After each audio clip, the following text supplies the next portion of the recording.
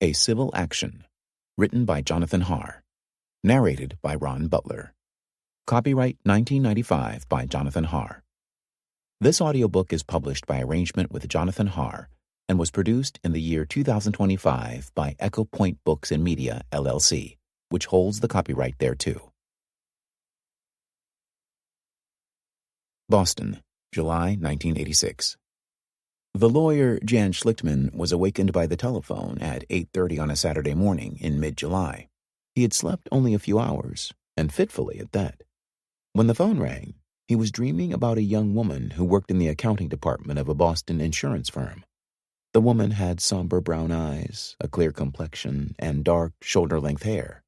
Every working day for the past 5 months, the woman had sat across from Schlichtman in the courtroom, no more than 10 feet away. In 5 months, Schlichtman had not uttered a single word directly to her, nor she to him. He had heard her voice once, the first time he'd seen her, but he could no longer remember what it sounded like. When their eyes had happened to meet, each had been careful to convey nothing of import, to make the gaze neutral, and to shift it away as quickly as possible without causing insult. The woman was a juror. Schlichtman hoped that she liked and trusted him. He wanted desperately to know what she was thinking. In his dream, he stood with her in a dense forest, overgrown with branches and roots and vines. Behind the woman were several people whose faces Schlichtman recognized, the other jurors. The woman was trying to decide which path in the forest to take, and Schlichtman was attempting to point the direction. He beseeched her. She remained undecided, a dream of obvious significance, and unresolved when the phone rang and Schlichtman awoke, enveloped by a sense of dread. The man on the phone identified himself as an officer at Bay Bank South Shore, where Schlichtman had an automobile loan that was several months in arrears. Unless Schlichtman was prepared to pay the amount due, it came to $9,203, the bank intended to repossess the car, a black Porsche 928. Schlichtman had no idea whether or not Bay Bank South Shore had been paid in the last several months, but on reflection, he felt pretty certain it had not. He told the banker to speak with a man named James Gordon. "He handles my financial affairs," said Schlichtman, who gave the banker Gordon's telephone number and then hung up the phone. Schlichtman was still in bed 20 minutes later when the phone rang again. This time, the voice on the other end identified himself as a Suffolk County sheriff. The sheriff said he was at a payphone on Charles Street, 2 blocks from Schlichtman's building. He had come to repossess the Porsche. "I want you to show me where the car is," said the sheriff. Schlichtman asked the sheriff to wait for 10 minutes. Then he tried to call Gordon. There was no answer. He lay in bed and stared at the ceiling. Again, the phone rang. "Are you going to show me where the car is?" asked the sheriff. "I think I will," said Schlichtman. The sheriff, a large, heavy-set man in a blue blazer, was waiting for Schlichtman at the front door. It was a clear and brilliantly sunny morning in the summer of 1986. From the doorstep, Schlichtman could see the sun glinting off the Charles River, where the white sails of small boats caught a brisk morning breeze. The sheriff handed him some documents dealing with the repossession. Schlichtman glanced at the papers and told the sheriff he would get the car, which was parked in a garage 3 blocks away. Leaving the sheriff at his doorstep, he walked up Pinckney Street and then along the brick sidewalks of Charles Street, the main thoroughfare of Beacon Hill. He walked past several cafes, the aroma of coffee and freshly baked pastries coming from their doorways, past young mothers wheeling their children in strollers, past joggers heading for the Esplanade along the Charles River. He felt as if his future, perhaps even his life, hung in the balance, while all around him the world followed a serene course. In the garage bay, the Porsche had acquired a fine patina of city grime. Schlichtman had owned the car for almost 2 years, yet he'd driven it less than 5,000 miles. Throughout the winter, it had sat unused in the garage. When Schlichtman's girlfriend had tried to start the car one weekend this spring, she'd discovered the battery was dead. She had the battery charged and took the Porsche out for a drive. But then James Gordon told her the insurance had lapsed and she shouldn't drive it anymore. Schlichtman drove the car back to Pinckney Street and handed the keys to the sheriff, who took out a screwdriver and began to remove the license plate. Schlichtman stood on the sidewalk and watched, his arms folded. The sheriff shook open a green plastic garbage bag and collected audio cassettes and papers from the dashboard. In the cramped back seat of the Porsche, he found some law books and several transcripts of depositions in the civil action of Ann Anderson et al. V. W.R. Grayson Company et al. The sheriff dumped these into the garbage bag, too. He worked methodically and did not say much. He'd long since learned that most people did not react warmly to his presence, but the transcripts made him curious. "You're a lawyer?" the sheriff asked. Schlickman nodded. "You involved in that case?" Schlickman said he was. The jury had been out for a week, he added. He felt certain they would reach a verdict on Monday. The sheriff said he'd seen the woman, Ann Anderson, on the television program 60 Minutes. He handed Schlickman the garbage bag and asked him to sign a receipt. Then he squeezed his bulk into the driver's seat and turned on the ignition. "Nice car," he said. He looked up at Schlickman and shook his head. "It must be a tough case." Schlickman laughed at this. The sheriff laughed too and said, "Well, good luck." Schlickman stood on the curb and watched as the sheriff turned the Porsche onto Brimmer Street and disappeared. He thought to himself, easy come, easy go. 2 days later, on Monday morning, Schlickman dressed in one of his favorite suits, hand-tailored by Dimitri of New York, his best pair of bally shoes, and the burgundy Hermes tie that he considered lucky. Usually he took a taxi to the federal courthouse in downtown Boston. But since he had no money on this morning, he had to walk. On his way across the Boston Common, a man in a grimy coat, his belongings gathered into a green plastic trash bag, approached Schlickman and asked for money. Schlickman told the man he had none. Schlickman walked on, struck suddenly by the precariousness of one's position in life. In a technical sense, he was close to being homeless himself. His condominium association had just filed a lawsuit against him for failing to make a single maintenance payment in the last 6 months. He was also in arrears on his first, second, and third mortgages. By the time the jury had started deliberating, after 78 days of trial, all the money was gone. "You're living on vapor," James Gordon had told Schlickman and his partners. The few dollars that came into the firm of Schlickman, Conway, and Crowley each week were the result of old business, fees on cases long since settled. It amounted to no more than $1,500 a week. Salaries for the secretaries and paralegals alone were $4,000. American Express had filed suit against the firm. There had been no payment for more than 4 months on $25,000 of credit card debt. Heller Financial, a leasing company, had threatened to repossess the law firm's computer terminals by August 1st. If he lost this case, Schlickman would be sunk so deeply into debt that it would take 5 years, Gordon estimated, for him to climb back to even. But money was the least of Schlickman's worries. Oddly, for a man of lavish tastes, he didn't care that much about money. He was much more frightened of having staked too much of himself on this one case. He was afraid that if he lost it, if he'd been that wrong, he would lose something of far greater value than money. That in some mysterious way, all the confidence he had in himself, his ambition and his talent, would drain away. He had a vision of himself sitting on a park bench, his hand-tailored suits stuffed into his own green plastic trash bags. In the courtroom corridor at 7:45, perspiring slightly from his walk, Schlickman began waiting. He knew this corridor intimately. Usually he stood near a heavy wooden bench, somewhat like a church pew, which was located directly across from the closed door of Judge Walter J. Skinner's office. At the end of the corridor, next to a payphone, a pair of heavy swinging doors opened into Judge Skinner's courtroom. Schlickman had spent hundreds of hours in there, and he had no desire to go back in now. He preferred the corridor. The opposite end was a city block away, past a bank of elevators, past a dozen closed doors that led to jury rooms, conference rooms, and offices. There were no windows in the corridor. It looked the same at 8 o'clock in the morning when Schlickman arrived as it did when he left at 4 in the afternoon.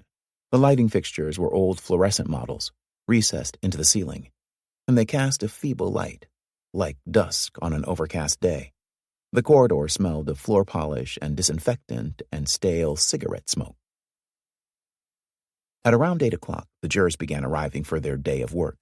They conducted their deliberations in a small room at the end of the corridor, up a narrow flight of stairs, a room that Schlickman had never seen.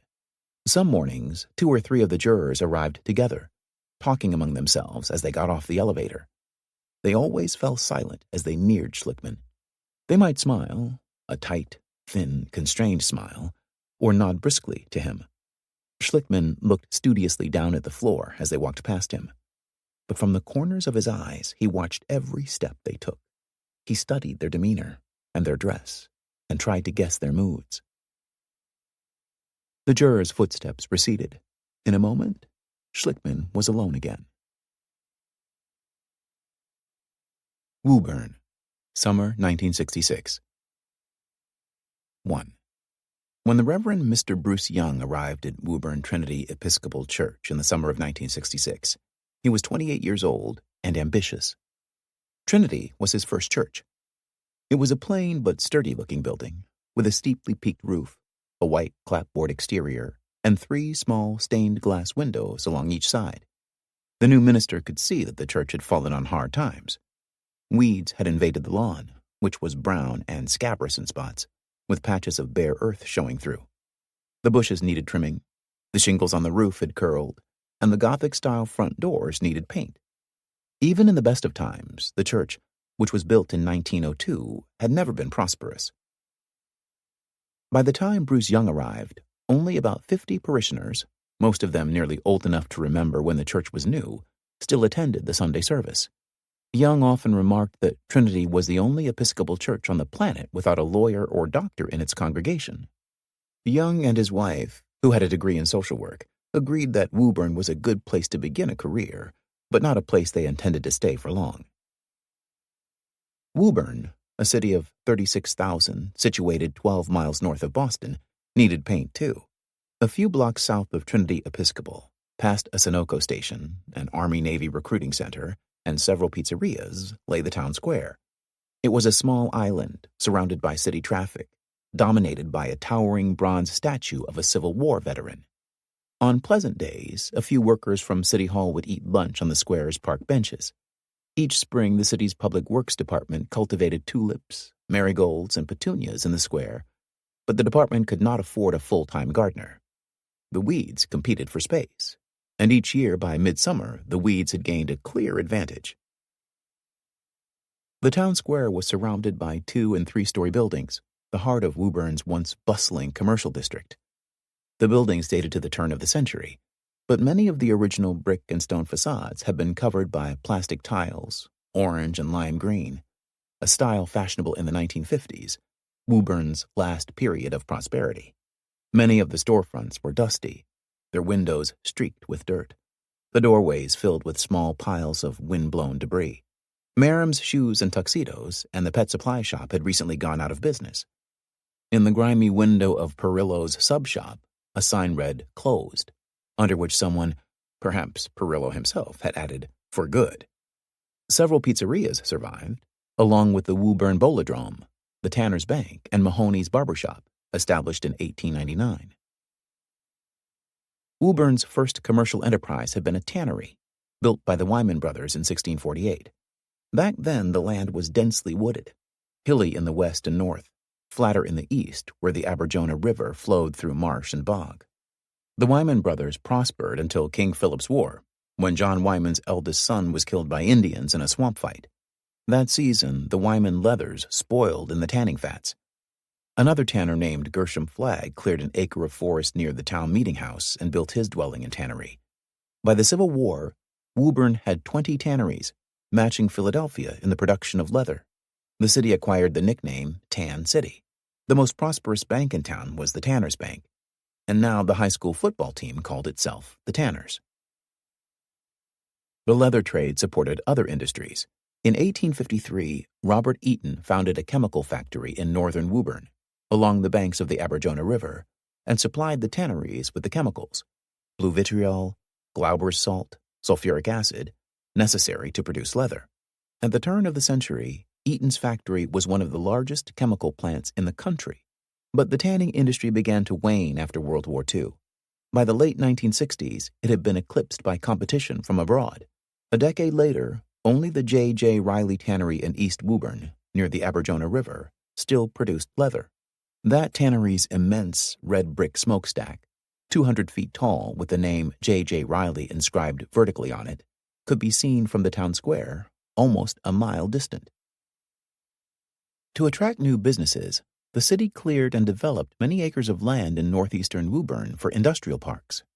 Scandal arose when several city officials were discovered to have an undisclosed financial interest in the land, but development proceeded nonetheless. Up on Commerce Way, near Interstate 93, several small manufacturing and trucking firms moved in. Robert Eaton's old chemical factory on the banks of the Aberjona River was taken over by Monsanto.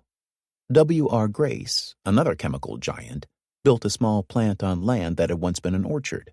Woburn didn't lack for industry, but somehow there was never enough money to fix all the cracked sidewalks or the potholes in the street. Bruce Young had planned to stay in Woburn for only about 5 years.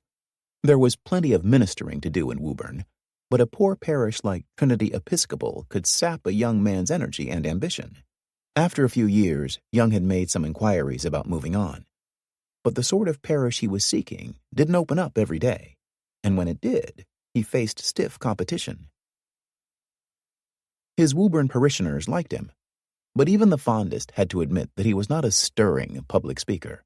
He read, rather than declaimed, his Sunday sermons, and his voice tended to trail on in a monotone. To his credit, he recognized this shortcoming and kept his sermons brief. He was always available for counseling, and his advice was usually sound. He had a manner that made him seem truly interested in the problems people brought to him. He had a particular talent for ministering to the sick and infirm, and beginning in January 1972, his 6th year at Trinity Episcopal, the sick became the heart and soul of his ministry. 2. Jimmy Anderson's parents thought he had a cold. It was January, a season for viruses, and his older brother and sister both had the classic symptoms too: coughs, runny noses, slight temperatures. Even his mother, Anne, had not been feeling particularly well.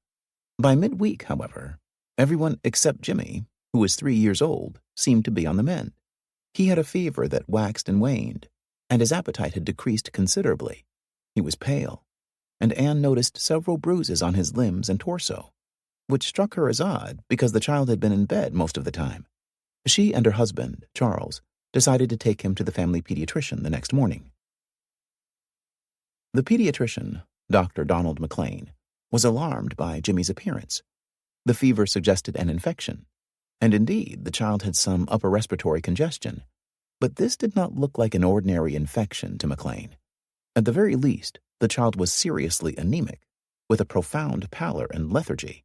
McLean thought the bruises might indicate a deficiency of platelets, the blood component that acts as a clotting mechanism. He performed a quick physical examination and found slightly enlarged lymph nodes, but nothing else remarkable. Pallor, bruises, and a persistent fever. The clinical signs pointed to a blood disorder. McLean suspected that Jimmy Anderson had leukemia, but he did not mention this suspicion to the Andersons. Leukemia is a rare disease, occurring in fewer than 4 out of 100,000 children each year. McLean wanted to see the results of a blood test before he made a diagnosis. It was late Saturday morning, but McLean arranged for the lab to analyze the boy's blood sample that afternoon. He told the Andersons he should know more by then, and asked them to call him. On the way home from the doctor's office, Anne said to Charles, "I think he has leukemia." The tone of her voice, as much as what she'd said, caused Charles to turn and look at his wife. She looked very frightened, and that in turn frightened Charles. When Charles called Dr. McLean that afternoon, the doctor's voice was grave. "There appears to be a problem with your son's blood. We're going to have to do some more tests to find out exactly what's wrong." He told Charles he would set up an appointment for Jimmy on Monday morning at Massachusetts General Hospital. He made no mention of leukemia, and Charles did not press him for a diagnosis. "If he knew what Jimmy had, he would have told us," Charles said to Anne. The Andersons had guests for dinner that Saturday night. In the kitchen, Anne wept. Nothing Charles said could dissuade her from the conviction that Jimmy had leukemia. The disease held a particular terror for Anne. In 1950, when she was 14 years old and growing up in Somerville, a girl who lived in her neighborhood had gotten leukemia and died within a matter of weeks. Anne had never been close to the girl, but they'd known each other in passing. Word of the girl's death had spread in hushed, whispered conversations around Anne's junior high school. For the first time in her life, Anne understood mortality and death. The disease seemed especially frightening to her because it was such a mystery. It struck suddenly, it was invariably fatal, and no one knew what caused it. On Monday morning, January 31st, Anne and Charles drove to Boston with their son. Jimmy Anderson was examined by Dr. John Truman, the chief of pediatric hematology at Massachusetts General, Boston's biggest hospital. Thin, sad-faced 3.5-year-old with history of pallor and easy bruisability, noted Truman. Presents with moderate generalized lymphadenopathy and occasional bruises, but no petechia. Spleen not palpable. Truman performed a bone marrow aspiration, difficult pull with scant return, which revealed 32% blast cells. Blasts are primitive white blood cells that multiply rapidly but are incapable of developing to maturity. Their numbers left no doubt in Truman's mind about the diagnosis: acute lymphocytic leukemia. That afternoon, Truman brought Anne and Charles into his office and told them what he had found. Anne remembered that the winter day was cold and clear, and that the afternoon sun angled through the blinds. She felt oddly distant, as if she were hearing Truman from afar, her attention drawn to the motes of dust that floated in the sunlight. The next few weeks were very important, said Truman. He would attempt to induce a remission in James by using a combination of powerful drugs and radiation. The chances of a successful remission were good. There was, however, a 10% chance that James might die during the next 4 weeks. The greatest danger was not from the leukemia itself, but from an opportunistic infection. Chemotherapy would kill cancerous cells in the blood and bone marrow, but it would also suppress the body's ability to fight infection. A common childhood illness, the chickenpox, for example, or even a cold, could prove fatal. When Truman began working with leukemic children in the early 1960s, there was no effective treatment for leukemia. Most children died within weeks of diagnosis. But in the last 2 years, great advances had been made by the St. Jude Children's Research Hospital in Memphis. Truman explained to the Andersons the nature of the new treatment program, which was known as the St. Jude Protocol. After the initial dosage of chemotherapy and radiation, which would take about a month to complete, James would have to return to the hospital's outpatient clinic on a regular basis over the next 3 years. He would follow a maintenance program that included periodic doses of chemotherapy. The regimen, although aggressive and with many side effects, appeared promising. If James went into remission with the first round of chemotherapy, said Truman, his chances of surviving for the next 5 years were 50% or better. Truman also talked about what caused childhood leukemia. Most parents, he had found, worried that they had done something wrong, or that they could perhaps have prevented the disease. Truman tried to allay the parents' fears. The cause of acute lymphocytic leukemia was not known, he would tell them. Because that answer seemed so barren, he usually continued with a small disquisition on what was known. Some types of leukemia can be caused by ionizing radiation, or by chemicals like benzene. But that type, acute myelocytic, was not what James had. Some scientists also suspected that viruses might cause leukemia in humans. Viruses were believed to cause leukemia in cats, cows, birds, and rodents, and scientists at Harvard were currently trying to isolate a leukemia virus in cats. But that disease, Truman explained, was a very different illness from the one that afflicted humans. Jimmy Anderson began the St. Jude Protocol on Tuesday, the day after his diagnosis. He received several blood transfusions in an attempt to increase his platelet count. Truman examined the boy each day, looking for signs of infection or new bruises and petechia, the cluster of small, purplish skin hemorrhages characteristic of leukemia. Anne came to the hospital early every morning. At first, she returned home to sleep at night, but soon she began spending the nights with her son in his hospital room. Anne's mother came to Woburn to look after the 2 older children. By the end of the first week, James's platelet count was still low, but holding steady. He had no new bruises or petechia. He was losing hair and experiencing severe nausea because of the drugs, but Truman felt he was clinically stable. By the end of the month, there was no evidence of leukemic cells in either his peripheral blood or bone marrow. He had entered remission precisely on schedule. Everything had gone according to plan, and Truman felt optimistic about the boy's recovery. Ann Anderson was 35 years old the winter her son became ill. She was a handsome woman, tall and big-boned, from Norwegian ancestry, with high cheekbones, striking blue eyes, and blonde hair.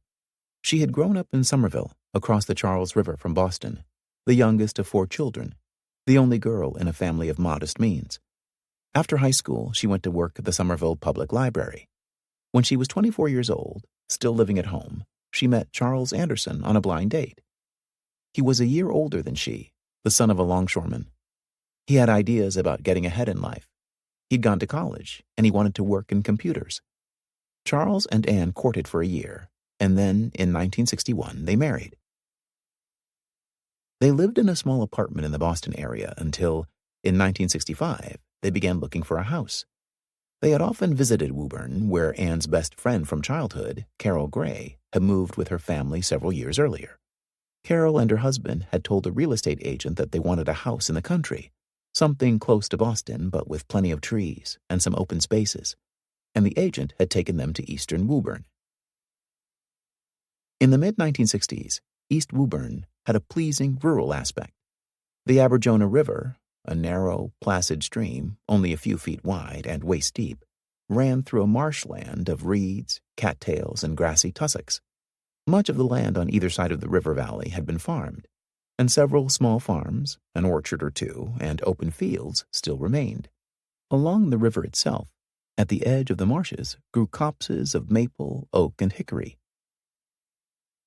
To Anne and Charles, East Woburn seemed like a fine place to settle down. Anne particularly liked the Pine Street neighborhood, not far from where Carol lived. It was a small enclave of about a dozen streets, a mile and a half from the center of town. It occupied the ridge of a low bluff that sloped gently to the east, to the marshlands of the Aberjona. The streets were quiet and shaded by trees, the homes modest, many of them constructed before World War II. No one with money to burn would look for a house in the Pine Street neighborhood, yet once people settled there, they seemed to stay for a long while. Charles found the house, a ranch style built in the early 1950s. It had 3 small bedrooms and a large picture window in the living room. The shingle siding needed paint, the kitchen floor needed new linoleum, but the price was only $17,900. Once the Andersons settled in, they began attending Trinity Episcopal Church. Reverend Young was delighted to have new members join his flock, youthful ones at that. Charles and the minister were about the same age, and they quickly became friends. In a short while, Charles began serving on the church's board, and then, at Young's request, as treasurer of the church. Jimmy Anderson returned home from the hospital in mid-February. Some of the Andersons' Pine Street neighbors came to visit, bearing casseroles and baked goods. One woman, Kay Bolster, who lived a block away on Gregg Street, mentioned to Anne that 2 families on either side of her each had a young boy with leukemia. Kay thought Anne might find some solace in talking to other parents who were going through the same experience. One of the mothers, Joan Zona, was a regular customer at the beauty parlor where Kay worked. Joan was a warm, outgoing woman, said Kay, although she had the impression that Joan was having a difficult time coping with her son's illness. The boy, whose name was Michael, was not doing well in treatment. The other family, the Nagels, Kay knew only in passing, although from what she had heard, it appeared the Nagel boy was doing well. Shortly after Kay's visit, Anne phoned Joan Zona. Joan seemed eager for company and invited Anne over for coffee. They spent 2 hours together that first day. When Anne left, she and Joan hugged each other. The visits and phone conversations with Joan soon became part of Anne's daily life. Joan and I sort of hung on to each other, recalled Anne some years later. Michael Zona, the youngest of Joan's 4 children, was being treated at the Children's Hospital in Boston on a protocol similar to Jimmy's. He had been diagnosed 10 months before Jimmy, and Joan knew all about the hospital routines, the drugs and radiation, the side effects, knowledge that she readily shared with Anne. One thing after another befell young Michael Zona, like toppling dominoes, and it seemed that nothing could intervene to save him. His problems had started with a mild cough that had gotten progressively worse. The family doctor had treated him with cough syrup and antibiotics, but he had failed to improve. One night, when Michael complained that he couldn't breathe, Joan took him to the emergency room. At first, the doctors thought he was suffering from bronchial asthma. Then they discovered a tumor the size of an olive in the mediastinum, a lymphosarcoma, between his right and left lungs. He underwent radiation treatments. A bone marrow biopsy later revealed that he had acute lymphocytic leukemia, the same disease Jimmy Anderson had. Anne thought it strange that 3 cases of leukemia should occur in the same neighborhood, within a few blocks of each other.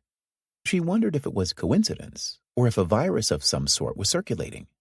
Dr. Truman, she remembered, had mentioned that some cancer researchers suspected a virus might cause childhood leukemia.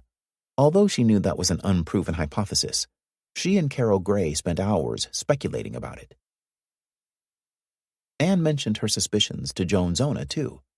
Joan agreed that 3 cases of leukemia in the same small neighborhood did seem unusual, but she did not dwell on the subject the way Anne did. She was too preoccupied with Michael's downward spiral to care about much else. In June 1972, while Jimmy was in remission and his prospects looked good, Michael Zona relapsed. His doctors attempted to induce a second remission with an experimental drug called adriamycin, a highly toxic drug that causes deterioration of the heart muscles at levels near the therapeutic dose for leukemia. The therapy worked, and by July, Michael was again in remission. It was short-lived, however. In late October, with his blood counts still alarmingly low, Michael's doctor performed a bone marrow aspiration and found that 25% of the cells were blasts. Michael had relapsed for a second time. The cycle began again. Another protocol was attempted, and yet another remission was induced. But the chances for Michael's long-term survival were not good. During a visit to the clinic at Massachusetts General that spring, Anne told Dr. Truman about the Zonas and the Nagels. Wasn't it unusual, she asked, that there were 3 cases in the same neighborhood? Truman listened in his polite, attentive manner, tall frame slightly stooped, but he would admit later that he did not give Anne's question any serious consideration. He'd learned over the years that parents of children with leukemia tended to develop a heightened awareness of the illness. Everywhere they turned, it seemed they encountered a reference to it, or someone else whose child had it. To Truman, this was not an uncommon psychological phenomenon. Many years later, in a deposition, Truman recalled his reaction to Anne's queries. My response was that on the basis of the number of children with leukemia that I was aware of at the time, and considering the population of the city of Woburn, I did not think the incidence of leukemia appeared to be increased. In essence, I dismissed her suggestion. Nor did it occur to Truman a year later, in June 1973, that there was anything unusual about the illness of a 2.5-year-old boy from East Woburn named Kevin Kane, Jr. The boy had been referred to Truman from Winchester Hospital, where his mother, a nurse, had taken him because of a persistent fever, pallor, and irritability. 2 weeks earlier, he had been treated unsuccessfully for a respiratory infection that did not respond to penicillin. His history on presentation at Winchester Hospital included several respiratory infections, as well as recurrent episodes of earaches. Winchester referred Kevin Kane to Dr. Truman at Massachusetts General with a high suspicion of acute lymphocytic leukemia. Truman confirmed the suspicion. He began treating Kevin Kane on a chemotherapy regimen similar to the St. Jude protocol. The child responded well. At 4 weeks, a bone marrow aspiration revealed that he was in remission. Kevin Kane Sr. and his wife, Patricia, lived with their 4 children on Henry Avenue in East Woburn. Henry Avenue curved around the perimeter of a low bluff overlooking the Aberjona Marsh. From the back door of the Kane's house, looking east across the expanse of marsh, you could see the houses of the Pine Street neighborhood a quarter of a mile away. If you looked closely, you could see Orange Street, and, through the trees, the red-shingled ranch house of the Andersons. Anne found out about the Kane's child from Carol Gray, whose 14-year-old son delivered the Woburn Daily Times every afternoon along Henry Avenue. In the summer of 1973, as Carol's son made his rounds, he learned that one of the Kane's children had leukemia. He reported the news to his mother, who went immediately to the phone and called Anne. "What the hell is going on here?" Carol said to Anne. With the discovery of yet another leukemia case, Anne began writing down some of her thoughts. She made the first of many lists of the cases she knew about, writing in a spiral notebook the names of the children, their addresses, their ages, and the dates when she figured they had been diagnosed. The notion that each case shared some common cause began to obsess her. The water and the air were the two things we all shared, she said in a deposition some years later. And the water was bad. I thought there was a virus that might have been transmitted through the water, some kind of a leukemia virus. The water had never tasted right. It never looked right, and it never smelled right. There were times when it was worse than others, usually during the summer, and then it was almost impossible to drink.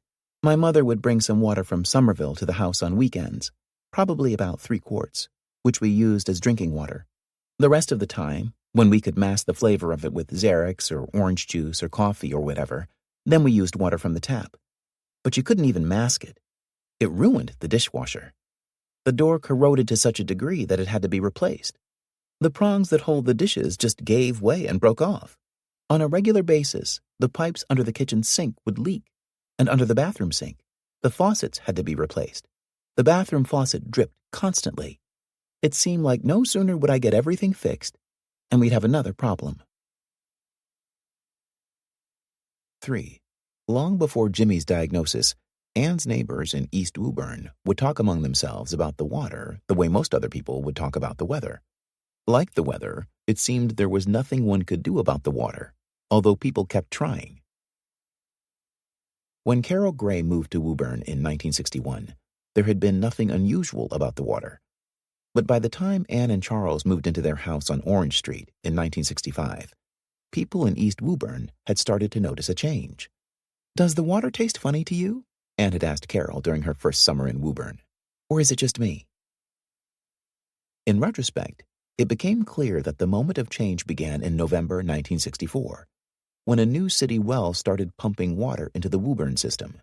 The well, known as Well G, wells A through F had been drilled in central Woburn over the previous 40 years, had been sunk in the marshland on the east bank of the Aberjona River, half a mile north of the Pine Street neighborhood.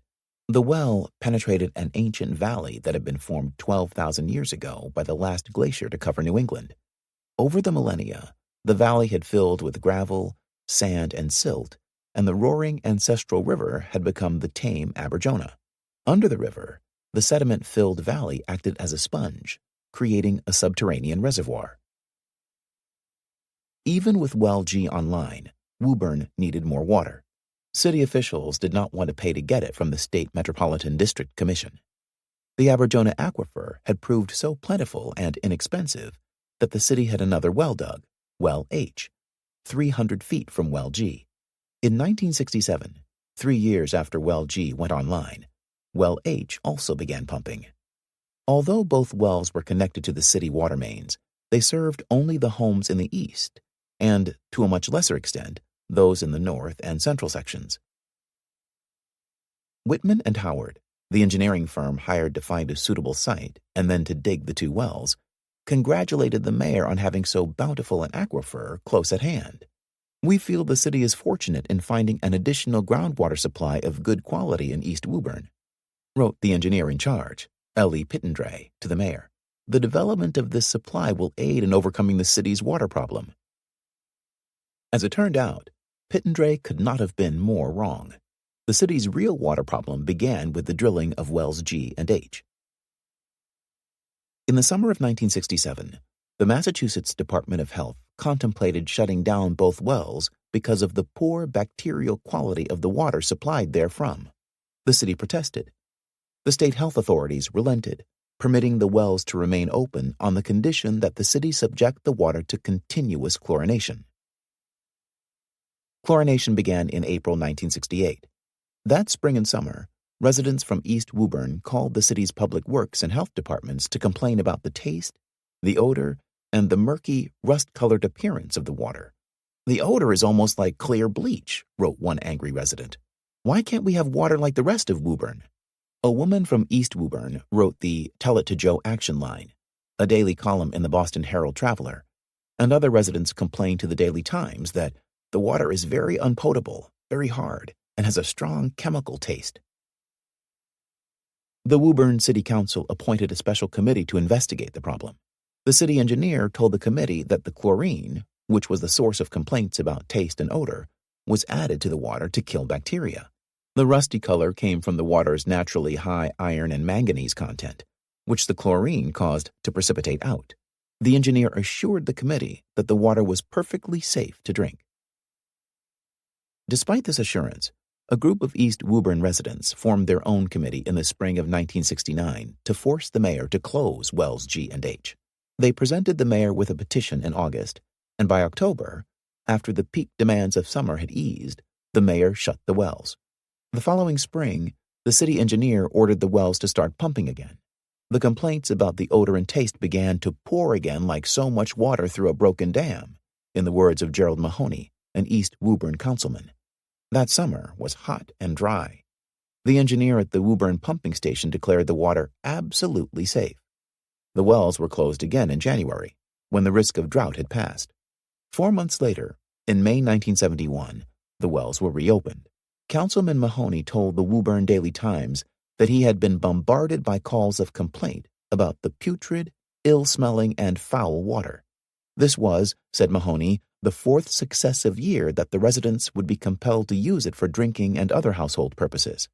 9 days after the wells opened, Mahoney succeeded in getting them closed. But a month later, in July, the city engineer ordered them put back online once again. The cycle seemed unending. Ann Anderson called the City Board of Health and the Public Works Department to complain. Carol Gray and Kay Bolster and other friends also complained. "Did you call today?" they would ask each other. "What did they say?" It was the same story all the time, recalled Ann. There wasn't any problem with the water. The water had been tested, and it was fine. I think toward the end, I felt like the answer was never going to be any different. Neighbors would talk, people would call, and everybody would give their own report of what they had heard. During the summer of 1972, 6 months after Jimmy Anderson's diagnosis, the reservoir in central Woburn fell ominously low, and the superintendent of public works told the citizens of Woburn that they had to conserve water. If they failed to observe a voluntary ban on certain activities, washing cars and watering lawns, the superintendent announced he would reopen wells G and H, which had remained closed throughout the winter. The superintendent's threat worked. The wells were not used that summer. Ann was preoccupied with caring for Jimmy. Since the water flowing from her taps seemed relatively pure, she gave no thought to it. The following spring, in 1973, the superintendent once again warned Woburn residents to conserve, but a severe drought compelled him to open well G in August. Charles Anderson was doing well in his job as a computer analyst at GTE. His work required that he travel a great deal, but in some respects, that was a relief. Everything in the Anderson household seemed oriented toward illness and caring for Jimmy. The boy was thin and undersized for his age, and he clung to his mother. To Ann, he appeared pitifully vulnerable, and she felt compelled to protect him. Nearly 2 years after his diagnosis, he began school. Ann bought him a wig to hide his wispy hair and bald patches caused by maintenance doses of chemotherapy. But she still feared that the other children would ridicule him. He missed days at school because of visits to the clinic, or because he didn't feel well. He missed more days because he disliked school and begged his mother to let him stay home. Usually, she acceded. Charles argued against such special treatment. He wanted the boy to lead as normal a life as possible. As it was, Jimmy had no friends. Ann was his constant companion. She and Jimmy had developed a special, intimate way of relating to each other. He would kiss and hug his mother and constantly require her touch, even as he grew older. Every night he slept with Ann and Charles in their bed. That practice had begun with his diagnosis, but it did not end as he grew older. Reverend Bruce Young often drove Ann and Jimmy into Massachusetts General. He didn't mind the drive. He considered the task a part of his ministerial duties, and he enjoyed his chats with John Truman and the nurses at the hospital. He watched with curiosity the relationship between Ann and her son. They seemed to draw from each other to the exclusion of others around them, Young recalled some years later. Ann cut everybody else off. She did it in the name of Jimmy and the fact that he was so sick and dependent on her. It became absolutely necessary for her to find some reason for why the kid was so sick. She had to find an enemy, a reason, something to focus her rage on for afflicting her son. Charles listened to his wife's speculation about the connection between leukemia and the water. At first he was dubious, and as Anne became more adamant, he became increasingly skeptical. The problem with the water was no secret, he'd say. Everyone knew about it. The public health department, the city council, the mayor. It wasn't as if people weren't alerted to the fact that the water didn't taste good and was discolored. When Anne talked about the water causing leukemia, he told her it was wild speculation. If it's something as obvious as the water, don't you think somebody else would know about it? Charles asked. Long before Charles lost his patience, long before he stopped listening, Anne could see from the expression on his face how angry the subject made him. She couldn't help bringing it up anyhow. "What else could it be?" she asked once as they set out in the car to Lowell to visit friends. "What makes you think you know something the public health people don't know?" he said. "If there's a reason, I'm sure Dr. Truman would know. He's treated dozens of cases." They argued all the way to Lowell. When they arrived, they were terse and white-lipped and said barely a word to each other all evening. Charles believed that Anne's phantom notion about the water causing leukemia had become a destructive obsession. It was, he told Bruce Young, contributing to the deterioration of their marriage. He asked the minister if he could use his influence with Anne. "Can you make her see reason?" he asked. The minister had often heard Anne talk about her water theory during their trips into Boston. Usually he just let her talk, but now he felt obliged to try to intervene. When Anne brought up the water again, he told her about the experience he'd had after buying his car, a Volvo, that they were riding in. He had suddenly noticed Volvos everywhere he looked. But that had been an illusion, he said, a trick of the mind. There really weren't a lot of new Volvos around. He'd simply become more aware of them. He suggested to Anne that she was experiencing the same sort of phenomenon with leukemia. "I tried not to talk about it all the time," Anne said in a deposition some years later. "I knew how I was being received by my husband. I stood for emotionalism. I was the hysterical mother. With Dr. Truman, I'd try to pick my moments. He was always very patient. I tell him, if I stand on my front porch, I can see all these houses where children with leukemia live. His theory was that because more children were surviving, that's the reason I was seeing more leukemia." Truman didn't discourage Anne's questions, but neither did he encourage her. He listened impassively. From the outset, she, as indeed most mothers, asked what is known as to the cause of leukemia, Truman observed. "It's very tempting to look at the immediate environment, I suppose." When Anne pressed Truman for a response, he'd tell her there was no scientific evidence linking childhood leukemia to external factors. "We had, I'm sure, over a dozen conversations about it." She commented on the taste of the water and the aroma of the air in Woburn on several occasions, and asked if they could be related to the leukemia. Anne realized that her search for an explanation had become an obsession. "I really wanted to believe that the water wasn't a problem, but it just nagged at me, and it wouldn't go away. It was a fact. There really was this number of children with leukemia." For 3 years, until February 1975, James Anderson received a program of maintenance chemotherapy as prescribed by the St. Jude Protocol. On February 21st, a bone marrow aspiration confirmed that he was free of blasts and the maintenance was discontinued. Everything had progressed according to schedule. The Andersons were optimistic. The boy was still small, underweight and pale, as fragile as a porcelain figurine, but he appeared headed for a cure, one of the 50% that make it. On September 15th, 7 months after the maintenance chemotherapy had ended, during a routine visit to the outpatient hematology unit at Massachusetts General, Truman noticed a troubling decrease in platelets in Jimmy's blood. He ordered a bone marrow aspiration, but the results of that test were inconclusive. The boy continued to bruise easily, and Truman suspected an early relapse. He ordered a second and then a third bone marrow aspiration. By November, Jimmy began developing petechia and suffering nosebleeds. A fourth bone marrow revealed 44% blasts. He had definitely relapsed. Truman was greatly discouraged.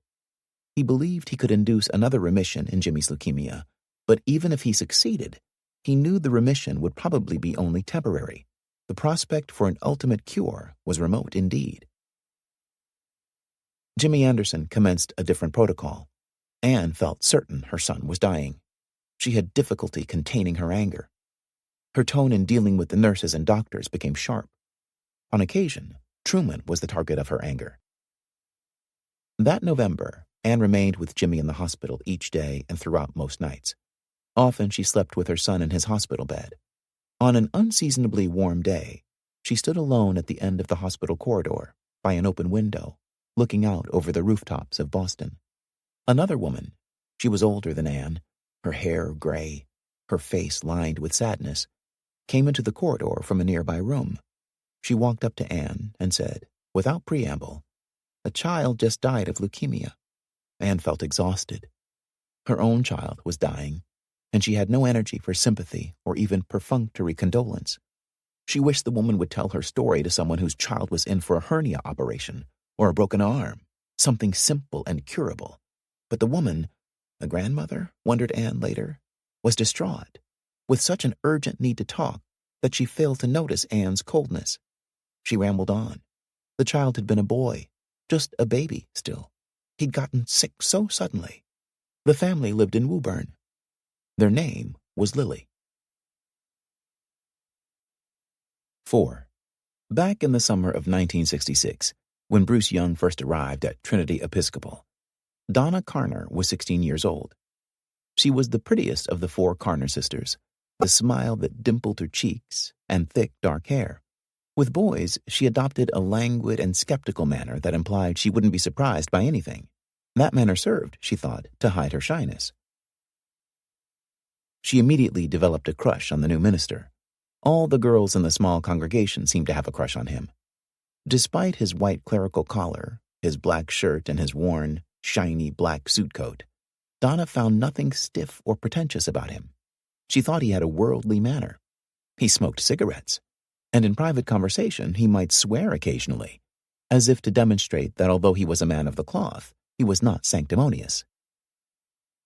The Carner family of North Woburn did not dwell much on the more philosophical questions of faith, but they did attend the Sunday service at Trinity Episcopal without fail. Donna Carner quelled her adolescent love for Reverend Young after the minister's wife gave birth to their first son. Donna found her first real romance one Saturday when she was a senior in high school. On a trip to Boston, she and her sister got involved in a bantering exchange with a good-looking boy who was in the Navy and stationed in Boston. His name was Carl Robbins, and he was from Alabama. He fell in love with Donna the moment he saw her, or so he would tell her later. He came out to Woburn to meet her parents, and soon he became a regular weekend guest. By the time Donna was 19 and 2 years out of high school, she and Carl had decided to marry.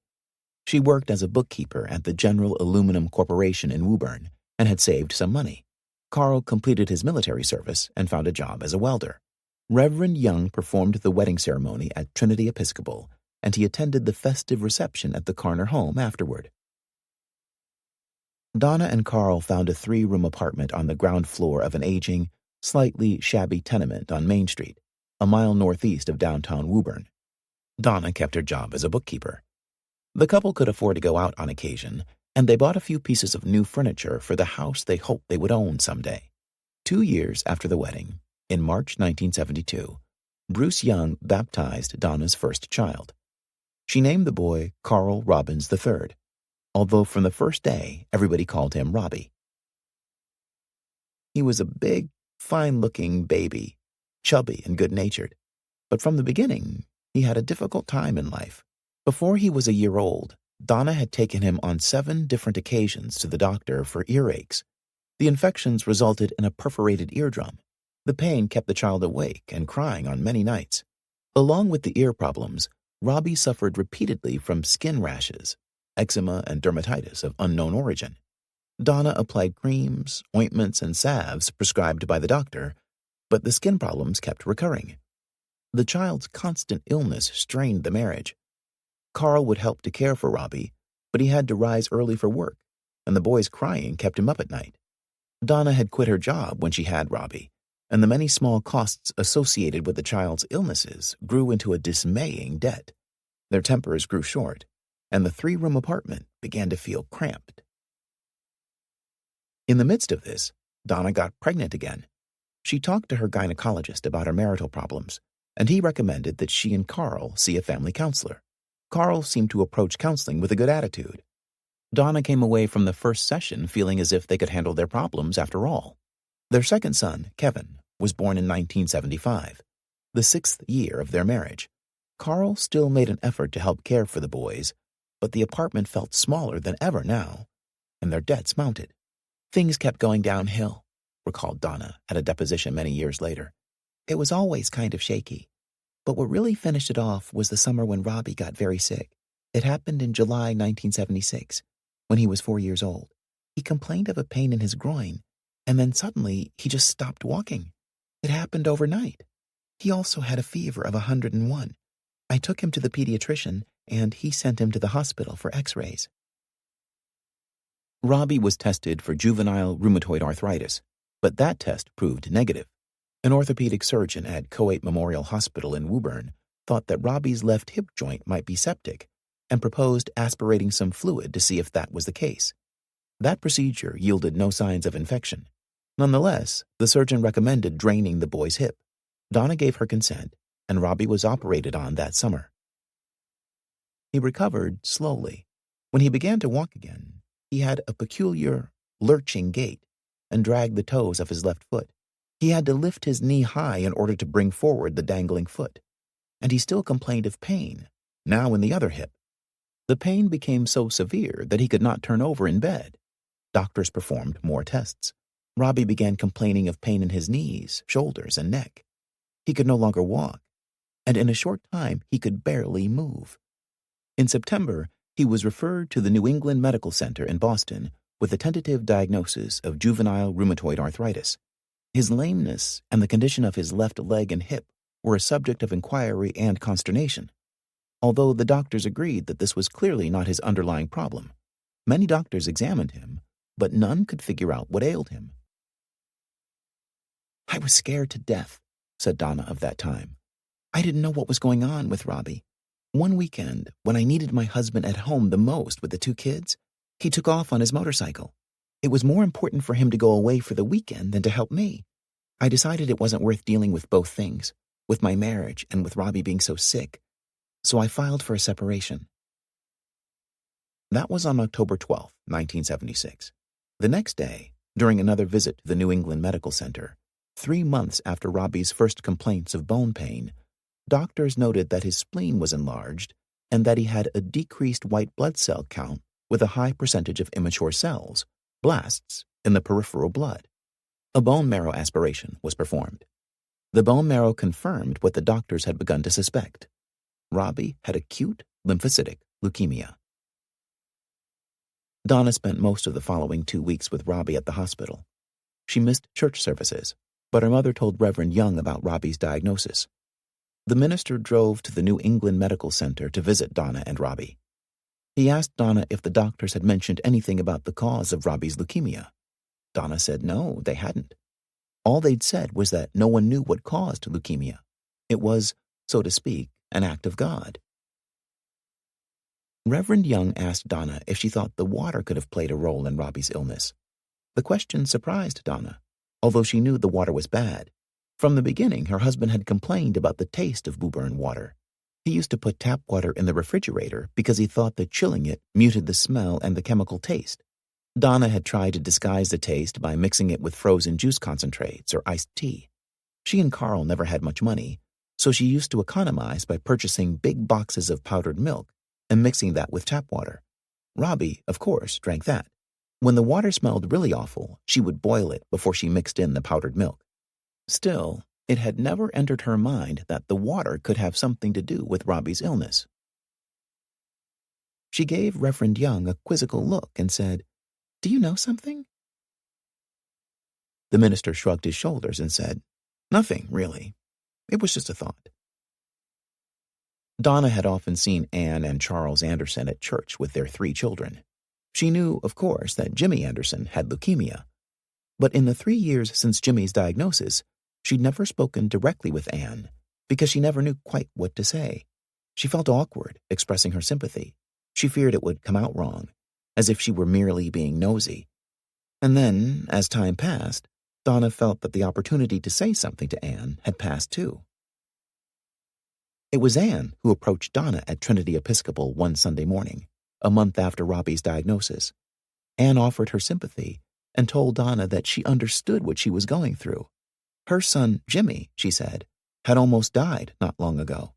If Donna ever needed someone to talk with, said Anne, she was available.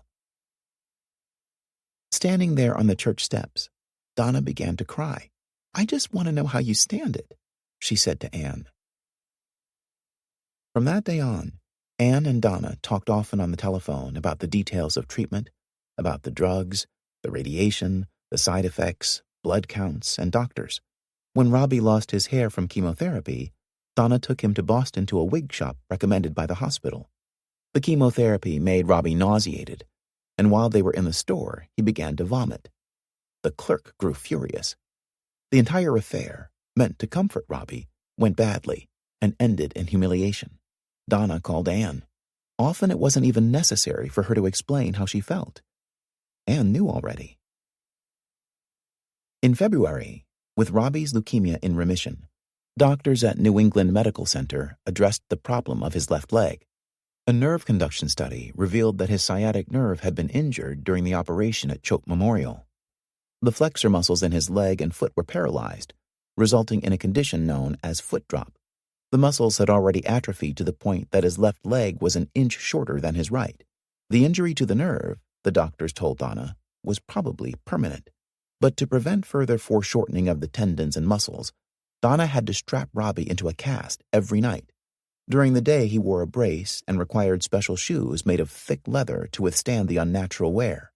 Donna had been forced to go on welfare. The shoes were expensive, and Medicaid did not pay for them because they were not, strictly speaking, a medical expense. Donna lived frugally, saving what little she could to buy Robbie special treats, the television hookup when he was in the hospital, and restaurant meals when they went into Boston each week for outpatient visits. During one visit to the medical center, an orthopedist shook his head ruefully as he considered Robbie's leg. "This should never have happened," he told Donna.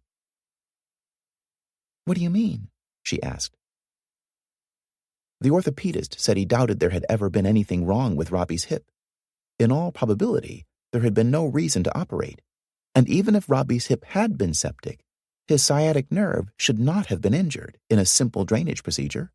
"If I were you," advised the doctor, "I might consider going after the guy." The more Donna thought about the botched operation, the angrier she became. Finally, she called the only lawyer she knew, a Woburn attorney who'd done the legal work for her divorce. She felt he'd done a good job on the divorce, and he had not charged her much. He had a small office on Main Street, not far from Trinity Episcopal. The lawyer told her that he didn't do medical malpractice cases, but he knew a lawyer at the firm of Reed and Mulligan in Boston who specialized in them. A week later, Donna drove into Boston with Robbie to meet Joseph Mulligan. Donna addressed him as Mr. Mulligan. He insisted that she call him Joe. He was an enormous man, over 6.5 feet tall and about 300 pounds. In his office, he kneeled down on the carpet to talk directly to Robbie, and within a moment he had the boy laughing. Donna liked Joe immediately.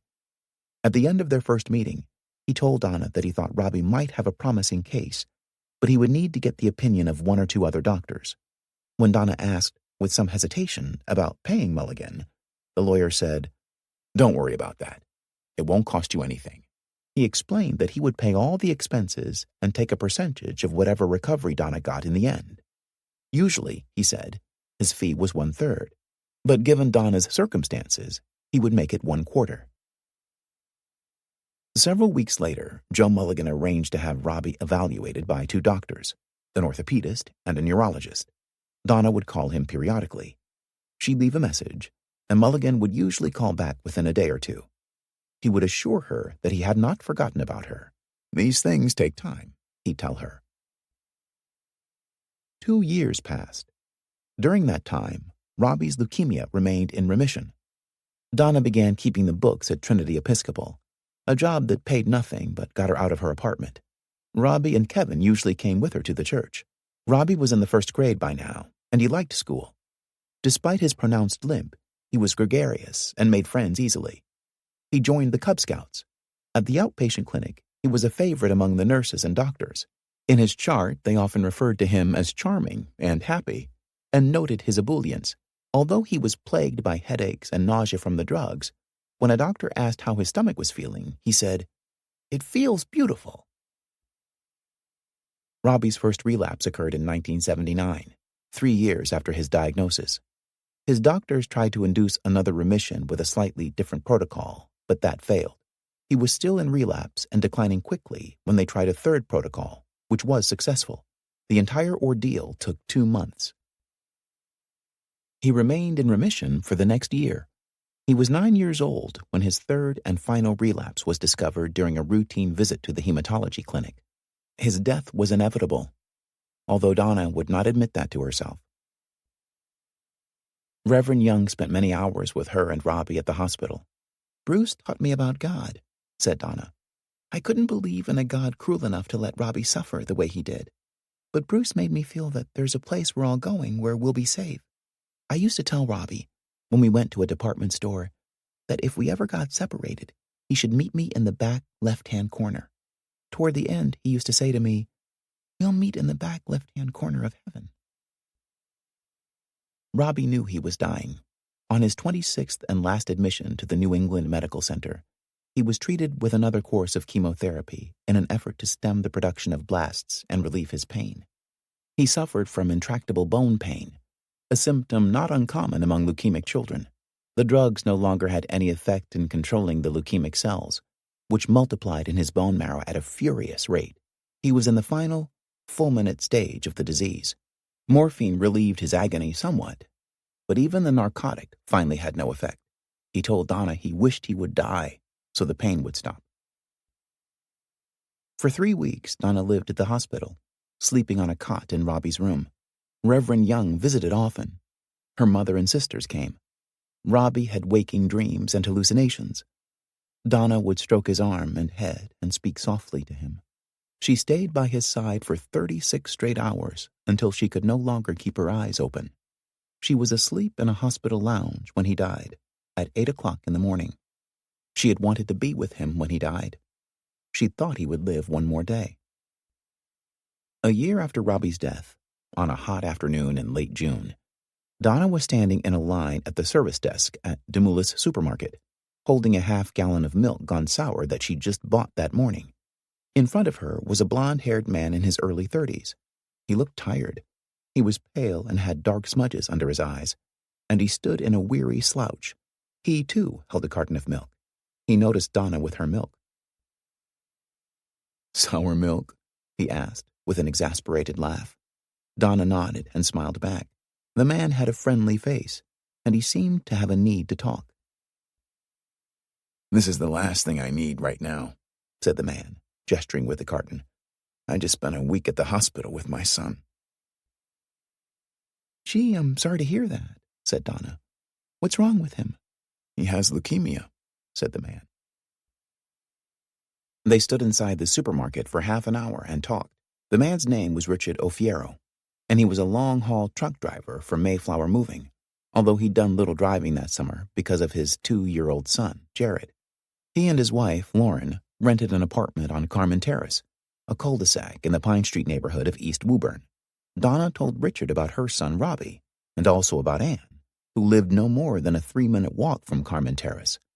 As they parted, Donna said to Richard, "Give me a call if you need somebody to talk to." 3 months later, in September, Donna heard that Richard Alfiero's boy had just died. On a Sunday afternoon that September, Lauren Alfiero had called Children's Hospital in Boston, where her son was being treated for leukemia, and told the nurse who answered that she was worried about the boy. He seemed lethargic and unresponsive. "Does he have a temperature?" the nurse asked. Lauren said no, and the nurse told her not to worry unduly. "Bring him into the clinic on Monday morning," the nurse said. On Monday morning, Jared's breathing was shallow, and Lauren could not wake him. Alarmed, the Alfieros got into their car and drove south on Route 93 toward Boston. Near the Somerville exit, Lauren, who was holding Jared, said, "Oh my God, I think he stopped breathing." Richard pulled the car to the side of the highway and began giving his son mouth-to-mouth resuscitation. He tried for several minutes without success to revive him, and then he got back on the highway and raced for the Somerville exit, where he knew there was a fire station. The firemen tried to revive Jared, and they kept trying as they took him by ambulance to Massachusetts General, the nearest hospital. But by the time they arrived, Jared was dead. 5. The Woburn police were summoned in the spring of 1979 to investigate the appearance of 184 barrels of industrial waste on a plot of vacant land in northeast Woburn. The person responsible for dumping the barrels in Woburn, the so-called midnight dumper, was never caught, and the barrels were taken away before their contents could cause any harm. The whole event would have been inconsequential had it not been for the vigilance of the state environmental inspector who handled the case. He thought it prudent to test samples of water from wells G and H, which lay just a half-mile to the south. The results of those tests reached the desk of Gerald McCall, acting director for the Northeast region of the State Environmental Department, on Tuesday afternoon, May 22nd. McCall took one look at the analysis and quickly telephoned the Woburn city engineer. He told the engineer to shut down wells G and H immediately. Both of the wells were heavily contaminated with trichloroethylene, commonly known as TCE, an industrial solvent used to dissolve grease and oil. The lab found 267 parts per billion of TCE in well G and 183 in well H. The wells also contained lesser amounts of 4 other contaminants, among them tetrachloroethylene, known as PERC, another industrial solvent. The Environmental Protection Agency listed both solvents as probable carcinogens. McCall had gone to Woburn to see the 184 barrels for himself. He had agreed then with the state inspector that it was highly unlikely any of the contents had gotten to the city wells. Now he was certain of it. The substance in the barrels had been identified as a batch of polyurethane resin that had gone bad, and none of its constituents matched the solvents found in the wells. But where, McCall wondered, had the TCE and PERC come from? He had no idea, but he wanted to find out. In a letter to the mayor of Woburn, McCall wrote, "The department will continue to aid you in an investigation of the cause of the contamination of the subject wells." The Woburn Daily Times reported the closing of wells G and H 2 days after the event. As it happened, Anne did not see the story. She'd gone with her family on vacation to New Hampshire. Bruce Young also missed the story. In an attempt to economize, he no longer subscribed to the Woburn newspaper. But even if they had read it, the significance probably would have been lost on them. The article, written by the newspaper's City Hall reporter, stated only that a contaminant of an unspecified nature had resulted in closing the long controversial G and H wells. The story focused on the mayor's concern about a severe water shortage and his announcement of yet another ban on lawn watering and car washing. A short paragraph at the end of the article assured residents that the city's water was safe. The Daily Times quoted the Woburn city engineer as saying that the water coming into their homes is potable and there is no fear in drinking it. The problem wells have been out of service since Tuesday afternoon and will remain out until the problem is solved. The city engineer, whose name was Thomas Mernon, lived on Wood Street in East Woburn, a quarter of a mile from wells G and H. Over the years, he had heard plenty of complaints about the water from neighbors and even his own wife, who was upset at the way clothes came out of the wash stained with rust-colored spots. "The water had a taste of chlorine," Mernon would say at his deposition, "but I never had any problem personally with the chlorine." Next door to Mernon on Wood Street lived Richard and Mary Toomey, whose 3 children often played with Mernon's children. Richard Toomey was a sheet metal worker, a large, good-natured man devoted to family life. He'd been brought up a Catholic in the Charlestown area of Boston, but he didn't come to understand the true value of religion until his first son, Michael, had been struck by a car and killed while picking flowers for his mother at the edge of Wood Street. His second son, Patrick, became an altar boy. More than once, Richard had talked to his neighbor, the city engineer, about the quality of the water. Richard believed that the water was responsible for rotting out the pipes in his house, which seemed in constant need of repair. Mernon would bristle a little at the complaints. "We do all the tests that are necessary," the city engineer would tell Richard. "It's perfectly potable." All three of the Toomey children suffered terribly from skin rashes. Mary had taken them to dermatologists many times over the years. She'd been told there were two general categories of eczema. One type was caused by external irritations, poison oak, parasites, and some chemicals, and the other type by either an inability to tolerate certain foods or nervous reactions, with no apparent external cause. The dermatologists first prescribed lotions for the Toomey children. When that didn't help, they performed allergy tests and recommended diets free of milk and eggs. The eczema abated at times, but never really cleared up. Mary Toomey wondered if the water that rotted out the water pipes in their house was the cause of her children's skin afflictions. In June of 1979, a month after the closing of Wells G&H, Patrick Toomey fell ill. His illness began with an earache and fatigue and continued throughout the summer. In August, a blood test revealed that Patrick had a high white blood cell count. His pediatrician suspected leukemia and referred Patrick to Dr. John Truman at Massachusetts General Hospital. Truman performed a bone marrow biopsy and confirmed the suspicion.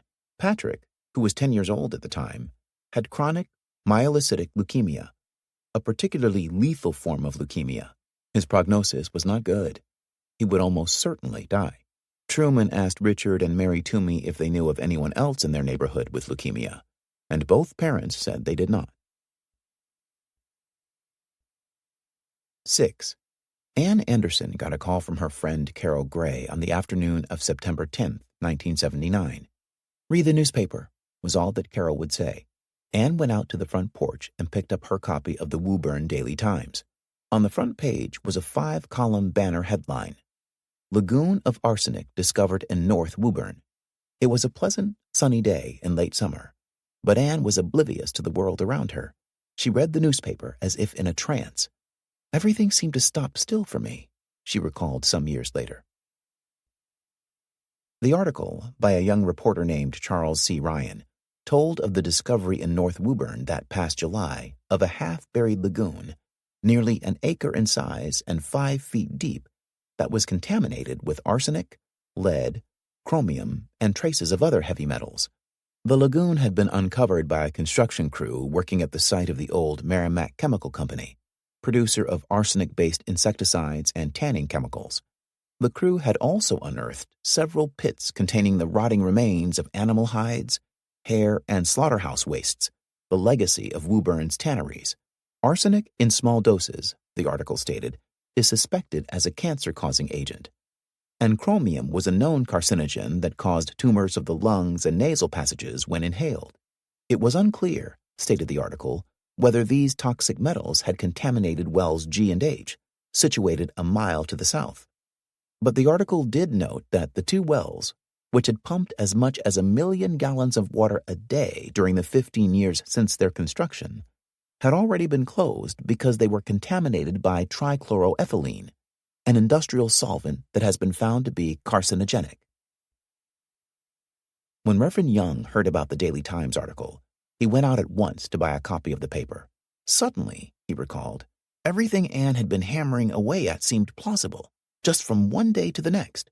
That evening, he decided it was time for him to act. The logical first step, he reasoned, was to find out exactly how many leukemia cases had occurred in the city during the last 15 years. He had once tried to find this information, but neither the state nor the city kept a record of the incidence of leukemia. Ann had told him of 8 cases that she knew of. That did not seem like an excessive amount in a city the size of Woburn. Were there more cases? The minister wondered. How many cases was too many? The next day he called Ann and told her he had come up with a plan. He would write a letter for publication in the Daily Times asking parents who'd had a child diagnosed with leukemia in the last 15 years to come to a meeting at Trinity Episcopal. Maybe they wouldn't discover anything they didn't already know, the minister told Ann. Maybe no one would show up at the meeting, but it was worth a try, he said, and Ann agreed. On an evening 3 weeks later, Reverend Young propped open the door to the church meeting hall and arranged several rows of metal folding chairs on the scuffed linoleum floor. Donna Robbins arrived early to help him. The minister went to the door to greet people as they came in. He recognized several parents from the hospital clinics. By 7:30, he counted more than 30 people, mostly couples, standing in small groups, talking with one another. The minister waited a few moments longer, and then he stood and introduced himself. He explained why he'd called the meeting. "We want to find out if there is a problem in Woburn, or if there isn't," he said. He passed out copies of a questionnaire that a nurse at Massachusetts General had helped him to prepare, and asked that they be returned to him as quickly as possible. Toward the end of the meeting, people began asking questions, voicing their worries and suspicions. Some people talked about their children, but not everyone who had come had a leukemic child. A few had family members with different sorts of cancers. One had a cat with leukemia, and others had come simply out of a concern about the local environment. The atmosphere felt loose and friendly. Many people joined in the talk. Anne was not one of them. Throughout the meeting, she sat quietly with her husband. She had told Reverend Young that she didn't want her role in this affair mentioned, and he respected her wishes. She did not like speaking before groups of people, and she also feared that others might ridicule her intuition. "I did not make my opinions known," she explained some years later at her deposition, "because I was living with paranoia, because I saw myself as a housewife without training." Reverend Young waited for the questionnaires to be sent back. Several weeks after the meeting, he and Anne met in his office at the church. They had information on 12 cases. That still did not seem to Young like a particularly large number over a 15-year period, but he did not mention this thought to Anne. He had purchased a street map of the city. Anne read aloud the address of each case, and the minister marked it on the map. Of the 12 cases, 8 were located in East Woburn, and 6 of those were clustered in the Pine Street neighborhood, where perhaps 200 families lived. Young thought the distribution looked highly unusual, especially when plotted on the map. He told Anne he'd call Dr. Truman the next morning and make an appointment to show him the map. He asked Anne if she wanted to come with him, but she told the minister he should go alone. When Reverend Young arrived at the hospital some days later, he found the doctor in his office, about to eat lunch. Truman offered to share his meal, but the minister declined. He began telling Truman about the October 4th meeting. Truman listened politely. Young unfolded the map and placed it on Truman's desk. "Here," explained the minister, finger to the map, "is East Woburn. And here is Ann Anderson's house. And this is the Zonas. And right next door are the Nagels. Here are the Canes and the Toomeys. Over here are the Carlsons, Donna Robbins and Barbas, Ryan, Venno." Truman abandoned his lunch and looked intently at the map. "This is very interesting," he murmured, as if he were talking to himself. "We've identified 12 cases altogether," continued the minister. "There may be more. The problem is, I don't know if 12 is unusual for a 15-year period." "This is a very striking cluster," said Truman. "There's no doubt about that." Truman told Young that he knew a doctor at the Centers for Disease Control in Atlanta who had investigated other leukemia clusters. "I think the next step is for me to call him," Truman said, and he reached for the telephone. The man whom John Truman called at the Centers for Disease Control was Dr. Clark Heath. He was the world's foremost expert in leukemia clusters. It was a distinction that Heath himself might not have valued highly, since he was no longer sure that such a thing as a leukemia cluster existed. Heath had first encountered what seemed to be a cluster in the spring of 1961, as a young doctor in his second year at the CDC. He'd been sent to the town of Niles, Illinois, a Chicago suburb, after a pediatrician there had reported the deaths of 4 young girls from leukemia within 3 months. In Niles, Heath methodically combed through death certificates and discovered 4 additional cases, 3 girls and 1 boy. The 8 victims had lived within a single parish of Niles, an area slightly more than a square mile in size. All but one of the victims had attended the parish parochial school or had siblings who did, and the one who did not, a 10-year-old girl, had lived within a block of the school. Heath also discovered 3 adult leukemia cases in the parish. 2 of those adults had children at the school. All the cases had been diagnosed within the last 3 years. Heath was a young man then. He began to hope that he might discover in Niles the cause of childhood leukemia. He and a colleague from the University of Chicago studied each leukemia case in great detail, scrutinizing medical records, examining samples of bone marrow and blood, testing the blood of family members, monitoring the levels of background radiation in the homes of the victims and at the parish school and church. They found no evidence of any hereditary factor. Heath felt almost certain that some infectious agent, probably a virus, had caused the disease. Researchers had identified leukemia viruses in animals, in mice and birds, and it seemed reasonable to suspect that such a virus also existed in humans. Moreover, leukemia occurred most frequently in children under 6 years of age, a time when they were most prone to infectious diseases. In Niles, Heath discovered that a rheumatic-like illness had circulated among children at the same general time as the onset of leukemia, and this, he thought, suggested some infectious process, but he could not link it with any certitude to the leukemias. After a year of work, he was no closer to knowing what had caused the outbreak in Niles than on the day he'd arrived. Back then, he did not doubt that he'd seen a genuine leukemia cluster. In a report published in the American Journal of Medicine in 1963, Heath wrote, "The cluster of 8 cases of leukemia among children in Niles cannot reasonably be attributed to the effects of random distribution. These cases constitute a clearly defined microepidemic." Over the years, other leukemia clusters began to surface. Heath went to the small town of Orange, Texas, to investigate 3 cases that had occurred within 9 months. From Douglas, Georgia, came a report of a leukemia house, where 3 residents and a regular visitor had, within 10 years, contracted the disease. In Rutherford, New Jersey, 6 children, 4 of whom had attended the same elementary school, were diagnosed with leukemia. From Almond, New York, a rural village with a population of 2,000, came reports of 4 leukemias in less than a year. In all of these places, as in Niles, investigators failed to find a cause, or even a significant lead. 2 decades had now passed since Heath had gone to Niles. He knew more, and was certain of less. Results have suggested little if any tendency for cases to come in clusters beyond what chance would predict, he wrote in 1982 in the textbook Cancer Epidemiology and Prevention. Others in the field agreed with this position. Some epidemiologists at the CDC, for example, explained apparent leukemia clusters by analogy to the Texas sharpshooter effect. A man shoots at the side of a barn and then proceeds to draw targets around the holes. He makes every shot into a bullseye. If an epidemiologist were to draw a circle around, say, the greater Boston area, he would find an incidence of leukemia comparable with the rest of the United States. Draw a circle around Woburn, and he'd find a worrisome elevation.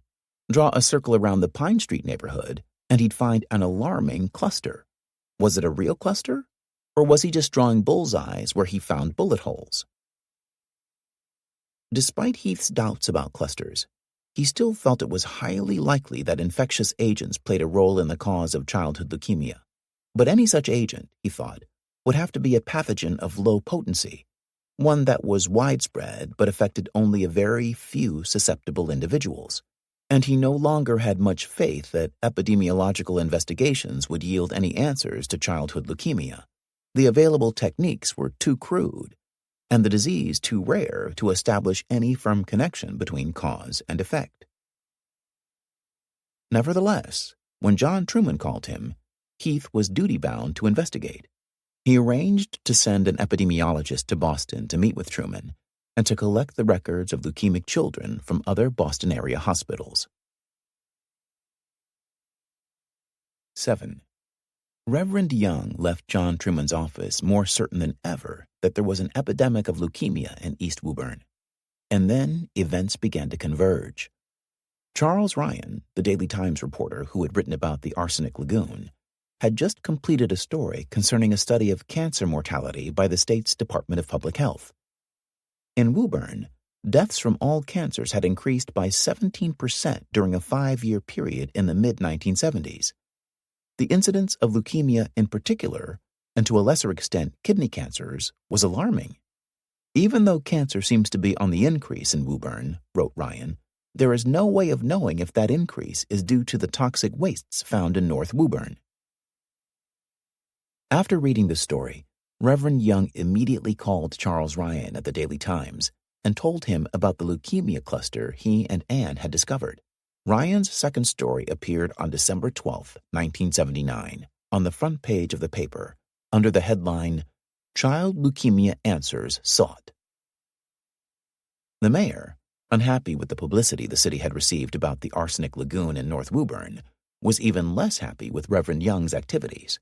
For anyone with little or no authority to give the impression that there is a major health crisis within the confines of the city, without factual evidence to back up their statements, is totally irresponsible, announced the mayor at a city council meeting. Reverend Young heard that the mayor, in private conversation, was furious about the panic and hysteria created by reports of high cancer rates. The Chamber of Commerce warned publicly about declining property values and other serious economic effects. Businesses may decide not to expand or even to move out of the area, one speaker told the chamber. Industrial land may not be sold because of the problem. Property values may be down. The chamber's vice president foresaw an exodus of business and said, "We've got to try to head that off." That December, the Centers for Disease Control formally requested permission from the city to launch an investigation into the possible leukemia cluster. With help from the Massachusetts Department of Health, an epidemiologist from Atlanta began designing a study for Woburn. Trained researchers from the Department of Health would be sent to the homes of the 12 families with leukemic children and conduct in-depth interviews on a wide range of subjects. The researchers would also interview 24 other Woburn families that had been selected as controls, matched by age and sex with the leukemic families. The study, said the experts, would take a year to complete. Reverend Young worried that those in authority would try to minimize or even suppress the results of the investigation. On Sunday mornings, from the pulpit at Trinity Episcopal, he began to speak about environmental contamination in Woburn and the high incidence of leukemia. He seized every opportunity to speak in public on the issue and granted interviews to any reporter who asked. To a New York Times reporter, he said, "I set out to prove Anne wrong, that cancer and leukemia don't run in neighborhoods." But she was right. When Senator Edward Kennedy's office invited both him and Anne to testify in Washington before the Senate Committee on Public Works and the Environment, he immediately accepted. Anne told the minister she would not go. She had to take care of Jimmy. Young insisted. "You must do this for Jimmy," he told her. So Anne went. She spoke only briefly, but her words became the headline in the Boston Globe's story the next day. "We fear for our children, and we fear for their children," she said. "The neighborhood lives in fear." 8. Donna Robbins got a visit from 2 researchers working on the CDC investigation one evening in July 1980, 7 months after John Truman's call to Clark Heath. The researchers asked Donna about the medical histories of everyone in the family, how often they had been exposed to X-rays, how many pregnancies and miscarriages she'd had. They asked about her and her ex-husband's jobs, their ethnic and religious backgrounds, their church and community activities, their eating habits, hobbies, and household pets. Did she keep a garden? Had she or her sons ever fished or waded in Woburn lakes and streams? Had she ever smoked cigarettes, painted her apartment, used hairspray or hair dye, traveled outside Woburn? The entire process took nearly 2 hours. Donna answered as best she could. After the researchers left, she realized that they had never asked her about the tap water. A few weeks later, Donna got a call from the Woburn lawyer who had handled her divorce, the same lawyer who'd referred her to Reed and Mulligan about Robbie's hip operation. The lawyer said he'd been following events in the newspaper. He asked Donna if she'd thought about a lawsuit, perhaps against the city. Donna said the idea had not occurred to her. "Well," said the lawyer, "you might call Joe Mulligan and see what he thinks." Donna raised the subject with Reverend Young the next day. The idea intrigued the minister. He thought a lawyer might help them get some answers. He told Donna he'd be happy to meet with Mulligan and explain the circumstances in Woburn. Donna called Joe Mulligan. The lawyer expressed interest in meeting with Young and seeing if there was indeed a case. Although nothing had yet come of the case concerning Robbie's hip, Donna still had faith in Mulligan. He had always treated her kindly. He still assured her periodically that Robbie's case was developing, and she believed him. The following week, Mulligan drove out to Woburn in his white Cadillac, and Donna greeted him at the back door of the church. She escorted him through the hallway cluttered with the Trinity thrift shop's wares, the piles of old clothes, the chipped dishware, and battered toys. Bruce Young's small, dark office was almost as cluttered as the hallway, and Mulligan seemed to fill all the space. Reverend Young unfolded the map with the leukemia cases and showed it to Mulligan. He explained how he and Anne had put the map together, told him about his visit to Truman's office, and described the way the city officials had reacted. "The odds of a cluster like this occurring by chance," the minister told Mulligan, "are in the order of 100 to 1. Mulligan seemed impressed. 12 children with leukemia, 8 of them within a half-mile radius, 6 of them living almost next door to each other, and contaminated drinking water. It was, in legal terms, as Mulligan later said, almost res ipsa loquitur. The thing speaks for itself. There was, however, Mulligan pointed out, one significant problem. Who was to blame for the TCE in the wells? Reverend Young replied that the Environmental Protection Agency had just begun an investigation. Once the agency completed its report, they'd know the source. Mulligan suggested that he meet with the families. Reverend Young agreed to make the arrangements, and Mulligan departed, carrying a file of newspaper clippings that the minister had collected.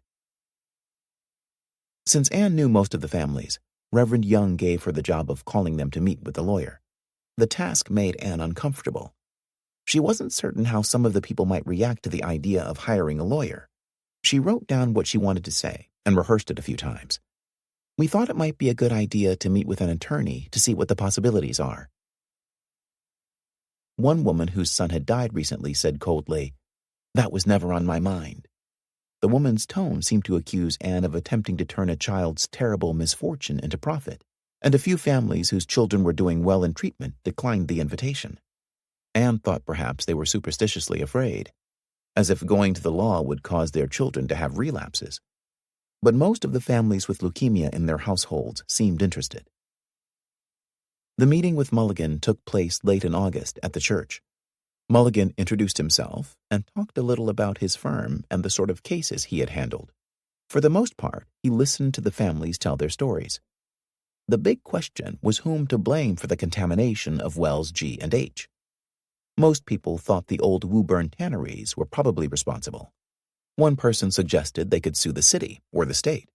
Certainly the city had been warned, time and again, about the water quality, yet the officials had paid no heed. Another man, the owner of a supermarket in town whose daughter had died 2 years earlier, vehemently opposed that idea. He feared his customers would disapprove of a lawsuit against the city, especially if it resulted in raising taxes to pay the cost of a judgment. Someone asked Mulligan how much they would have to pay for his services. Mulligan explained that they would sign a standard contingency fee contract, which would entitle him to receive 1/3 of any recovery plus expenses he incurred in developing the case. The families had no obligation to pay him unless he settled the case or won a judgment in court. Mulligan made a good impression on most of the families. They liked his confidence and assurance and the way he listened to their comments and observations. He hadn't made any grand promises, but he had mentioned in passing some of the cases he had worked on, and he seemed like an able lawyer. At a second meeting some weeks later, in September, Mulligan asked those families interested in signing on with him to call at his office and arrange for an appointment. 5 of the families, Anderson, Robbins, Zona, Kane, and Toomey, decided to have Mulligan represent them. That autumn, they drove into Boston to complete the paperwork and sign the standard personal injury contract forms. 9. Charles Anderson had been offered a promotion that required him to move to Toronto. He told Anne that he wanted to accept the offer, and he wanted her and the children to come with him. Anne replied that moving now would be unfair to Jimmy. "Toronto was not the end of the earth," said Charles. "They have good doctors there, too." In the summer of 1980, after 19 years together, Anne and Charles separated. Anne remained in Woburn with the children. Jimmy was now 11 years old. He was small and frail, and he attended school fitfully, but since his relapse 5 years ago, his blood counts had remained stable. Anne believed that he would, in time, be completely cured of the disease. Late that summer, however, Dr. Truman noted that the boy's platelet count and white blood cell count were both falling. A bone marrow biopsy revealed immature cells with irregular nuclei. Although the cells were not typical of lymphoblastic leukemia, Dr. Truman feared the leukemia was recurring. He did 2 more bone marrow biopsies. The results were inconclusive. In November, he discovered that the total number of cells in Jimmy's bone marrow was decreasing rapidly, a condition known as aplastic anemia. The boy did not have leukemia, but without a functioning bone marrow, he would die just as certainly as if he did. Truman had never encountered this development before, and it puzzled him. He stopped chemotherapy immediately. He tried to stimulate Jimmy's bone marrow into producing platelets and white blood cells by administering anabolic steroids. That had no effect. Jimmy's condition worsened. Truman tried a more experimental form of treatment with a compound known as ATG. That, too, was unsuccessful, recalled Truman at his deposition. Bleeding worsened. His normal protective white blood cells vanished. Infections worsened. On December 22, 1980, Anne called the Woburn Fire Department and asked for an ambulance to take her son to Massachusetts General. Jimmy was bleeding steadily and profusely from his nose and his mouth, and his urine was grossly bloody. As the ambulance crew loaded the boy onto a stretcher, one of the firemen asked Anne, "Is your son a patient of John Truman's?" Anne, surprised, said, "How did you know?" "My son had leukemia too. Dr. Truman was his doctor." Anne had not seen the man at any of the meetings. "What's your name?" she asked. "John Lilly," said the fireman. Anne knew the name.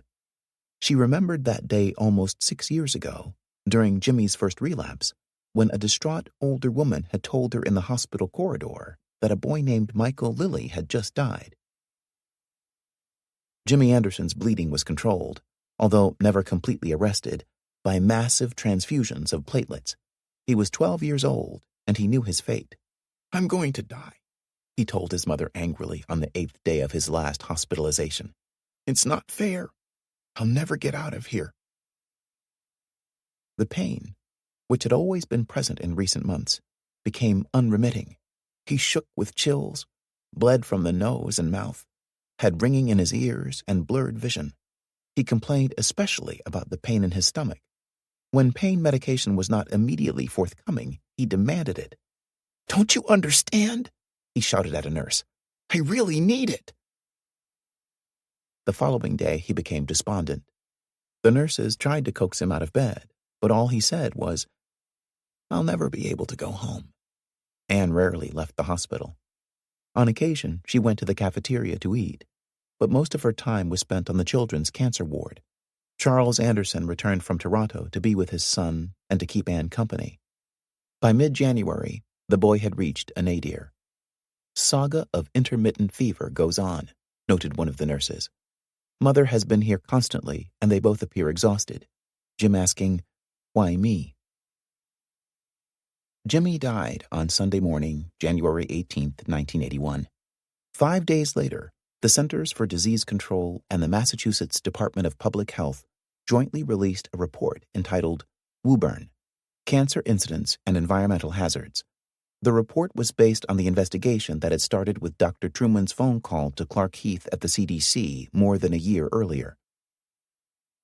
The report confirmed that an unusual number of leukemia cases did indeed exist in East Woburn. It read, in part, "Analysis of residents at the time of diagnosis reveals a significant concentration of cases in the eastern part of Woburn, where the incidence of disease was at least 7 times greater than expected. The incidence of childhood leukemia for the rest of Woburn was not significantly elevated compared to national rates." The authors of the report said they could not establish a definite link between the contaminated drinking water and childhood leukemia, but they saw reason for suspicion. Although the contaminants in wells G and H are not known to cause leukemia, the fact that organic contaminants were found in the water supply must be emphasized. The report pointed out that the wells had been online during the presumed critical exposure period of the childhood leukemia cases, and they served primarily the eastern part of Woburn. The authors noted that the source of the contamination of the wells was still unknown.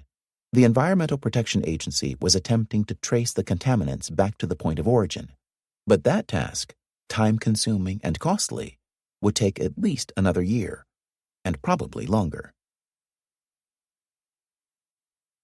The Lawyer. 1.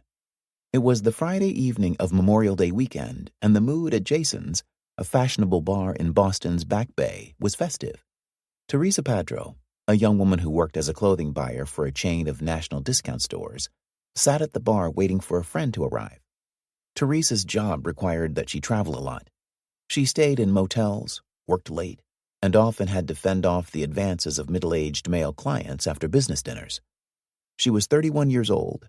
She had thick, dark brown hair that fell to her shoulders, almond-colored skin, and a body slim from regular exercise. 2 men at the bar were trying to strike up a conversation with her. On the road, this would have been an annoyance. At home in Boston, she felt mildly flirtatious. One of the men was making his pitch when she happened to glance at the door and met the eyes of a man who had just walked in. He was tall and lanky, and he wore, her expert eye could tell even at a distance, an expensive suit. She thought he looked interesting, as she later recalled, but just then one of the men beside her asked her to dance. She declined. Then his friend asked her, and she rejected him too. A voice behind her said, "I'm the pinch hitter, since everyone else struck out." She turned and saw the well-dressed man who had just walked in. He told her his name was Jan Schlichtman, and then he asked if she'd ever heard of him. She thought that was a most audacious question. "Why, are you famous?" she asked in a droll voice. He said he was a lawyer. He'd just settled the Copley Plaza Hotel fire case for $2.5 million. "The biggest wrongful death settlement in Massachusetts history," he exclaimed. His picture had been in the Boston Herald. Hadn't she seen it? "What kind of lawyer are you?" she asked. "I represent people who've been injured." "Oh, an ambulance chaser." "No," he said firmly. "I represent victims." "You probably sue doctors," she said. "You wouldn't fit into my life. My mother and my father and my brother are all doctors." He asked her what she was doing that weekend. "I'm going to the Cape," she said. "Really? I'm going there too." "Are you driving?" she asked. "No, I'm taking the plane." "Don't you have a car?" "Yes," he said. "I just bought a Porsche." He was so unabashedly egotistical that she had to laugh. He was tall, 6 feet 3 inches, with a lean, narrow face and a prominent Semitic nose. He wore a thick but neatly trimmed mustache, perhaps to fill out his face. His suit was expensive. Handmade, she could tell at a glance. But the tailoring could not hide the fact that he was as gangly as a boy. Even the collar of his hand-tailored shirt did not quite fit around a neck as spindly as his. The most attractive thing about him, she thought, were his brown eyes, which seemed warm and gentle. When she commented on his eyes some days later, he laughed and told her his father used to tease him by calling him Spaniel Eyes.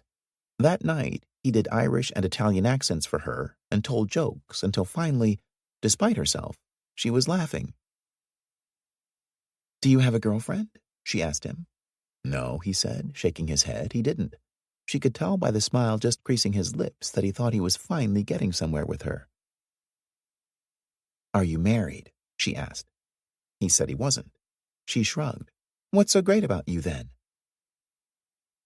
When Teresa's friend Alma arrived, he danced with both of them. He was not, she had to admit, a very good dancer, too loose-limbed for grace, but he was enthusiastic and not self-conscious. They spent most of that weekend together in Boston. He lived on the top floor of an old and elegant 19th-century building on Beacon Hill. From his balcony, he had a sweeping view of the Charles River and the Esplanade. He had more suits than any man she'd ever met, but she soon learned that he really knew very little about clothes. "He buys labels," she explained, after several years with him. "He's the type to buy baccarat china because it's baccarat. He doesn't have the self-assurance to believe it'll look good if it doesn't have a label." She began educating him about clothes. She bought him ties as gifts. After he won a big case wearing her ties, he became superstitious and would never appear in front of a jury without one she had selected. He would take Teresa and her 2 best friends out on the town and entertain them the entire evening, laughing and dancing with each in turn. She thought he was astute about people, He could tell if she or one of her friends was having a problem of some kind. He'd ask about it and listen carefully to the answer. She became friends with the people who worked in his office, especially with his secretary, Kathy Boyer, who had worked for him since he started practicing law. When he won or settled a case, everyone in the office got a big bonus. He'd take the entire staff out for drinks and dinner whenever someone had a birthday. Sometimes he'd invite them all out for no reason at all. He always picked up the tab. When he prepared an opening or closing argument for a trial, he insisted that everyone in the office, even the receptionist and the filing clerks, listen and offer their opinions. During an actual trial, the entire office staff would come to the courthouse and sit in the gallery to watch him at work. At first, Teresa thought he was simply self-centered, a flaw he himself seemed to recognize in his character. "He's also very generous," said Teresa, "because he knows he's self-centered, and he feels guilty about it." Lawyers in America have never been well liked.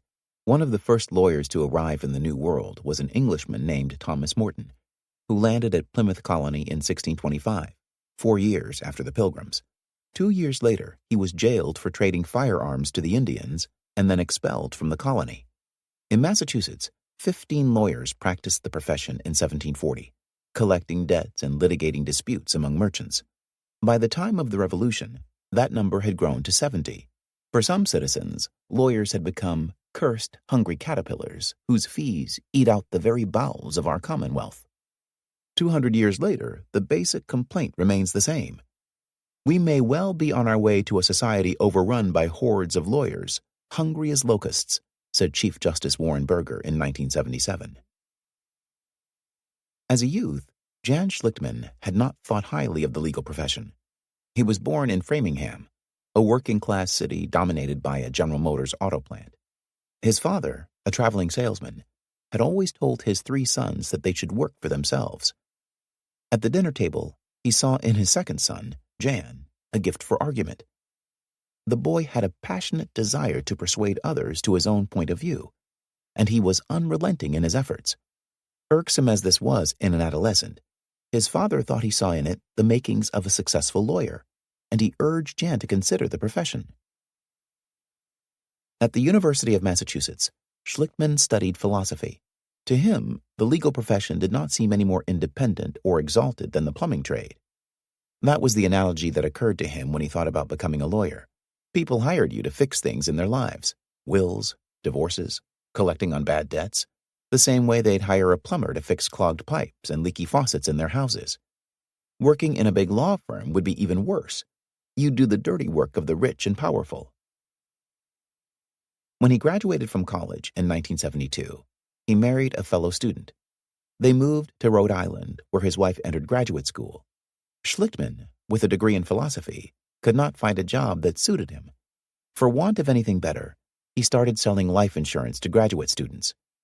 In 6 months, he sold nearly $1 million of insurance, but he despised the work. His marriage was unhappy. One day in the spring of 1973, he stopped selling insurance and started watching the Watergate hearings on television. For 3 months, he sat at home, engrossed in the drama. His wife accused him of indolence. When the hearings ended, he knew he could never go back to selling insurance. He told himself he wanted to do something useful, something to benefit society, but he could not figure out what. He combed through the newspapers looking for a job. Finally, he found an ad that read, "National Social Service Organization opening Rhode Island branch, looking for young, dynamic person as executive director, $8,500 salary." He applied and discovered that the organization was the American Civil Liberties Union.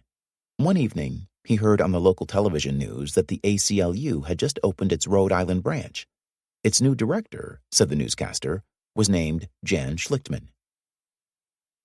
His first case at the ACLU involved a group of nuns and welfare mothers who had gathered in the State House rotunda to protest the governor's cuts in welfare aid. The group convened at the State House once a week on Wednesday afternoons for a half an hour. After a short prayer, they'd sing, "Wake up, my people, wake up to the needs of all who suffer sorrow. All across the nation, hungry people are starving." On the third Wednesday, the governor had them ejected, claiming they were disrupting State House business. When they returned the following week, the governor threatened to arrest them. Schlickman looked for a lawyer among the ACLU's membership who would take on the case, and then, full of zeal and impatience, he began working on it himself. He discovered that after the governor had ejected the nuns and welfare mothers, a theatrical troupe, invited by the governor's wife, had performed in the rotunda for several hundred schoolchildren. Earlier that same week, the General Assembly had celebrated St. Joseph's Day in the rotunda with a feast of Italian food and music. No one had protested these activities or claimed that they had disrupted State House business. Working on this case, Schlickman experienced a profound revelation. The concept of a system of justice, laws and courts that permitted welfare mothers to challenge governors, seemed to unfold gloriously before him. He suddenly saw that lawyering wasn't just wills, divorces, and sordid criminal matters, the leaky faucets and clogged pipes of society. The law, he decided, was perhaps the highest calling a man could aspire to. On behalf of the nuns and welfare mothers, he drafted a complaint and held a press conference on the State House steps, surrounded by his clients. Camera crews and reporters came to interview him. He saw himself on television for the first time that night. He would have liked to argue the case himself in federal court, but he was not a member of the bar. He recruited a young lawyer just out of night law school and sat with him at the counsel table in Judge Raymond Patine's courtroom, orchestrating the presentation of witnesses and evidence. By then, he'd already applied to law school. Cornell accepted him. His marriage ended. In his first year at Cornell, Judge Patine's ruling, some 30 pages in ringing support of the nuns and welfare mothers, was reported in the Federal Supplement. In law school, the big issues of law and society, civil liberties and the First Amendment, captivated him. Like every law student, he was required to study the law of torts, that broad field dealing with the compensation of people who had suffered loss or injury at the hands of another. He got a C in torts, a subject he found dull and unimportant. He gave little thought to how he'd make a living as a lawyer. Most of his classmates were angling for big money jobs in big city firms, and Schlickman did the same. In his third year, he had an interview with a senior partner from the New York law firm of Skadden Arps, Slate, Meagher & Flom, one of the biggest and richest firms in the country. The interview got off to a bad start. The senior partner, who was cold and brisk throughout, asked Schlickman if he had any misgivings about working for the ACLU. He asked the question in a tone that suggested Schlickman should have misgivings. Schlickman said, "My only regret is coming to this interview," and he got up and left. Schlickman flirted with the idea of becoming a country lawyer, but he finally decided on a job with a small Washington, D.C. law firm that specialized in dealing with the Federal Communications Commission. On the first day of his job, one of the firm's lawyers took him to the FCC and introduced him to the government agency he would be dealing with. On the second day, he was shown a towering stack of government forms he'd be filling out so that a television network could purchase new stations. On the third day, Schlickman sat at his desk wondering how he would endure his job. That morning, he got a call from his criminal law professor at Cornell, G. Robert Blakey, who had just been appointed chief counsel for the House Select Committee on Assassinations. There was an opening on the staff. Was Schlickman interested? Schlickman went into the managing partner's office and asked for a year's leave of absence. "Pro bono?" said the partner. "We don't do any goddamn pro bono work here." "I thought it would look good for the firm," said Schlickman. "The best thing for the firm," said the partner, "would be for you to get out now." Schlickman spent 9 months with the House Select Committee. He was one among many staff lawyers, and a low-ranking one at that. He felt stifled by the bureaucracy, by the need to report every action to superiors. He began to dream again about becoming a country lawyer, being his own boss, seeking fulfillment among the common folk. He quit the committee and drove to Portsmouth, New Hampshire, with the idea of starting a practice. He discovered that Portsmouth already had plenty of lawyers. On the way back to Boston, he saw a sign for Newburyport, a coastal fishing village that was rapidly developing into a community of condominiums and boutiques. In Newburyport, a real estate agent told him it was just the sort of place that needed more lawyers, and he actually believed her. Schlickman rented a second-floor apartment in a building in the center of town. He divided his living room into an office and reception area and hired a part-time secretary. He decided he would own the best law library in Essex County. He built his own bookshelves and started filling them with law books, all bought on credit, no money down. In June, he opened the office. Business was slow. He read his new law books. By October, he was broke and 2 months behind on the rent. He owed the landlord $800. One day that fall, a man walked into his office with an incredibly tangled real estate matter that he described at great length to Schlickman. "Will you take the case?" the man asked finally. "Yes," said Schlickman, with a sinking heart. "How much will it cost to retain you?" asked the man. $800, said Schlickman. He had begun to suspect that country lawyering was not for him. During the next year and a half, he worked on sundry legal matters. He recovered a security deposit in a landlord-tenant dispute. He handled a few workers' compensation claims, a drunk driving case, a dispute between a customer and a local merchant, and a slip-and-fall, as it was called in the trade. A young woman emerged from a bar, caught the heel of her shoe in a sidewalk grate, and fell, shattering her elbow. Schlickman attempted to cultivate the local banks in order to get house closings, but he had no great success. He eked out a living. He fell behind on payments for his law library. One morning, a shy, inarticulate young man named Lowell Eaton entered his office and asked, apologetically, if he might talk to Schlickman about a legal matter. Eaton explained that his only child, a 3-year-old boy named Stuart, had drowned 5 years ago in a gravel pit next door to his house. It had happened on a Saturday afternoon, when Lowell and his wife were both working the morning shift at the shoe factory. The boy's grandmother was tending the child. She left him alone in the backyard for a few minutes while she went into the kitchen to get a basket of laundry. When she returned, Stuart was nowhere in sight. She went next door, where Stuart's aunt lived, but found no sign of the boy. After an increasingly frantic search, she found Stuart floating face down among the reeds and overgrowth of the gravel pit. The very next day, Lowell Eaton told Schlickman, the construction company that owned the land had sent a convoy of dump trucks to fill the pit.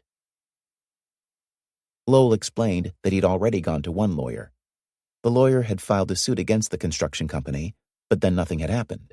Lowell had called the lawyer every so often to ask about the case. 3 years had passed. The last time Lowell had called, the lawyer had advised him to stop dwelling on the death of his son. By then, Stuart's grandmother had died, and there were no witnesses to the boy's death. The case, the lawyer had said, was hopeless. Lowell Eaton asked if Schlickman would take the case, and Schlickman agreed to look at the file. A wrongful death case was more complicated than anything he'd ever attempted. It required writing up lengthy interrogatories, taking the depositions of witnesses, and properly requesting documents.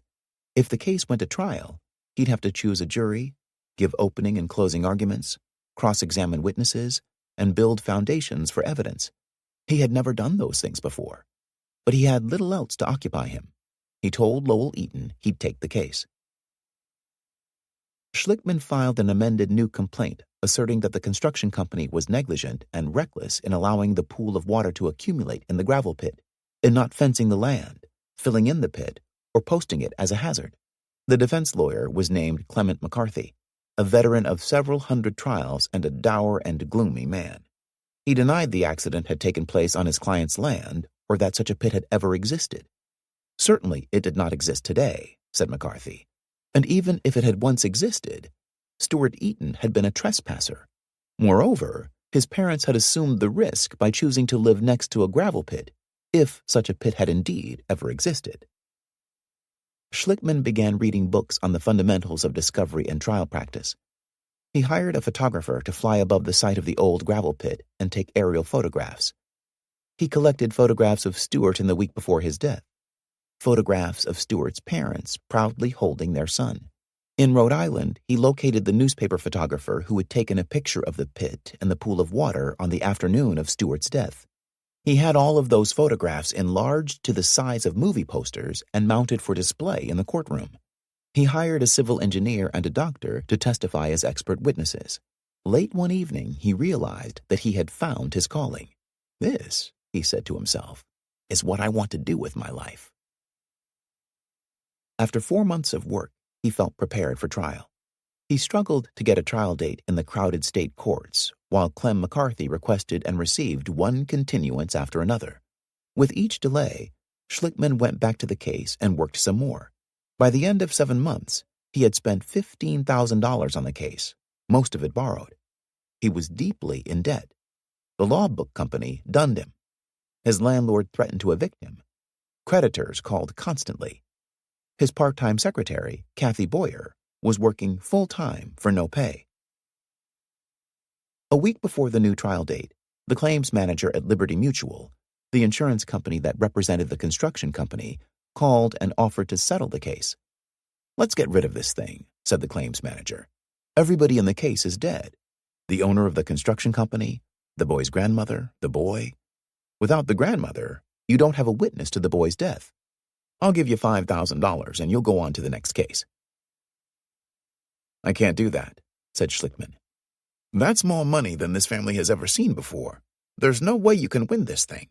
With $5,000, you can get your expenses back." "I've spent $15,000, said Schlickman. The claims manager laughed grandly. "You say this is your first trial? Maybe I'll come and watch this. I want to see the kid who blew the Eaton case." The trial lasted 8 days. Schlickman sat at the counsel table with Kathy Boyer. Clem McCarthy objected constantly on procedural grounds. Lack of foundation, hearsay, leading question, irrelevant. Judge Peter Brady would summon Schlickman to the bench and explain the rudiments of trial technique. The judge was a patient man, and he was also impressed by the work Schlickman had put into the case. On the last day of trial, the judge called both the lawyers to the bench. "I think somebody's going to get hurt here," he said. "My sense is that you should settle this case." He looked at Clem McCarthy. "I think $75,000 is fair." "Judge, what are you doing to me?" said McCarthy with great indignation, but also with an eye on Schlickman. "Jesus Christ, this case isn't worth that much." In the hall, Schlickman asked Kathy Boyer's advice. "Take it, Jan," she said, thinking about the many weeks she'd gone without a paycheck. The Superior Court clerk took Schlickman aside and offered his advice. "This is a tough county," he said. "A drunk driver ran down a kid playing on his own lawn and the parents only got $20,000. You should take the money." But after nearly a year of work, Schlickman wanted to hear what the jury would say. He told the Eatons about the offer. "I think we'll win the case," he said, "and I think we'll get more money from the jury." Lowell Eaton told Schlickman to do what he thought best. At the judge's bench, Clem McCarthy said, "I've talked to my client, and they're willing to settle for $75,000. Judge Brady looked at Schlickman. "I can't accept it," said Schlickman. "I was a trial lawyer for a long time," the judge said, looking soberly at Schlickman. "I think you ought to give this very serious thought." Schlickman said he had given it serious thought. "My clients would rather take no from the jury than $75,000 from the insurance company." Clem McCarthy shook his head in amusement. "You're not going to allow Mr. Schlickman any second thoughts after he's shed his tears, right, Judge?" Schlickman gave his summation just before lunch. The jury began deliberating, and Schlickman started pacing in the hallway, too nervous to eat. 1 hour and 15 minutes later, the jury came back with a verdict of $250,000 for the Eatons, plus another $50,000 in interest accumulated since the time of Stewart's death. Clem McCarthy, a grim look on his face, demanded that the judge set aside the verdict on the grounds that it was excessive. The judge, amused, rejected McCarthy's motion. "You said there'd be no second thoughts after the tears were shed." Schlickman's gamble had paid off, but it had been foolhardy, dignified only by his inexperience and the fact that he'd won. It was not necessarily the best sort of lesson for a fledgling lawyer. 2. Schlickman's fee from the Eaton case came to nearly $100,000. He paid his debts, gave Kathy Boyer a large bonus, and went to a tailor to get some suits made. He had decided to make his name as a trial lawyer, and the nearest place to do that, he knew, was in Boston. He wrote letters to the 3 most prominent personal injury firms in the city looking for a job. A month passed. He got no response. He sent out more letters. One of these he addressed to the firm of Reed and Mulligan. He was waiting to hear from the Boston firms when, by a stroke of luck, he landed a major case. A Newburyport businessman, the proud owner of a new single-engine Piper Arrow, had flown to Atlantic City for a weekend of fun and gambling with 3 companions. On the return flight to Massachusetts, the plane had crashed into Long Island Sound, killing all of the occupants. The bodies had not been recovered, although some debris from the Piper Arrow had washed up on a beach. One of the passengers had been a young divorcee, whose 4-year-old son was now in the custody of her ex-husband. As it happened, one of Schlickman's part-time secretaries encountered the ex-husband one evening in a Newburyport bar. The man told her he was looking for a lawyer to represent his son's interests. "I've got just the lawyer for you," Schlickman's secretary said. Schlickman had just plunged into the case when he got a telephone call from the senior partner at the firm of Reed and Mulligan. Barry Reed said he'd received Schlickman's letter asking for a job and he wanted to meet with him. Would Schlickman come down to Boston for lunch? Schlickman met Reed at an expensive Italian restaurant on Beacon Hill, a place frequented by the governor and the mayor and the state's other power brokers. Schlickman followed Reed across the restaurant, watching as Reed stopped at one table after another to exchange greetings, shake hands, and chat with acquaintances. Reed was at the height of his celebrity. He had written a novel, The Verdict, which was being filmed on location in Boston, starring Paul Newman. The Boston news media followed the filming closely, mentioning in nearly every story Barry Reed, author and lawyer. Often Reed's photograph accompanied the stories. He was himself as handsome as a movie star, in his mid-50s, slim, a full head of wavy, silvery hair, his features chiseled and rugged. He had a reputation as a raconteur, and at lunch with Schlickman, he told one story after another about his cases, interrupting his tales only to wave or nod to passing acquaintances. Schlickman felt dazzled by Reed. He noticed, though, that Reed never once asked him about himself. By the second hour, Schlickman began to wonder why Reed had invited him to lunch. As Reed was signing the tab, he mentioned, as if the thought had just that moment occurred to him, that he represented the estates of 2 passengers in the crash of the Piper Arrow. The pilot had carried $1 million insurance policy, payable to the passengers if Reed could prove that the pilot had acted negligently. Reed said he had heard that Schlickman represented the 3rd passenger. "I think you should let me handle that case," counseled Reed. Of course, he added, he would pay Schlickman a handsome referral fee when the case was settled, and Schlickman would not have to do any work. "It's my only case," protested Schlickman, who had the distinct impression that Reed did not think him capable of handling it. "Why don't we work on it together?" Reed didn't appear to like this idea. He tried again to talk Schlickman out of the case, but Schlickman refused to give it up. In the end, Reed agreed to let Schlickman work with him, perhaps if only to keep a close eye on the young lawyer. "Okay," said Reed. "You can work out of the conference room at my office." Schlickman began spending most of his time at Reed and Mulligan. Reed would stop by the conference room occasionally to see how the kid, as he began referring to Schlickman, was doing. Usually, the kid was there when Reed left the office at night. Usually, he was there when Reed arrived in the morning. These hours were something new at Reed and Mulligan. Sometimes the kid would disappear for a few days. Then he'd burst into the office brandishing a piece of the Piper Arrow or an article of clothing he'd found while combing a Long Island beach. The kid did not work quietly. Each new discovery brought shouts of jubilation from the conference room. The office settled back into tranquility when the kid went to Atlantic City to trace the last days of gambling, drinking, and high living of the businessman and his 3 companions. It erupted when the kid returned with the businessman's credit card receipts and affidavits from the bartenders and cashiers who'd seen the 4 revelers on their last day. Schlickman believed the businessman had been drunk and therefore negligent in operating the plane. Furthermore, he'd earned his pilot's license only 4 months before the accident and was not qualified to fly on instruments. Yet he'd left Atlantic City at 6 o'clock in the evening, taking off into overcast skies. He had entered the cloud cover near Long Island and encountered sleet and snow. Schlickman got a tape recording of the pilot's last conversation with an air traffic controller at Kennedy Airport. The entire office of Reed and Mulligan gathered around to listen.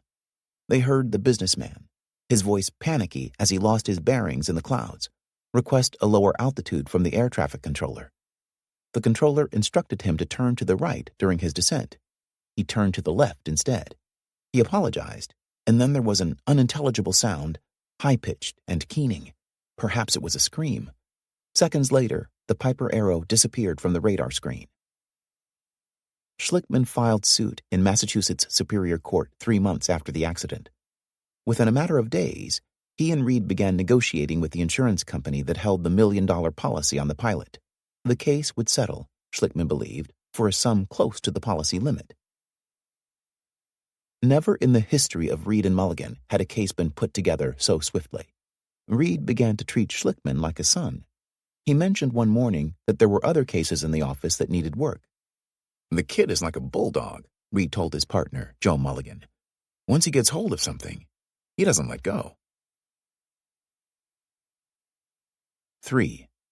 Donna Robbins had been calling the office of Reed and Mulligan off and on for nearly 3 years, ever since Joe Mulligan had taken the malpractice case concerning Robbie's hip.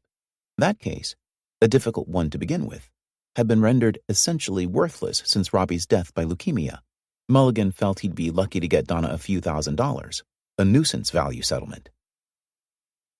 4 months had passed since Mulligan had signed up the families in the Woburn case, and Ann Anderson had begun calling the office too. Mulligan answered most of the calls at first. "These things take time," he'd explained to Ann, the very same words Donna used to hear when she called about Robbie's case. After a while, Mulligan let his secretary handle most of the calls. She would tell Ann or Donna that Joe was out of the office or in a meeting. The secretary began feeling sorry for the women. After making yet another excuse, she'd walk into the office of one of the firm's associates and say, "What are we going to do with these poor people?" But the associate was a lowly member of the firm. He could only shrug. The case wasn't his. Reed and Mulligan had many personal injury cases in its files. Mulligan was fond of calling especially promising cases gold mines. A new case might look promising at first, but further investigation sometimes revealed a fatal flaw, and the case would die quietly in the files. Many cases in many firms across the nation expired in such a fashion. Mulligan still regarded Woburn as a potential gold mine, but he had done little work on the case. He had gone once to speak with the state environmental people, hoping they could tell him who had contaminated the wells, but they'd been tight, as he later put it, with information. He had also hired, at minimum wage, 2 students from Suffolk Law School, where he himself had gotten his degree, Night Division. He had instructed the students to collect whatever pertinent information they could find in Woburn, and he'd left them to work on their own. One of them quit after a few weeks, and the other one did little more than clip newspaper articles from the Woburn Daily Times. Mulligan had followed Schlickman's progress on the Piper Arrow case with interest. He was impressed with Schlickman's industry, and he decided to recruit the young lawyer for the Woburn case. One evening that winter, before leaving the office, he stopped at the library and invited Schlickman out for a drink. "I'll be at the Littlest," said Mulligan. "Meet me there." The Littlest bar on Province Street was Mulligan's favorite haunt. It was not only tiny, but also subterranean, down 6 steps from the street. By dusk on a winter evening, the Littlest was crowded with men, most of them Irish, many of them lawyers, a tight nest smelling of whiskey and tobacco. Mulligan cut a huge swath in the Littlest. He towered over the bar, and his stentorian voice rose above the babble. Among some patrons at the Littlest, word had it that Reed's hero in The Verdict, the dissolute but principled lawyer, was modeled after Mulligan. Mulligan never denied it. When Schlickman arrived at the Littlest that evening, Mulligan bought him a drink and introduced him around. He put his arm around Schlickman's shoulder. He was taller by several inches than Schlickman, who himself stood well above an average crowd, and steered him to a stool in the corner of the bar. He began talking about the Piper Arrow case, telling Schlickman that he was impressed by how quickly he'd put it together. "There are other good cases in the office," Mulligan continued. "I've got one in particular I'd like you to look at. A mass disaster case. Best case in the office. This one could be a real gold mine. It'll require some hard work, but you're just the sort of guy to develop it." Mulligan began describing the Woburn case. Schlickman had read in the Boston Globe about the leukemia cluster, but he hadn't known that Mulligan was involved, or that there was even a case. He felt flattered that Mulligan would ask him to work on a case of such importance and celebrity. "When can I see the file?" he asked. Mulligan said he'd have his secretary get it for him tomorrow. "A lot of pieces are still missing from the puzzle," Mulligan confided. They talked about Woburn for an hour over drinks. Mulligan told Schlickman several times he was delighted to have him working on the case.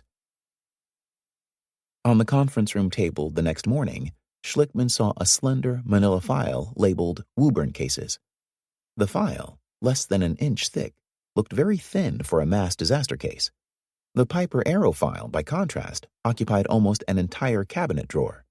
Schlickman opened the Woburn file and saw newspaper clippings and Mulligan's contingency fee agreements, standard forms in which the lawyer had agreed to do any and all necessary things in the prosecution of any claims which the client may have against, here Mulligan had filled in the words, any and all defendants identified by the attorneys.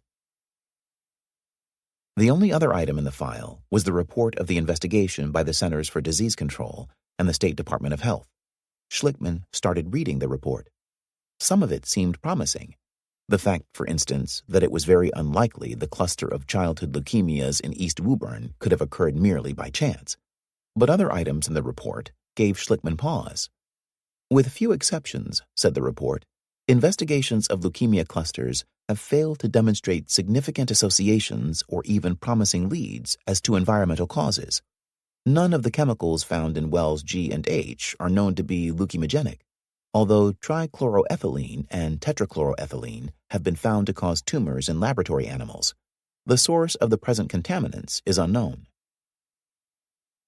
When he finished reading, Schlickman felt dismayed. A dozen questions went through his head.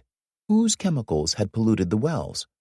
Who had dumped these chemicals, and when had they gotten into the water supply? Had they, in fact, caused leukemia? The file was silent on almost every question. It was apparent that Mulligan had spent little time on the case. Schlickman took the file back to Newburyport and found himself looking at it again. He could not even pronounce the names of the chemicals in the Woburn wells, but he felt instinctively that they probably had caused the cluster of leukemias. He himself had always been vigilant about what he ate and drank. His grandfather, owner of a pharmacy and soda fountain, had once caught Schlickman's father eating a handful of maraschino cherries. "Don't ever eat those," the grandfather had warned. "They're full of chemicals that'll make you sick." Warnings of this sort had in turn been impressed on Schlickman at an early age. His father had always done the family's grocery shopping. He'd read labels obsessively, long before most people gave labels any thought, and pointed out to his sons all the chemicals in canned foods. Dutiful in this respect at least, Schlickman never took any drug stronger than aspirin, nor had he ever smoked or drunk coffee. He rarely ate red meat, and he avoided tap water, preferring instead bottled water. The more expensive, the better. At a glance, the Woburn case did look, as Mulligan had said, quite promising. Polluted drinking water had apparently caused an epidemic of leukemia, but Schlickman knew that such a claim would be difficult to prove. He'd have to delve into the question of what causes leukemia, a question that medical science itself had not yet resolved, and it would be expensive. The Eaton case, by comparison, had been a simple affair, and yet he'd spent $15,000 and 7 months working on it. At this point in his career, Schlickman had been practicing law for only 3 years. He had taken only one case to trial. Woburn was too big, he told himself, too expensive, too complicated. Mulligan's secretary began directing the phone calls from Anne and Donna to Schlickman. The message slips soon grew into a small pile. One evening that spring, Schlickman went out to Woburn to meet the families. It was dusk when he left the office. He drove through the Pine Street neighborhood, past the quiet, orderly homes, the forsythia in full bloom. When he arrived at Anne's house, the families were gathered in the living room, awaiting him. He introduced himself and explained that Mulligan had asked him to work on the case. He knew that these people wanted to hear what progress he and Mulligan had made. He explained that he had no basis yet for filing a lawsuit. That action would have to wait until the government agencies had identified the source of the contaminants in the wells. Toxic waste dumps are surfacing all over the country, he told the families. The EPA doesn't have the capacity or the leadership to investigate each one. You have to organize. You have to force them to do their job. This is a political battle now, not a legal one. We're not ready for the legal battle yet. He stayed at Anne's house for nearly 2 hours, answering questions, getting a sense of his new clients. Anne's child had died 4 months earlier, and she looked pale. Her eyes rimmed and red as if she had been crying just moments ago, but Schlickman was struck by her forcefulness and the intelligence of her questions. He talked for a while with Richard and Mary Toomey, whose son Patrick had also died earlier that year. Richard, a sheet metal worker for nearly 30 years, was a reserved man, but he had a blunt, honest face, and Schlickman liked him immediately. "We're not in this for money," Toomey told Schlickman. "We just want information. No one will tell us anything." Schlickman left the meeting feeling sorry for these people, but he also felt he could do little to help them. 4. In the files at Reed and Mulligan, Schlickman found dozens of other cases, many of them gathering dust, waiting for someone to take interest. They were, he thought, like unpolished stones, like lumps of coal. Many were of such small value, the one concerning Donna Robinson's boy, for example, that they would barely justify his labor. A few were completely worthless, but some looked as if they might contain a diamond at the core. He kept searching for the most promising ones. Soon the Woburn file was buried beneath the other cases. Assisting Schlickman was a lawyer who occupied a small cubicle next to Mulligan's office. The lawyer's name was Kevin Conway. He was in his mid-30s, several years older than Schlickman, short and stoutly built, with a belly that was edging toward portliness. He had a manner, unpracticed and unconscious, of conveying warmth and concern. The office workers all seemed to come to Conway with their troubles. When, for instance, Mulligan's secretary became upset by the plight of the Woburn mothers, she went to Conway. Conway had been at Reed and Mulligan for 2 years, doing piecework, getting paid by the case. The job was his third since graduating in the top half of his class at Georgetown University Law School. He had started his career working for a big company in New York, where he'd had an office with a view and made a handsome salary. But after 6 years there, he'd felt as if life were passing him by. He had no sense of accomplishment. He'd looked at the people around him, people who'd spent their lives working for the company, and he'd realized that if he didn't leave soon, he might never get away. Conway had decided to go into practice for himself. He descended from a position of relative prestige in the legal world, from an office on the 50th floor of a fancy building in New York to the lowly status of a solo practitioner, close to the legal profession's bottommost rung. He moved into the basement of a century-old building in Belmont, a suburb of Boston. From the window of his office in Cushing Square, he had a pavement-level view of a working-class neighborhood of small shops. He knew this world well. He'd grown up near Belmont, not far from his new office, the second of 9 children, the son of a schoolteacher. There had never been much money in the Conway family, but there had always been plenty of warmth and conviviality. Every Sunday afternoon, the entire Conway clan would assemble in the living room with their musical instruments for a concert. The house was always a thick tangle of kids, crowded with Conways, but so inviting that many neighborhood kids gathered there too. For his new office in Belmont, Conway hired a secretary, a pretty woman in her early 30s named Peggy Vecchione, who had once dated Conway's younger brother. By her own admission, Peggy could barely type, and she knew nothing about legal work, but she needed a job badly. She had recently gotten divorced and had 2 children to support. Conway didn't think twice about hiring her. Together, they handled the legal problems of anyone who walked in Conway's door. Most of these problems were simple matters: wills, minor criminal infractions, house closings. Also some divorces, though Conway did not like divorces because they saddened him, and he invariably spent too much time trying to reconcile the unhappy spouses. Peggy watched one couple walk out the door, irritated by Conway's counseling. "Don't you understand?" the man said, his voice raised. "We want a divorce." Peggy told Conway he must have done a good job. "At least they're angry at you instead of each other," she said. Conway came dutifully to work every day, even though there wasn't always much to do. He'd consult with Peggy about how much to charge a client. For a will of moderate complexity, she would advise $150. "They can't afford that," Conway would say of an elderly couple. He would charge $50. He'd ask Peggy how long it would take her to type the will, and she'd say, anticipating many errors and retyping, "Oh, about a week?" Conway would respond, "That long?" But he wouldn't complain. When business was slow, he went to the arraignment courts and represented indigent defendants. For each case, he got paid $75 by the state. He made only as much as he needed, and his needs weren't great. After a few years in Belmont, Conway married a woman he'd courted since his New York days, and his needs grew slightly greater. He had known Joe Mulligan for several years, and when Mulligan invited him to come work at his firm, Conway accepted. He brought Peggy along with him. He didn't draw a salary. He got paid only from the proceeds of cases he helped to resolve. He'd been at Reed and Mulligan 2 years, working out of a small cubicle, when Schlickman showed up. Peggy would never forget that day. Kevin used to tell me, "There's no passion in my life." He was bored with what he was doing. Then Jan burst into the office. He represented somebody in an airplane crash, a client that Barry Reed wanted. Barry didn't have a chance against Jan. He was overpowering. Kevin was stunned by him. Kevin said, "Jan's exactly like what you hope you're going to be when you get out of law school." Conway had helped Schlickman draft the complaint in the Piper Arrow case. When Schlickman began digging through the files at Reed and Mulligan, Conway was his guide.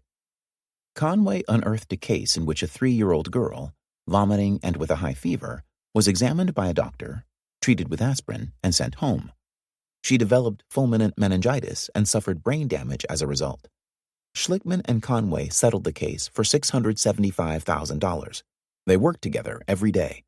In the evening, they'd go downstairs to the Emperor of China restaurant on Tremont Street for dinner, and then come back to the office and work some more. They took on a case in which a hospital incubator had overheated, causing brain damage in a newborn infant. They settled that case for $1.15 million. When an insurance company refused to settle a claim in which a surgical clamp had been left for 9 years in the abdomen of an elderly man, Conway and Schlickman prepared for trial. It was an Essex County case, on the North Shore of Massachusetts, not far from Schlickman's old office in Newburyport. They rented a room at a cheap motel near the Essex County Courthouse. They lived there for 2 weeks, amid piles of law books, medical texts, and legal pads. On the bureau was a portable typewriter, on which Schlickman typed last-minute motions. They ate their meals at a diner next to the motel, keeping company with long-haul truck drivers. They worked until 2 or 3 o'clock in the morning, and then got up to go to court. Conway felt punchy from lack of sleep, but he also felt exhilarated. Working with Jan, Conway said of that time, was the difference between being alive and being dead. The jury awarded their client $492,000. Conway felt as close to Schlickman as a brother, although in most respects they appeared to be complete opposites. Schlickman was tall and slender, Conway short and stout. Schlickman's shoes were always polished to a high gloss. Conway's were always scuffed. Schlickman's tailored shirts were perfectly pressed. Conway's were taut over his substantial belly and billowed out of the back of his pants. Schlickman's tie, perfectly knotted, was held in place with a gold collar pin. The knot in Conway's tie had usually descended an inch or two by the time he arrived at work. Schlickman, fastidious about health and diet, watched Conway eat donuts for breakfast and drink gallons of coffee. "You treat your digestive tract like a sewer," Schlickman once told him. Conway had a kind word for everyone he encountered, the receptionist, the filing clerk, the office boy, while Schlickman, impatient and always hurrying, often failed to observe even common civilities. Conway tried never to judge anyone harshly. "You can never know enough about why someone acts the way they do," he would say. They differed in their approach to money, too. Conway lived frugally, saving to buy a house and start a family. Schlickman spent every penny he earned. Conway noticed that Schlickman usually seemed depressed when he had money in the bank. He seemed driven by a need to get rid of money as quickly as possible, and when he had spent it all, he would burrow into another case and his spirits would rise. Conway found the cases in the files of Reed and Mulligan and got Schlickman interested in them. But Conway didn't like the Woburn case. Whenever Schlickman mentioned it, Conway tried to steer him away. "It's a black hole," he'd warned Schlickman. Conway had never met the families, and he could view the case in a cold, unemotional light. He had learned by then that Schlickman never did anything in half measures, and the full measure of Woburn, the size, the complexity, and the cost, scared Conway.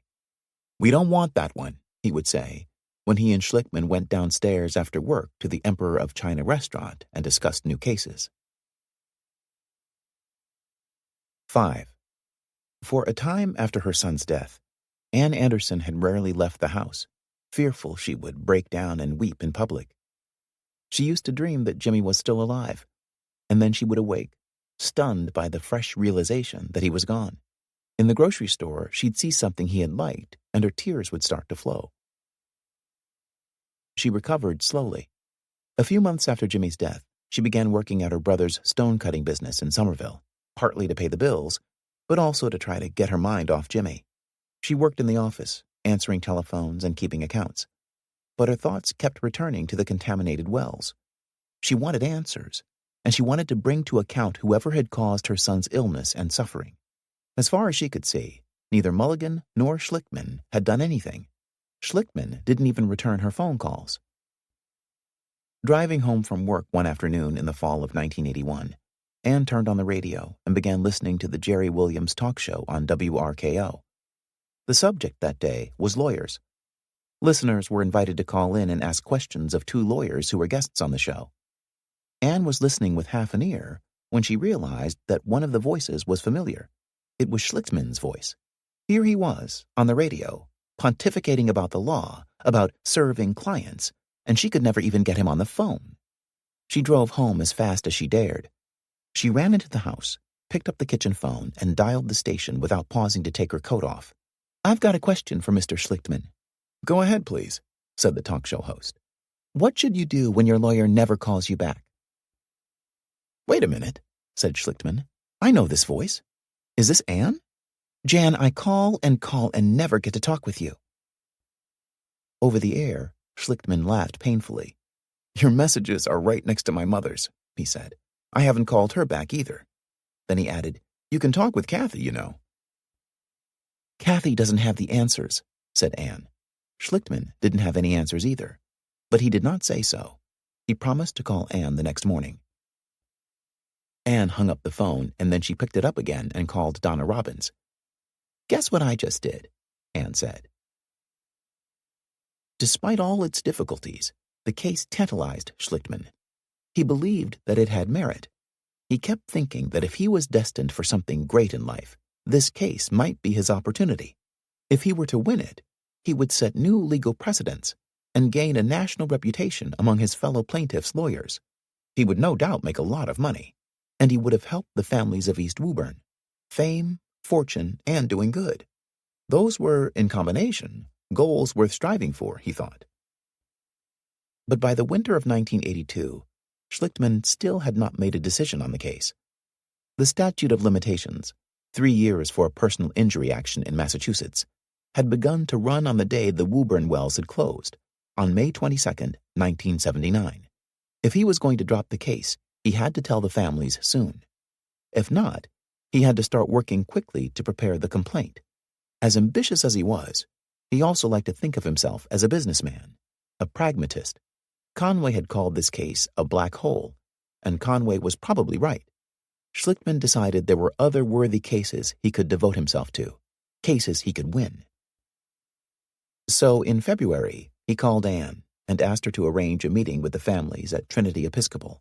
On the evening of the meeting, as Schlichtmann prepared to leave for Woburn, Conway came into his office. Conway made him promise that this time he would level with the families. He'd tell them that he didn't have sufficient basis to file a lawsuit. Conway followed Schlichtmann to the door. "When you come back, we won't have the Woburn case anymore, right, Jan?" "Right," said Schlichtmann. At Trinity Episcopal, the small gathering of men and women sat in metal folding chairs around a long wooden banquet table that was usually used for church suppers. Reverend Young sat among them. The church hall was dimly lit and cold. Some of the women kept their coats on. Everyone but Ann thought that Schlichtmann had come to inform them of new developments in the case.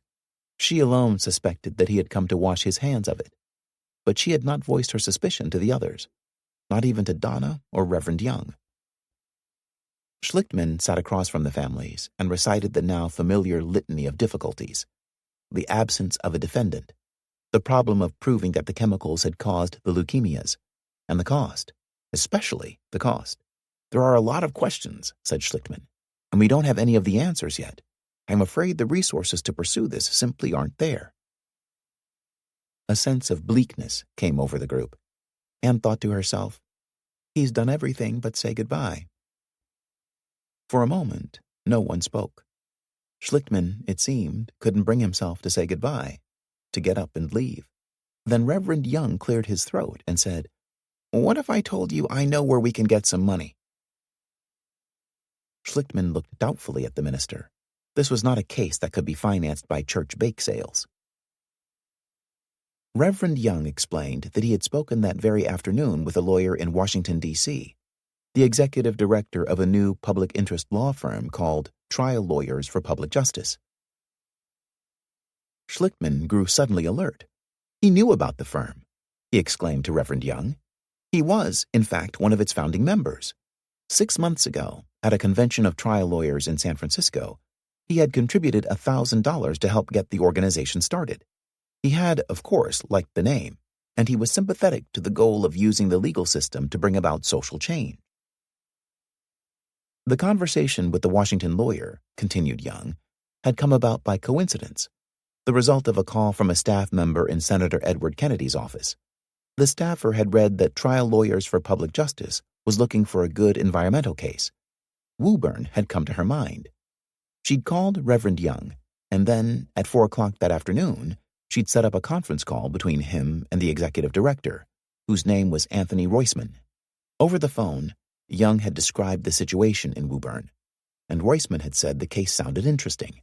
Moreover, Trial Lawyers for Public Justice had some funds already earmarked for an environmental case. But Roisman had also said he could not just step in and take the case away from another lawyer.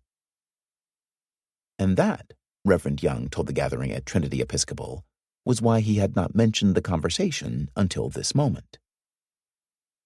Schlichtmann, greatly animated now, questioned the minister closely about every detail of his conversation with Roisman. He remarked several times on the amazing coincidence of events. He told the families he would call Roisman the first thing tomorrow morning. He hoped that he and Roisman could work together on the case. When he left Trinity Episcopal that evening, the mood among the families was no longer somber. The next morning, Conway appeared at the door of Schlichtmann's office. "Well," Conway said. "We've still got the case," said Schlichtmann. "I couldn't say no." 6. Roisman flew up to Boston the following week. He and Schlichtmann spent 2 days together. Roisman was in his early 40s, a Harvard Law School graduate who had been head of the U.S. Justice Department's Hazardous Waste Enforcement Section during the Carter administration. He knew how to assemble a complicated environmental case, and he thought that based on everything he had heard so far, Woburn appeared most promising. Schlichtmann invited Roisman to take over as lead counsel in the case. Roisman accepted and asked Schlichtmann to remain on as local counsel. This arrangement suited Schlichtmann perfectly. He'd still be involved in an important case, and there was much he could learn working alongside a man of Roisman's experience. They agreed to split equally the costs of preparing the case. Roisman's organization would receive 2/3 of any fee that might result from a settlement or a verdict, and Schlichtmann and Mulligan would split the other third.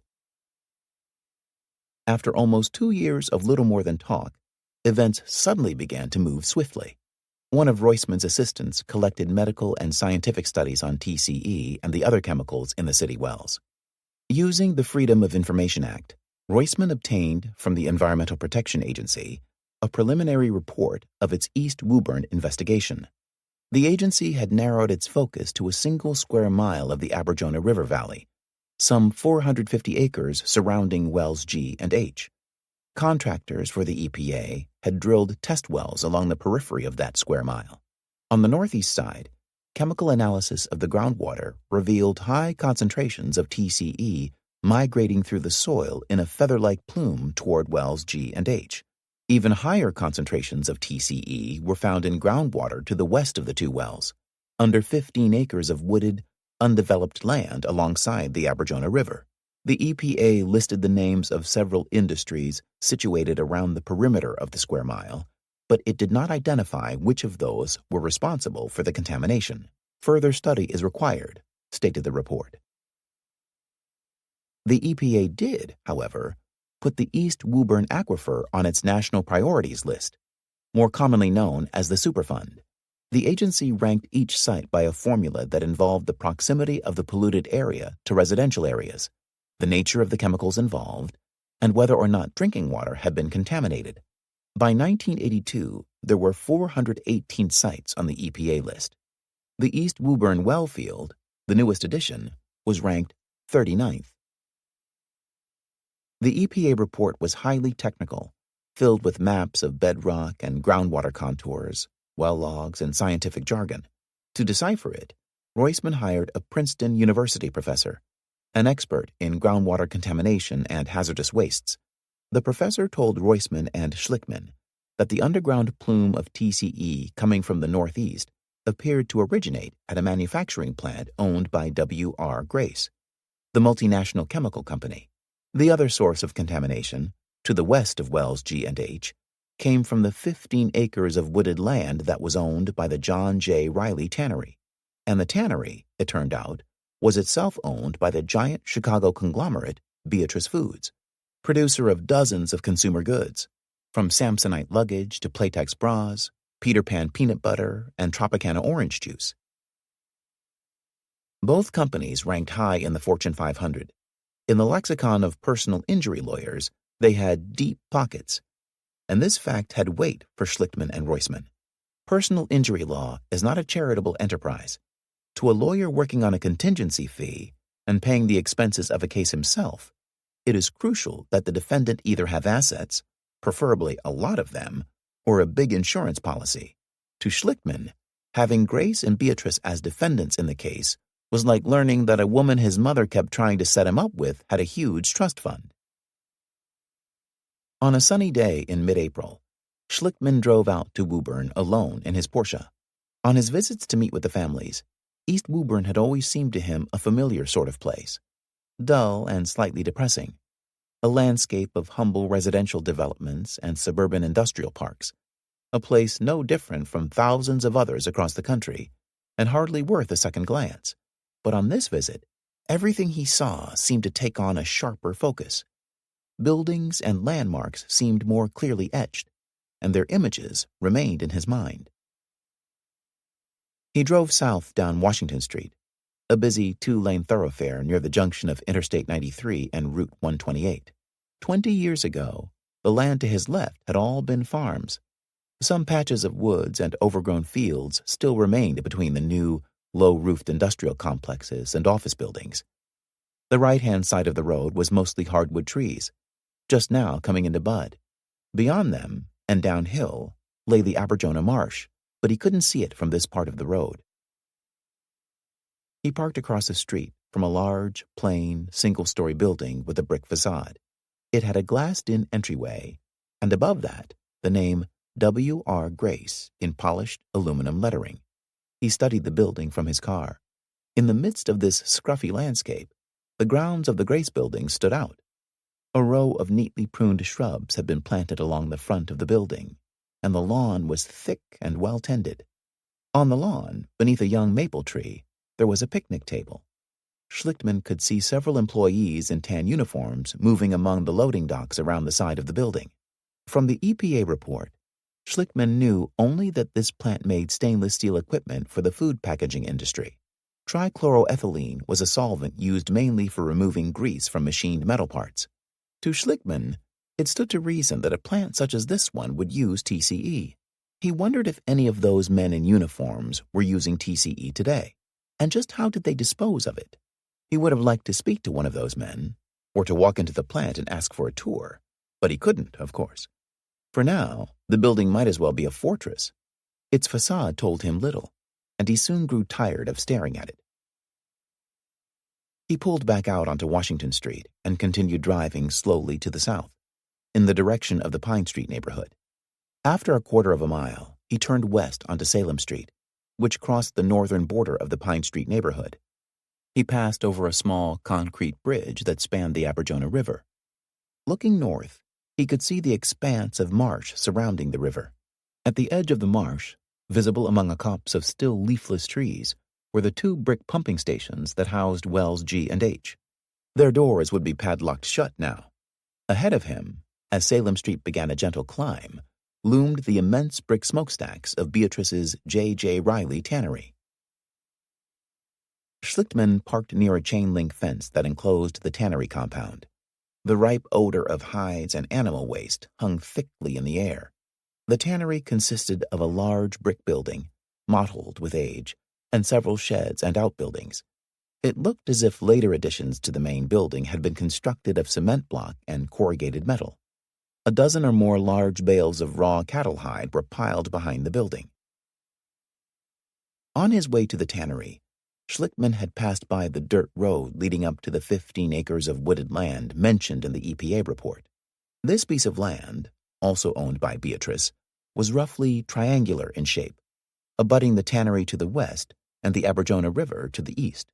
The tannery had a production well on the land, and the EPA had measured high levels of TCE in it, levels 3 times what they had found in the city wells. At the tannery, Schlichtmann turned the Porsche around and drove back down Salem Street. He turned left onto the dirt road. 20 yards up the road, a tall metal gate barred his way. To Schlichtmann's right, beyond a 6-foot-high fence, was a sprawling junkyard owned by Aberjona Auto Parts. To his left was the Whitney Barrel Company, a refurbisher of used 55-gallon drums and underground oil tanks. Hundreds of drums were piled along a fence at the back of the Whitney property, and Schlichtmann could smell a strong chemical odor. He got out of the car and walked up to the gate barring entry onto the Beatrice land.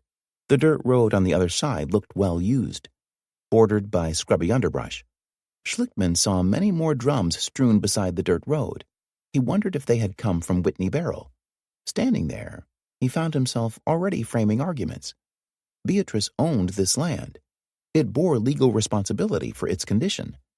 And if Whitney Barrel had used this land as a dump site, the tannery had probably done so too.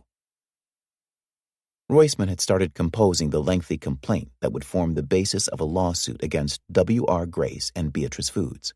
Schlichtmann, who knew more than Roisman about Massachusetts' personal injury and wrongful death law, assisted him. The complaint asserted that subsidiaries owned by Grace and Beatrice had poisoned the plaintiff's drinking water with toxic chemicals. These chemicals included TCE, which the complaint described as a potent central nervous system depressant that can cause severe neurological symptoms such as dizziness, loss of appetite, and loss of motor coordination.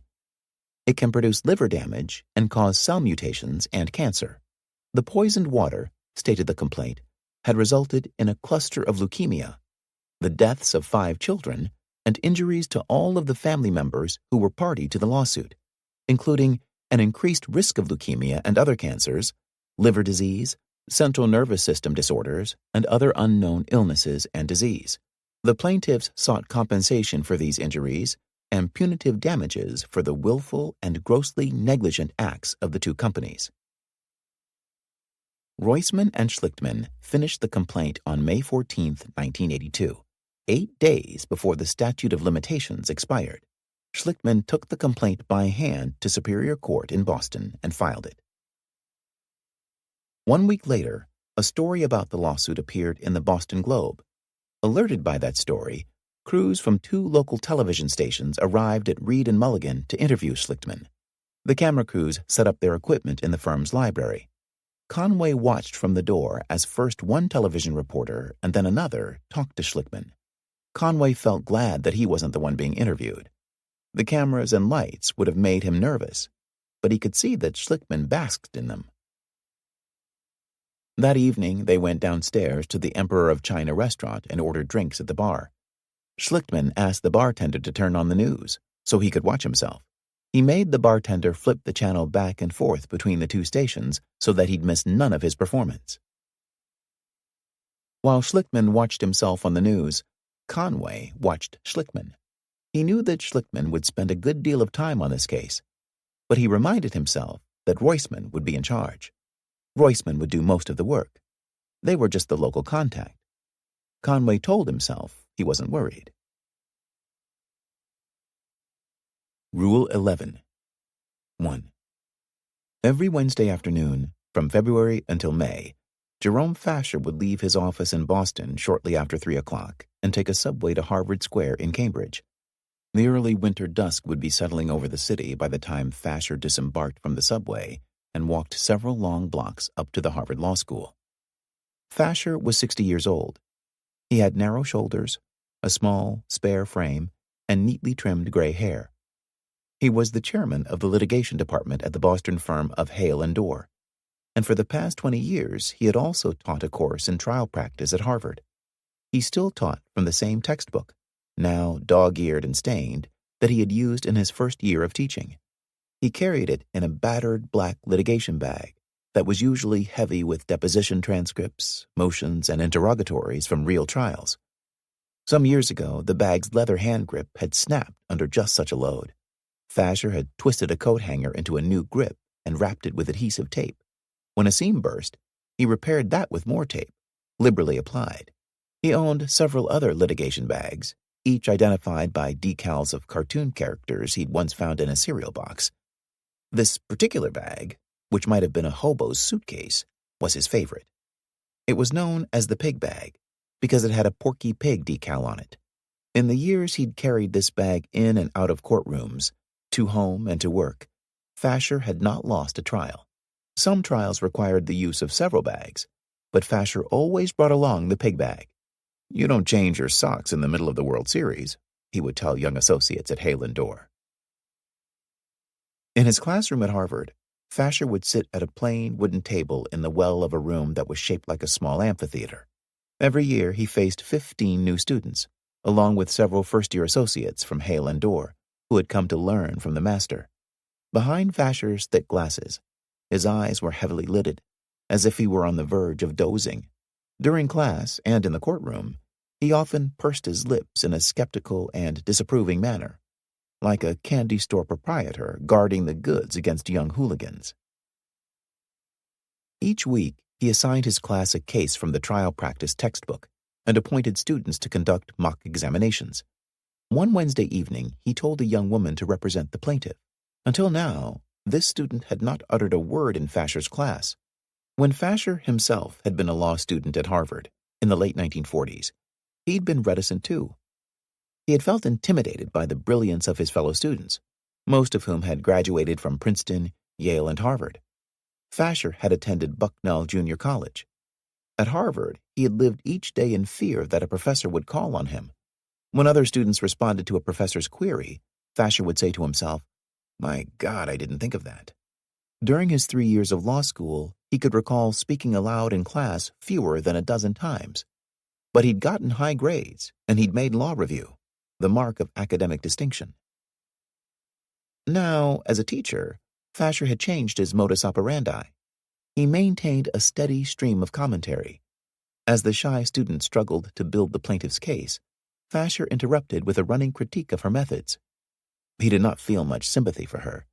Next year, she would probably have a job as an associate in a big firm in New York or Chicago, earning $70,000 a year.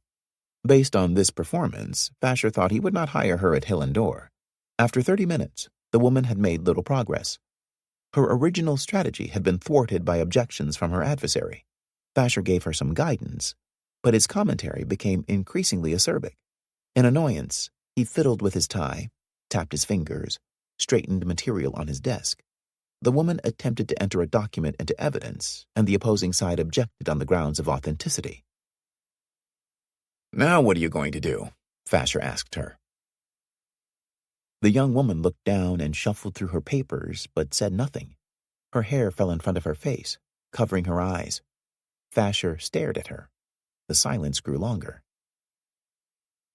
Finally, another student suggested hiring a handwriting expert to testify to the authenticity of the document. "What?" said Fasher in irritation. "And pay $5,000? Far too complicated." To the young woman, he said, "What are you going to do? Give up? Tell the senior partner you lost the case? Make a living selling cheeseburgers?" The woman, head down, shoulders quivering, silently wiped a tear from her cheek. Another student said, "5-minute recess, Your Honor?" Fasher ignored the request. "This is an intellectual profession. You are not driving nails into a board." Although he realized suddenly that the student was crying. In 20 years of teaching, this was the first time it had happened. Fasher decided a recess would only call attention to her plight and embarrass her more. You asked the witness, who prepared this document? Where did that happen? Who was present? Did your secretary type it? The class was silent and uneasy. Little questions, continued Fasher. Little bricks build big walls. Too many of you are afraid to ask simple questions. The tools of the trade are the English language and the rules of evidence. Fasher's temper seemed to grow shorter as the day grew longer. The reason for this, he once speculated, was that he suffered from chronic insomnia. But by now, he was feeling bad for the student. Go slowly, he told her, not unkindly. Ask one question at a time, and you'll find there is a rhythm to it. And then, to turn attention from her, he said to the class, Why wasn't there an objection to this document as hearsay?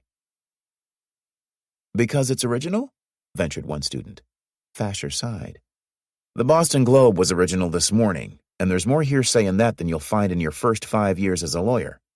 You're expected to make objections. Keep evidence out if you can.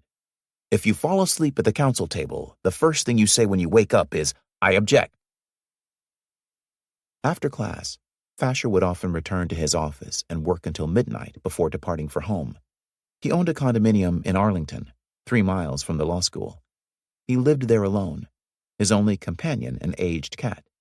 He had been married once, for 17 years, but that contract had been dissolved long ago. As a young lawyer, a skillful cross-examination would make his heart soar, and he rarely resisted opportunities to hone his skills. He used to practice on his wife. I can't prove it, he once mused, but I bet trial lawyers have more marital problems than any other type of lawyer. I wasn't the greatest husband in the world. After his divorce, he began to work weekends and to experience sleepless nights. He'd lie awake, conducting cross-examinations in his head for hours. He found a soothing quality in the staccato rhythms of cross-examination, but he still couldn't fall asleep. Once, when his insomnia became intolerable, he sought relief at the Harvard Health Center. He was placed in a dimly lit room, recumbent on a comfortable chair, with electrodes monitoring his pulse, blood pressure, and respiration rate. A therapist gave him instructions in deep breathing and relaxation, and told him to conjure the most pleasing thought he could. He visualized an afternoon at Fenway Park, the Red Sox ahead by a run, and their ace pitcher on the mound. In the laboratory, he excelled at relaxation. In his own bed, where there was no one to marvel at his expertise, no one to compete against, he lay awake, furious at his inability to sleep. 200 lawyers worked at Hale and Dorr, 80 of them in the litigation department. Some Boston lawyers thought that Hale and Dorr most resembled the big New York firms that specialized in what they called bare-knuckle litigation. In an era when many corporate lawyers never see the inside of a courtroom, Fasher had tried more than 60 cases and won most of them. I love to try cases, he once said. That's the fun of being a lawyer. I've never had an unhappy day at Hale and Dorr. The law firm occupied 10 floors at 60 State Street, a glass and concrete skyscraper in downtown Boston, 2 blocks from the federal courthouse. Although the building was modern, the law firm's reception rooms, with thick oriental carpets, Chinese vases, and dark oiled wood, gave the appearance of an old and venerable practice. Fasher's office was on the 25th floor, across from the firm's law library. The office was small in relation to Fasher's stature in the firm. He had been offered more spacious quarters on the 27th floor, but he had declined. He didn't spend much time in his office anyway. He would stop there in the morning to check the mail and phone messages, and then he would vanish to one of his many hideouts, as he called them, where he could work without interruption. He had hideouts on several different floors, but his current favorite was on the 21st, at the end of a windowless corridor behind a heavy steel door. The door opened into a large, dimly lit storage room that served as a warehouse for the firm's moribund files. Dozens of gray metal filing cabinets, their drawers filled with legal papers, lined the walls. The overflow was stuffed into stout cardboard boxes that were stacked on top of the cabinets and on the floor.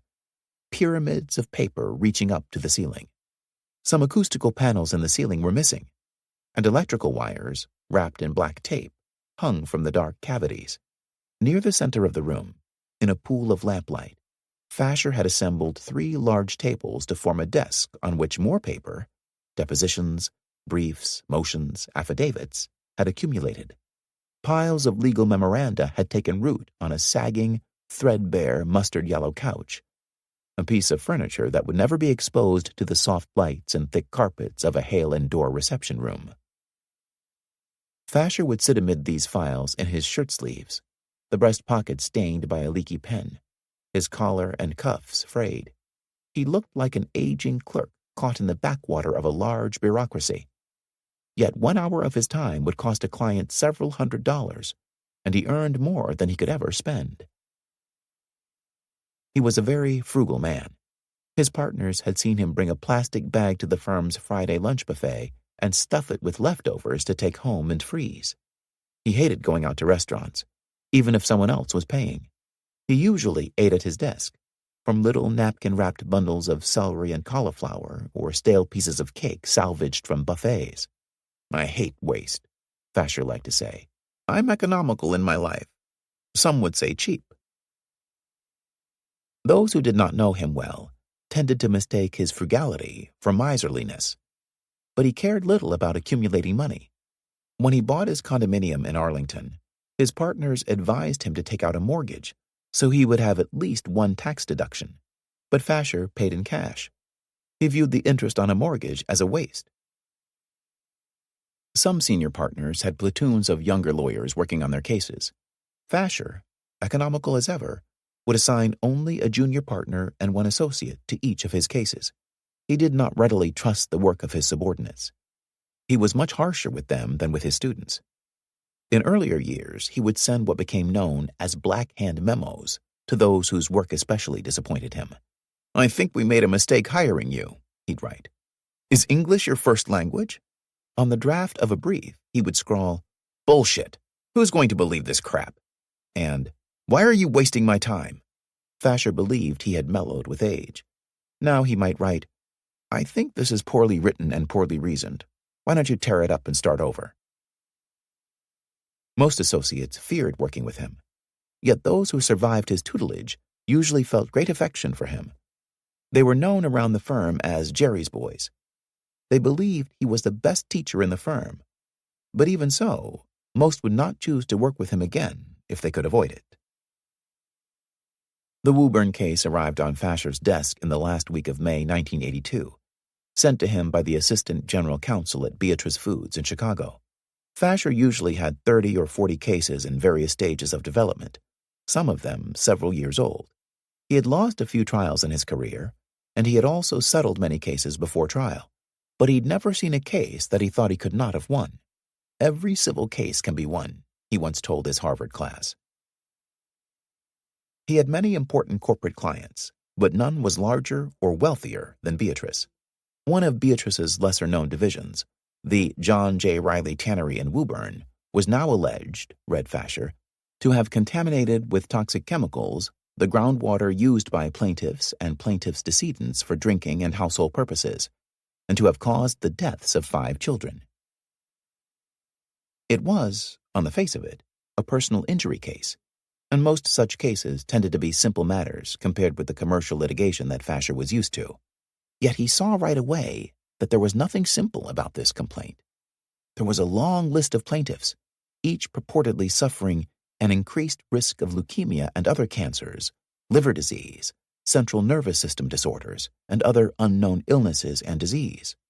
The burden of trying to prove such allegations, if they could be proven, which Fasher seriously doubted, would be daunting, not to mention very costly.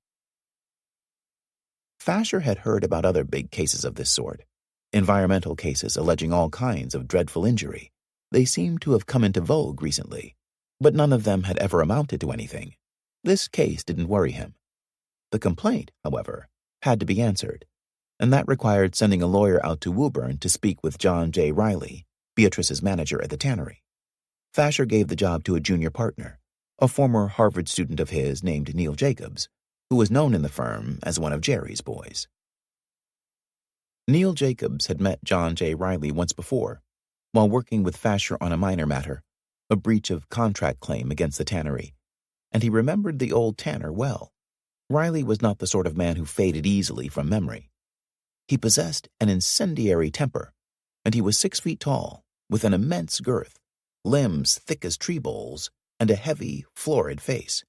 He had begun working at the tannery when he was 7 years old, sweeping the beam house floor for his father, who had started the business in 1909, when 20 or more tanneries had operated in Woburn.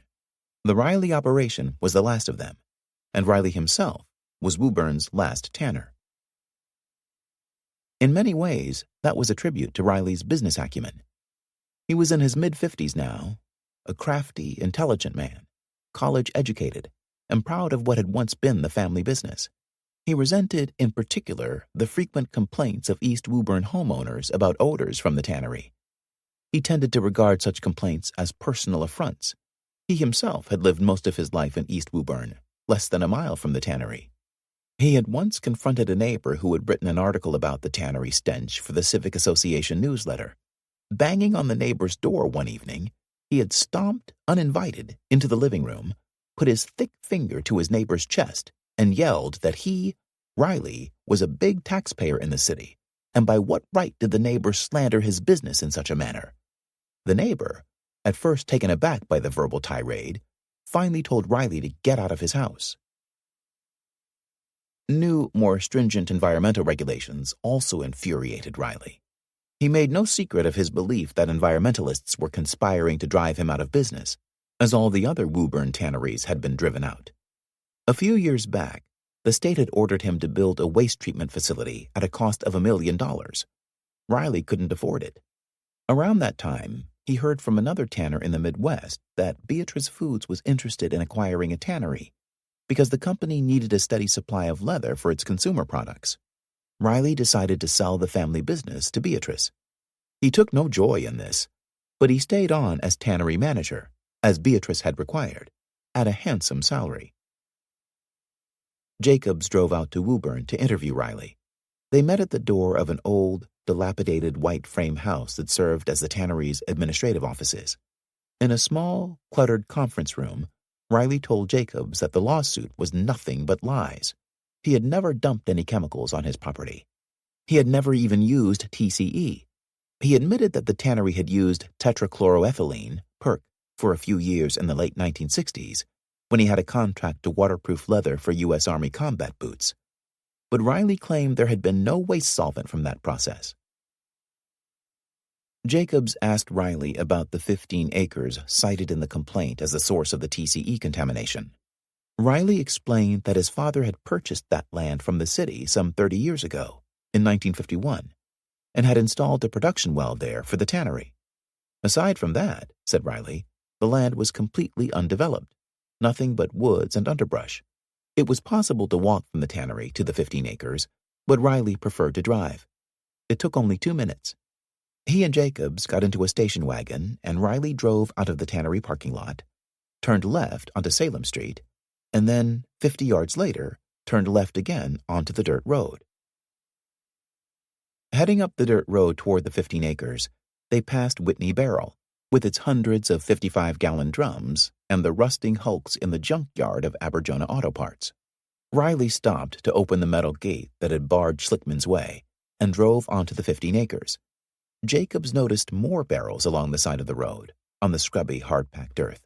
These belonged to Whitney, Riley told Jacobs.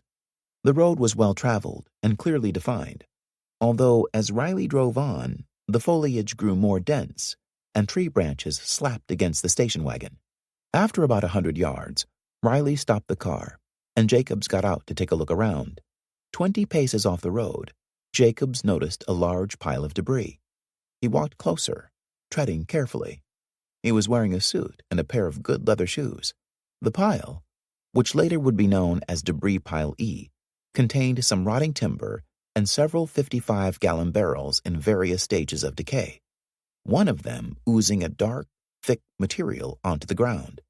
There were some corrugated cardboard containers with plastic linings used for packing chemicals, pieces of rusted sheet metal, several pesticide containers, and a pair of discarded gloves, a leather boot, a long-handled brush, and a collection of beer cans. The earth was darkly stained, and a sickly, nauseating chemical odor pervaded the air. A few yards further into the brush, Jacobs could see another pile of debris and more barrels, overgrown with weeds and saplings. Jacobs poked around the pile and asked Riley if he knew where the material had come from. Once again, Riley said he had never dumped anything on this land. Anyone could have driven up the dirt road and dumped debris there, he added. He knew that Jack Whitney, owner of the barrel company, used to store some large oil tanks on the land. He'd had a run-in with Whitney, told him to get his tanks off the land. Whitney did not run a clean shop, observed Riley. When they returned to the tannery, Riley took Jacobs on a brief tour of the plant. They went through the beam house, where the hides were soaked in water, limed and de-haired, and the tan house, where the skins were pickled in tanning liquors and fats and then dyed. Behind the tannery building, Jacobs saw a settling basin containing a thick, malodorous sludge, the waste product from the tanning process. Each day, the tannery produced 500,000 gallons of wastewater that was pumped into the basin. When the solids had settled to the bottom, the liquid was flushed down the sewer and ultimately discharged into Boston Harbor. The tannery had been identified by the state as the second largest polluter of the harbor, and the harbor was the most polluted in the nation. It was for this reason that the state had ordered Riley to build a $1 million waste treatment facility, and that, in turn, had led Riley to sell the tannery to Beatrice Foods. The waste treatment facility still had not been built, but that had nothing to do with this lawsuit or the TCE and Wells G&H. As far as Jacobs was concerned, the 15 acres had been contaminated by third parties, by Whitney, perhaps by Aberjona Auto, and by others unknown. Back in Boston, Jacobs began working on the reply to the plaintiff's complaint. It was not hard labor, since most of the responses required only standard, time-tested language. Defendant Beatrice Foods Company lacks knowledge or information sufficient to form a belief as to the truth of the allegations contained in paragraph 45 of the complaint. Jacobs wrote that response 65 times, altering only the paragraph number. Paragraph 53 of the complaint asserted that the 15 acres consists of wooded field and marshlands. There is a well-defined dirt road located next to the marshland along which is, deposited numerous tanks and drums. The drums are in various conditions, new and rusted, open and closed. Drums have also been deposited near the railroad tracks. There are some areas of distressed vegetation, indicating spills of hazardous materials. In response, Jacobs wrote, Defendant Beatrice Foods Company admits that the land consists, in part, of wooded fields and marshlands, and has a dirt road through a portion of it. Defendant Beatrice Foods Company denies the remaining allegations contained in paragraph 53 of the complaint. Although Jacobs had seen the barrels with his own eyes, he was not about to make such an admission on behalf of his client. Among defense lawyers, this too was part of the time-tested tradition of the law. The burden of proving each and every allegation rested upon the plaintiff, upon Schlichtman and Roisman.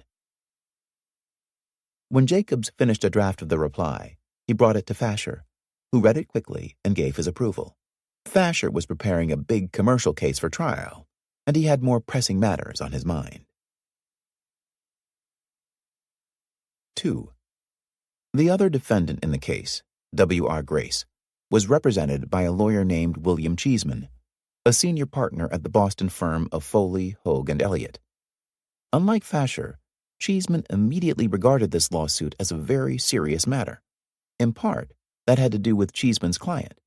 On the day Cheeseman learned of the lawsuit, a Grace executive had told him, "This case will have the attention of the company from top to bottom." On the next day, W.R. Grace's corporate headquarters in New York issued a press release strongly denying the irresponsible and unjustified allegations in the complaint. The company's Woburn plant, said the release, did not make chemicals and therefore could not have caused the water contamination problem. This was not the first time W.R. Grace had been accused of polluting the environment. The corporate empire included chemical and manufacturing plants in 24 states, as well as in Europe, South America, New Zealand, and Japan.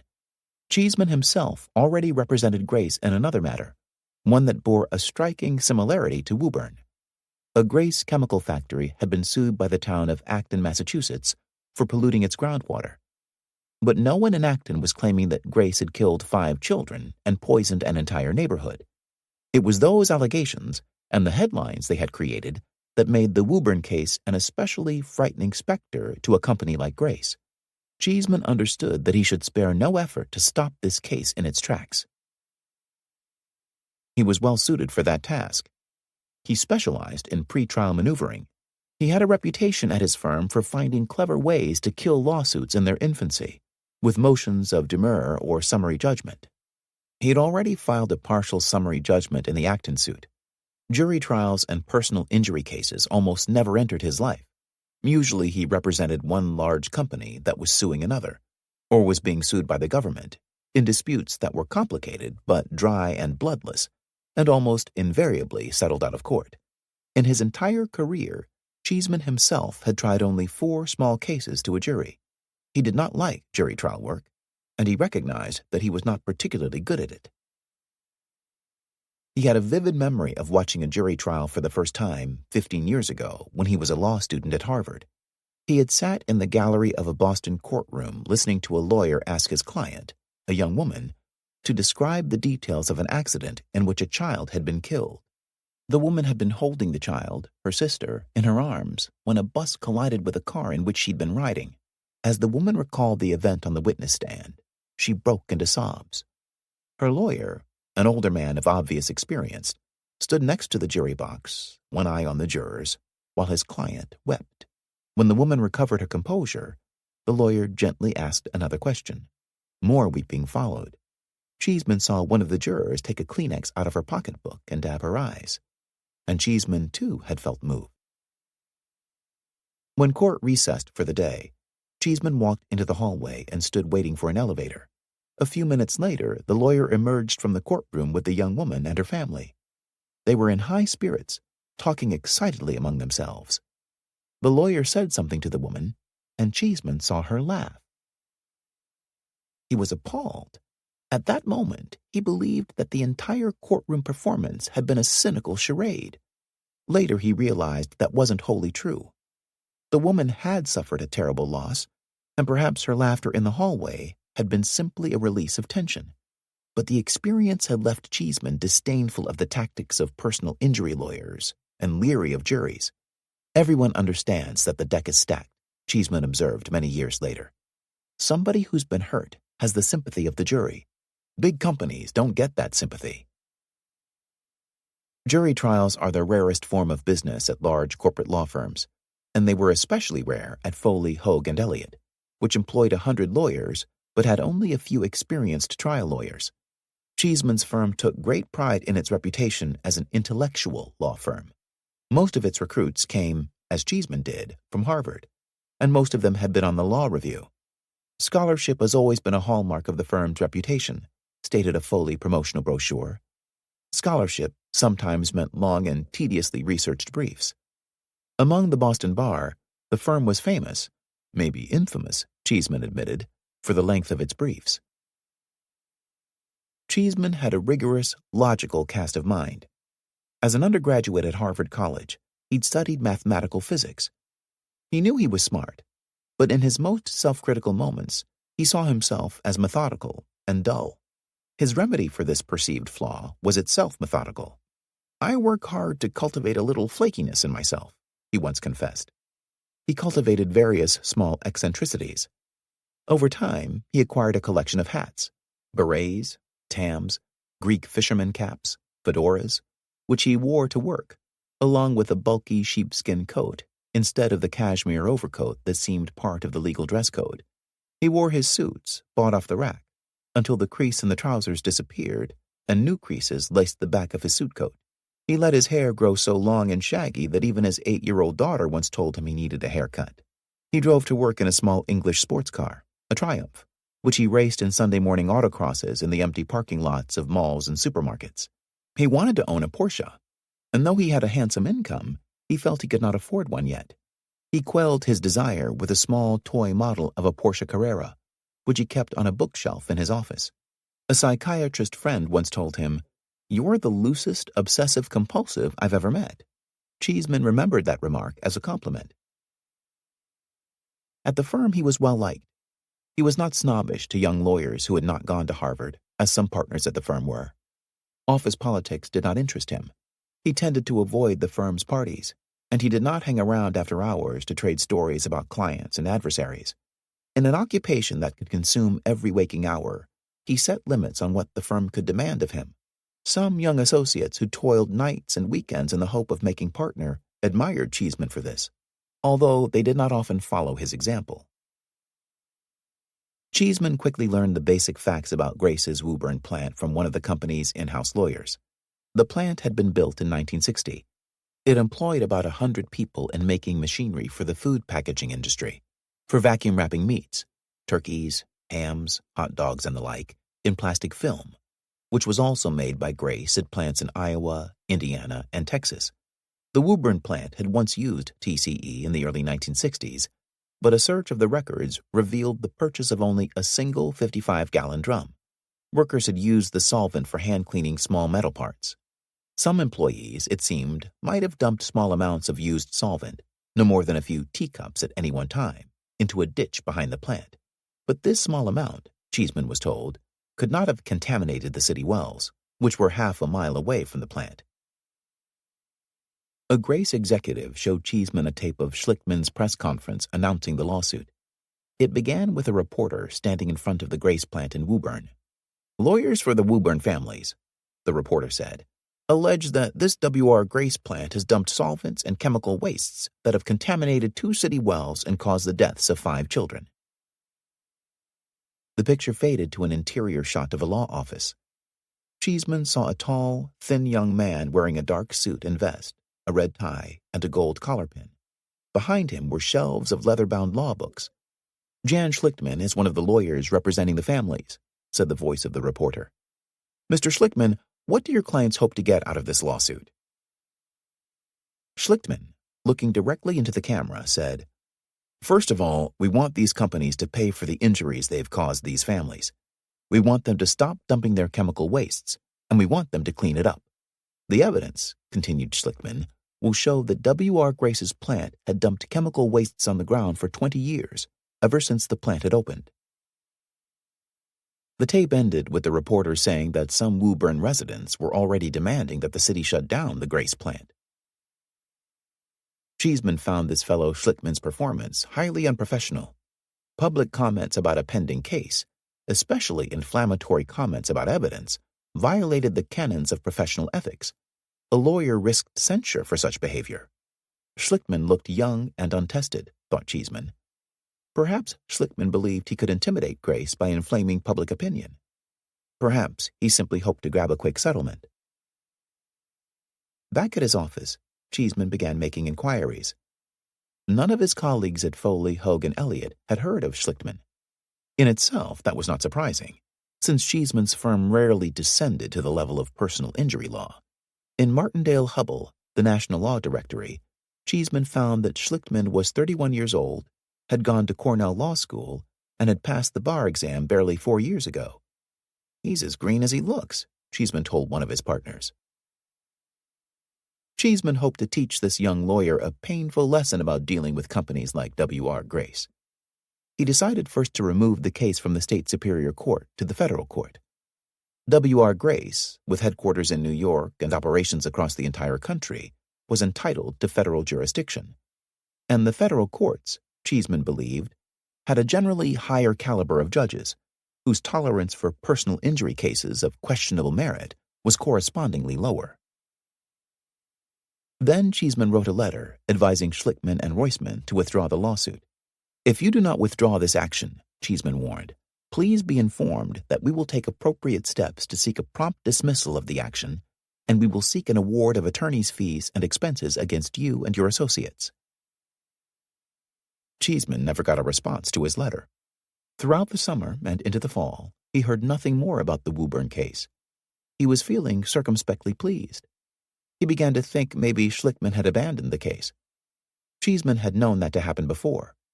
A plaintiff's lawyer hastily files a complaint in order to make the statute of limitations, and only later begins to think better of his chances. Or perhaps the letter had scared Schlichtman off. It wasn't until one morning in October that Cheeseman learned the case hadn't gone away after all. He received from Schlichtmann a lengthy set of interrogatories, 52 pages of written questions to be answered under oath, concerning every aspect of the history and operations of the Woburn plant. Cheeseman was required, as all lawyers are, to answer the interrogatories within 30 days. But Cheeseman had no intention of doing that. Instead, he began preparing his next move, one he'd been thinking about since last spring.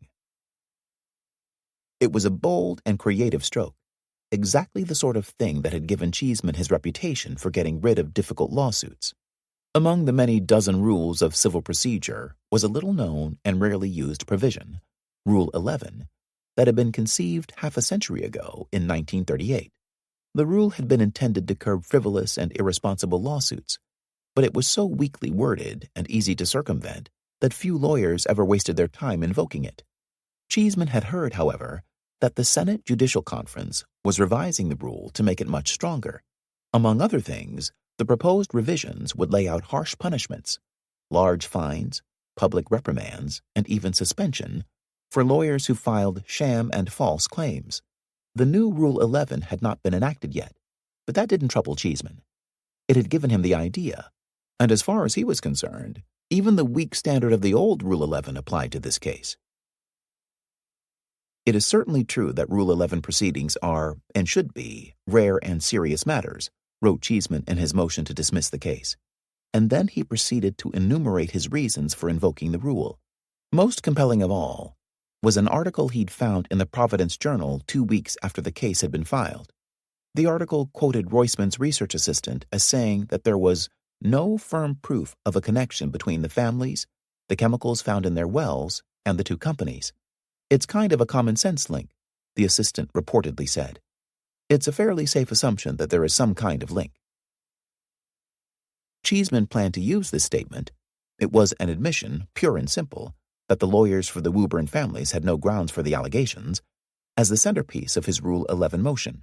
He would buttress it by showing that there was nothing in the medical or scientific literature to suggest that TCE or PERC could cause leukemia. Furthermore, both the Environmental Protection Agency and the Centers for Disease Control had clearly stated in their reports that the contaminants found in wells G and H are not known to cause leukemia. And finally, the EPA had never identified the Grace plant as a source of contamination. The agency had said that more research was necessary to find those responsible. If the EPA could not implicate Grace, then how could Schlichtmann and Roisman? To Cheeseman, it seemed obvious that his client had been selected because it was a $6 billion corporation whose name was associated with the chemical industry. As he worked on the Rule 11 motion, Cheeseman decided to call Neil Jacobs at Hale & Dorr to inform him of his plans. It made sense to Cheeseman that Grace and Beatrice, co-defendants in the case, should work together whenever possible. Last summer, Cheeseman had spoken with Jacobs about removing the lawsuit to federal court. Jacobs had readily agreed to that, and now Cheeseman hoped that Jacobs and Fasher would also join the Rule 11 motion. Fasher's name and stature, thought Cheeseman, would lend the motion even greater weight. Over the phone, Jacobs sounded intrigued by Rule 11. He told Cheeseman he would discuss the idea with Fasher and call him back. 3. Not all of the leukemia victims in Woburn were children. There was, for instance, Roland Gamache. He lived with his wife, Catherine, and their 2 young children in the Pine Street neighborhood, 1 house away from the Zonas, a few blocks from Ann Anderson. In the summer of 1980, in his 35th year, Roland had gotten a small cut on his ankle while water skiing at his summer home in New Hampshire. The wound bled for several hours. It was an annoyance, but it did not seem serious. A week later, back home in Woburn, he went to the dentist to have his teeth cleaned. The next morning, he awoke and found blood in his mouth and on his pillow. After many tests at the New England Medical Center, doctors confirmed a diagnosis of chronic myelogenous leukemia. The Gamaches, of course, had read in the newspapers about the East Woburn leukemia cluster. They knew that one of the Zona boys had died of leukemia. They also knew Patrick Toomey. He was an altar boy at their church. And their daughter, Amy, was in the same class at school as Kevin Kane. After Roland's diagnosis, Catherine asked his doctor if he could have gotten leukemia from the Woburn water. The doctor said she didn't know. No one knew what caused leukemia. In the 2 years since his diagnosis, Roland had felt fine. He was not on chemotherapy, and at times it was hard for him to believe that he had a fatal illness. His disease, however, was grave. In reply to Roland's blunt question, his doctor told him he could probably expect to live only 5 to 8 more years. Roland buried himself in work at the family-owned business, Severance Trucking, which was prospering. The firm now had 50 vehicles and 80 employees. He hoped to live long enough to see his 2 children graduate from high school and go on to college. The early meetings at Trinity Episcopal Church had occurred before Roland's diagnosis. He knew nothing about the plans for a lawsuit until his neighbor, Joan Zona, knocked on his door one evening in April 1982, a month before Schlickman would file the complaint. She asked Roland if he would join the other families in the case. The lawyers, she told him, wanted to enlist as many Woburn leukemia victims as they could find. Roland said he would think about it.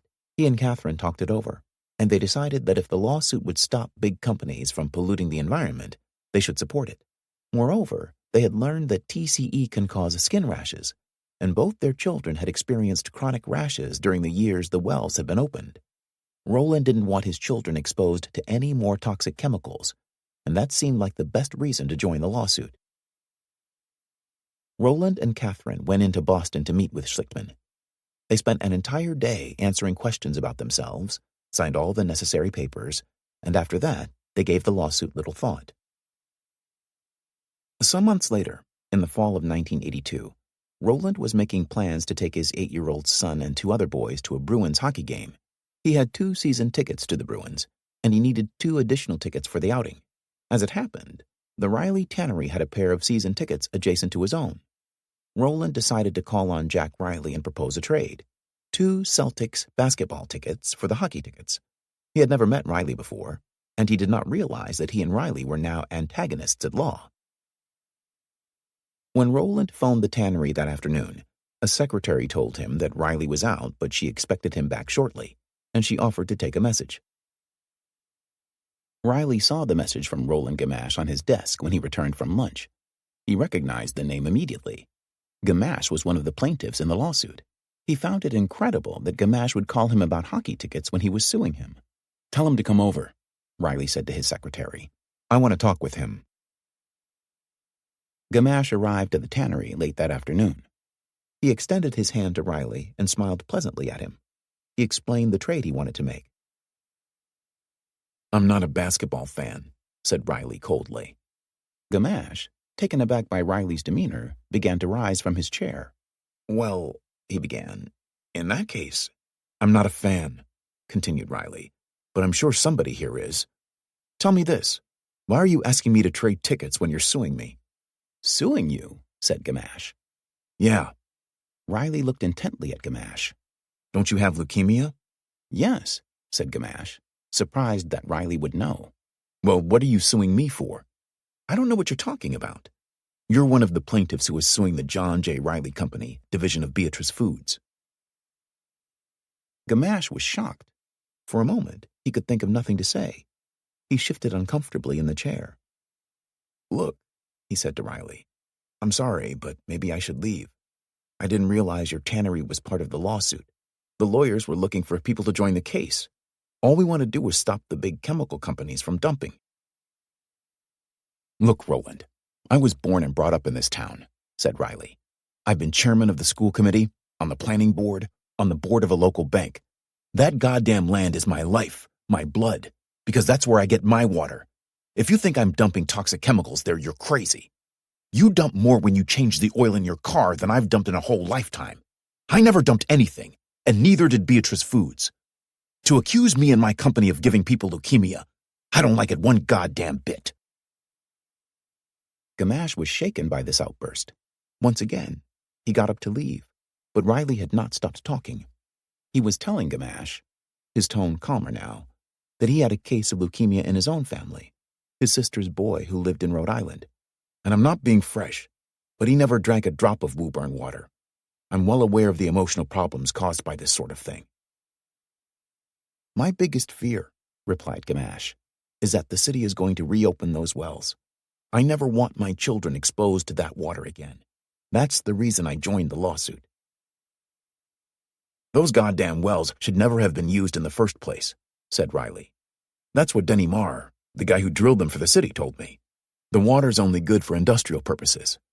I run a good, clean operation, which is the reason I'm the only tannery left in the city." Then Riley handed the hockey tickets to Gamache. "You take these tickets. Someday I'll call you for the Celtics tickets." After Gamache departed, Riley called Neil Jacobs to tell him about the incident. "The guy didn't even know who he's suing," said Riley. "He said he did it because the lawyer got him into it." To Jacobs, this sounded like evidence that Schlickman had actively solicited people to join the lawsuit. Jacobs wondered if a charge of barratry, the groundless stirring up of lawsuits, could be made against Schlickman. The crime of barratry had an archaic ring, and it was rarely invoked nowadays, although early in the century it had been used frequently against personal injury lawyers. Then a new breed widely despised by the established bar. All the same, Jacobs thought that Gamache's own words, as reported by Riley, seemed like an apt description of barratry. Jacobs mentioned this to Fasher, but Fasher dismissed it with a wave of his hand. Jacobs also told Fasher about Cheeseman's plan to file a Rule 11 motion. Fasher dismissed that gambit too. It had little chance of success, he told Jacobs. "I'm a great believer in doing things once," Fasher liked to say. "If you're going to knock a guy down, do it so he can't get up again." Jacobs called Cheeseman to tell him that Fasher had decided not to participate in the Rule 11 motion. But there was another matter, continued Jacobs, that Cheeseman might find worth pursuing. Jacobs described the meeting between Riley and Roland Gamache. As long as Cheeseman was thinking about Rule 11, said Jacobs, he might also consider a charge of barratry. Cheeseman liked the idea. He was disappointed that Fasher would not join the Rule 11 motion, but he himself intended to use every weapon he could find against Schlickman, and barratry seemed to fit in perfectly with the Rule 11 charge of filing a groundless lawsuit. Cheeseman added a new paragraph under the heading barratry to his Rule 11 motion. "We have highly specific and direct evidence to support this charge," he wrote, "but at this time it is based on a privileged communication from counsel for W.R. Grace's co-defendant. Since the information was, in theory, protected by the attorney-client privilege between Jacobs and Riley, Cheeseman could not reveal it to Schlickman. To make the charge stick, however, he would have to reveal it to the district court judge. If the court will entertain an in-camera affidavit regarding the communication," wrote Cheeseman, "W.R. Grace will submit it for examination by the court." Along with the out-of-court statements to the press, the opening day publicity effort, Cheeseman called it in his brief, Schlickman and Roisman had filed a groundless lawsuit and engaged in solicitation of clients, all violations of the canons of professional ethics. Such behavior should anger any judge, thought Cheeseman. The board of bar overseers might even decide to conduct disciplinary hearings. Schlickman could be publicly chastised and fined for his actions. 4. When Cheeseman removed the Woburn case from state court to the U.S. District Court, the file went to the office of the civil clerk on the 14th floor of the John W. McCormick Federal Building in downtown Boston. The Woburn case was one of 4,811 civil actions filed in the U.S. District Court in Boston that year. The intake clerk assigned each new case to one of the court's 9 trial judges by means of a lottery, a system devised to prevent lawyers from shopping for a judge they believed sympathetic to them or their case. For the Woburn case, the clerk took a small, sealed manila envelope containing the name of one of the 9 judges from the top of the tort category. He ripped it open and shook out a slip of paper with the name Skinner W.J. typed on it. At that time, Judge Walter J. Skinner had a backlog of more than 500 cases. Each month, the lottery piled 20 to 30 new cases on top of that backlog.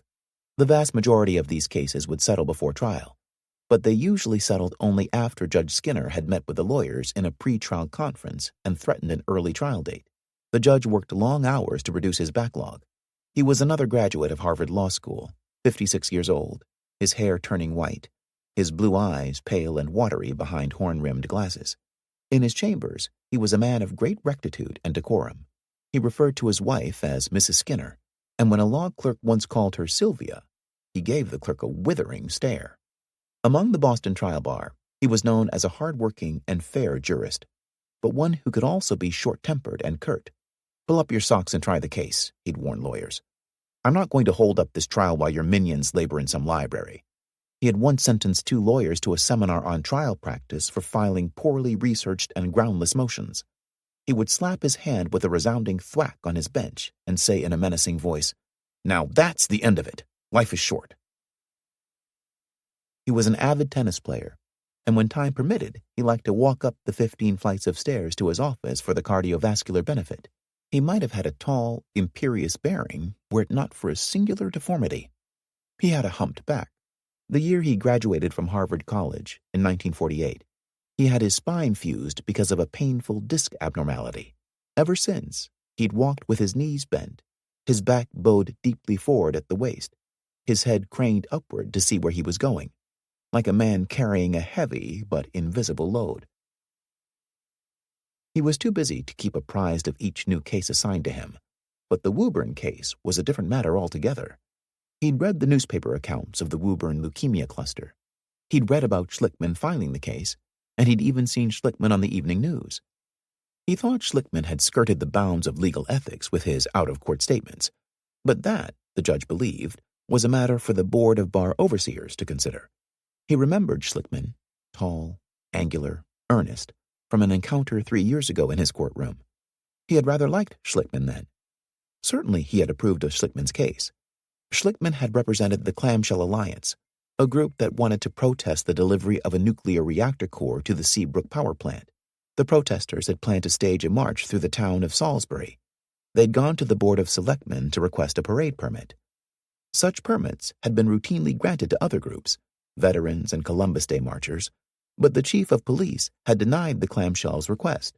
Skinner recalled that he had ruled swiftly in favor of Schlickman's clients and soundly reprimanded the police chief for violating the protesters' constitutional rights. Then Schlickman had demanded that the town of Salisbury pay his fee. Judge Skinner had balked at this.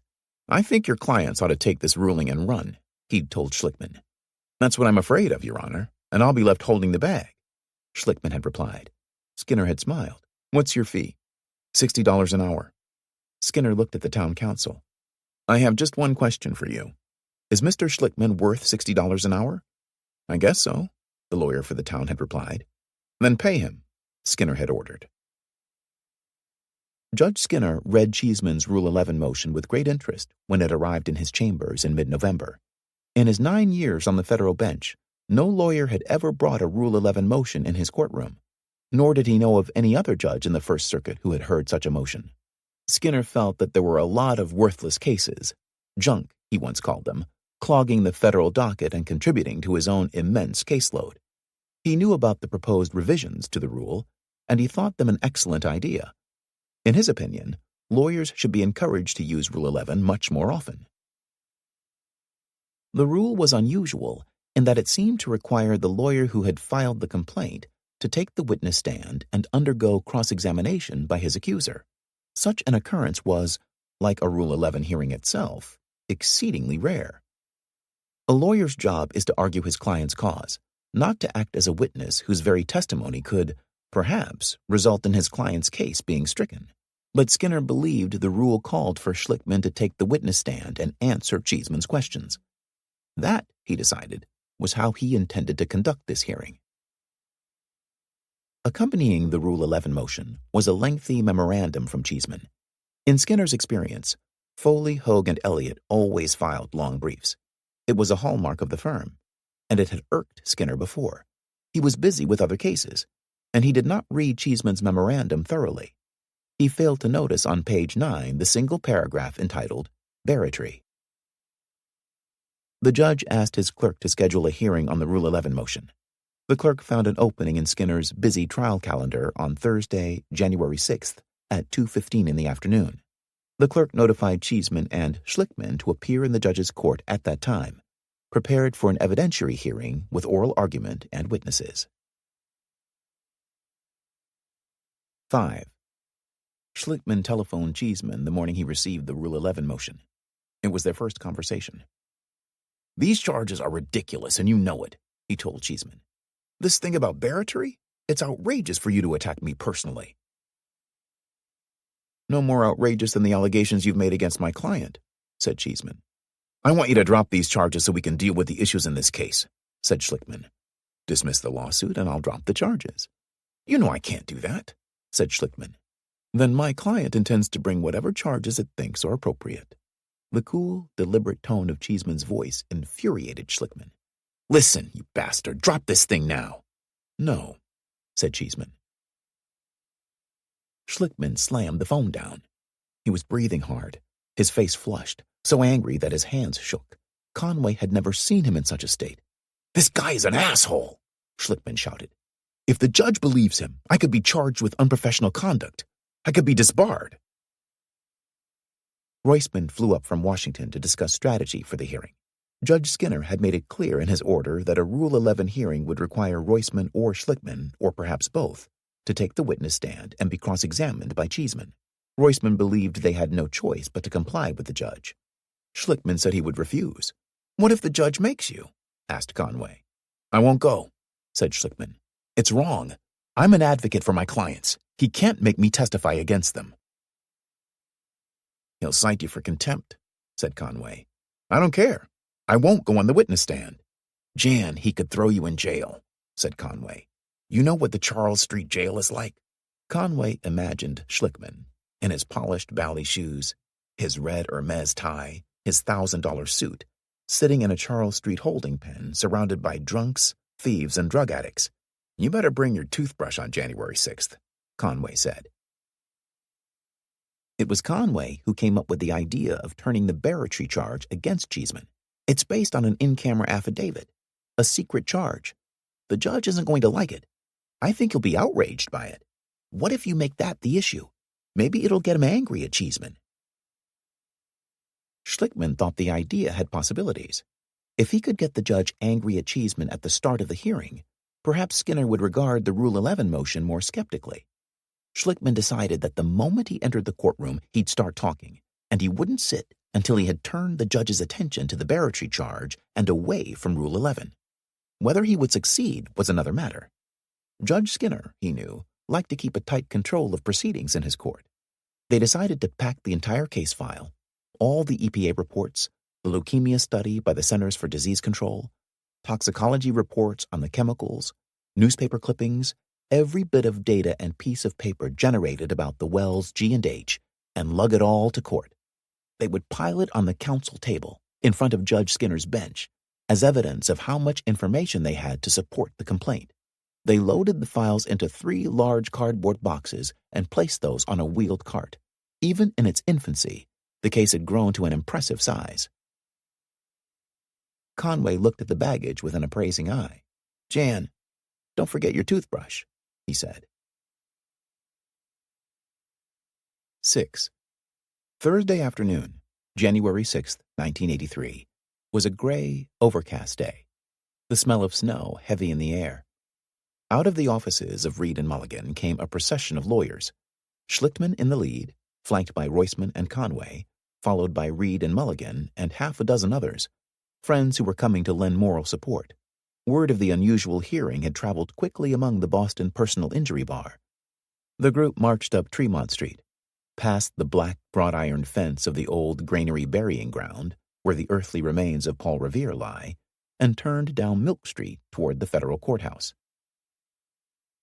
The U.S. District Court for the District of Massachusetts is situated in the John W. McCormick Federal Building, 22 stories tall, built in the 1930s of granite and black marble. The building occupies an entire city block, a dark, massive structure of towering stone piers and tall, narrow windows. Heavy bronze grillwork covers the lower windows and doors, and above the arched entryways, carved stone spandrels depict battle axes and eagles. In the crenellated battlements high above, peregrine falcons live and prey on the pigeons that feed in Post Office Square. Under the cold winter sky, the building looked foreboding to Schlickman. His brow was moist with sweat, and his palms were damp. He had not slept well last night. He'd lain awake for a long time, thinking about disciplinary hearings, public censure, disbarment. He regretted ever getting involved in this case. When he arrived on the 15th floor, where courtroom number 7, Judge Skinner's court, was located, he stopped first at the men's room. He washed his hands and splashed water on his face, stared for a moment out the window. trying to compose himself. He entered the courtroom through a pair of tall, leather-padded doors. The room was large, with high, vaulted ceilings, black-polished marble wainscoting, and fluted columns along the walls. A pale winter light entered the room from a row of windows behind the jury box. Under the windows, old radiators hissed softly, emitting a stale, faintly steamy odor. From above the judge's black marble bench peered a large bronze eagle in bas-relief, its talons clutching arrows. The room was divided in half by a thick wooden railing. The long rows of the spectators' gallery on one side, the counsel tables, jury box, and judge's bench on the other. To the right of the judge's bench, directly across the room from the jury box, was the raised platform of the witness stand. It consisted of a narrow desk made of dark, polished wood, behind which was a heavy, leather-upholstered chair. Courtrooms were familiar places to Schlichtmann. He never entered one without feeling a sense of anticipation, a pleasing surge of energy and nervous excitement. But he'd never before seen a courtroom from the perspective of the accused. He might at this moment have been in handcuffs. The cavernous, stolid old courtroom looked gloomy, and the witness stand, where the judge would have him sit today, seemed menacing. Schlichtmann went with Roisman and Conway to the long wooden table directly below the judge's bench, the counsel table usually reserved for the plaintiffs. The rest of his retinue, the friends lending moral support, sat in the front pew of the spectators' gallery. 2 other groups of lawyers, 7 or 8 in all, entered the courtroom. Schlichtmann recognized none of them. A tall man, perhaps 40 years old, in need of a haircut, wearing a sheepskin coat and a leather cap with a narrow brim, took a seat at one counsel table. Schlichtmann heard this man speak to a woman dressed in a dark suit who was seated next to him. He recognized the voice and knew that this was Cheeseman. To Cheeseman's left, at the third counsel table, sat 2 men, one of who appeared to be about 60, the other one younger, near Schlichtmann's age. The older man wore a cheap gray suit that looked as if it was made of polyester. The younger man was short and stocky, with a mustache and glasses, and a round, moon-like face. Schlichtmann did not know their names, but he surmised that they must be counsel for Beatrice Foods. The door to the right of the judge's bench opened, and Judge Skinner appeared, black robe draped over his bent form. "All rise," said the clerk. "This court is now in session. Civil Action 82-1672, Anderson et al. Versus W.R. Grace et al." Judge Skinner studied the gathering of lawyers with a look of mild surprise. "This is the only case?" he said to his clerk. "There are a lot of lawyers." He saw Fasher sitting at a counsel table. He'd known Fasher for 30 years, since law school, and Fasher had tried several cases in his court before. "Mr. Fasher, do you have an interest in this case?" "I am a co-defendant, so I guess I do have an interest," said Fasher. "But it's not my motion," he added. "All right," said the judge. "It's Foley Hoag's motion, I guess. There's been a lot of publicity about this case. I consider that to be a disciplinary question that must be raised, if it is raised, with the Board of Bar Overseers, and not in connection with the trial." The judge paused.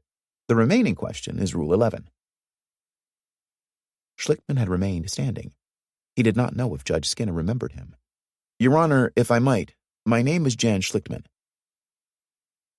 "I know," said the judge. "Your Honor," continued Schlichtmann, "this is a very unusual procedure for me." "For me, too," replied the judge. "I'm taking quite an interest in Rule 11. I think it's been woefully ignored in the history of the federal rules, and that has probably caused the dockets of this and other federal courts to be clogged with a good deal of garbage over the years." Schlichtmann took a deep breath. "I'd like to bring to Your Honor's attention an important matter. Under the heading of barratry, Mr. Cheeseman states that he has highly specific and direct evidence to support the charge that we have engaged in the solicitation of clients, which is a violation of the disciplinary rules and could subject us to disbarment if proven. He says it's based on privileged communication from Hale and Dorr, counsel for the co-defendant in this case. They have information which they have supplied to Mr. Cheeseman concerning my improper conduct." Judge Skinner looked mystified. He thought he was hearing the Rule 11 motion, not a charge of barratry. "Barratry?" the judge said. It's a privileged communication from counsel for whom? From Hale and Dorr, counsel for Beatrice Foods, which owns the John J. Riley Tannery, said Schlickman. The judge looked at Cheeseman. Where's the privilege supposed to be? Cheeseman stood to explain. There was a communication from Beatrice Foods' client to their attorney, which was then communicated to me. Well then, said the judge, the confidentiality of that is destroyed, isn't it? I think not, said Cheeseman. Why not? Because we're engaged jointly in the defense of an action. My understanding of the rules. Judge Skinner waved his hand impatiently. If you think you are going to give me secret stuff against this attorney, Skinner pointed to Schlickman, without giving him a chance to respond in open court, you are not. I'm going to send your motion packing. If you have a basis for this charge, you better reveal it. If you don't, forever hold your peace. Schlickman started to speak. Your Honor, wait a minute, interrupted the judge. There's going to be enough spitting back and forth without you starting so soon. He glared at Cheeseman, awaiting his response. If Your Honor doesn't wish to see the affidavit, said Cheeseman, I have no interest or desire in showing it to you at this time. I am not going to take an in-camera motion on a matter that involves this attorney and his professional reputation. We'll proceed with the Rule 11 motion. But Schlickman was not ready to proceed with the Rule 11 motion. Your Honor, may I? He said again. Judge Skinner nodded. I hope you appreciate that this accusation of barratry compromises my relationship with my clients as well as with you, Your Honor, because I now appear before you under a cloud of impropriety. The cloud has not materialized, said the judge. But a lie is halfway around the world before the truth gets its boots on, replied Schlickman. The judge looked amused by this piece of rehearsed wisdom. I ask that Hale and Dorr reveal what information it has so we can dismiss this charge and get on with the business of this lawsuit, continued Schlickman. Otherwise, I'll appear before Your Honor with these grave accusations of impropriety, and Your Honor has no idea whether they are true or not. The judge sighed. Mr. Fasher, do you wish to reveal this material to Mr. Schlickman at this time? I don't want to prolong this, said Fasher, standing to address the judge. The characterization that it's highly specific and direct evidence is his characterization, Fasher indicated Cheeseman, and not mine. We received certain communications. We said this is the information we received. Here it is. We did nothing about it. I don't have any particular problem if Mr. Cheeseman wants to tell Mr. Schlickman, although technically, I guess it still is privileged because it came from a client and we're engaged in a joint defense. I don't know about that, said Judge Skinner. I want the court to know that this is not my characterization of the information, repeated Fasher. Schlickman, still standing, glanced at Cheeseman, who in turn was looking curiously at Fasher. I make a motion to strike this material as being scandalous and immaterial, said Schlickman. An allegation made by Mr. Cheeseman in an attempt to discredit me in front of this court. I will not strike it, replied the judge, but I will impound it. Who knows? Maybe it'll turn out to be correct. That's precisely the point, Your Honor, said Schlickman. I'm in an impossible position. No, you're not. You can consider yourself perfectly innocent until some proof has been raised. As a matter of fact, I think the whole notion of solicitation is undergoing some change, and quite properly so. Once you start talking about lawyers representing classes of disadvantaged people who, practically by definition, are not in a position to go seeking counsel, you have some element of solicitation. I'm inclined to think it's a good thing. Hale and Dorr said they would not characterize it. Look, Mr. Schlickman, interrupted the judge. I understand you're in a terrible state of concern. There's nothing I can do about it this afternoon but impound this document. I think Mr. Flasher, Schlickman had not heard Fasher's name correctly, and now he mispronounced it, has an obligation to me. I ask that he give this information to the court. Schlickman knew by the judge's reaction, a barely perceptible widening of the eyes, a slight compression of the lips, that he had gotten Fasher's name wrong. From the counsel table behind him, he heard a muffled snort. He felt as if he had committed an indiscretion, a social gaffe. His ignorance of Fasher's name and stature marked him as an outsider. I can't put the thumbscrews to Mr. Fasher, can I? Said Judge Skinner. He seemed to articulate Fasher's name with elaborate clarity. I'll be glad to inquire of my client, offered Fasher. Do you want to go out and get on the phone right now? Asked the judge. Fasher had not meant to make the inquiry at this very moment, but he shrugged his assent and slowly departed the courtroom. There was a pay telephone in the corridor, right outside the courtroom door. Meanwhile, said the judge, let's get back to the Rule 11 motion. Schlickman slowly sat. The matter before us seems to be a very simple one. The question is, what did you have before you when you drew up this complaint? And the best way to find that out is for Mr. Cheeseman to ask you. If you had a basis to file a lawsuit, that's the end of it. If you filed the thing without making some kind of investigation, then I'll strike the complaint. Schlickman was on his feet again. It would be, I believe, unseemly for a plaintiff's attorney to take the witness stand and answer questions by the defendant's attorney, he said. I almost feel it would be necessary for us to have our own attorneys. I'm willing to provide the court with detailed affidavits. No, I'm not going to decide the case on affidavits. Let there be cross-examination. The allegation, as I understand it, is that you charged W.R. Grace with running a chemical operation in Woburn, and what they actually have out there is a machine shop. The judge had gotten this wrong, no doubt from reading Cheeseman's motion, which had made exactly that assertion. It is not a chemical operation, agreed Schlickman. It is a machine shop, but they do use various chemicals and solvents. Don't try the case here, said the judge, annoyed. The motion is Mr. Cheeseman's, and the floor, properly at this point, is his. I'm going to permit him to inquire of you. Your Honor, continued Schlickman, we've provided affidavits about our investigation, the hours spent, the public documents we used, the experts we consulted. We came to the conclusion that we had good faith and good reason to believe that W.R. Grace used these chemicals and that these chemicals entered the groundwater and contaminated it, resulting in injury to the plaintiffs. Okay, said Judge Skinner. Now Mr. Cheeseman is entitled to cross-examine you. Cheeseman stood, legal pad in hand, ready to call Schlickman to the witness stand. But Schlickman would not stop talking. When I take the witness stand, I cease being an attorney for my clients. I become a witness in this case, subject to all the rules of examination.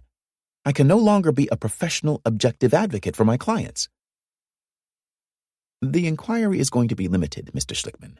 I have no doubt that this is the way to proceed. Your Honor, I cannot take the stand without withdrawing as counsel in this case. No, said the judge. I don't think that is right. I'm under ethical considerations not to be a witness in a case against my client, Your Honor. What I say on the witness stand will determine whether my client's complaint is stricken and the case thrown out of court. That's right, said Skinner. Is it not unseemly for an attorney? Look, said Judge Skinner, visibly angry now. I've decided how I'm going to do it, and that's how I'm going to do it. I will not listen to much more of this. Your Honor, forcing me into the humiliation and disgrace, you will survive it, said Skinner curtly. Being a lawyer is no bed of roses. Now you sit down, and Mr. Cheeseman can call a witness. Schlickman complied, a grimace on his face. The judge looked at Cheeseman. Who do you want first? Mr. Schlickman, said Cheeseman. I respectfully refuse to take the stand, said Schlickman, on his feet again. I ask the court's forbearance in allowing me to argue why it is unnecessary. Judge Skinner had run out of forbearance. He could hold Schlickman in contempt, impose a fine, even jail him until he agreed to take the witness stand, or he could dismiss the case outright. He seemed to consider the possibilities for a moment. Finally, he said, I'm not going to hold you in contempt if you are acting under what you think is your professional conscience, but I may dismiss the complaint. That's precisely the predicament I'm in, said Schlickman, hands outstretched. I have an obligation to myself and to my client. It may result in my client having his case thrown out of court. The judge sighed deeply. I don't think there are 6 questions that Mr. Cheeseman can ask you, actually. Schlickman could see that he was wearing the judge down. Could we try it this way? Have you asked those 6 questions? You want Mr. Cheeseman to submit the questions to me? Yes, Your Honor. Mr. Cheeseman, are you willing to do it that way? I have a few more than 6 questions, Cheeseman said, who was obviously reluctant to do it that way. Well, whatever you have, do you want to give it to me? I'm sure you can't follow my handwritten notes. Give me a chance. The judge beckoned Cheeseman to come forward. Come over here to the sidebar. Cheeseman walked reluctantly to the side of the judge's bench, carrying his yellow pad of notes. Schlichtmann watched in astonishment. All Cheeseman had to say was no. He wanted to conduct the examination himself. It was his right to do so, and thereby affirmed the judge's first instinct. But he had given in without a fight. Schlichtmann glanced at Roisman, raised his eyebrow, and smiled a small, quick smile. Cheeseman and the judge conferred in whispers for several moments. The courtroom, with 15 or so lawyers watching, was silent except for the murmured exchange at the bench. Finally, the judge cleared his throat and said, "There are a couple of questions Mr. Cheeseman wants answered, and the first one is addressed to Mr. Roisman. When were you first retained with respect to this case?" At the counsel table, Roisman stood. "Mr. Schlichtmann asked us to get involved around February of 1982. Judge Skinner conferred again with Cheeseman, who remained at the judge's elbow, looking unhappy. The judge asked when Roisman and Schlichtmann had first seen the EPA documents reporting the contamination near the W.R. Grace plant, and Roisman said in June 1982. There was another whispered conference between the judge and Cheeseman. "The next question," began the judge, and then he grunted, "I think that's a rhetorical question, Mr. Cheeseman." "I think not, Your Honor," said Cheeseman. "You better clarify it for me again." Schlichtmann watched the two of them with interest. He thought the judge had lost all enthusiasm for this hearing. Skinner seemed uncomfortable, almost embarrassed, with a proceeding in which he and a lawyer conferred alone, off the record, ex parte, about another lawyer. Schlichtmann felt certain he had won. After a few more desultory questions, Judge Skinner finally said, "All right, I think that is the end of the catechism, is it not, Mr. Cheeseman? Anything else before we bring this hearing to a close?" "There is one other matter," said Schlichtmann. "I believe Mr. Fasher has made his phone call to his client." Fasher had in fact returned after only a few moments outside the courtroom. He had seen everything that had gone on between the judge and Cheeseman. To Schlichtmann, Fasher said, "I have no information. They are all out to lunch in Chicago. I have no personal problem with showing you the affidavit. It doesn't cast any great aspersions on you." "Based on that statement," Schlichtmann said to the judge, "I ask the court to make a finding that there is no evidence of any impropriety." Judge Skinner seemed to consider this for a moment. "Mr. Fasher has made a judgment, but I can't let his judgment be substituted for mine." Then he added, mostly to himself, "Ordinarily, I would give it great respect." Schlichtmann started to speak again, but the judge cut him off abruptly. "Look, you've got an issue that's quietly dying on the vine here. Why do you run the risk of reviving it?" "I don't want to be the one dying on the vine, Your Honor. As far as I'm concerned, it will remain a non-issue," said Skinner, rising to indicate the hearing was over. After the judge departed, Schlichtmann turned and walked toward Fasher, who was putting on his coat. Schlichtmann ignored Cheeseman, who stood a few feet away, busying himself with papers on the counsel table, and extended his hand to Fasher. "I want to thank you," Schlichtmann said. "It was very statesmanlike of you not to join in this ridiculous attack." Fasher smiled at Schlichtmann in a soft, sleepy manner and accepted the handshake. Schlichtmann had gotten the best of both Cheeseman and the judge, and Fasher had found that most entertaining. Schlichtmann's comment about statesmanship amused him further. Statesmanship had nothing to do with being a trial lawyer. To Schlichtmann, he said, "You did a good job. I don't know if you're right about this case, but you certainly did a good job." Judge Skinner issued his ruling 2 weeks later. "Rule 11 is a useful tool to restrain frivolous and abusive litigation," the judge wrote. "Rule 11 may not be used, however, to harass the serious litigant whose claim may depend upon circumstantial evidence and may not be fully developed at the time the complaint is filed." The EPA reports and the study of the Woburn leukemia cluster by the Centers for Disease Control constituted sufficient grounds for filing a complaint. Accordingly, defendant's Rule 11 motion is denied. Schlichtmann had already celebrated. He knew he'd won the moment the hearing had ended. At Reed and Mulligan that evening, he opened bottles of champagne. He laughed and did parodies of Cheeseman, of the way Cheeseman had walked stiffly up to the judge's bench, of the wounded look on Cheeseman's face when the judge said his question was rhetorical. Everyone joined in the celebration, which went on until late that night. The next morning, Schlickman awoke without a thought of the Woburn case. It seemed to lie in a distant future. He still believed that he was merely Roisman's local counsel. He didn't realize then how large an investment Cheeseman's motion had given him in Woburn. Orphans and Dogs.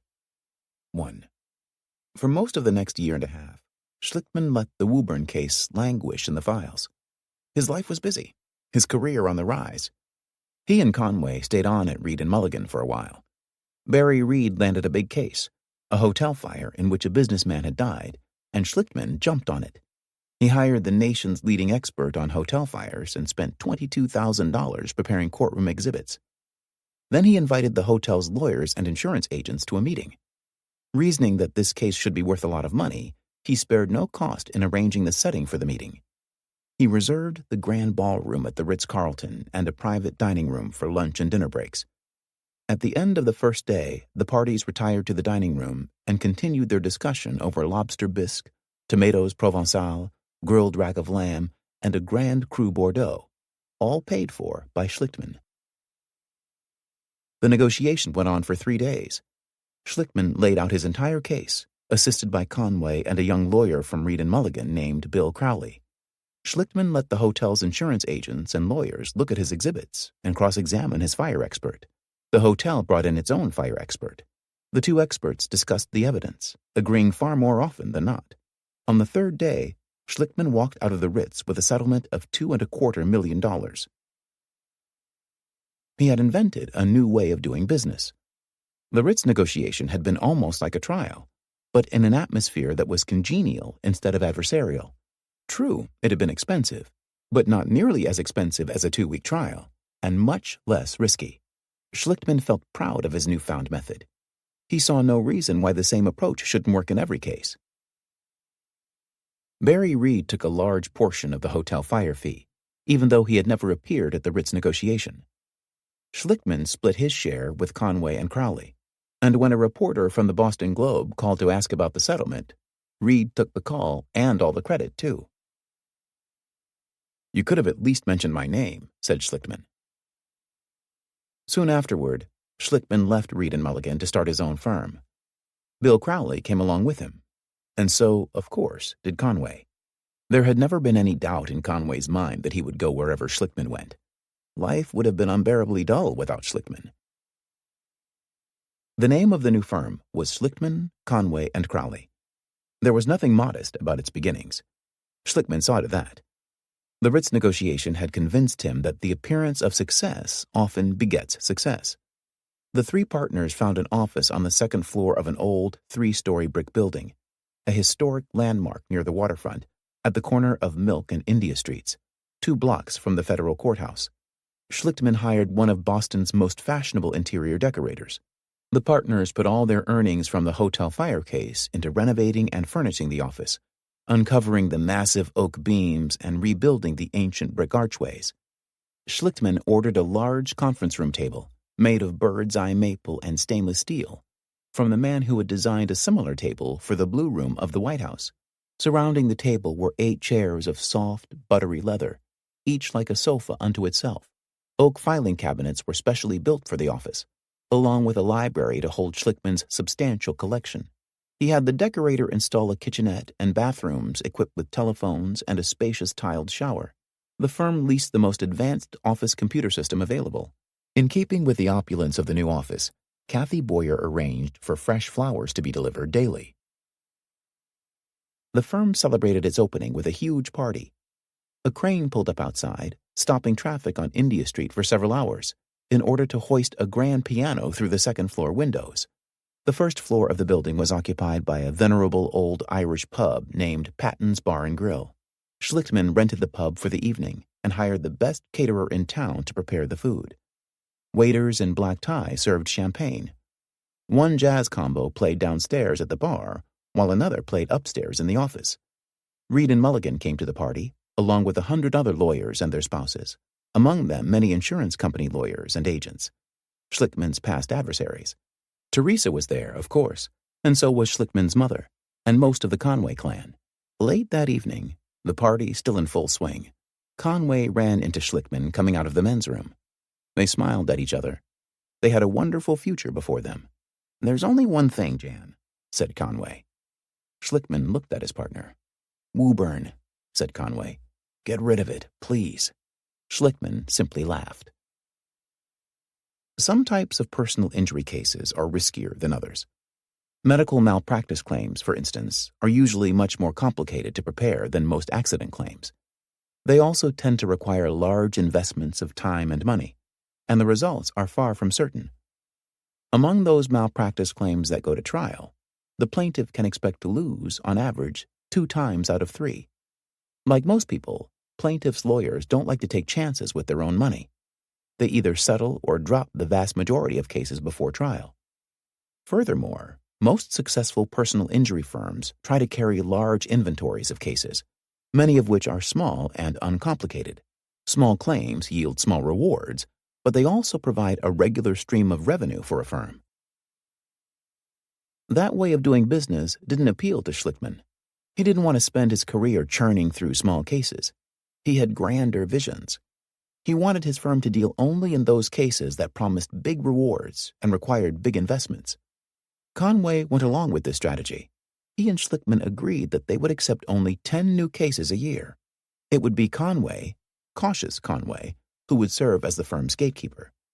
He would weigh the questions of liability and damages and decide what cases were worth investing in.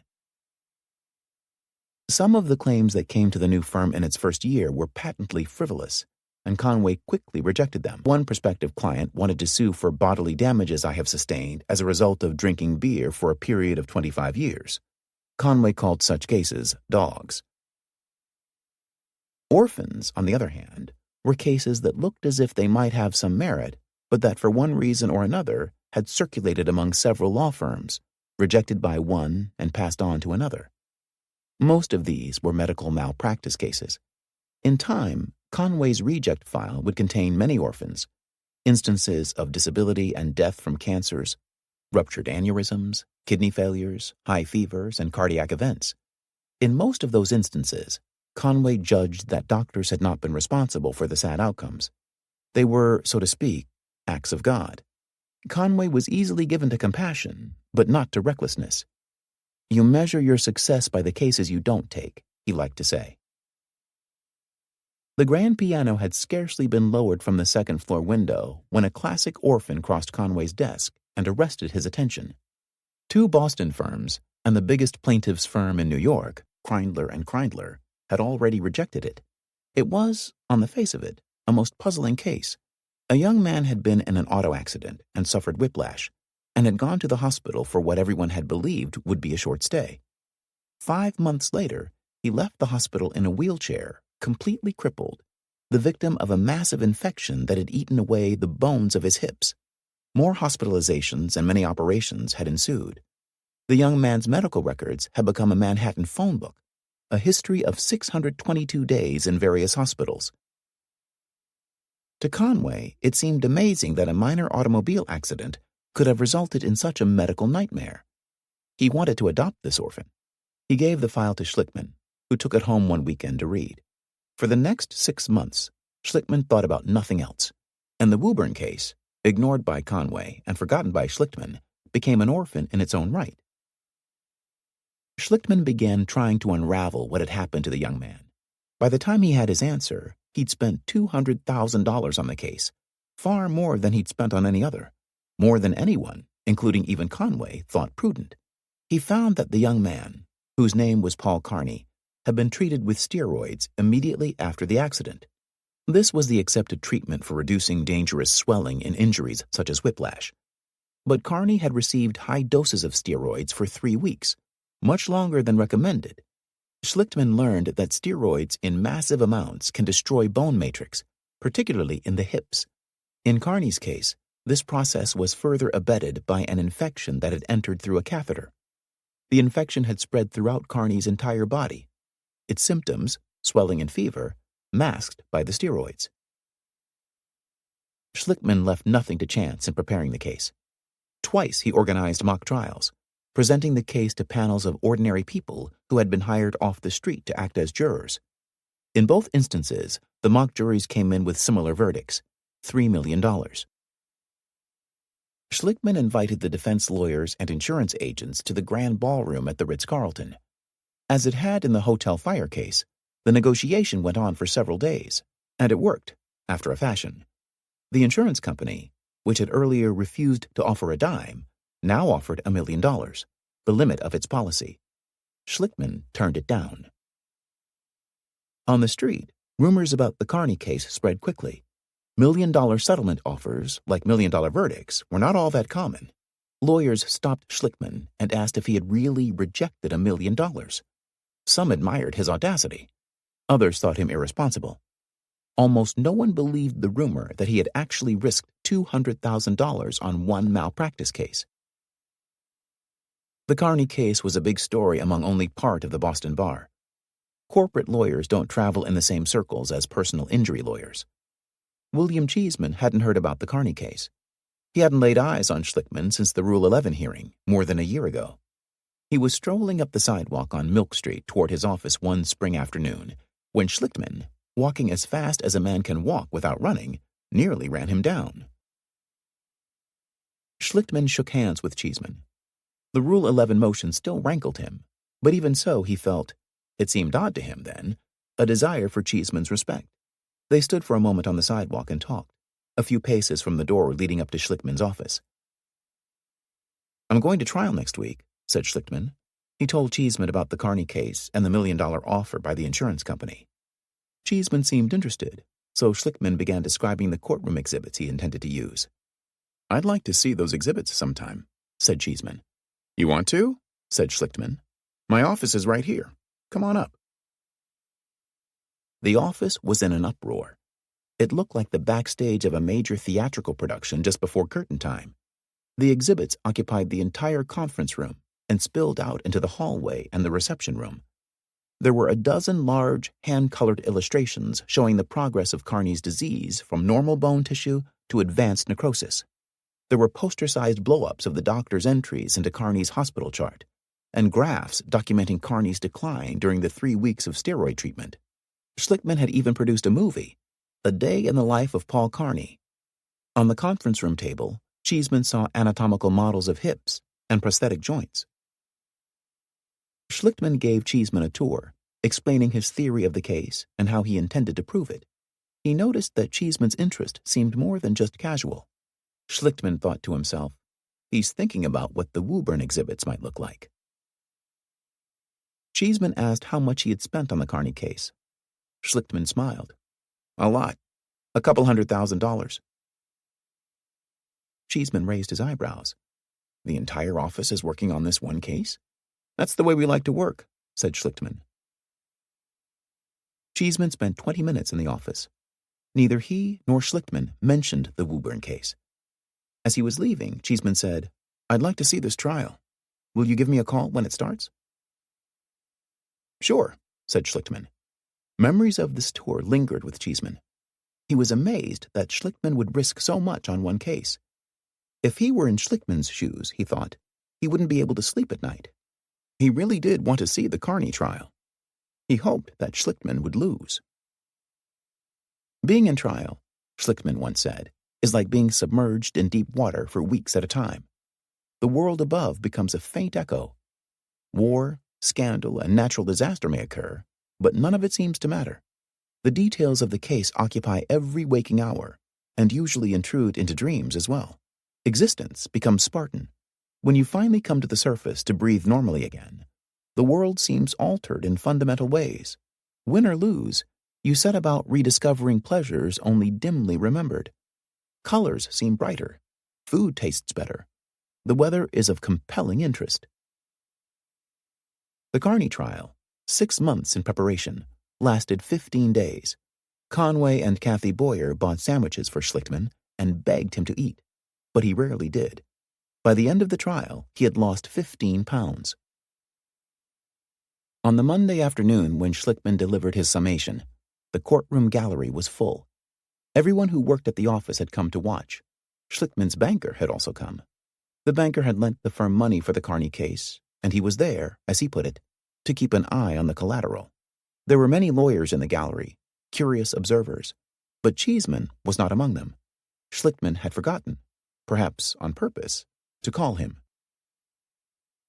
One of the lawyers in the gallery, a slender woman with fine, sculpted features and chestnut-colored hair, had flown back to Boston from Atlanta, where she was representing a drug smuggler, just to hear Schlichtmann's summation. Her name was Ricky Kleeman. At the moment, her career was ascendant.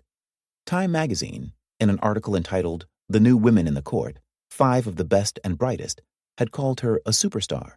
She'd spent a year as Judge Skinner's law clerk. She'd also worked briefly in the litigation department at Hale and Dorr, where Fasher ruled.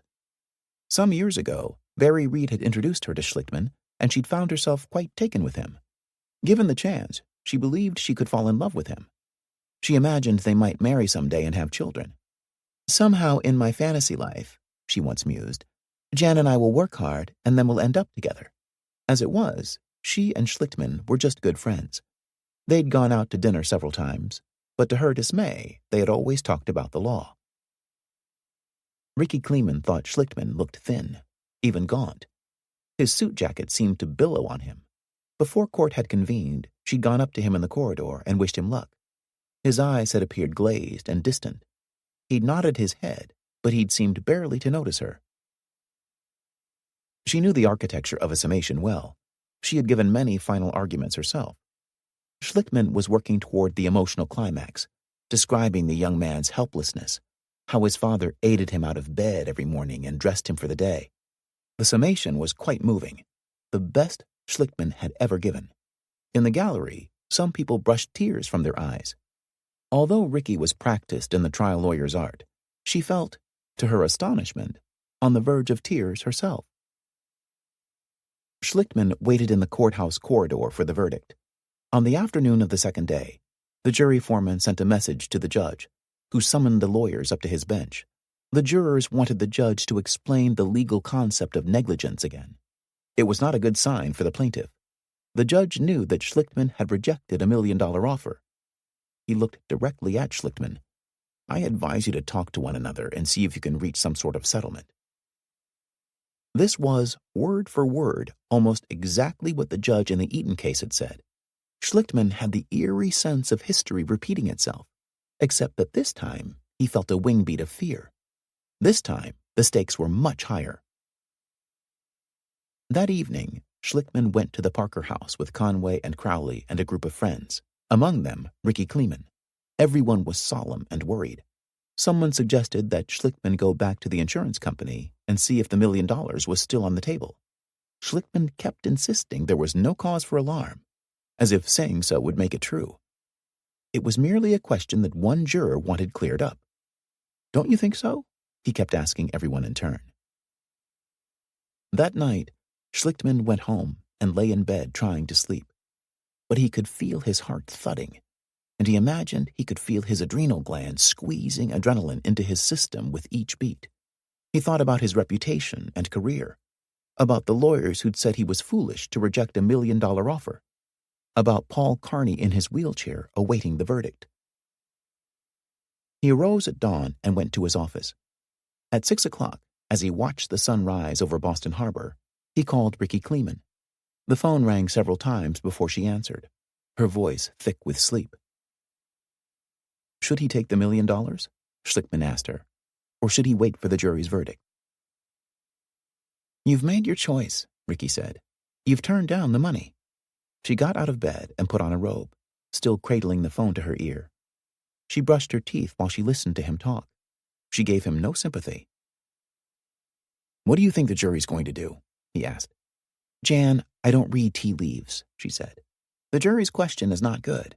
But the only reason to be as crazy as you are is if you haven't made up your mind. Have you made up your mind?" "Yes," he said. "Then you've got to live with it." The jurors returned their verdict that afternoon. They found the doctor and hospital negligent, and they awarded Paul Carney $4.7 million. Outside the courthouse in Pemberton Square, Schlichtmann danced. He jumped onto a park bench and did a soft shoe, long arms akimbo, pirouetting with joy in his dark blue suit. Conway, looking rumpled, his shirt tails emergent, his tie coming undone, stood and watched his partner. People stopped to stare. "He's just won a big case," Conway explained. The Boston Herald, a tabloid given to sensationalism, put the story on the front page with a headline that looked as if war had been declared. "The award is the largest in Bay State history," asserted the Herald, which had rounded the verdict to an even $5 million. Schlickman had taken 5 cases to trial, each one bigger than the last, and he had not lost once. The Carney case had given him plenty of money, and it had also given him a new measure of confidence. Any other malpractice case would now look pitifully small compared with Carney.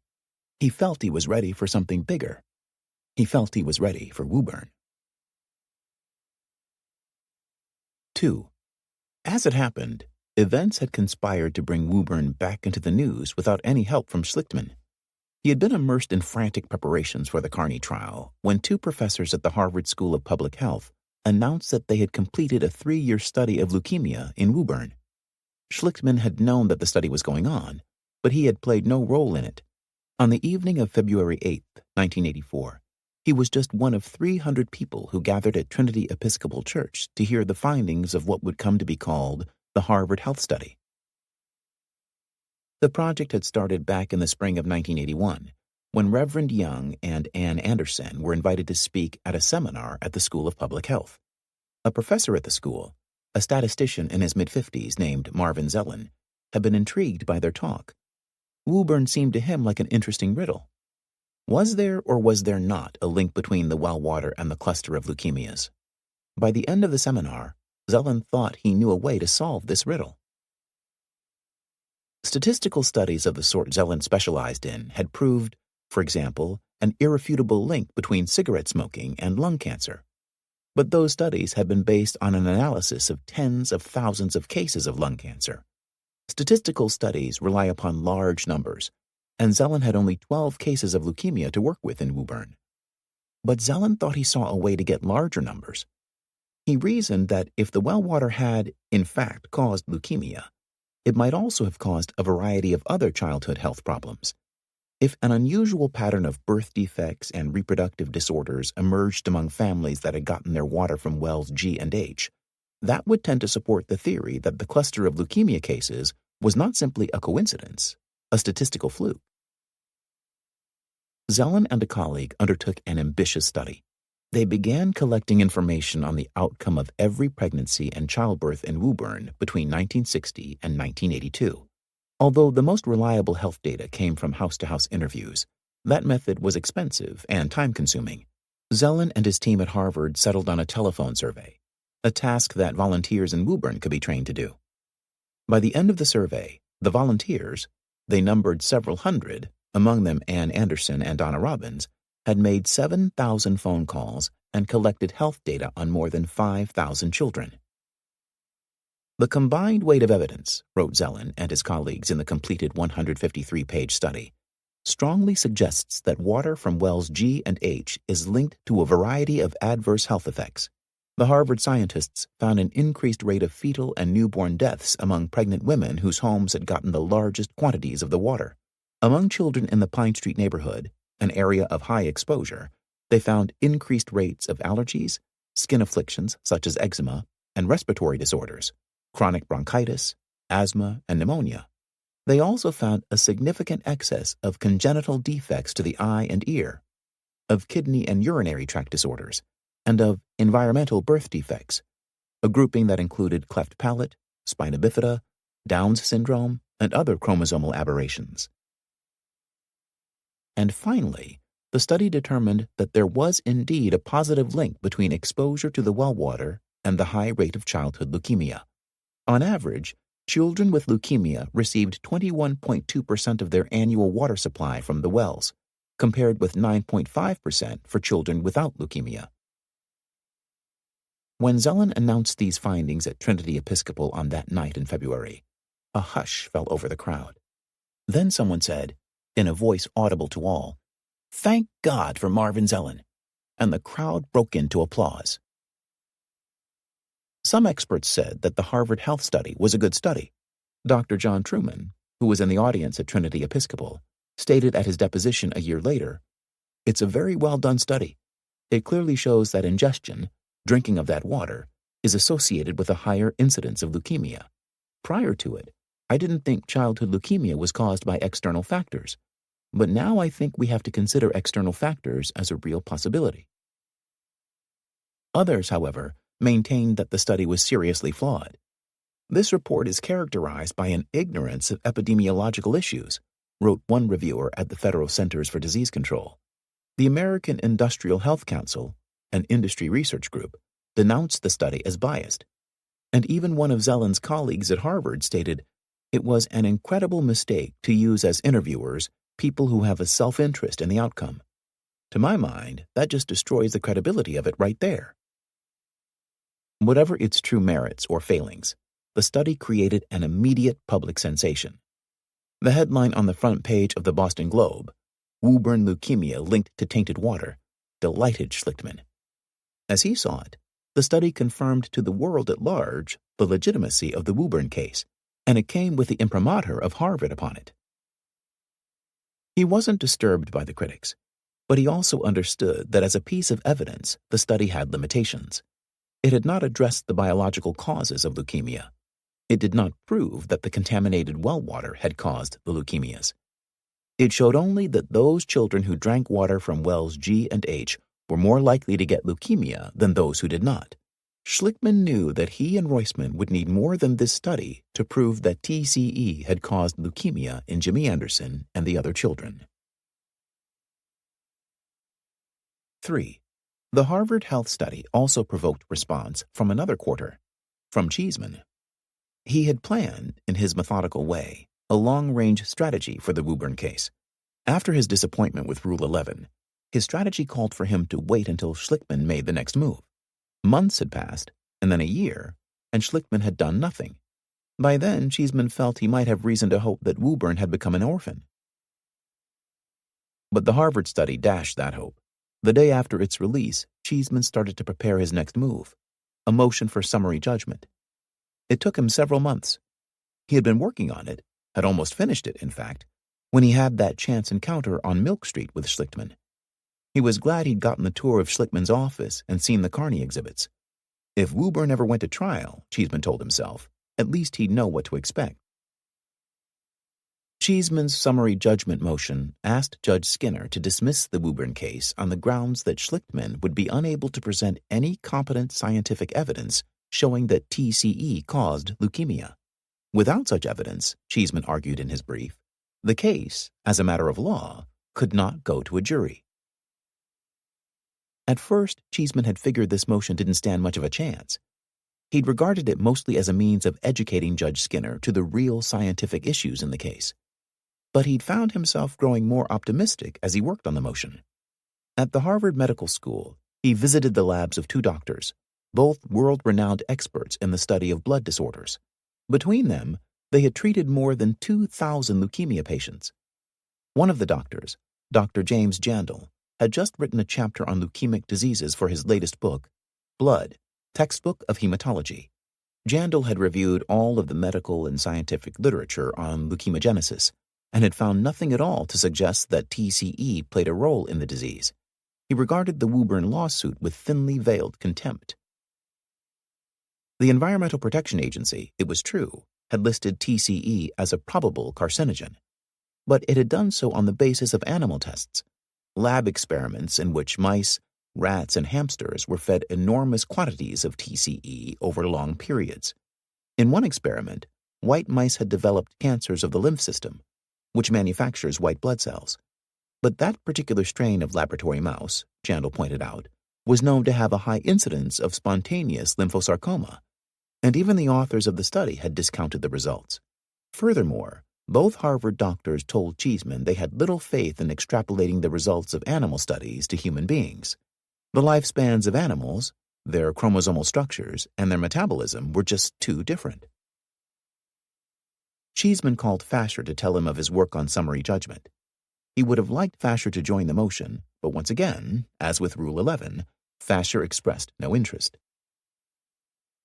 Cheeseman went on by himself. He asked the two doctors to sign lengthy affidavits stating that there existed no medically accepted evidence to support the opinion that TCE could cause leukemia in humans. In the absence of such evidence, Cheeseman wrote in his brief to Judge Skinner, Schlichtman could not make out a prima facie case on causation. Summary judgment should therefore be entered, dismissing the claims. Cheeseman felt confident the judge would schedule a hearing for oral argument in a motion of this importance, but he wanted to make certain of that. He ended his motion by saying, Grace believes that oral argument with respect to this matter may be of assistance to the court, and therefore requests such argument, and estimates 1 hour will be necessary for both sides to be heard. The arrival of Cheeseman's summary judgment motion, only a week after the Carney verdict, dampened Schlichtman's spirits considerably. It was an excellent motion, well argued and supported by two illustrious doctors. Schlichtman had hoped to take a vacation after the Carney trial, but now he and Roisman had only 10 days in which to respond. They could ask Cheeseman for a 30-day extension, but even so, that still wouldn't allow much time to reply to a motion of this caliber. Because of the shortness of time, they agreed that Schlichtman would handle the reply largely by himself. Schlichtman called Cheeseman to ask for an extension. It's a very good motion, he added. I think you've got a chance of winning. By now, Cheeseman thought so too, although it surprised him to hear Schlichtman admit it. He didn't object to a 30-day extension. Schlichtman went to work. He met with an immunologist from California who had been recommended by Roisman. The immunologist, Dr. Alan Levin, was experienced in legal matters. He had served as an expert witness many times before in cases involving toxic substances. He told Schlichtman that he regarded lawsuits as a useful vehicle for social change. Schlichtman found this attitude most unusual in a doctor. The medical community, Levin explained, was far too slow in recognizing the perils of environmental toxins. 20 years ago, we were using X-rays to see if our shoes fit, and zapping our gonads in the process, Levin said.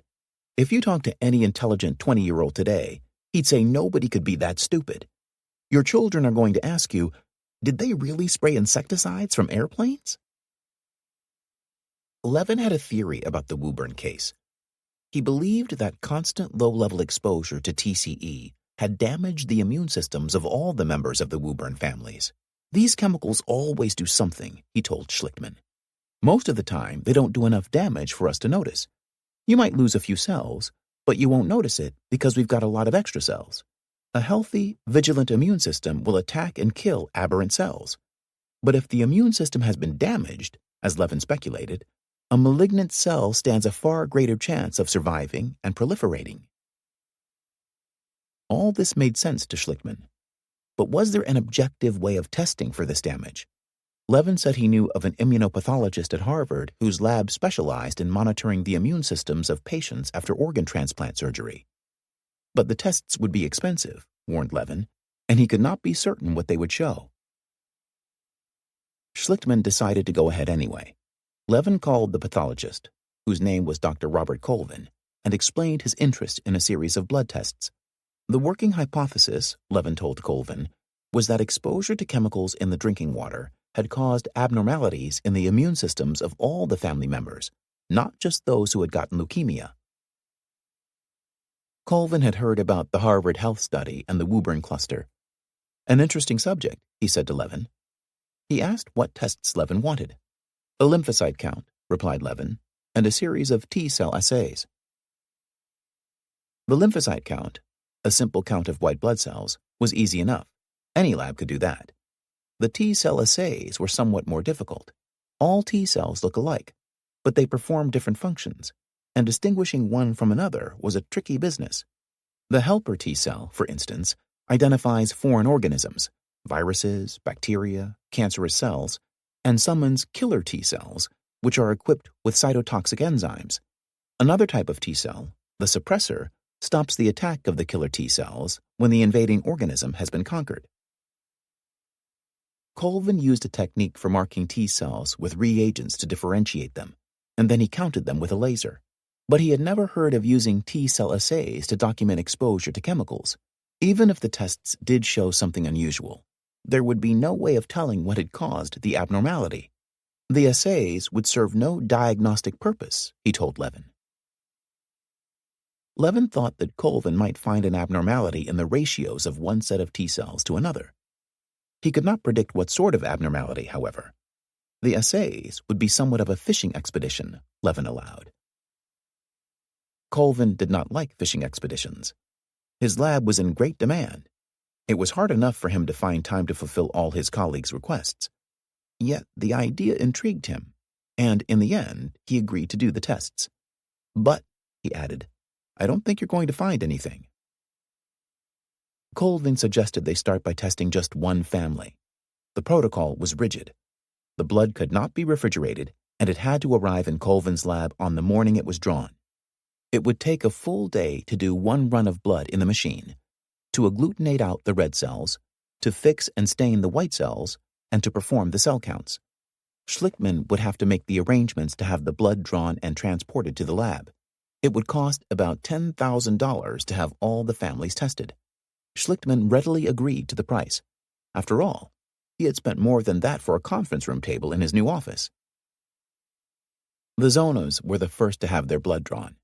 When the tubes arrived at Colvin's lab, a technician prepared the blood, marked the T cells with reagents, and ran the assays on the Spectrum 3 cytometer, the machine that counted cells by laser. As Colvin began plotting the results on a graph, he knew immediately something was awry. To begin with, he saw far more white cells than he expected, a condition known as lymphocytosis, a sign of an immune system in a heightened state of alert. As he calculated the ratio of helper T cells to killer T cells, it became apparent there was another abnormality. The killer cells peaked sharply in all of the family members, particularly in 2 of the adolescent children. Colvin rarely saw such distinct peaks. He was not certain precisely what this meant. Perhaps their systems were reacting to a carcinogen, as Levin suspected. Whatever its significance, Colvin found it very unusual. Colvin called Levin and described what he'd found. As a scientist, Colvin trusted results only if they could be replicated. I think we ought to do the Zonas again, to make sure that this is something that persists, Colvin said. Before performing a second assay on the Zonas, Colvin tested the accuracy of the Spectrum 3 cytometer. He regularly sampled his own blood and that of people who worked in his lab, and compared those results with the normal values reported by other labs. If the normals corresponded, Colvin felt confident that the machine was functioning accurately. But when Colvin tested the new control group this time, he inadvertently included a lab employee who'd had skin cancer, a melanoma, several years earlier. Colvin saw at once that the killer T cell values for this employee were far outside the normal range, and he eliminated that individual from the control population. But those readings had looked, he thought, strikingly like the results for the Zonas. Schlickman meanwhile got Cheeseman to agree to yet another 30-day extension. In the weeks that followed, all 28 living members of the Woburn families had blood drawn. Colvin tested the blood of each individual twice. By the time he finished, he saw a distinct pattern. The data are intriguing, he wrote in a note to Levin on June 15th, because they suggest that there is an increased number of cells in these patients that have a phenotype compatible with killer cells. The implication is that this might be a compensatory response to resist the effects of a carcinogen. Levin flew in from California to meet with Schlickman. Basically, explained Levin, Colvin thinks that these people might have a carcinogen on board, and they're constantly fighting it. The kids who developed leukemia have lost the fight. By now, Colvin felt he was onto something interesting, and he wanted to keep pursuing it. He suggested to Levin that he run another series of tests, functional assays, more complicated and more expensive than the first. He and Levin came up with the idea of testing a control group of 50 Woburn residents who had not been exposed to the well water and comparing those results with the 8 families. A study of that scope would cost at least $50,000. Schlickman was excited by the initial results. He was eager to do the big study, and he wasn't daunted by the cost, but it would take months to set up, and he had no time for that now. The deadline for his reply to the summary judgment motion was only days away. Levin had also been searching the scientific literature for studies of TCE. He'd found an epidemiological study of 330 dry cleaning workers, an occupation in which both TCE and perk, the other chemical in the Woburn wells, were commonly used. The study reported significant increases of several different cancers, among them kidney, bladder, and cervix, and also found 5 leukemia victims where, statistically, only 2 had been expected. The author of the study considered the leukemia finding only marginally significant, however, and since the workers had been exposed to several chemicals, TCE, perk, and carbon tetrachloride, the study was unable to draw conclusions about the carcinogenic capacity of any single chemical. Schlickman was beginning to feel slightly more confident. He still did not have any definitive medical evidence to show that TCE could cause leukemia in humans, but he did have the Harvard study, he had Colvin's blood tests, and Levin had found 2 more animal studies, overlooked by Cheeseman's Harvard doctors, suggesting that TCE had damaged blood-forming cells in the bone marrow. He and Levin worked on an affidavit in which Levin stated his belief, to a reasonable medical certainty, that the TCE in the wells had caused or substantially contributed to serious illnesses, including immune dysfunction and leukemia among the families. Schlickman sent copies of his brief by messenger to Judge Skinner and to Cheeseman. It was a Friday afternoon in late July. The judge always spent the month of August at his summer house on the Maine coast. Schlickman felt certain the judge would not schedule oral argument until September. Cheeseman was unimpressed by Schlickman's brief. He began outlining what he would say at oral argument. His hopes were still high when, 4 days after Schlickman filed his brief, he got a call from Judge Skinner's clerk. "The judge has ruled on summary judgment," said the clerk. "You can pick up the order this afternoon." Cheeseman thought he hadn't heard the clerk correctly. "The judge has ruled? What about oral argument?" "There's no hearing scheduled," replied the clerk. Cheeseman knew he'd lost again. The judge had flatly ignored his request for a hearing. Cheeseman went across the street to the courthouse. The judge's ruling was terse, and it stung. Since the complex factual issue of causation is a subject of heated dispute in this case, summary judgment is clearly inappropriate. Defendant's motion is denied. Cheeseman felt convinced that the specter of Rule 11 had come back to haunt him. "Skinner thinks I jerked him around on that one," he would remember thinking. "He's got a bit of a temper." These thoughts worried Cheeseman. He'd have to live with this judge for a long time yet. 4. Twice, Schlickman had gone up against Cheeseman, one of Boston's best practitioners in pretrial maneuvers, and he had come out a winner both times. The case was 2.5 years old now, and so far he had done nothing but respond to Cheeseman's attacks. Many years later, Schlickman would say that if it had not been for Cheeseman, especially the Rule 11 motion, he might have followed Conway's advice and let Woburn slip away. But at the time, it seemed to Schlickman as if somebody were trying to tell him that Woburn really was his destiny. He was summoned to Judge Skinner's chambers, along with Cheeseman and Fasher, when the judge returned from his vacation in Maine. "I'm putting this case on a tight leash," the judge told the lawyers in a stern voice. He gave them 9 months, until May, to complete discovery. He expected the lawyers to be prepared to select a jury shortly after that. Conway reminded Schlickman that they were still just local counsel. The case really belonged to Roisman and trial lawyers for public justice, even though Schlickman had paid all the bills so far and done most of the work on summary judgment. That one motion, Conway calculated, had cost the firm $25,000. If nothing else, it was by now perfectly clear that Woburn would require a true fortune to prepare.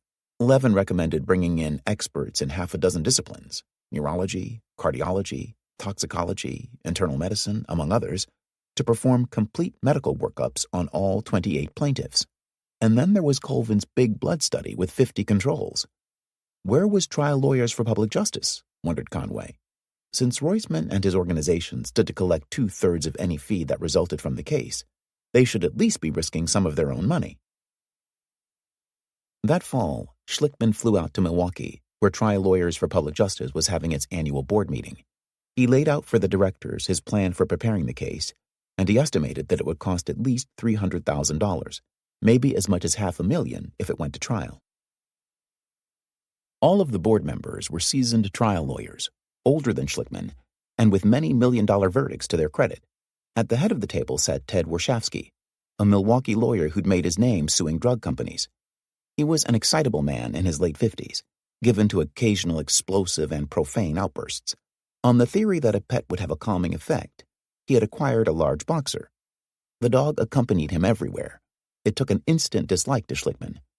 When Warshawski heard $500,000, he flew into an apoplectic rage, his face crimson as he shouted at Schlickman.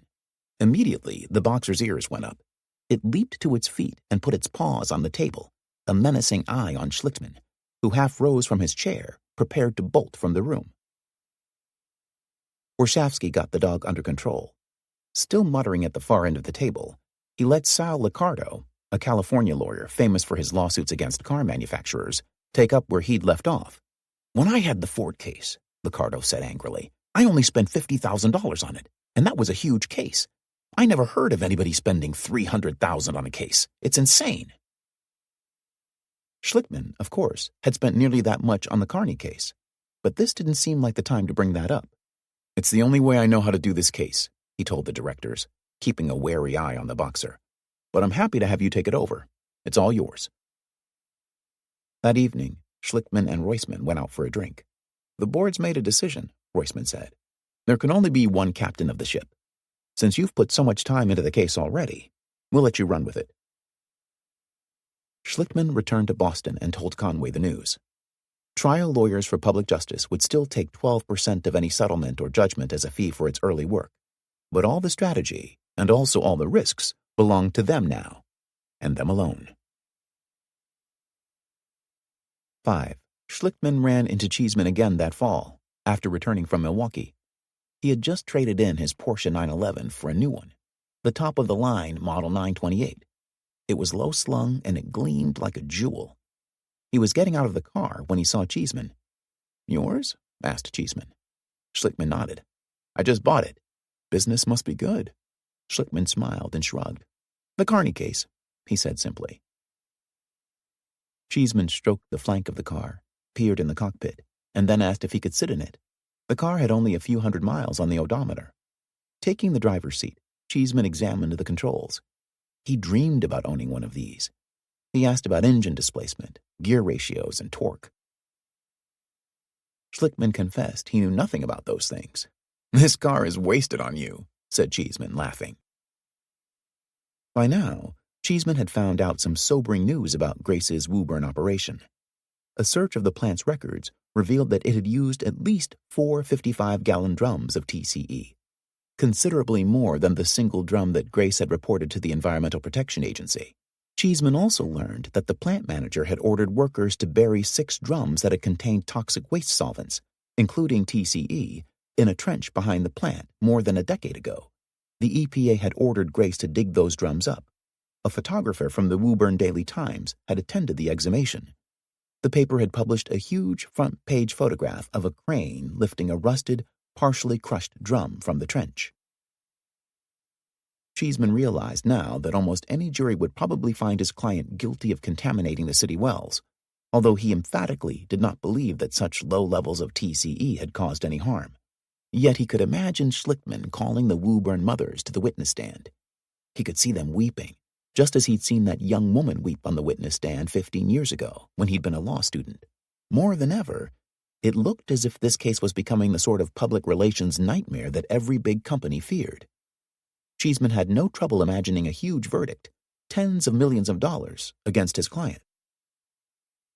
He had already lost 2 motions, but he wasn't out of motions yet.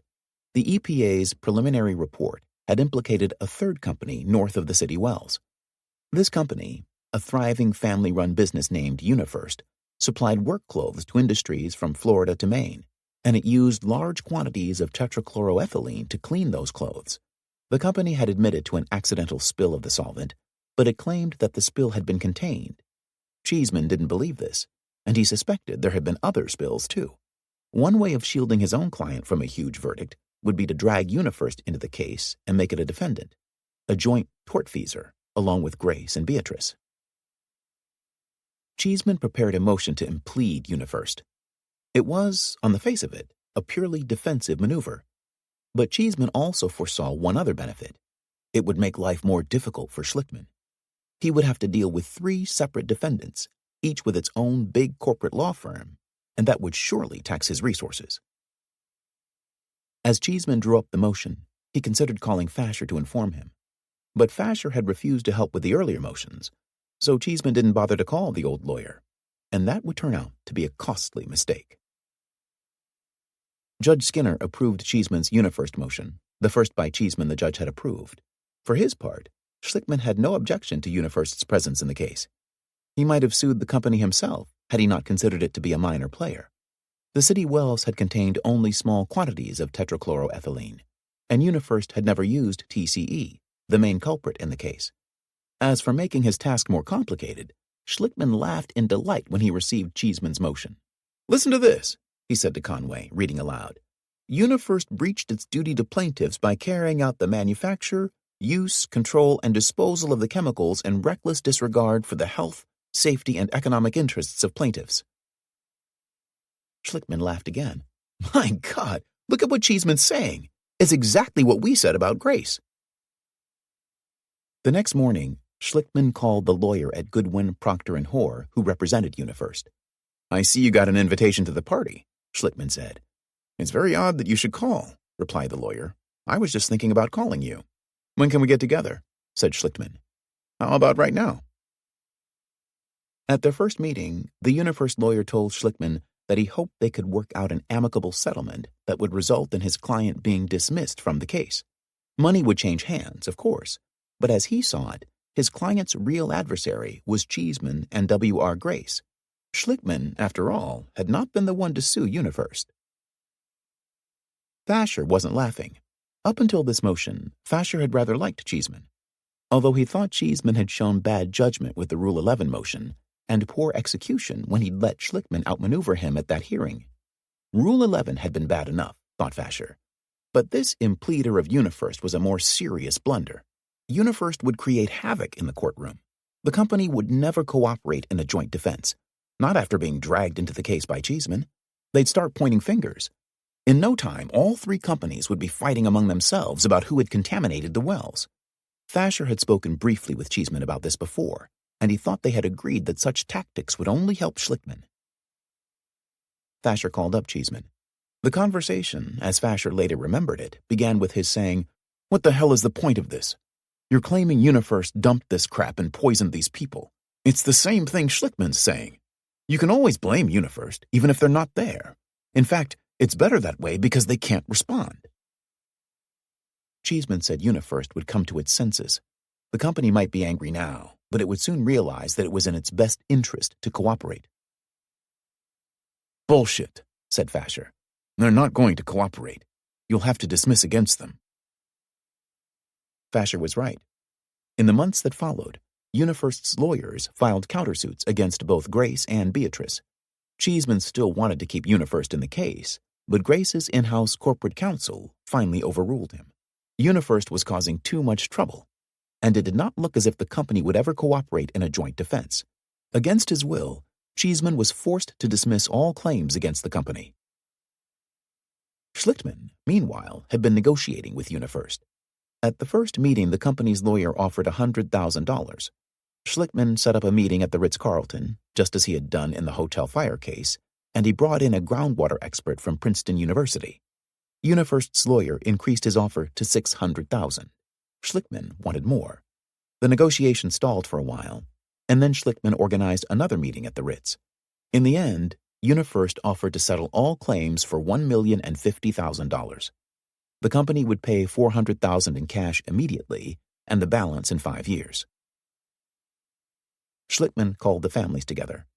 On a Saturday morning at his office, they readily approved the UniFirst settlement, and they further agreed, at Schlickman's suggestion, to use the first cash payment to finance the Woburn case. This money was important. Schlickman and his partners had made $1 million from the Carney case, but they'd already spent most of that.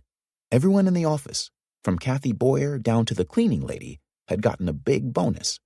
Schlickman had renovated his apartment and bought the new Porsche, and Conway and Crowley had each bought large houses in the suburbs. But all of that was petty cash compared with the real expense facing the firm. The Woburn case, Schlickman knew, had begun in earnest.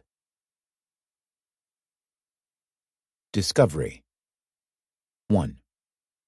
Everything Richard Alfiero knew about lawyers he'd learned from television and the movies.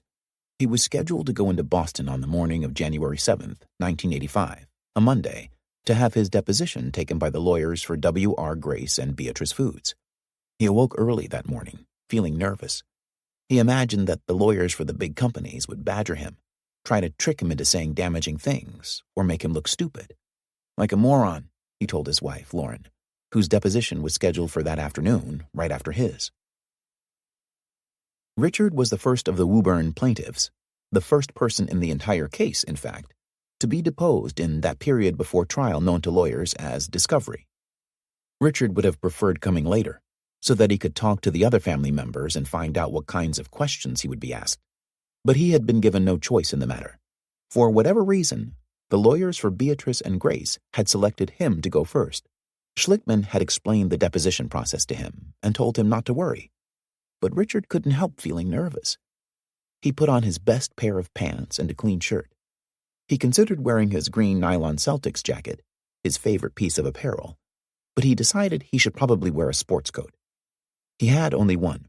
It was about 8 years old and a tight fit now, but it was the dressiest item he owned. Lauren was even more jittery than he. Ever since Jared's death, she'd been having anxiety attacks, her heart pounding rapidly, feeling, she used to say, as if she was going to die or go crazy. She'd been hospitalized for a week after Jared died, and she'd been seeing a therapist since then. Richard didn't think it had helped her much. She'd started drinking more. For Richard, Jared's death had created the opposite reaction. It was a rare event now when he took so much as a sip of alcohol. They were running late by the time they left the house, on a cul-de-sac in the Pine Street neighborhood, and heavy traffic caused them to make slow progress on I-93 to Boston. Richard made a living driving a truck, and he had traveled this route hundreds of times since the day when Jared, who'd been 3 years old, had died on the way to the hospital. Richard thought about that day every time he passed the Somerville exit, where he had raced off the interstate to the fire station for help. When Lauren had yelled that Jared had stopped breathing, Richard had pulled over into the breakdown lane and given the boy CPR, holding him in his lap. That moment was still vivid in his memory. Lauren screaming and carrying on, the cars and big semi-rigs roaring by them on the interstate. Jared, lifeless, in his arms. He thought about it often. But he and Lauren had not talked about it for a long time. And today, as they drove past the Somerville exit on their way to Boston, they kept their silence, even though Richard figured Lauren was probably thinking about it just as he was. Lauren had often said that she didn't want any part of the lawsuit. She didn't want to keep reliving the event. Money won't bring Jared back, she would say. I hate them, those people who put the stuff into the ground. Why can't they lose a son or daughter? Taking their money is not going to hurt them. We're not in it for the money, Richard would say. We're in it to show that we've been harmed by what they did. By the time they found a parking space and got up to Schlickman's office, it was 15 minutes after 10. The deposition had been scheduled for 10 o'clock at the law offices of Hale and Dorr, but Schlickman seemed unconcerned about the time. He had them take their coats off and relax for a few minutes while he went over the ground rules of depositions again. Listen carefully to the questions and don't volunteer anything, he told Richard and Lauren. Answer only what they ask, and don't say, I don't know, all the time. It'll make you look evasive. Think each question through carefully, because whatever you say, we're stuck with it. Richard wanted to know if he had to answer all their questions, even ones about issues unrelated to the case and Jared's death. He was thinking about some troubles he'd had as a teenager and about his relationship with Lauren. Schlickman knew all about Richard's past. He knew, for example, that Richard had abused drugs 15 years ago, when he was 17, and that Lauren had once sought medical treatment for a cut she'd gotten when Richard had pushed her in the heat of an argument. And Schlickman knew that Fasher and Cheeseman were also aware of these incidents. As part of discovery, Schlickman had been obliged to produce the medical records of each family member. He suspected that Fasher had chosen Richard as the first deponent precisely because of these episodes. They can ask any question they want, and you've got to answer, Schlickman told Richard and Lauren. By the time they're done, they'll know more about you than you know about yourself. Tell them the truth, because if you lie and they find out, it'll be a lot worse when they get you on the witness stand. Lauren waited at the office while Richard walked with Schlickman and Conway the 3 blocks to Hale and Dorr. By now, they were half an hour late. On the 27th floor, a secretary escorted them into a large, well-lit conference room, thickly carpeted, the walls paneled in wood. Picture windows framed a panoramic view of Boston's North End and the harbor. To Richard, the room seemed crowded with lawyers. He counted 8 of them, all wearing dark suits and sitting around a long, rectangular table. Their conversation stopped as he entered the room, and he felt their gazes turn on him. Cool, appraising stares. He tried to smile and began to say something, a simple greeting, but it emerged as a guttural sound, and he ended by looking down and clearing his throat. He felt Conway behind him touch his arm and whisper, "Don't worry, you'll be fine." Schlickman steered Richard to a chair near the middle of the table and then sat beside him. Conway took an empty chair directly across from Richard. The court stenographer, a heavy-set woman, sat at one corner of the table, her small machine mounted on a tripod in front of her. Thacher presided over the gathering, sitting at the head of the table, with Neil Jacobs on his right and another young Hale and Dorr associate, unknown to Schlickman, next to Jacobs. On Thacher's left was Cheeseman, along with 3 of his colleagues from Foley, Hogue, and Elliott. The 2 firms had agreed to work together as much as practicable throughout the discovery process. Many later depositions would be held in conference rooms at Cheeseman's firm, but at this first deposition, it was clear that Thacher intended to run the show. "Let's get started," said Thacher. He asked the stenographer to swear in the witness, and he began by asking a series of questions about Richard's medical history, wasting no time in getting to the drug abuse episode. Richard answered straightforwardly, and Thacher moved briskly on. "I take it the water began to taste funny to you from the moment you arrived in Woburn?" he asked Richard. "From when I first started going out with my wife," replied Richard. "So you were aware when you moved to Woburn that its water didn't taste so good?" "Yeah," said Richard, "but a lot of places the water doesn't taste so good." "I agree with that," said Thacher. "We were drinking bottled water off and on. From the beginning you resorted to bottled water?" "Off and on. We split half and half. Like we cooked with regular water and did other things. To make orange juice, we used the tap water. But to drink just straight water, I drank bottled water." "Has any doctor ever told you that you had any dysfunction of your immune system?" "No," said Richard. "But when my son died, they told us that was why he died. His immunity system was tore down to nothing." Thacher looked through the file of medical records in front of him. "There's been some reference to salmonella as the cause of his death. Do you know anything about that?" The immediate cause of Jared's death had indeed been attributed to salmonella, although his doctors had said that he would not have died from the bacterial infection if his immune system had not been suppressed by chemotherapy. "That's what the autopsy read, something like that," replied Richard. "I'm not sure. I'm not a doctor." "What caused you to have an autopsy?" "Because he was doing good.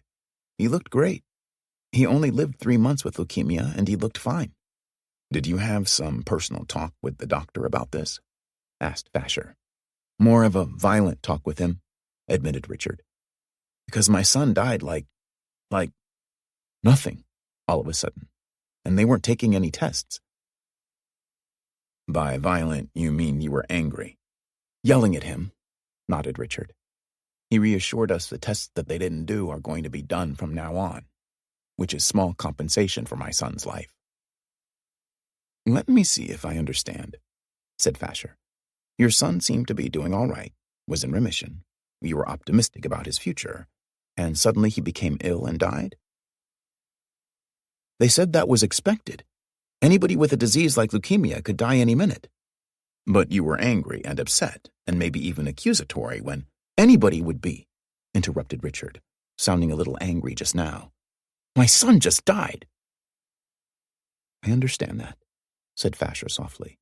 "I was just trying to recreate the event. One day he's fine. He's playing. Next day he's dead. That was the gist of the whole thing.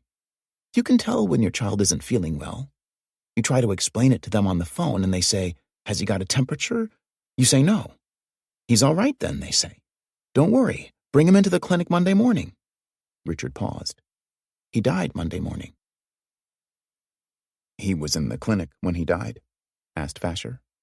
"No, he was in the car on the way down I-93. Fasher had not known this. "He died in the car on the way to the clinic?" Fasher asked. "He died on I-93, up by the Somerville exit. We cut off and went to the fire station." Richard was going to say more, but he could not. He was on the verge of tears. He picked up a glass of water and drank deeply. For a moment, no one in the room moved. The only sound came from Richard, whose breath was raspy and labored. Conway, who felt very moved by Richard's anguish, put a hand up to his eyes. The motion must have caught Fasher's attention, for Conway saw the old lawyer glance sourly at him. Finally, Fasher said to Richard, "You had called, wanting to bring him in, and they said, 'Called Sunday morning, and they said bring him in Monday.'" Fasher asked a few more questions about the boy's treatment, and then decided that he'd learned enough. He turned the deposition over to the lawyers for W.R. Grace. One of Cheeseman's partners asked several quick questions, taking only a minute or so, and then Fasher said, "I have nothing further at this time, Mr. Schlickman." He looked at Richard. "Thank you very much, sir." Richard pushed his chair back and stood. Schlickman stood, too, and gently patted Richard on his back. The defense lawyers remained seated, and the room was very quiet. Schlickman put on his coat and walked with Richard to the door. They had reached the door when Schlickman heard Fasher speak. "Goodbye, and good luck," said Fasher. To Schlickman's ears, these words came out sounding contemptuous, almost like a sneer, as if Fasher had said, "Goodbye and good riddance." Schlickman turned quickly on his heel and glared at Fasher. "You're the one who's going to need the luck," he said. Fasher had not meant to sound contemptuous, but he had been greatly disturbed by Richard Alfiero's testimony. This first deposition had not gone at all the way he had planned. "Some cases a lawyer can't lose," Fasher often told his Harvard students. "Some, maybe, he can't win. You play the hand you're dealt." After Alfiero's deposition, Fasher believed that this case was one he probably could not win, not in front of a jury. He could imagine Alfiero on the witness stand with Schlickman slowly drawing out the details of Jared's death. The entire courtroom, maybe even the judge, would be in tears by the time Schlickman was done. And it wasn't just Alfiero. There were 7 other families, each with its own tragic story to tell.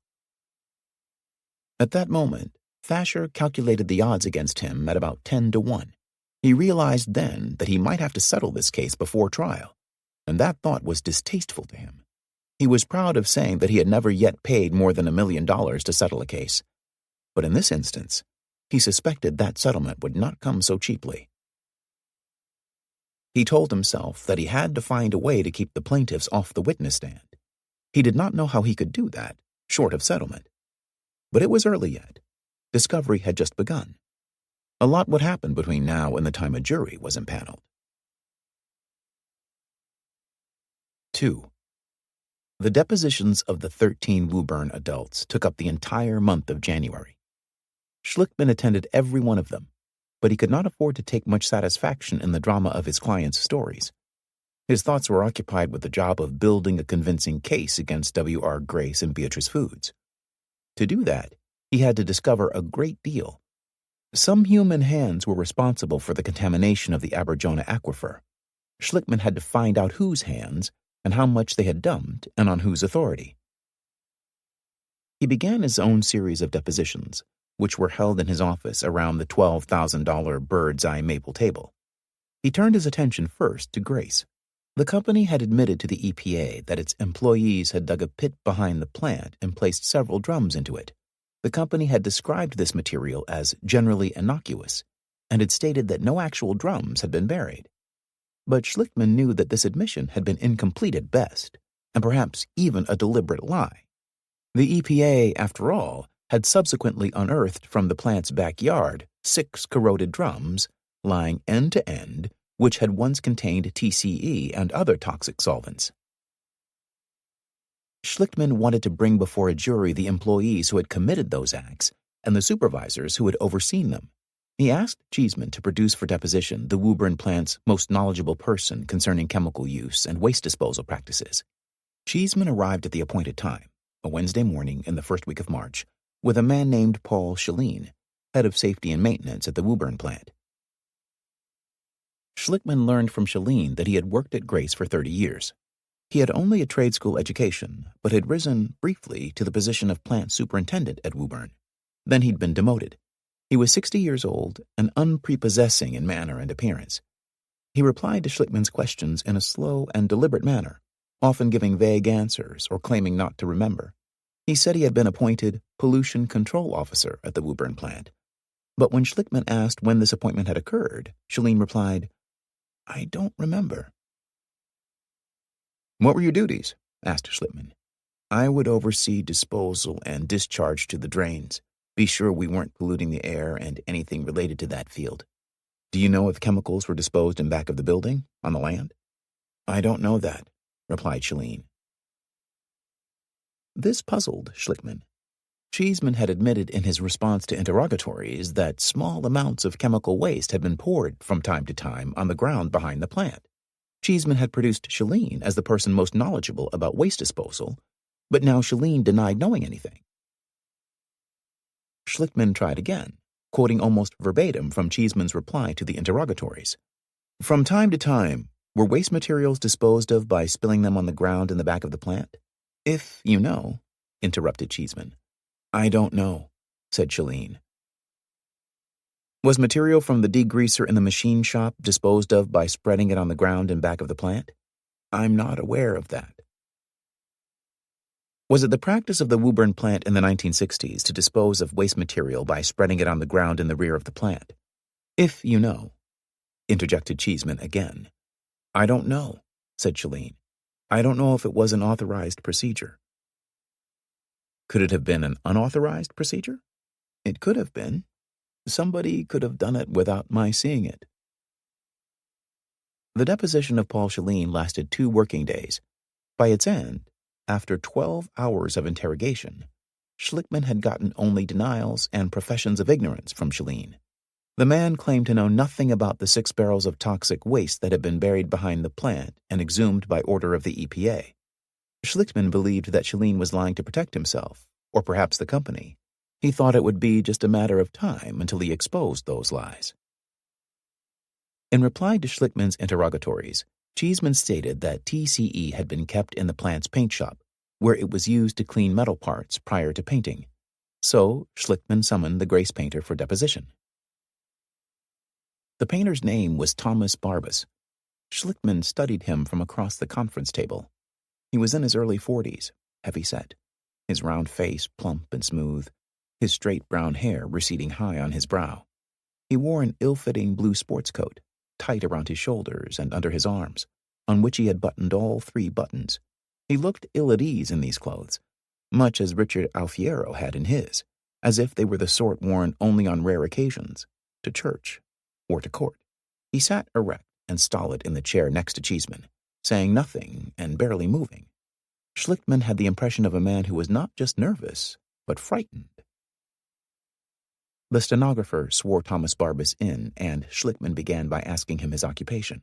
"Buyer," replied Barbas. "You're a buyer?" said Schlickman in surprise.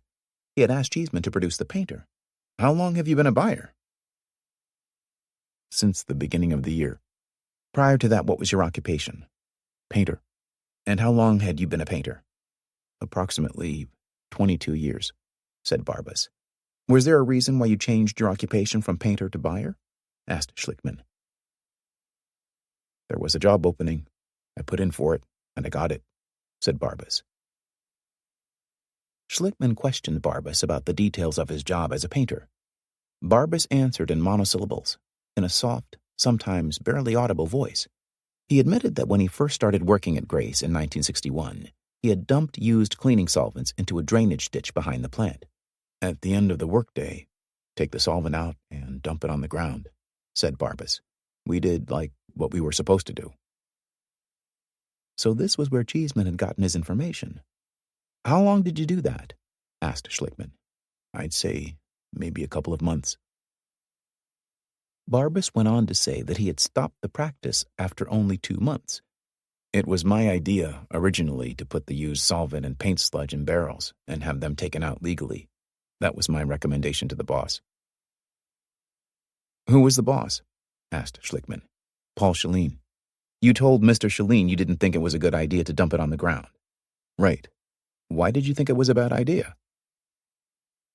Cheeseman objected to this question for the record. Under the rules governing depositions, all objections are preserved until the time of trial, when a judge is present to rule on the objection. Until then, a deponent is compelled to answer, despite the objection, and Cheeseman indicated to Barbas that he should do so.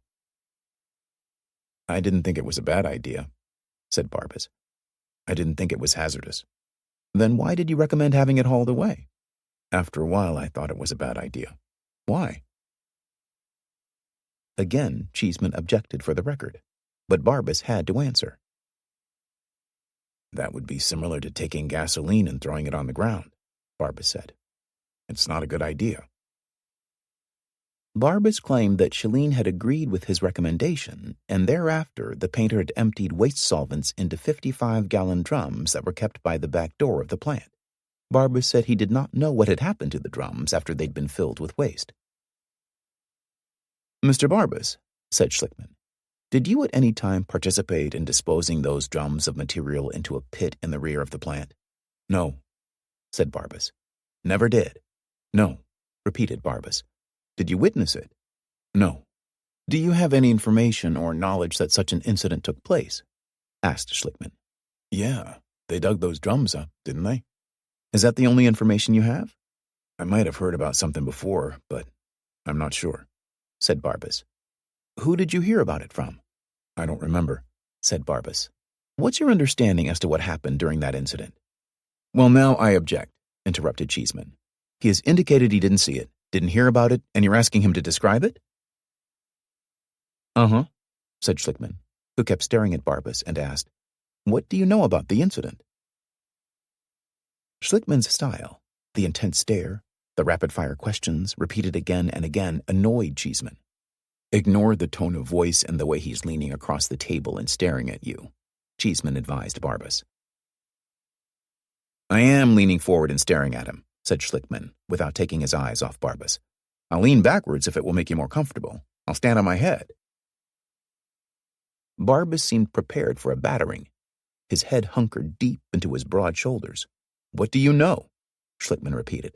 Just the things that we've heard about and read about in the paper. Some barrels were buried, Barbas said. Schlickman asked Barbas if he'd ever talked to Paul Scheleen about the pit. I told him I didn't know anything about it, replied Barbas. I told him that my job was to put the waste in the barrels, and it was the company's responsibility to get rid of them legally, and that was it. That's all I said to him. Schlickman could get nothing more out of Barbas, but he felt sure that Barbas knew much more. After the deposition, in the office that evening, Schlickman reflected on how very odd it was that Barbas should have gotten his first and only promotion just now, just before his deposition, after 22 years in the paint shop. 3. 3 weeks later, on a Thursday morning in early April, the receiving clerk at the Grace plant, a man named Al Love, drove into Boston to have his deposition taken. Love had already spent some time with Cheeseman, who had asked him a lot of questions about his job at the plant and told him what to expect at the deposition. Now, on their way down Milk Street to Schlickman's office, Cheeseman had a few more words of advice to offer. Schlickman is a flamboyant sort of guy, Cheeseman said. He can be very zealous and excitable. Just relax and don't get angry with him. Try to stick to yes or no answers. In the conference room at Schlickman, Conway, and Crowley, a short, stout man in a rumpled suit smiled pleasantly at Love and introduced himself as Kevin Conway. A few moments later, a man whom Love understood to be Schlickman, tall and angular, came into the room. He nodded brusquely to Love, and Love nodded back. Love tried to follow Cheeseman's instructions, answering Schlickman's questions tersely, rarely speaking more than a few syllables. He told Schlickman he lived on Pine Street in East Woburn. He'd started working in the sheet metal department in 1961, 6 months after the plant had opened. Back then, Before his promotion to receiving clerk, he had cleaned metal parts with a solvent he obtained from a drum in the paint shop.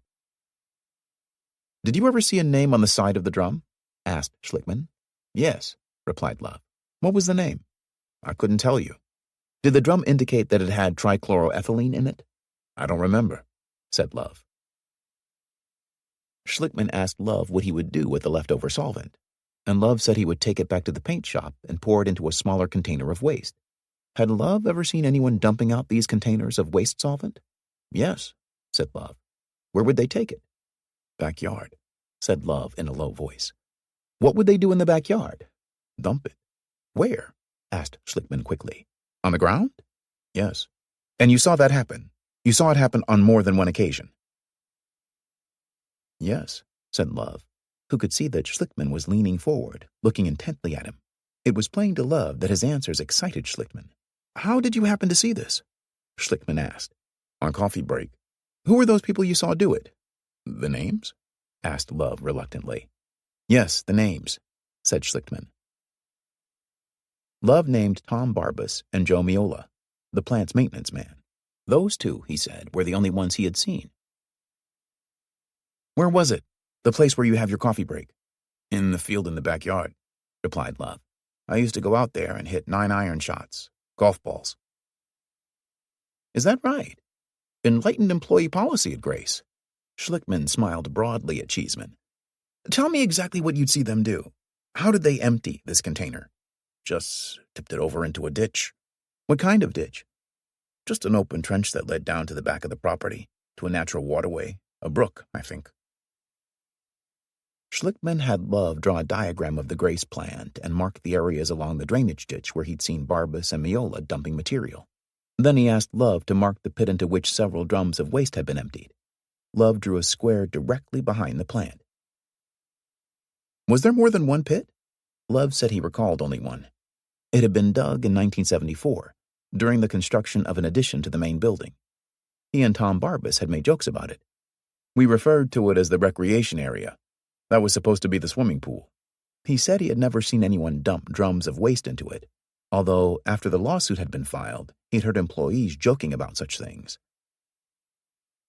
By then, it was nearly 1 o'clock. The deposition had gone on without a break for almost 3 hours. "Let's take a 2-minute break," Schlickman said to Love, "and we may get you out of here for lunch." Schlickman stood and motioned for Conway to follow him out of the conference room. Conway shut the door behind him. In the hallway, they conferred in whispers. The deposition was about to end, but Schlickman had the feeling that he had left something undone. Love had been nervous at first, like the others before him, but Schlickman detected something else about the man. A poise, a sense of quiet self-confidence. Love had a raw-boned, rangy build, and he seemed like a man who could take care of himself. Barbas and Shalene might have difficulty lying effectively, but Schlickman thought that Love might have difficulty abandoning his self-respect enough to lie. "What do you think?" Schlickman asked Conway. Conway reflected for a moment. "He lives on Pine Street in East Woburn, just a couple of houses away from Ann Anderson. Why don't you ask him about the water? Ask him about his family's health." Back in the conference room, Schlickman said to Love, "You've lived in East Woburn for how many years, Mr. Love?" 19. "And you have how many children?" 8. Schlickman asked for their names and ages, and Love complied. "That's quite a family," Schlickman remarked. "You know what the water was like in East Woburn?" "When?" "Now?" replied Love. "How would you describe the water during the 1960s?" "Fine." "How about the 70s?" "Odor." "What did it smell like?" "Chlorine or something," said Love. "Very pungent smell." "And how about the color? What did it look like?" "Sometimes very dark." "Seemed to have things in it? A residue?" "Yes." "Did you drink it or did you—" "Yeah, I drank it," said Love abruptly. "Were you concerned when you found out the wells were contaminated?" Cheeseman objected. Donald Frederico, one of Fasher's young associates, had been listening to the deposition with only half an ear. He had no particular interest in Love's testimony because it did not involve Beatrice, but Fasher wanted a Hale-and-Dorr lawyer present at every deposition. Frederico had already sat through Shalene and Barbas, and on this morning he'd spent most of his time reading the Boston Herald. He had a low regard for personal injury law in general, and a growing dislike for Schlickman in particular. Plaintiffs' lawyers feed on death, Federico once remarked. They see a dead person as an opportunity to make a bundle. Now, when Cheeseman objected, Federico looked up from the Herald and added his objection too. Were you concerned for your own health? Asked Schlickman. Cheeseman objected again, and Federico joined him. Love answered yes. Were you concerned for the health of your family? More objections. Love said yes again. Has any of your family experienced serious illness? The objections came with every question now, and they disturbed Love. He could not understand why Cheeseman and Federico were objecting to questions about his family's health. Cheeseman was supposed to be on his side, but it seemed as if Schlickman was his ally, not Cheeseman. Love said, Yes, I'm concerned about their health.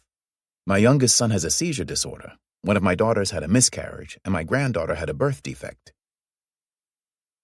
Have any of your children experienced rashes? Asked Schlickman. Federico had put down his newspaper. Are we going to sit here and go through his entire family's medical history? He asked with a disbelieving laugh. You can leave, said Schlickman. Such irrelevant matter, snorted Federico. Love glanced darkly at Federico. When he looked back at Schlickman, their eyes met for a brief moment. He thought he saw Schlickman give him a slight, almost imperceptible nod of understanding. Then Schlickman's gaze shifted to Federico. You can leave, he said again. I'm not going to leave if you're conducting a deposition, snapped Federico. Then sit and listen, said Schlickman, in the tone one would use on a troublesome child. He looked back to Love. Have you or your wife had problems with burning eyes? Objection, said Federico. Love nodded. In the shower, during the time the water was bad in East Woburn. And your wife complained of it. Objection, said Federico. Yes, said Love at the same moment that Cheeseman added his objection. Slow down a bit, said Cheeseman. Give me a chance. Are you aware, asked Schlickman, of any of your neighbors who have had leukemia in their families? Several. Have you read reports about the contamination found in the wells? Yes, said Love. Are you concerned about the health effect of what was found in the wells? Yes. You're concerned for your family, is that right? Yes. Schlickman looked straight at Love and smiled. All right, we're all set. Thank you very much, Mr. Love. Love nodded and smiled back at Schlickman. As Love remembered it later, he felt confused and angry after the deposition. His head throbbed, and he could feel a headache coming on as he and Cheeseman walked up the street. You did very well, said Cheeseman in a kindly way. I thought you'd be upset when he started asking personal questions about your family. That didn't bother me at all, said Love. Cheeseman changed the subject and asked Love about the Woburn plant manager. Cheeseman said that he'd heard that the manager, whose name was Vincent Forte, had a quick temper. What kind of guy is he? Cheeseman asked. Love thought this question was singularly odd coming from Cheeseman. He knew that Cheeseman had spent quite a lot of time with the plant manager, and he felt the lawyer was probing him, trying to see if he had a grudge against the manager or the company. His headache felt worse. I never had any problems with Vin, Love replied. I always got along with him pretty good. On the sidewalk outside Cheeseman's office building, they paused for a moment. Love was anxious to leave Boston and get home, but Cheeseman was still talking. If you've got any questions or want to talk, I'm only a phone call away, Cheeseman said. Then in a friendly voice he asked, Are you going back to work? Love looked at the April sky. It was overcast and a little chilly, but shafts of sunlight pierced the clouds. No, he said with a touch of defiance. I think I'm going to play some golf. The more Al Love thought about it, the angrier he got at the way Cheeseman and especially Federico had acted when Schlickman had asked about the health of his family. On a morning a week after his deposition, he sat at his desk contemplating the telephone. Finally, he dialed Cheeseman's number. He felt nervous, and his words came awkwardly. I've been thinking about this situation, he told Cheeseman. I feel like I'm betwixt and between.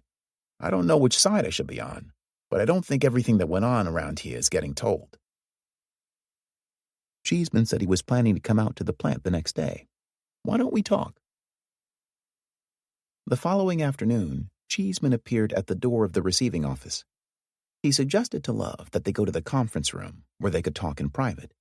Tell me what's bothering you, Al, said Cheeseman as he closed the door. Love said that he was concerned about the health of his family. "I'm wondering if I should get a lawyer for my children's sake," he said. "I can't advise you one way or the other about getting a lawyer," replied Cheeseman. "That's something you've got to decide for yourself." Cheeseman paused, and then he added, "As a practical matter, I don't believe those chemicals in the water made anyone sick." "What about the leukemia cluster? That's been documented." "No one knows what causes leukemia," explained Cheeseman, "and no one knows what caused this cluster. I personally think it's just a matter of chance. If you took 100 pennies and threw them in the air, half would land heads and the other half would land tails. If you looked around carefully, you'd probably be able to find some heads grouped together in a cluster. But it's purely a matter of chance. No one can explain it." Love thought about that for a moment. He shook his head slowly and said, "I can't buy it. I know that water was contaminated, and I know from people around here that barrels have been buried and things have been dumped. I wasn't the one who did it, but I know it happened." "Al, this is very important," said Cheeseman. "I want you to tell me the names of those people." Love did not want to become an informer. He had already named Barbas and Miola at his deposition, but he'd been under oath then. He and Tommy Barbas had known each other almost their entire lives. When Barbas had started work at the plant, fresh out of high school, Love had taken it upon himself to look after the younger man. At the company Christmas parties, Love and his wife Evelyn always sat at the same table with Tommy and his wife. They'd had the Barbases over to dinner at their house. Love wasn't about to cause any more trouble for Barbas. If Tommy had anything to tell the lawyers, he himself should be the one to do it.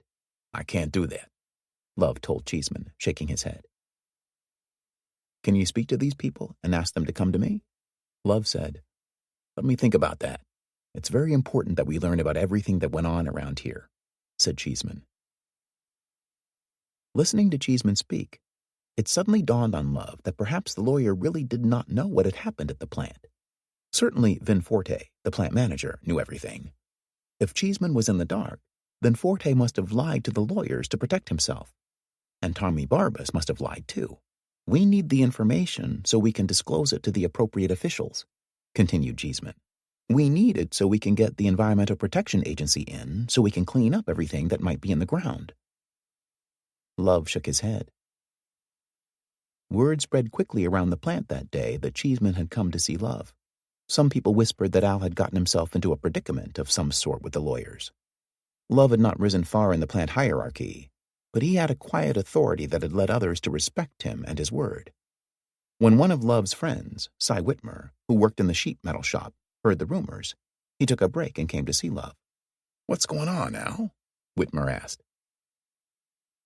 "I do believe I'm on the wrong side of this whole thing," Love said. During the next week, Love slept poorly. He could barely eat. His wife, Evelyn, worried about him. At night, after dinner, while Evelyn cleaned the dishes, they talked about whether he should go over to see Ann Anderson. She lived just around the corner, on Orange Street, a 2-minute walk. Although they had been neighbors for 15 years, the Loves did not know Ann well. Al had seen an ambulance come to her house on more than one occasion when her son had been ill, and he knew that she and her husband had separated. When the Woburn leukemias began to attract media attention, Al had thought Ann was a fruitcake, as he put it, a sad case who'd broken under the strain of the tragedies that had befallen her. But lately he'd begun to reconsider.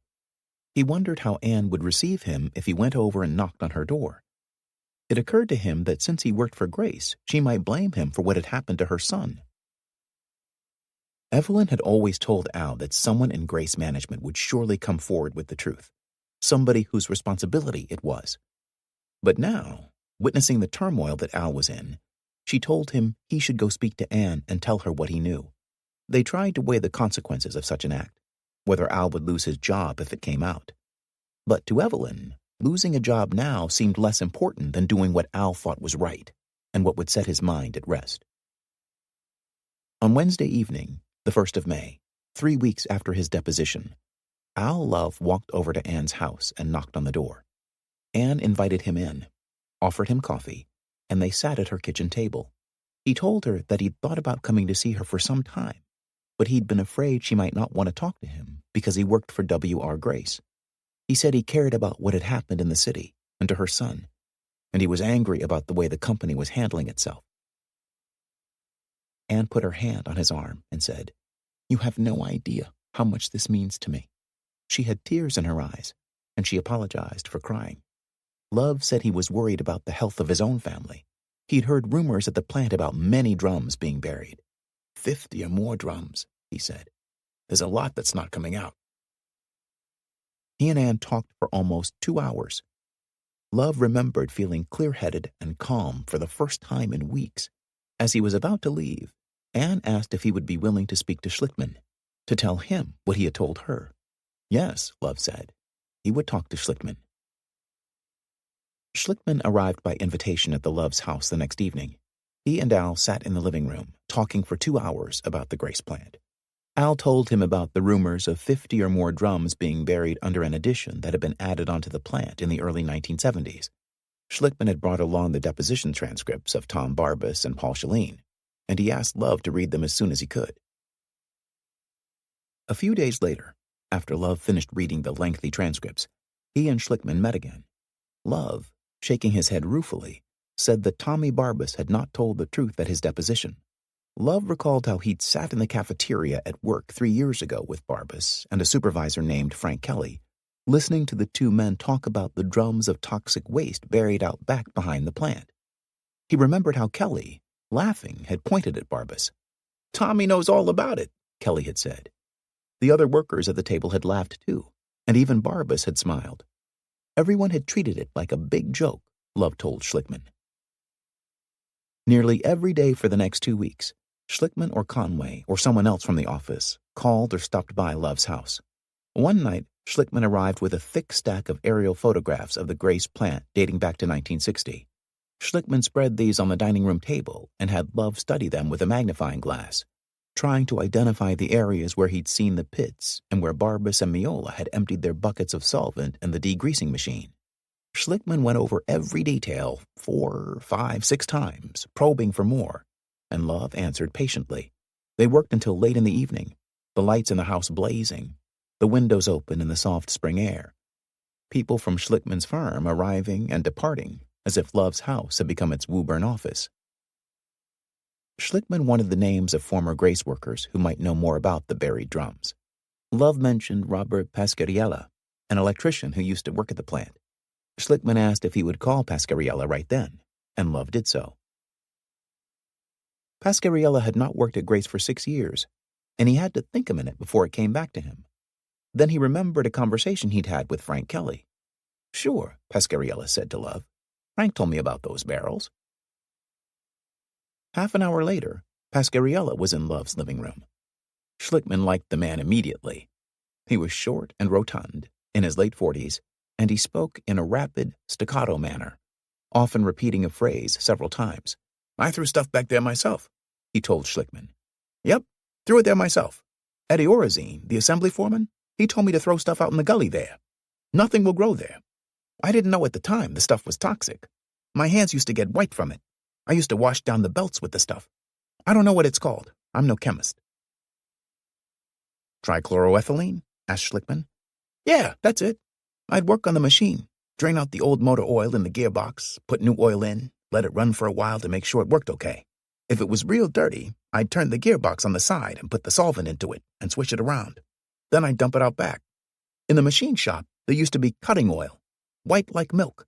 Every once in a while, Joe Miola used to drain the stuff out and go back and dump it in the gully. No one took it upon themselves to do anything on their own. None of the stuff was ever done without the permission of Paul Chalene and Eddie Orazine." "What about Tom Barbas?" "Tommy, he would dump his paint thinner and other stuff in the ditch. Barbas said he never did that." Pasquariella snorted. He waved his hand in a dismissive gesture. "I seen Tommy with my own eyes throw his stuff into that ditch. I stood right beside him while he did it. It was just routine. He was doing it for many years that I know of." Schlickman asked Pasquariella if he'd call Barbas and talk to him. "Right now?" said Pasquariella. "Why not? Sure." Schlickman hoped that Barbas might even come over to Love's house, as Pasquariella had. He knew he'd get much more out of Barbas sitting with him in Love's living room than he would at a deposition with Cheeseman present. Pasquariella dialed Barbas's number and spoke for several minutes. In the living room, Schlickman listened to Pasquariella's end of the conversation. "Tommy, you handled that stuff," he heard Pasquariella say. "So did I. Remember, I used to dump out in the back too. I stood there talking to you while you did it." Pasquariella listened for a minute. "You know exactly what's going on. If you're smart, you'll tell the truth. Everything you know, you better tell. You don't want to take the rap for Vin Forte." Pasquariella paused for a moment, and then he said, "Listen, Tommy, if they ask me, I'm going to tell the truth. I ain't lying for no one." Pasquariella hung up the phone. "He says he doesn't know anything about it. He was hemming and hawing. I know Tommy, and I can tell when he's nervous." These revelations, especially the rumors of 50 or more drums being buried behind the plant, delighted Schlickman. It was clear to him that Barbas had lied under oath at his deposition. It was also clear that W.R. Grace had not told the EPA the whole truth about how much TCE the plant had really used and what it had buried in the backyard. But Schlickman wanted hard evidence. He had to squeeze information out of Grace and its employees. One way of doing that would be to get the Assistant U.S. Attorney for Environmental Affairs interested in the case. A criminal investigation by the Justice Department, carrying with it the threat of heavy fines, perhaps even jail sentences for some Grace employees and executives, could break the case wide open. Months earlier, Schlickman had gone to see the Assistant U.S. Attorney and urged him to investigate Grace. "They lied to the EPA, I'm sure of it," Schlickman had said. "Why aren't you investigating?" "Give me facts, give me evidence, give me witnesses," the government lawyer had replied. "I can't do anything without evidence, and I'm not going to start an investigation just to help your case." Now, with information from Love and Pasquariella, Schlickman felt he had enough to interest the U.S. Attorney. He persuaded Love to speak with the government authorities, and he arranged a meeting on a day that Love had already planned to take off work. Love's youngest son, who was 16 years old and had experienced seizures since he was 7, had an appointment with a specialist at Children's Hospital in Boston. After their son's appointment, Al and Evelyn Love went with Schlickman and Conway up to the 7th floor of the federal courthouse. The assistant U.S. attorney and 2 senior EPA officials interviewed Al for nearly 3 hours that afternoon. Evelyn sat next to her husband through it all. The demeanor of the assistant U.S. attorney unnerved her. He stared intently at Al, eyes narrowed the entire time. But Al appeared to handle it well. He spoke forthrightly and never seemed intimidated. He drew maps and told the government lawyers exactly what he'd told Schlickman about the pits and the rumors of 50 drums being buried under the addition to the plant. Afterward, the assistant U.S. attorney took Schlickman aside and said that he would begin an investigation. He planned to issue subpoenas to Grace employees, commanding them to testify before a grand jury. Schlickman had not managed to get Barbas over to Love's house, but he got the next best thing. 1 week after Love's visit to the assistant U.S. attorney, Barbas called Cheeseman to say that he had suddenly remembered something. He remembered now that he had been involved in dumping the drums into the pit. Cheeseman, seated at his desk, had the sensation of going suddenly cold, he recalled later. He stood and looked out the window to the courthouse as he listened to Barbas. He felt himself getting angry. Barbas, his words coming in a rush, told him in detail about everything he had suddenly remembered. The painter spoke about a red flatbed truck carrying barrels to the edge of a pit, opening the bung caps, Joe Miola helping him empty the barrels. To Cheeseman, it seemed as if Barbas believed that the more quickly he spoke, the less damaging his previous testimony would become.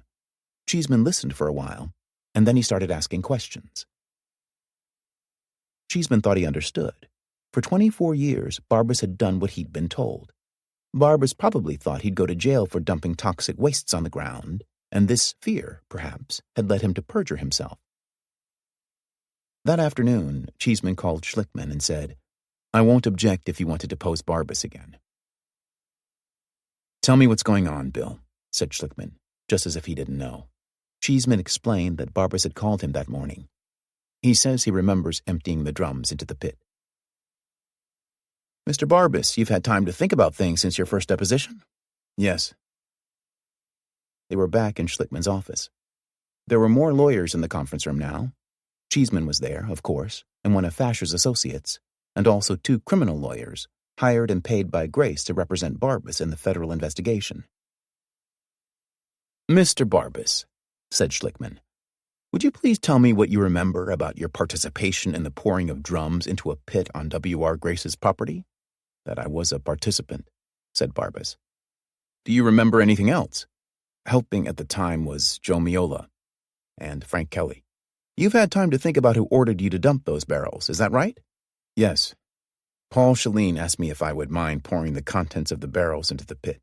"And what did you say?" "Well, I asked him. All this time we were saving the material to have it sent out to a legal disposing firm. He said it was not hazardous. We could pour it."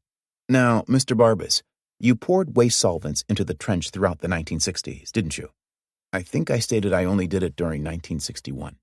"I know what you stated. I want you to think about the question very carefully. You understand you're under oath?" "Yes." "You understand that the statement you're giving is under the pains and penalties of perjury?" Barbas nodded. "You know that Mr. Miola would on occasion pour waste material into the trench?" "Yes, I do." "You saw him do that?" "Yes." "For what period of time did you see Mr. Miola do that?" "He was always doing it." Cheeseman interrupted and said to Barbas, "He's now asking for your direct observation." Schlickman turned angrily at Cheeseman. "I'm speaking English, Bill. He's not Portuguese. He doesn't need an interpreter." Schlickman turned back to Barbas. "Did you ever assist Mr. Miola?" "No," said Barbas. Schlickman stared at Barbas. "Did you ever assist Joe Miola in pouring waste solvent onto the ground?" This time, Barbas nodded his head yes. "You can't just nod your head," said Cheeseman. "I used to bring it out on some occasions, if it was wet, and pour it on the ground." "How often would you do that?" "Whenever it needed to be done." "Which is approximately a weekly basis?" "Yeah, weekly. I'd say weekly." Schlickman did need an interpreter for Joe Miola. Although Miola, now in his 70s and retired, had worked for 20 years as the maintenance man at the Woburn plant, he claimed at his deposition that he did not understand English. Schlickman hired an Italian translator, and the deposition went forward in Schlickman's office. Miola denied emptying barrels into a pit, nor had he ever dumped the contents of the degreasing tank, or anything else for that matter, on the ground. "Tom Barbas testified you would empty the degreasing tank on the ground," said Schlickman. "He is a liar," replied Miola through the translator. "Mr. Barbas testified that he would dump waste solvents on the ground behind the plant." "Good for him." Miola clasped his head. "My head is already gone," he said. "We don't want your head to go yet," said Schlickman. "I'm 73 years old," said Miola. "You look wonderful," said Schlickman. "I look wonderful? If I come here another time, I will have to go to the cemetery where the cypresses grow." 4. Schlickman remembered the spring day, 3 years ago, when he drove out to Woburn and parked across from the Grace plant. He remembered how he'd wished he could go inside and look around, how its brick facade had looked to him like the wall of a small fortress then. But the door was opened now, and he was getting guided tours by deposition. He learned that the Grace plant was, by most accounts, a fine place to work, providing you got along with Vincent Forte, the plant manager. Forte had ruled the plant like his own fiefdom for more than 20 years. Most employees were willing to live by Forte's rules, which sometimes included doing outside work for Forte on company time, because the company paid good wages and offered generous benefits. Every Christmas, the employees were treated to a party at a local restaurant. Behind the plant, on the 5 acres of overgrown fields that had once been farmland, the company had cleared away brush and built a sandpit for playing horseshoes. When Barbas developed an interest in archery, he and another employee had set up a target out back for practice, not far from where Al Love would sometimes chip golf balls. The company had installed a basketball hoop, as well as picnic tables, so that employees could eat lunch outside on pleasant days. Joe Miola had started a vegetable garden, which he tended during his breaks and after hours, and soon several other employees began their own small gardens. But it was now clear to Schlickman that even while the company and the workers had transformed the area around the plant into a park and playground, they had also turned it into a toxic waste dump.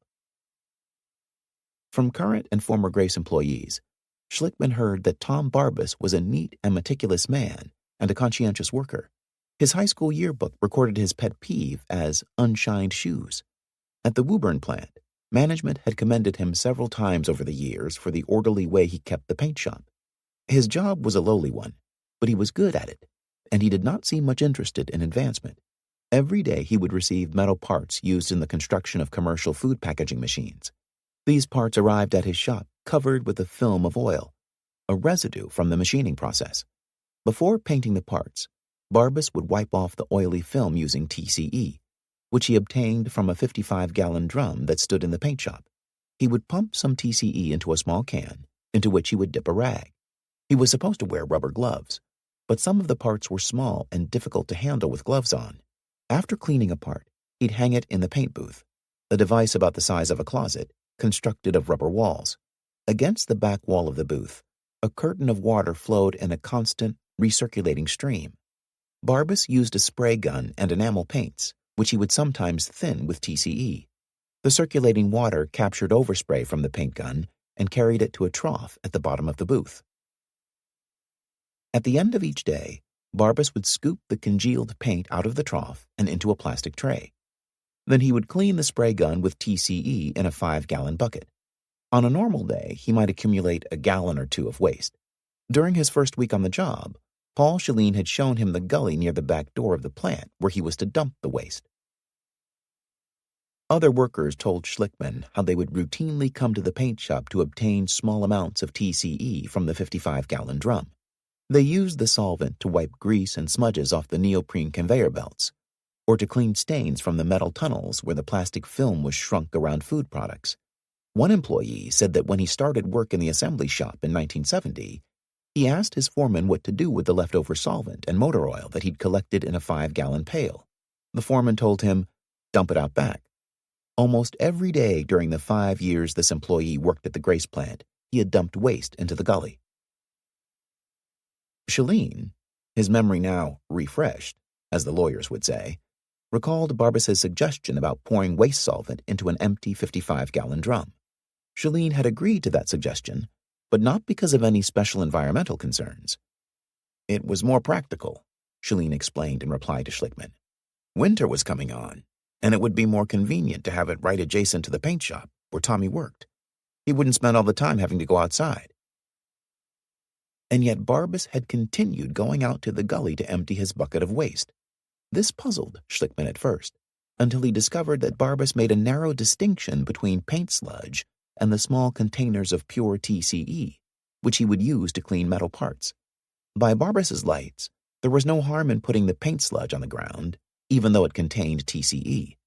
A meticulous man, he would shovel up the paint remnants after a few days when it had dried and dump it into an ordinary trash bin.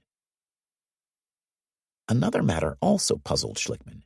If Barbas was, in fact, reluctant to pour solvent on the ground, why did he often help Joe Miola empty the contents of the 15-gallon degreasing tank, which contained pure solvent, into the gully? This act was on its face inconsistent, and yet Schlickman could never get Barbas to explain his reasoning. That puzzle remained unsolved. Schlickman formed an image of Barbas growing into middle age as he worked at the Woburn plant. In 1967, Barbas was drafted into the Army and sent to Vietnam, where he spent an uneventful year in the military police. When he returned to Woburn, he resumed his old job in the paint shop. He married and had children, and moved into a modest ranch house in North Woburn. His hair thinned and receded, and he grew stout. Al Love told Schlickman that Barbas would occasionally take over for him in the receiving department. But new routines seemed to make Barbas anxious, and when Love returned to work, he usually found the painter flustered and worried about having made a mistake. Exactly how much TCE had the Woburn plant actually used? Schlickman could never get a straight answer to this. Grace corporate executives initially told the EPA that the plant had purchased just 1 drum of TCE.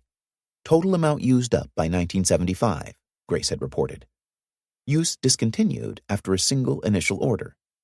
This, of course, was false. Cheeseman himself had later amended the reply to 4 drums. Schlickman didn't believe that either. But apart from anecdotal accounts by workers, he had no proof. According to Cheeseman, the plant's records of chemical use prior to 1975 had been routinely destroyed. And then Schlickman discovered in the documents produced by Cheeseman a note dated October 30th, 1973. It was written in a large, almost childish script, the letters awkwardly formed with the initials P.S. at the bottom. Paul Chalene admitted that the handwriting was his. The note had been written in response to a telephone inquiry by a state inspector. It said, "Up till September, use trichloro 150 gallons." To Schlickman, this could only mean that the Grace plant had used 150 gallons, slightly less than 3 55-gallon drums, in the first 9 months of 1973. If that inference was true, it meant the plant had consumed 4 drums of TCE a year up until 1973, not merely 4 drums throughout its entire history, and that translated into 50 or more drums of TCE. It was in the summer of 1973, Schlickman learned, that Grace's policy concerning the use of TCE changed, and that change led to the pouring of a drum of TCE into a pit in the backyard of the Woburn plant. Schlickman pieced together the story as best he could from deposition testimony and documents produced by Cheeseman. It had begun when a Grace executive named Richard Stewart received a warning about TCE from the National Institute of Occupational Safety and Health. The warning had stated that TCE is especially hazardous in open bucket use, in which parts are brushed and dipped in the bucket of solvent. Inhaling vapor from the solvent could cause eye irritation, cardiovascular and nervous ailments, and damage to liver and other body organs, said the warning. The Institute planned to adopt a more rigorous standard for plants where TCE was used, one requiring formal inspections, emergency showers, and periodic medical examinations of employees. In light of the proposed new standard, Richard Stewart decided that the safest and most economical course for Grace would be to eliminate the use of TCE wherever possible. Stewart sent a memo to all Grace plants recommending that they stop using the solvent. He asked the plant managers to report back to him on their actions. In Woburn, Stewart's memo ended up on the desk of the production manager, who in turn notified Stewart that the plant would cease using TCE by November. The production manager gave the task of phasing out the solvent to Paul Chalene, then head of the safety committee. Months passed, but Chalene apparently did nothing, despite frequent reminders from the production manager. Then the manager noticed that a 55-gallon drum of TCE remained in the paint shop. Finally, he lost patience. In a memo to Chalene, he wrote, "I assigned this project to you 10 months and 26 reminders ago. Why couldn't you handle it?" Reading this 10-year-old memo, Schlickman almost felt sorry for Chalene. The Woburn plant had never had any policy or method for the disposal of such material, beyond dumping it onto the ground. Chalene, left to his own devices, had gone to consult with Barbas, who told him there were companies that would haul waste solvents away. Barbas testified that he had even given Chalene the name of a firm he'd heard about in Burlington. Chalene had said he would call the firm, but meanwhile he asked Barbas to move the drum of TCE outside, where a dozen or more drums of accumulated waste were lined up near the back wall of the plant. Chalene admitted under oath that he never did call the waste disposal firm suggested by Barbas. The drums had remained outside until a year later, when a new addition was built onto the rear of the plant. In the course of construction, Vincent Forte asked the contractor to dig a pit for the disposal of construction debris and other waste. This pit became the swimming pool of Al Love's recollection. According to Barbas, Paul Chalene had come up to him and said, "I want you to empty those barrels into the pit." "What have we been saving them for?" Barbas remembered asking. "I thought we were going to have somebody take them away." Chalene allegedly had replied, "The stuff is not hazardous. You can pour it. I'll get somebody to help you." Perhaps Barbas had looked dubious. He knew that the drums contained TCE mixed in with cutting oils and paint sludge, because Chalene had added, "After this, we'll have them taken away." Barbas told Schlickman that he had watched from the back door of the plant as the drums were loaded onto the hydraulic tailgate of a red truck and lifted to the truck bed. The next morning, he saw the drums lined up at the edge of the pit, which Barbas estimated to be 20 feet wide and 40 feet long. He and Joe Miola began emptying the drums into the pit by turning them on their sides, opening the bungholes, and watching as the contents drained out. They had emptied a few drums in this manner when Frank Kelly, the foreman of the shipping department, came to tell Barbas he had a paint job to do. Barbas departed. Later that day, he had walked back to the pit and stood at the edge, looking in.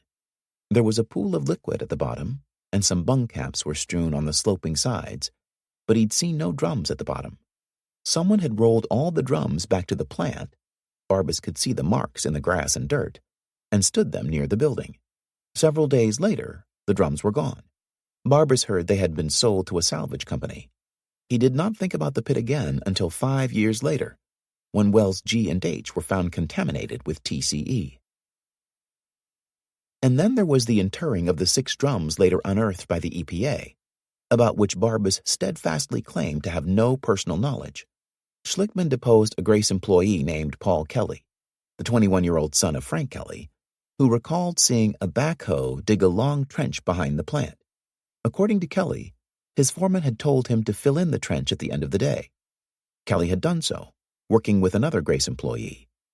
He'd seen 7 drums, one more than was later dug up, lying end to end in the trench, which he estimated had been 30 or 40 feet long and 4 feet deep. By his own tally, Schlickman counted at least 2 pits, and possibly even more if the recollection of Bob Pasquariella could be trusted. Pasquariella recalled a conversation he'd had with Frank Kelly shortly after the EPA began its investigation. "If they ever find out what is buried back there, we're all in trouble," Kelly had told Pasquariella. Pasquariella asked Kelly what he meant. Kelly had said, "There's 21 barrels buried back there, under the warehouse. They better not dig there." But Schlickman would never find out what Kelly knew. Kelly had died of a heart attack not long after speaking to Pasquariella.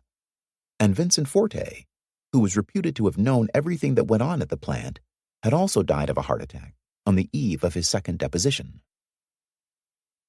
Discovering the whole truth of what had happened at the Grace plant, Schlickman realized, was impossible. In the beginning, the truth had been obscured by a web of lies, evasions, and self-serving accounts from both workers and Grace executives. In the end, it still remained hidden by death and the vagaries of memory. But for Schlickman's purposes, it really made little difference whether there had been 2 pits or 3 or 4. He had uncovered more than enough to make his case. 5. While Schlickman was busy building his case against Grace, the federal investigation that he had set in motion with the help of Al Love was causing chaos at the Woburn plant. Barbas, Shalene, and 4 other employees, including a Grace corporate executive, received subpoenas to testify before a grand jury. On the plant floor, rumors traveled swiftly among the workers, who gathered in small groups and talked in low voices among themselves. Lawyers from Boston and the W.R. Grace office in Cambridge seemed to arrive every day. One after another, workers were summoned to the conference room for interviews. An air of gloom and secrecy hung over the plant. In the front office, lawyers searched through the files. Barbas and Shalene were often gone from work, called to Boston for more interviews. Word spread that they were now represented by criminal lawyers. Their fellow workers speculated in whispers about whether anybody would go to jail for dumping or for perjury. Cheeseman, of course, found out that Al Love had been secretly talking to Schlickman and the U.S. attorney. Cheeseman appeared at the door of the receiving department one morning and told Love he wanted to see him in the plant manager's office. Love thought he had prepared himself for this moment, but he had a sick feeling in the pit of his stomach walking into the manager's office. Cheeseman was seated there, along with the new plant manager, a man named Ulf Norden, and a W.R. Grace in-house lawyer from the Cambridge office. There was also a stenographer present to take Love's statement. "Mr. Love," said Cheeseman in a cold and formal manner, "the company has asked that you be present today to answer some questions. I want you to understand that you're free to leave anytime you want to. If you want to take a break, to go to the men's room to get a drink, or for any purpose, you're free to do that. The company has asked you, however, to answer the questions that I have." Cheeseman looked at the plant manager. "Just to be sure that it's understood, Mr. Norden, would you now ask Mr. Love to answer my questions?" Norden instructed Love to answer the questions. "You are aware what that means as an employee of Grace." Love was aware only that he was about to lose his job, but he nodded at Norden and said, "Sure." Cheeseman asked Love when he first met with Schlickman. "It was after May 1st, said Love. On the evening of May 1st, I went across the street to Ann Anderson's house and told her of the dilemma my wife and I were in. She asked me if I would talk with her attorney. What did you talk about with Mr. Schlickman? I told him that during the deposition everything was going fine up to the point he started asking me questions about my family, and that was the only time you people were concerned about what I said. So many objections were raised. I see, said Cheeseman. My life has changed in such a fashion, continued Love. I told Mr. Schlickman the stories I'd heard. I felt as though no one at the plant was coming forward with information. I felt there might be some... I think this is the perfect moment for you to treat yourself with a little kindness. Here is a soothing track to heal the soul. Let all your worries drift away, keeping only peace and lightness in every breath before we return.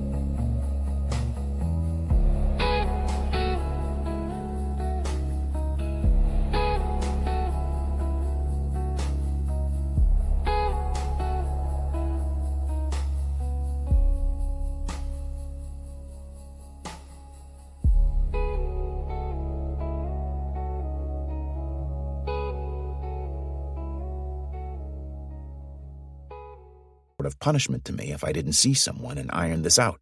He advised me to see the U.S. attorney. The next meeting with Mr. Schlickman, was that scheduled by telephone? I think he just appeared. Was he driving that nice, new, shiny black Porsche? Asked Cheeseman. I think he was. He went over everything he'd asked me before. It was pretty much repetition.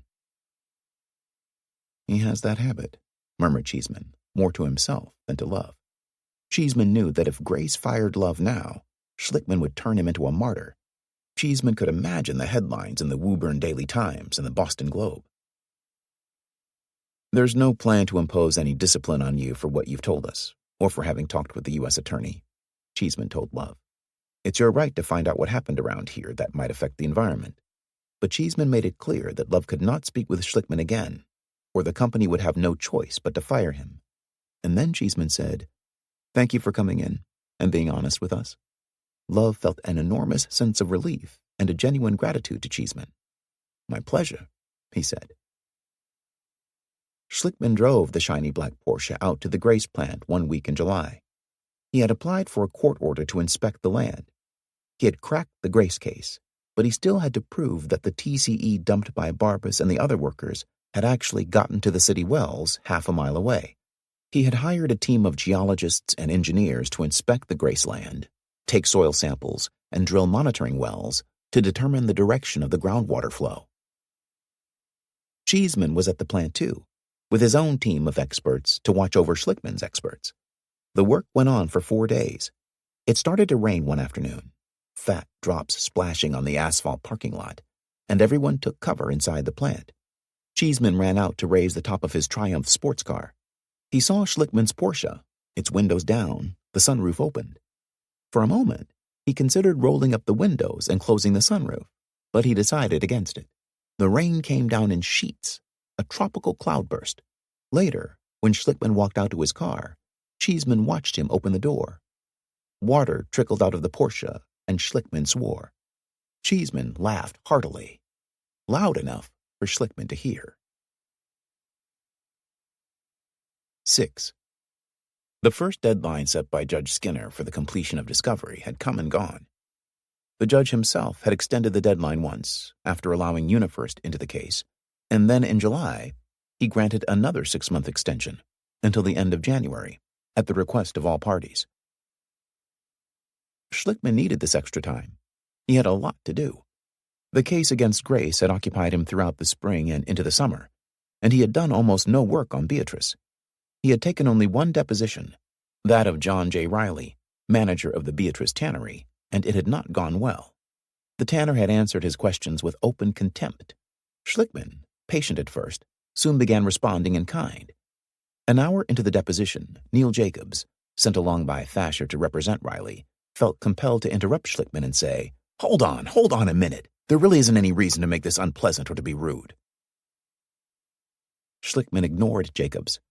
He asked Riley again to describe just how he had used a mixture of silicone and tetrachloroethylene to waterproof leather for the U.S. Army. "In what contraption was it used?" Schlickman asked. Riley looked down at the glass of water in front of him. He had a massive, bejowled face and a darkly florid complexion with blue eyes that looked small, almost porcine. He picked up the water glass, holding it between thick sausage-like fingers, and then, looking directly at Schlickman, he emptied the glass onto the bird's-eye maple conference table. Schlickman stared at the pool of water on his $12,000 table, at the water dripping onto his carpet. "Let the record show that the witness has emptied a glass of water on the conference table." "Just a few drops," said Neil Jacobs, attempting to minimize the act in the pages of the record. "What do you intend to indicate by pouring the water on my conference table, Mr. Riley?" asked Schlickman. "This is how the silicone was put on the leather," replied Riley. "Poured right on, like you poured this glass of water on my table?"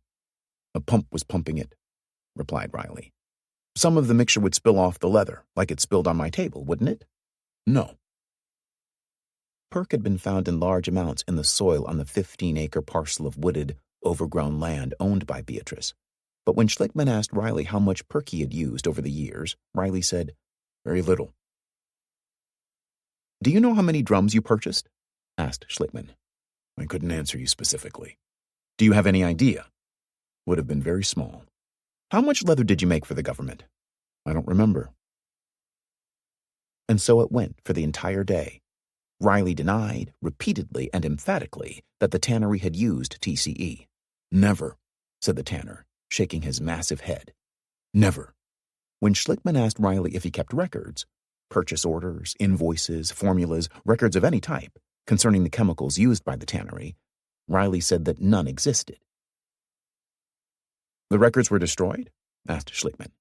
"We don't have the space to keep records for very long." "How far back do the records go?" 3 years, said Riley.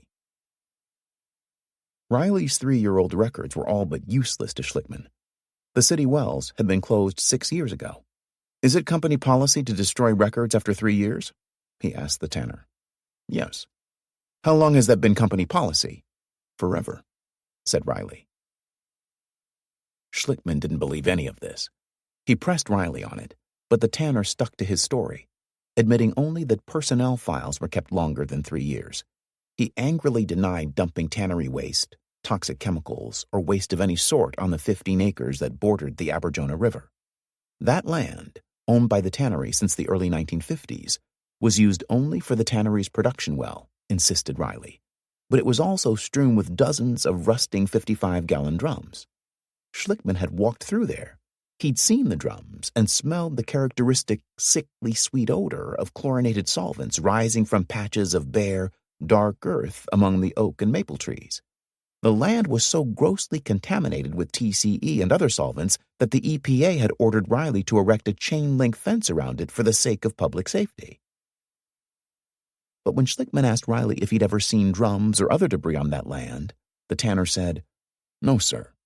Had Riley ever seen areas where toxic waste had killed the surrounding vegetation? No, sir. How would Riley describe the land? "Just plain wildlife, that's all." "So as far as you're concerned, Mr. Riley, up until today, that land has been essentially in a wild state and has not been used for waste disposal?" "Yes," replied the tanner. Schlickman felt certain that Riley had dumped tannery waste and drums containing perk and TCE on the 15 acres, just as the Grace employees had dumped solvents behind their plant. He felt certain that Riley had records of chemicals used by the tannery, but he had no proof of that. This deposition reminded him of the first time he'd deposed Barbas and Shalene. He'd gotten nothing from them either, but he had persisted, and then he'd gotten lucky. He needed the same sort of luck with Beatrice. He needed to find another Al Love. Schlickman put in a call to a private investigator, a former police detective he had once hired to locate a vanished witness in a malpractice case. He asked the investigator to go out to Woburn and find former tannery employees. The investigator quickly located an ailing but voluble 66-year-old man who had worked at the tannery for 38 years, his entire adult life.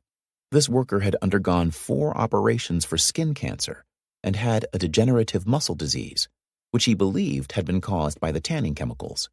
He did not wish Riley well, but he could not recall the tanneries ever using TCE, or tannery workers dumping waste on the 15 acres. He did, however, know plenty of former tannery employees. Jack Nolte, he worked in the tan room, but he died 2 years ago of stomach cancer, and he was only in his 40s. Maurice O'Connor, color room, he died of cancer too, and he was a young guy. Nick Murray and Jim Feeney, they both had heart attacks. Frank Valenti worked in the ringing room. He died of lung cancer. This sad litany led Schlickman to conclude that working at the Beatrice Tannery could cost a man his life. The old worker did name one colleague he believed was still alive, just barely. Joe Pellino. He was a color mixer. He worked with the chemist. He's got lung cancer too. Schlickman sent his investigator to visit Joe Pellino, who, as it happened, had just returned from a long hospital stay. Pellino sat on his living room sofa, a pale green tube attached to his nose, a bottle of oxygen on a small wheeled cart beside him. He said he did not remember seeing anyone at the tannery dispose of drums or tannery waste on the 15 acres, but he did remember trichloroethylene. He thought perhaps the tannery had used TCE for cleaning embossing plates. To Schlickman, this sounded like the break he was hoping for. Fearing that Pellino might die before trial, he arranged for a bedside deposition at Pellino's home. But at the deposition, Pellino flatly denied that the tannery had used TCE, and he accused Schlickman's investigator of falsely representing himself as someone for Riley. One after another, interviews with a dozen former tannery employees led Schlickman nowhere. None could recall using TCE or dumping tannery waste in 55-gallon drums on the 15 acres. Schlickman began searching the files of local and state agencies that might have had dealings with the tannery. At the state public health department, he finally got his first true break. He found a report, he called it the killer document, that proved Riley had not told the truth at his deposition. It was 2 pages long, dated July 12, 1956. The typewritten notes of a sanitary engineer named A.C. Bold, who had gone to the tannery in response to repeated complaints by East Woburn residents about terrible and foul odors. According to Bold's notes, he and Riley had walked up the dirt road leading onto the 15 acres.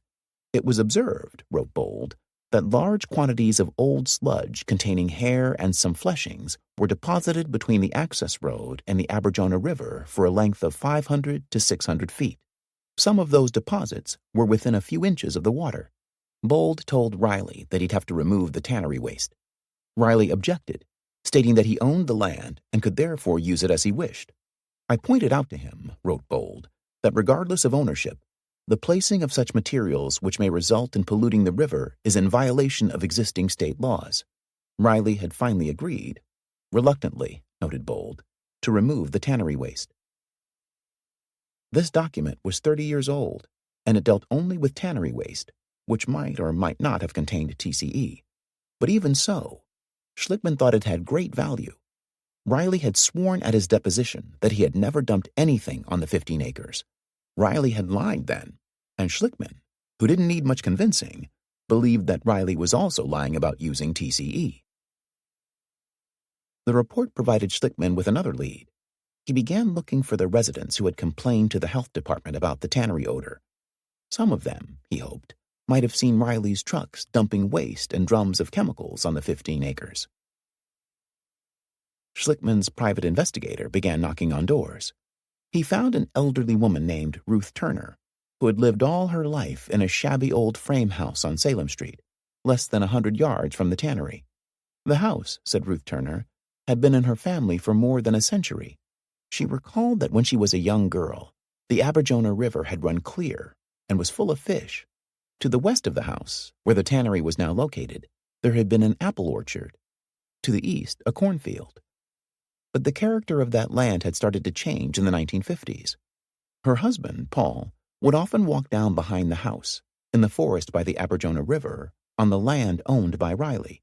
He would return from his walks and tell her about the barrels and piles of debris he'd seen there, and how sludge waste from the tannery would flow down the hill and onto the land. In the years before Paul's death in 1981, recalled Ruth, he often awoke in the middle of the night. On several occasions, he'd told Ruth about hearing the sounds of trucks at 2 or 3 o'clock in the morning. He had said that he could see the headlights of flatbed trucks full of barrels driving up the access dirt road onto the 15 acres. "They're dumping stuff in the middle of the night," Ruth recalled his saying. Ruth Turner informed Schlickman that her eldest son, Bernard, now a medical doctor in the Chicago area, knew a great deal about what had happened on the 15 acres. He had often complained to the health authorities about the tannery. Schlickman located Dr. Bernard Turner in Chicago. Over the phone, the doctor told Schlickman that he had a vivid memory of the 15 acres in the 1950s and 1960s. "I'd go down there 4 or 5 times a week. It was a play zone. In the early days, it was quite wooded, farmland." Dr. Turner said that later, when he was older, he had complained to the Board of Health about the tannery and the condition of the land at least 20 times. His father and grandfather had both complained too. "The odor would be unbelievable," Turner told Schlickman. "There were massive quantities of barrels, literally hundreds. There were drums corroding, leaking into the ground. The barrels were rotting because of the corrosive compounds. What interested me as a kid was the red hazard label on the barrels. They were solvents: xylene, toluene, butyl alcohol, trichloroethylene. One never forgets the smell of butyl alcohol or of trichloroethylene." Schlickman could barely contain his excitement. He'd found a medical doctor who could testify that TCE had been dumped on the 15 acres since the 1950s. He asked Turner how, as a boy, he'd been able to remember all those complicated names. The doctor explained that he'd been interested in chemistry. His grandfather had given him the Handbook of Chemistry and Physics, published by the Chemical Rubber Publishing Company, and he used to look up the names. "In fact, I've still got the book," he told Schlickman. But 20 minutes into the conversation, Schlickman began to worry. The doctor said he'd gotten his medical degree from a school in the Dominican Republic. Over the phone, Schlickman could detect a pompous, self-important manner in Turner's voice. Then Dr. Turner began offering a resume that made Schlickman's heart sink. He informed Schlickman that he was currently a consultant to the government of Kuwait on environmental problems. He said he was also a consultant to a clinic in electromyography and to a coal oil gasification project, and to an investment firm that was building a blood fractionation plant in Costa Rica. As if all this weren't enough, Turner went on to say that he was about to enter a consulting arrangement with the Environmental Protection Agency. In fact, he told Schlickman, he was currently under consideration by the EPA for the post of Assistant Director of Region 5. Schlickman listened to this fantastic story with growing dismay. In a matter of minutes, the perfect witness had turned into a trial lawyer's nightmare. Yet Turner's childhood recollections did have the ring of truth to Schlickman. He believed that Turner really had seen those drums, even if he was not about to become an assistant director at the EPA. Schlickman knew he could not risk putting Turner on the witness stand. He could imagine the delight Fasher would take in cross-examining this doctor, but he listed Turner as a witness anyway, one who would testify about the presence and contents, including TCE, of hundreds of drums on the Beatrice property from the 1950s to the 1970s. If nothing else, Schlickman figured, this would probably give Fasher cause for alarm. The appearance of Dr. Bernard Turner's name on the witness list and the description of Turner's testimony did worry Fasher. He had already made plans to fly out to Chicago to meet with Beatrice's assistant corporate counsel, and he decided that he would depose Turner while he was there. Schlickman did not attend this deposition. He was too busy to go to Chicago, but he did read the transcript of Fasher's interrogation of the doctor. "Mr. Fasher, you were 11 years old when you saw these barrels?" Dr. Turner: "That's correct. I saw the red hazard labels." Q: "What labels did you see?" A: "I saw xylene, toluene, butanol. I saw trichloroethylene." Q: "This is as an 11-year-old kid." A: "You are raising a little heat with me." Q: "As an 11-year-old kid, You remember seeing labels with these long chemical names on them? More than 30 years ago? A. That's correct. Q. You're not taking names that you know today and putting them on sights and sounds that you saw 30 years ago. A. I remember it today. Do you forget what your mother looks like? Q. Do I forget what my mother looks like? My mother doesn't look like a chemical drum with a label on it. Stenographic transcripts do not record the demeanors of the participants or the tones of their voices, but Schlickman did not need such descriptions to imagine the sound of angry voices and shouting. Near the end of the deposition, Fasher had asked the doctor if he was married, and Turner had said he was divorced. Q. What's your former wife's name? A. Sharon Turner. Q. Do you know where she's located? A. No. Q. She remarried? A. I don't think so. To Schlickman, these last few questions seemed aimless, just the routine toil of a lawyer attempting to dig up whatever information he could. 4 days after Turner's deposition, a private investigator employed by Fasher's firm located Turner's ex-wife at her home in Stark, New Hampshire, a tiny hamlet near the Canadian border. Over the phone, the investigator told Sharon Turner that he was calling about a case in which her ex-husband was to be a witness. He said that he'd come across a 3-year-old capias for Bernard's arrest, signed by Sharon. You took Bernard to court for not paying child support? The investigator asked. Sharon Turner admitted that was true. The investigator said he knew where Bernard was living, and he also knew that Bernard owned some real estate and could afford to pay child support. He offered to have Bernard arrested when he appeared in Massachusetts. Sharon Turner declined this offer, but the investigator persisted. Again, Sharon declined, more firmly this time, and finally the investigator thanked her and left his telephone number in the event she reconsidered. Schlickman learned about this incident from Bernard Turner himself, who was understandably incensed and vowed he would have nothing more to do with this case. To Schlickman, that made little difference. Turner's testimony had been stillborn from the moment of its arrival, and Schlickman couldn't find it within himself to muster much sympathy for Dr. Turner. Schlickman had meanwhile found several other, more credible witnesses who had lived near the tannery. One man, the owner of a small electrical repair business, told Schlickman that he had often played on the 15 acres as a boy. He and his friends used to call one area near the tannery Death Valley because of the white, powdery dust coming from the tannery that had coated the hillside and killed everything in its path. This witness recalled the time he'd found an old railroad flare on the 15 acres. He'd lit the flare and stuck it into a block of styrofoam. The styrofoam began to burn, and he'd thrown the block into a small pond. The pond had erupted in flames, a burning pool that gave off a heavy black smoke. The conflagration had brought the neighbors running, and then the Woburn Fire Department, led by the chief. Schlickman heard from the fire chief of his mortification upon seeing hundreds of leaking drums strewn all about the property. The day after the fire, said the chief, he had called Riley to complain about the condition of the property, and he had also urged the health department to inspect the area. A year later, another small fire brought the chief back to the Beatrice land. Nothing had changed, the chief said. It seemed that everyone but Riley recognized the 15 acres as a toxic waste dump. Riley must have known about the condition of the property. Perhaps, thought Schlickman, the tanner really had been running an unauthorized waste dump. Perhaps he had charged his neighbor, Whitney Barrell, a fee for the use of the land.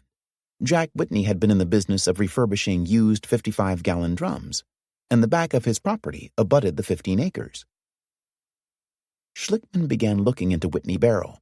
The more he looked, the more apparent it became that Whitney had run a dirty business in the dirtiest possible way. Schlickman learned from a man who had worked at the Barrell Company in the late 1960s that Whitney would empty the residue of 55-gallon drums that had contained pesticides directly into the sewer line, which ran untreated to Boston Harbor. This former employee also said that Whitney had instructed him on a few occasions, maybe half a dozen, to empty the residue of drums containing an unidentified poison along the dirt road that led on to the 15 acres. Furthermore, this worker recalled using TCE to wipe clean the heads of 55-gallon drums before he painted them. All of this suggested that Whitney had played an important role in the contamination of the 15 acres. but Schlickman found it hard to believe that a man of Riley's temperament would allow anyone to use his property without getting paid for the privilege. Schlickman would have liked to question Whitney about the nature of his business relationship with Riley, if indeed there had been one, but Jack Whitney's testimony was forever out of reach. He had died a year ago, and the barrel company had gone out of business. This information changed the complexion of the case. Even so, in the eyes of the law, Beatrice Foods still bore responsibility for what had happened on its land, for keeping an open and notorious toxic waste dump. Legally, it did not matter who had contaminated the land, but Schlickman knew very well that it would matter to a jury. He still had a case, but it was a far weaker one if he could not prove that Riley had done the dumping himself. He had not given up on that yet. His team of engineers and geologists had shifted their attention from the Grace plant to Beatrice's 15 acres. They were taking soil samples, mapping the location of each barrel, and probing into the piles of debris. Schlickman went out to visit them when he had time. They had found several small clumps of a greasy material that contained TCE. Lab analyses revealed that this material also contained high levels of hexavalent chromium, which the tannery used in curing leather. The stuff even smelled like leather. And furthermore, it was composed largely of fats and oils. Schlickman believed that these clumps had to be tannery sludge, offal, and pieces of flesh that came from scraping the raw cow hides clean prior to tanning. If this material was indeed tannery waste, then how had it become contaminated with TCE, which Riley claimed he had never used? It was, of course, possible that someone else, Whitney perhaps, had dumped TCE on top of it. That was possible. But to Schlickman, the most logical explanation was that it had all come from the same place. And if that was true, it meant that Riley had lied about TCE. There was no obvious way for Schlickman to prove that. He hadn't been able to find any tannery witnesses who could testify to using TCE. And Riley had testified under oath that there were no records of the chemicals the tannery had used before 1979. Those records had been routinely destroyed, if one could believe Riley's sworn testimony. The paper trail did not seem to exist. The Woodshed. 1. Discovery had transformed the offices of Schlickman, Conway, and Crowley. Crowley's desk, books, chairs, and framed diploma had been moved into Conway's office, now so crammed with furniture that Conway had to shuffle sideways, crab-like, to get to his own desk. Crowley's office had become what Schlickman called the war room. Carpenters had built shelves along the length of one wall to hold the bound volumes of deposition transcripts. 8 gray metal filing cabinets occupied another wall. Overhead, jammed between the stout oak beams of the ceiling, were cardboard tubes containing dozens of rolled maps and charts from the EPA and the U.S. Geological Survey. Schlickman had aerial photographs of East Woburn, some dating back to the 1950s and 1960s, enlarged and pinned like the targets of a bombing mission on another wall. Beneath the windows that overlooked India Street, 3 computer workstations held the medical records for each of the 33 plaintiffs, along with hundreds of other documents in the case. Conway had recruited 2 new associates, both recent law school graduates, and a paralegal.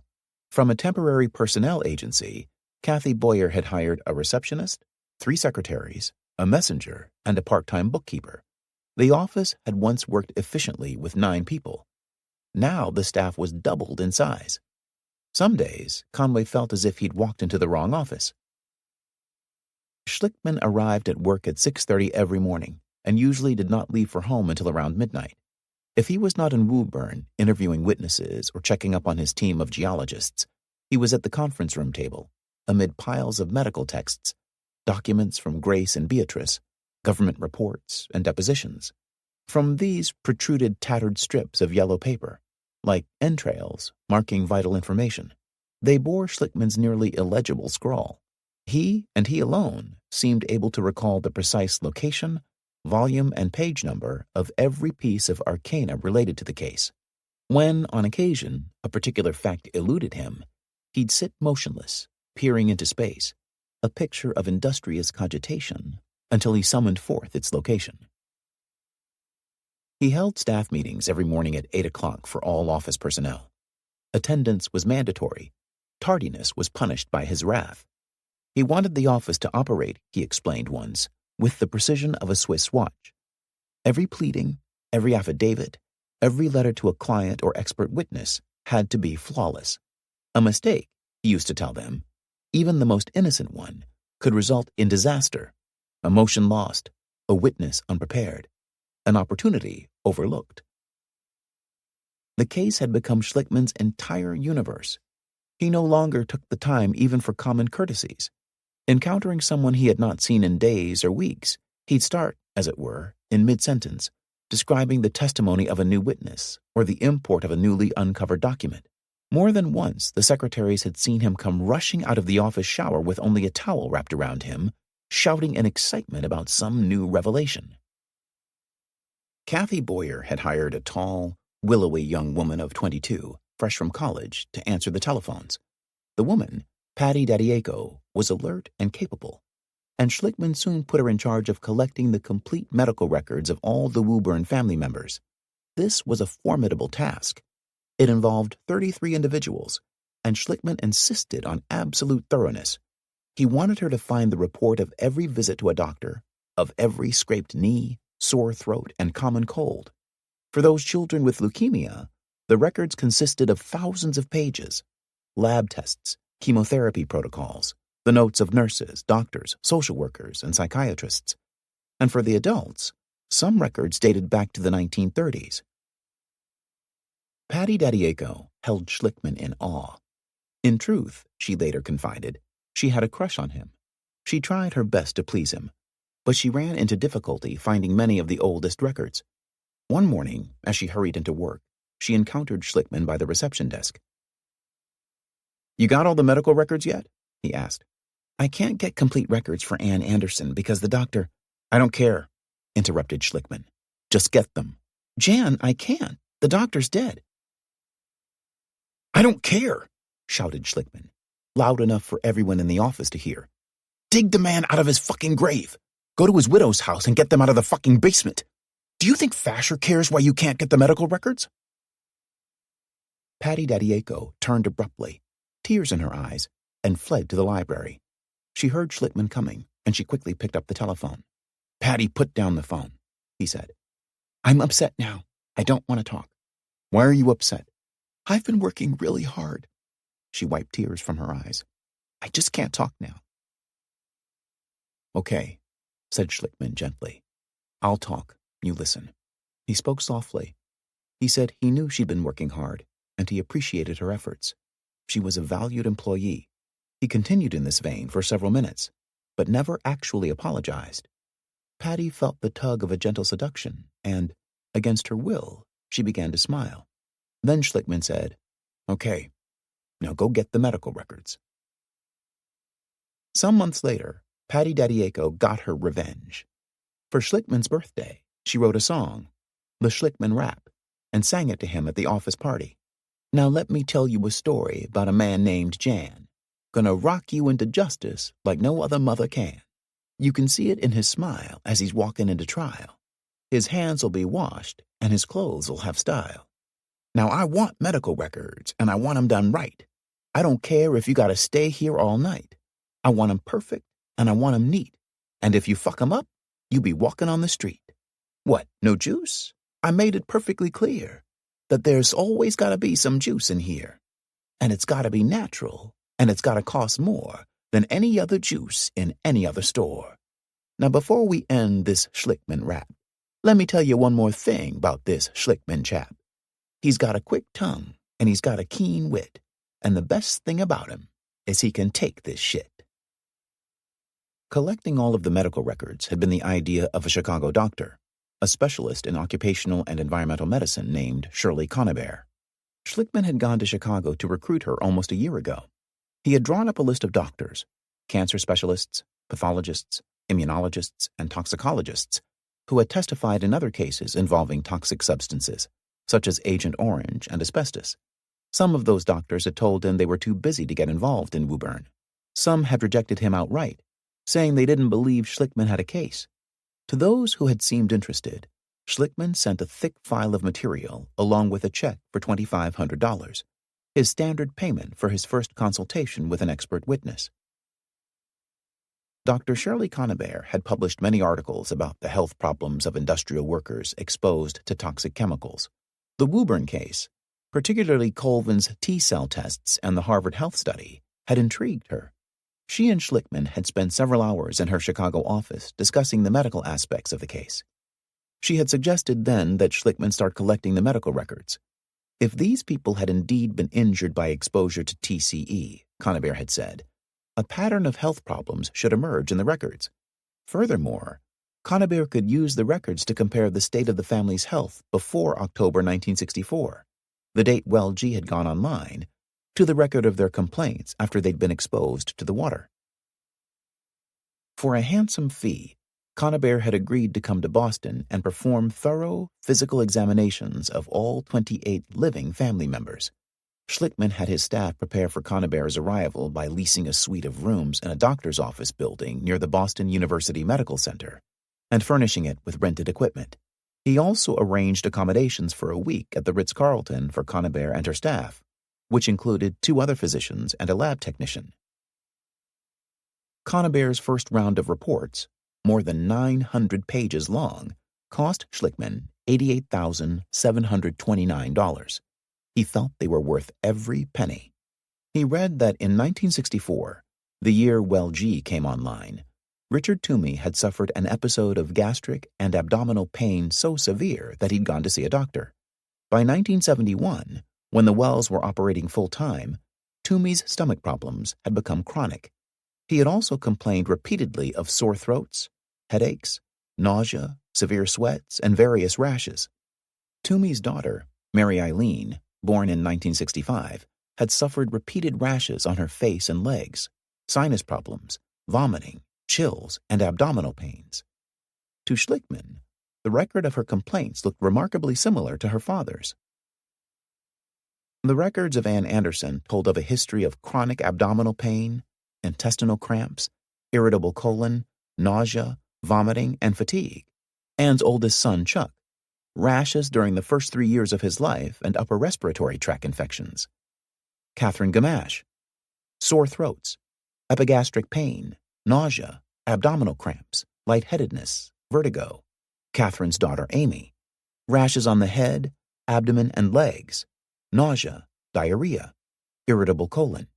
Diane Alfiero, sore throats, nausea, lightheadedness, skin eruptions, and each of the 5 children who had died of leukemia had experienced rashes, sore throats, and chronic earaches before their diagnoses. One after another, the case histories of the plaintiffs looked astonishingly alike. Conybeare told Schlickman that the pattern of chronic solvent poisoning was unmistakable. She had conducted a computer search of scientific journals and found more than 100 articles on the toxic effects of TCE.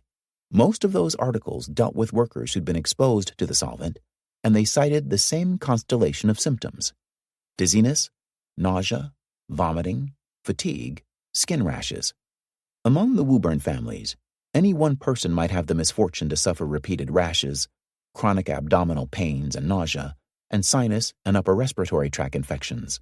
But for a group of families, related to each other only by geography and the water they used, to suffer so many common ailments and to have a leukemic child in the family, to Schlickman, that could not be coincidence. Conybeare had also made another important finding. 9 of the 14 Woburn adults showed signs of cardiac arrhythmia, or irregular heartbeats. This, too, seemed to fit the pattern of exposure to TCE. The scientific literature contained a dozen case studies documenting what one study called the solvent's significant effects on the cardiovascular system.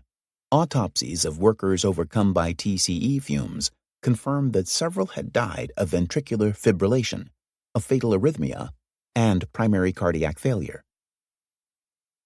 Conybeare had given the Woburn adults standard 12-lead electrocardiograms, but she told Schlickman that there were a battery of more extensive tests that could be administered by a trained heart specialist. Schlickman decided to send the families to a first-rate cardiologist. He found one in Boston, not far from his own office. This cardiologist, Saul Cohen, taught at the Boston University School of Medicine and also maintained a private practice. Schlickman called him up and explained that he wanted thorough cardiac workups, examinations of the sort the nation's president would receive. Cohen was familiar with TCE and its pathological effects on the heart, but he was openly skeptical about the danger of such low-level exposures, especially in drinking water.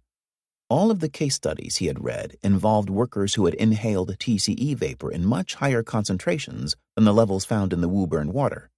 "Are you going to want me to testify?" Cohen asked Schlickman. Schlickman said yes. He hoped Cohen would testify. "I'll testify to what I find, but I may not find anything," warned Cohen. Schlickman didn't mention the fact that Conybeare had already found 9 cases of arrhythmia. It would be best, he thought, to have Cohen discover the arrhythmias on his own. It took Cohen 6 weeks to complete his examinations of all the Woburn adults and the 3 oldest teenage children. He began with routine physicals, followed by blood tests, resting electrocardiograms, treadmill cardiograms, and 24-hour-long ambulatory heart recordings by Holter monitor.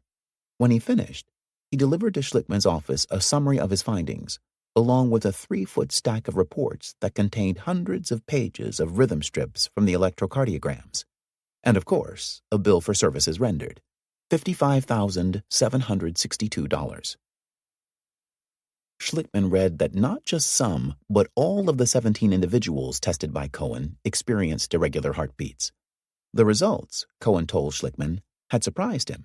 "Quite striking," were his exact words. Schlickman asked Cohen to review Conybeare's physical exams and the index of past medical complaints that she had assembled. "That, in addition to my own findings, really stunned me," Cohen would testify later at his deposition. "I was very impressed with the consistency of these findings and the similarity of complaints in this particular cohort of patients." Compared with the arrhythmias and the leukemias, and even with the rashes, many of the recurring health problems that the Woburn families had reported to their family doctors over the years were vague and hard to quantify. Headaches, fatigue, and depression, for example, could be caused by any number of things. They might simply be manifestations of stress or of psychological problems, without any underlying biological cause. But the scientific literature on TCE showed that the solvent had a potent effect on the central nervous system. It acted as a depressant, and it could have caused those sorts of symptoms. Conybeare believed that the frequency of those symptoms pointed to neurological damage. So, Schlickman called a prominent Boston neurologist, Dr. Robert G. Feldman, the chairman of the Department of Neurology at the Boston University School of Medicine. Schlickman had met Feldman during the Carney case. He had asked Feldman to review Carney's file, and the neurologist had gone on to become Schlickman's star expert witness in that case. Feldman was skeptical. He told Schlickman that he could give the families the same battery of neurological tests that he gave to workers who had been exposed to TCE. Cohen's results, Feldman admitted, were impressive. But even so, Feldman thought that the concentrations of TCE in the Woburn water were very small. The neurological tests were time-consuming and expensive, $1,000 for each person, and they might not show any nerve damage. To Schlickman, it seemed that everything was falling neatly into place, including Feldman's skepticism. Cohen had been skeptical too, and then he'd discovered even more arrhythmias than Conybeare. Schlickman wasn't worried. He had come to believe, at this point, that he had already discovered the truth of his case. Now it was just a matter of everyone else catching up with him, bringing along the details of proof that he would need in a courtroom. He arranged for the neurological examinations of the Woburn families. Feldman had written several articles on the neurological effects of TCE, including a landmark case study published in 1970 in the journal Neurology. Alone in the conference room one night, Schlickman read all of Feldman's papers. The 1970 case study told the story of a 26-year-old worker who had attempted to fix a leak in a large industrial degreasing machine filled with TCE. The worker had worn a faulty gas mask. After an hour and a half of exposure to the fumes, the man had emerged feeling slightly giddy. 12 hours later, he was suffering waves of nausea and vomiting, blurred vision, numbness of his face, mouth, and pharynx. On presentation, Feldman saw a lethargic, confused individual who had difficulty speaking and could not follow even the simplest commands. Feldman's article cited 24 other studies of exposure to TCE. Schlickman read one early account that told of a British shipworker who had swabbed the boilers of a frigate with TCE. This worker had emerged after 4 hours with a severe headache and complaining of dizziness. The next day, he was overwhelmed by nausea, unable to cough, swallow, or speak. The area around his mouth and nose was completely numb. His heart rate was greatly elevated. Until his death from a respiratory infection several weeks after his exposure, he was unable to retain any food. An autopsy revealed extensive damage to the fifth cranial nerve, also known as the trigeminal nerve. The myelin sheath, the fatty layer of tissue that insulates nerve fibers, had dissolved into irregular globules. The TCE had literally degreased the man's nerve fibers. As for his own patient, Feldman could do little to treat the symptoms, but he could measure the severity of the damage. He began with a series of nerve conduction studies, computing the speed and amplitude with which the worker's nerve fibers conducted electrical impulses. Feldman found that the young man's nerves functioned at the same rate as someone suffering from early-stage multiple sclerosis. Feldman also gave the man a wide range of psychological tests designed to measure memory and motor control. Over the next 16 years, he followed his patient's progress closely. The numbness of the worker's face abated slowly during the first year, and nerve conduction velocities gradually increased, but they never returned to normal. And the worker had lingering neuropsychological problems. Although he scored in the bright normal range when tested for verbal intelligence, his short-term memory, his attention span, and his ability to think sequentially were all impaired. Psychological tests indicated a lingering depression, which Feldman attributed to the physical damage of his patient's central nervous system. The affective disorder observed in this patient after 16 years is particularly disturbing, wrote Feldman in March 1985, in his second report on the worker. Measurements indicate the likelihood of permanent neurological deficit following a single acute exposure to trichloroethylene. Over a period of weeks, the Woburn families came to University Hospital to be tested by Feldman and his team of doctors. They sniffed vials of a dark liquid, it was coffee, and were asked to identify it, a test of olfaction, of the first cranial nerve. They stuck out their tongues on command and wagged them back and forth, a test of the 12th cranial nerve. They listened to tuning forks. They had lights shined in their eyes. They had their skins pricked with a pin and then stroked with wool. They interpreted ink blots and tried to memorize long sequences of numbers. They took the Milner facial recognition test, the Wisconsin card sorting test, the Santa Ana form board test, the Albert Famous Faces test, the Benton visual retention test. In the electromyography lab, a darkened room where they reclined on a contoured chair, electrodes were attached to their faces, legs, ankles, and wrists. One of Feldman's assistants administered mild electrical stimuli and measured the amplitude, latency, and speed of their reactions. The results of this entire battery of tests were not as dramatic as Feldman had seen in cases of industrial exposure, but in his judgment, they were not normal. Most of the Woburn people had problems with short-term memory and motor control. Many showed particular difficulty in tasks involving visual and spatial organization, and all but 4 ranked high on the scale for depression. Feldman deemed several of them to be severely depressed. The most telling results came from the blink reflex tests, which measure in milliseconds how quickly a subject's eyelids react to an electrical stimulus. This test measures the functioning of the trigeminal nerve, the nerve that TCE seems to affect most directly. Feldman found that the blink reflex of every family member, of both children and adults, was either slower than normal or fell barely within the normal range. Feldman was impressed not so much by the degree of individual impairment, but by the uniformity of the group. He told Schlickman that the results were highly significant, that the odds of a group of 20 or more people all testing out at the slow end of normal were 1,000,000 to 1. The doctor who had actually administered the blink reflex tests, an expert in electromyography, had known nothing about the history of the Woburn families. This doctor had been concerned about the number of slow blink reflexes she was seeing among this group. She had wondered about the accuracy of her techiform machine.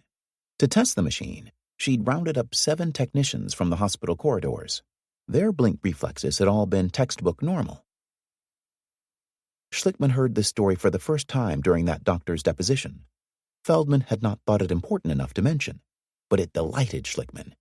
He planned to use it during trial, to let a jury know that these tests had truly been impartial. Almost every medical expert Schlickman talked to knew another expert that Schlickman might want to talk to. In this way, he heard of a biochemist named Beverly Pagan, who had investigated the health problems of people living near Love Canal. Pagan worked out of a lab at Children's Hospital in Oakland, California, and Schlickman flew out to see her on one of his medical reconnaissance trips. She told him the history of a case she'd investigated in the small town of Gray, Maine. 23 households, their tap water contaminated for 5 years by small amounts of TCE and perc. It sounded a lot like East Woburn. In the first year, said Pagan, the residents had complained of rashes and burning eyes after showering. In the second year, rashes again, and also headaches. By the third year, dizziness, fainting, nausea, and abdominal pains. Among the 23 households, 5 women had become pregnant during the years the wells were contaminated. 2 of those women had miscarriages, and 2 others had lost their babies within 4 months of birth. Only 1 child had survived. "Any leukemias?" asked Schlickman. "No," said Pagan. "You can't expect to find cancer in small populations. Leukemia is too rare a disease. You need large populations, thousands of people, to look for cancer." Like Schlickman's Woburn experts, Pagan had initially thought the concentration of solvents in the gray well water too small to cause dramatic health problems. But the problems were undeniably there. Pagan and another scientist, Robert Harris of Princeton University, developed a hypothesis. They proposed testing the air in a bathroom while the shower was running. They reasoned that TCE, which was highly volatile, would turn into a cloud of vapor in the hot, running water. And indeed, the test showed that as water flowed out of the shower head at the rate of 6 gallons a minute, TCE did vaporize, accumulating in the confined space of a bathroom at concentrations 2 to 3 times higher than in the tap water. This seemed to explain why Richard Toomey and several other Woburn people had complained of a burning sensation in their eyes while bathing. Schlickman had always assumed that the primary route of exposure had come from drinking the water. That would have meant that the families had consumed only the TCE contained in a quart or so of water each day. But every 10-minute shower they had taken would release to the air most of the TCE contained in 60 gallons of water, which would have found its way inside their bodies through inhalation. Another expert, a toxicologist at the University of California at Berkeley, confirmed this finding. The toxicologist also told Schlickman about another important route of exposure: absorption through the skin. A new study in the American Journal of Public Health, explained the toxicologist, demonstrated that the amount of TCE absorbed during bathing, when warm water dilated the pores of the skin, equaled or surpassed the dose one would get from drinking contaminated water. Absorption occurred most readily where the skin was sensitive, the inner thighs, the underarms, and was further increased if one had a sunburn, a cut, or a rash, and rashes had been common among the children of East Woburn. The families would have gotten dosed with TCE in all 3 ways: by drinking the water, by breathing the vapor, and by absorbing the molecules. All this, it seemed, might account for the apparent discrepancy between the severity of their symptoms and the low levels of exposure. Those levels of exposure, it turned out, were not so low after all. Schlickman learned around this time that the problem of TCE in drinking water was not limited to Woburn and Gray, Maine. In a document published by the U.S. Public Health Service, he read that between 9 and 34% of the water supply sources in the United States may be contaminated with trichloroethylene. Even more astounding, the same document estimated that if a population of 10 million people were to breathe air containing 1 part per million of TCE over a lifetime, as many as 93,000 would be at risk of developing cancer. Schlickman vowed never again to take a drink of regular tap water. He had come a long way. The case, he told himself, did not depend on the leukemia claim alone. He now had compelling evidence of chronic solvent poisoning. And even if the scientific evidence that TCE caused leukemia was weak, there could be no doubt now that exposure to the contaminated water had exacerbated the leukemias. the disease would not have run the same course.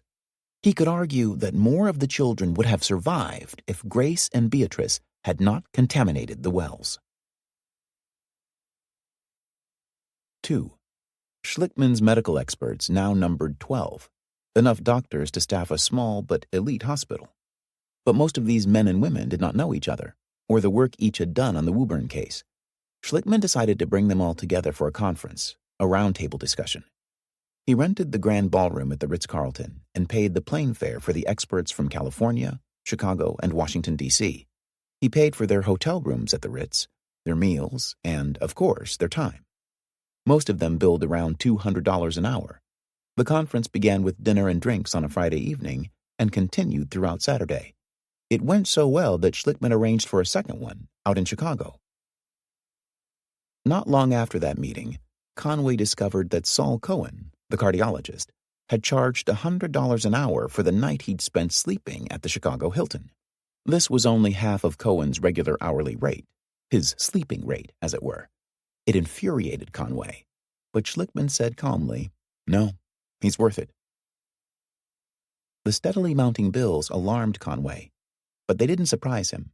He had known that Schlickman would spend every cent the firm had on Woburn and then borrow more. 3 years ago, Conway had predicted that the case would become a black hole. Now, 8 months into discovery, that prediction seemed on the verge of coming true. The nerve conduction studies, the cardiology tests, physical exams, lab reports, and toxicology data jammed the filing cabinets. The large copying machine outside the war room ran from dawn until dusk, churning out copies of the experts' reports and the family's medical records. Deposition transcripts and files and reports seemed to multiply overnight and spread like a living organism, like a fungus, covering the conference room table and spilling onto the floor and into the reception area. From Woburn, where Schlickman had a team of engineers, geologists, and hydrogeologists digging holes and taking soil samples, came more reports. This fieldwork was crucial to the case. Schlickman had to prove that the chemicals from Grace and Beatrice had actually gotten to the wells, and it was very expensive. The engineers had drilled 30 new monitoring wells around the Aberjona Marsh to plot the underground flow of contaminants. They had set off small explosives, seismic refraction devices, to map the bedrock contours of the area. They were combing every square foot of the Grace and Beatrice properties, followed by a video crew and a photographer whom Schlickman had hired to record every detail of their search. The videos alone would cost $19,021, a pittance compared with the estimated cost, more than $250,000, of the geological investigation. Even the small items, such as the aerial photographs of East Woburn, along with an expert to interpret them, added up to almost $15,000, and as the piles of deposition transcripts mounted, so of course did the costs. The stenographers charged $3.50 a page for expedited overnight delivery, which meant that Schlickman had to pay, for instance, $1,256 just for his day-long interrogation of Tom Barbas, and there were many lengthy depositions of expert witnesses yet to come. By the fall of 1985, Schlickman, Conway, and Crowley had spent almost $1 million on the Woburn case. The costs could only increase as the trial date, now scheduled for February, 5 months away, drew closer. The firm needed more money. Schlickman would have to visit their banker. He never went to see the banker alone. He always took Conway and James Gordon, their financial advisor, along with him. Gordon was a wizard with figures. The fingers of his right hand would fly over the keys of his calculator like a maestro playing a piano, ending in a delicate looping flourish as he tapped the total key. Gordon had a special talent for calculating the future value of a sum of money, as if he'd been born with compound interest tables in his head. Schlickman had met Gordon soon after he had moved down to Boston from Newburyport. He had just won the Eaton case, and he was about to settle the Piper Arrow case for almost $1 million. But his financial affairs were in terrible disarray. Gordon and his partner, Mark Phillips, had recently started their own business, called the Economic Planning Group. They had opened an office on Newbury Street, next to the Ritz-Carlton, in the fashionable Back Bay section of Boston. They had sat in their new office, waiting for wealthy Bostonians in need of estate planning to arrive. They found that they had a lot of time on their hands. Then Schlickman showed up, asking them to straighten out his finances. He'd just bought his first Porsche. He took Gordon to the window and pointed down to Newbury Street at his new car. Gordon saw that it was double parked. A meter maid stood next to it, writing out a ticket. 2 months later, Schlickman called on Gordon and Phillips again. An insurance company had offered him a complicated settlement to be paid out over 40 years, which they said was worth $1.5 million. It sounded like a lot, but Schlickman was wary. He didn't have a good head for figures. He showed the offer to Gordon, who told him that the insurance company was actually putting up only $330,000. The rest was interest, earned on an annuity. "He understands money," Schlickman often said of Gordon. "It's just something he was born with." From that moment on, Gordon and Phillips, who was himself a lawyer but no longer practiced, were involved in every one of Schlickman's cases. They soon gave up the idea of estate planning and began specializing in settlement negotiations and case management. They helped Schlickman and Conway settle the Copley Hotel fire case. In the Carney case, Gordon arranged the financing and Phillips organized the 2 mock trials. They saw Schlickman and Conway almost every day and dined out with them 3 or 4 times a week. Conway rarely accepted a new case until he'd discussed it with Gordon and Phillips, and Schlickman never negotiated another settlement without them. The 4 men worked well together. They became a team, and they also became the best of friends. Gordon and Phillips kept their small office on Newbury Street, but they installed a direct telephone line to Schlickman's office. And so, for all practical purposes, the Economic Planning Group now functioned as a part of Schlickman's firm. Phillips, who came from an old and wealthy line of Boston Brahmins, called Gordon and Schlickman the 2 Russian Jews, the machers, the ones who got things done. Gordon was 3 years younger than Schlickman, just as tall but soft and plump, without Schlickman's lean face and lanky build. As a short, fat boy, he'd worked bagging groceries and carrying them out to customers' cars at the Purity Supreme Market in Brookline. He used to put his jacket over the sign that discouraged tipping, and then he'd spray his T-shirt with water to make it look as if he were sweating from his labors. He found that his ruse worked best on old ladies. He'd grown tall in adolescence, but his face was still round and boyish, and he had a head of dark, unruly hair. He greatly admired Schlickman, and he often seemed to adopt Schlickman's mannerisms, especially the cadences and rhythms of Schlickman's speech.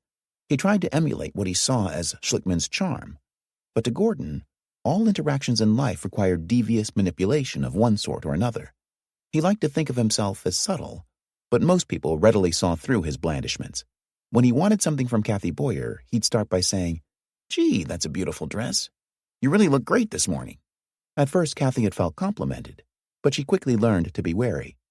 All of Gordon's compliments came at a cost. With the secretaries, Gordon would use terms of endearment, honey and sweetheart and be a darling, that raised their hackles. Behind his back, they'd roll their eyes.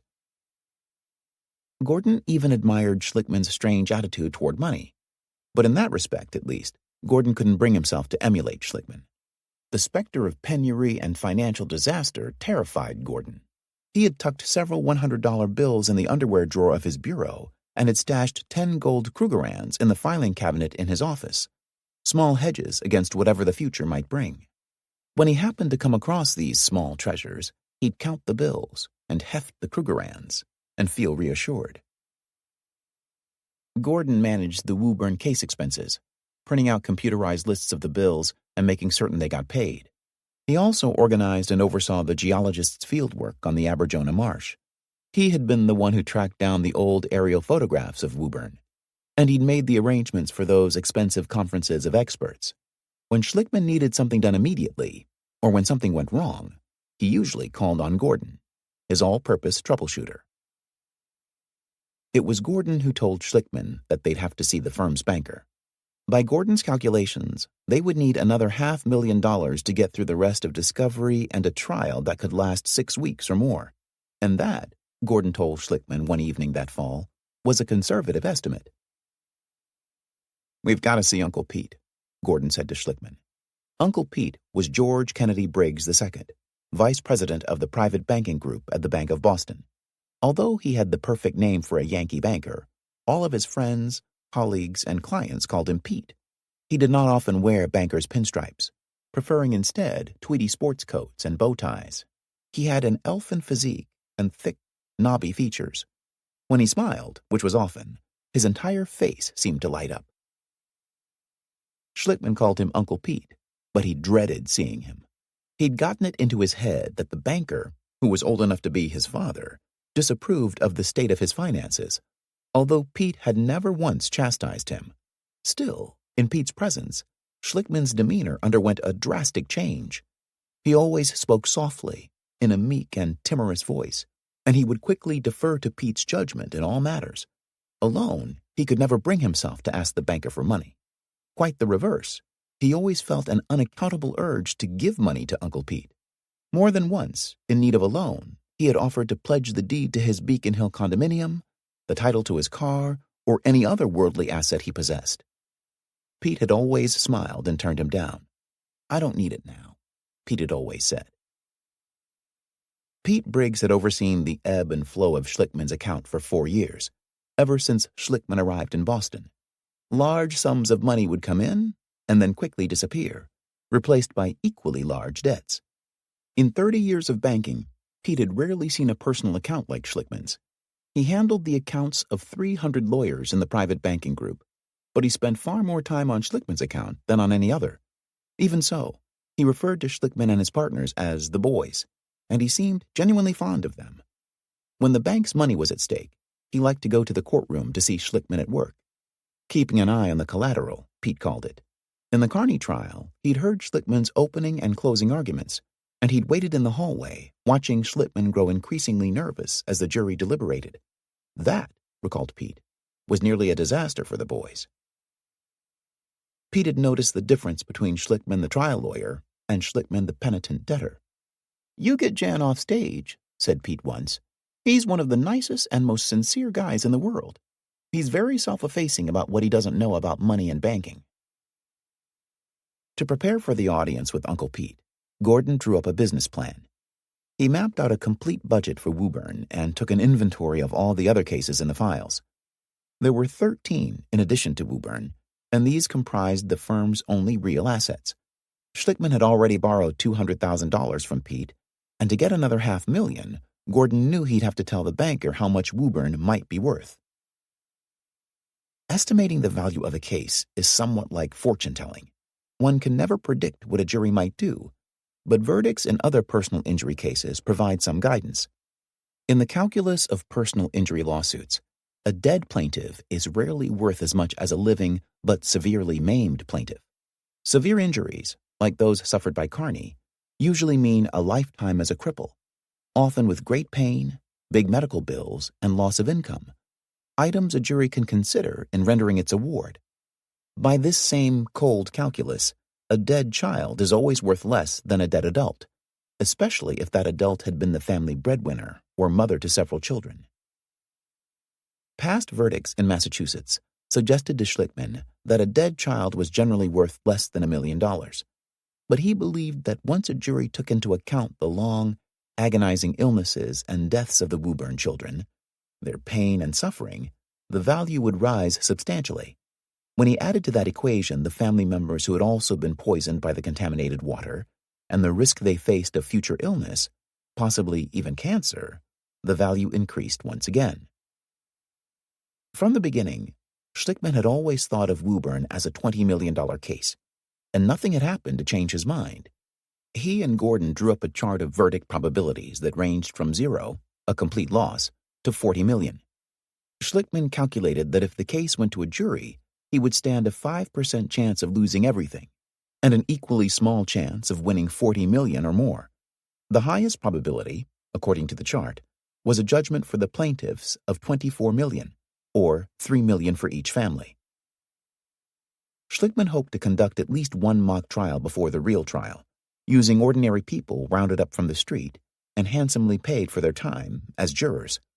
Mock trials are best at identifying the strengths and weaknesses of a case, rather than predicting the size of jury awards, but Schlickman had found mock juries to be pretty accurate in the past.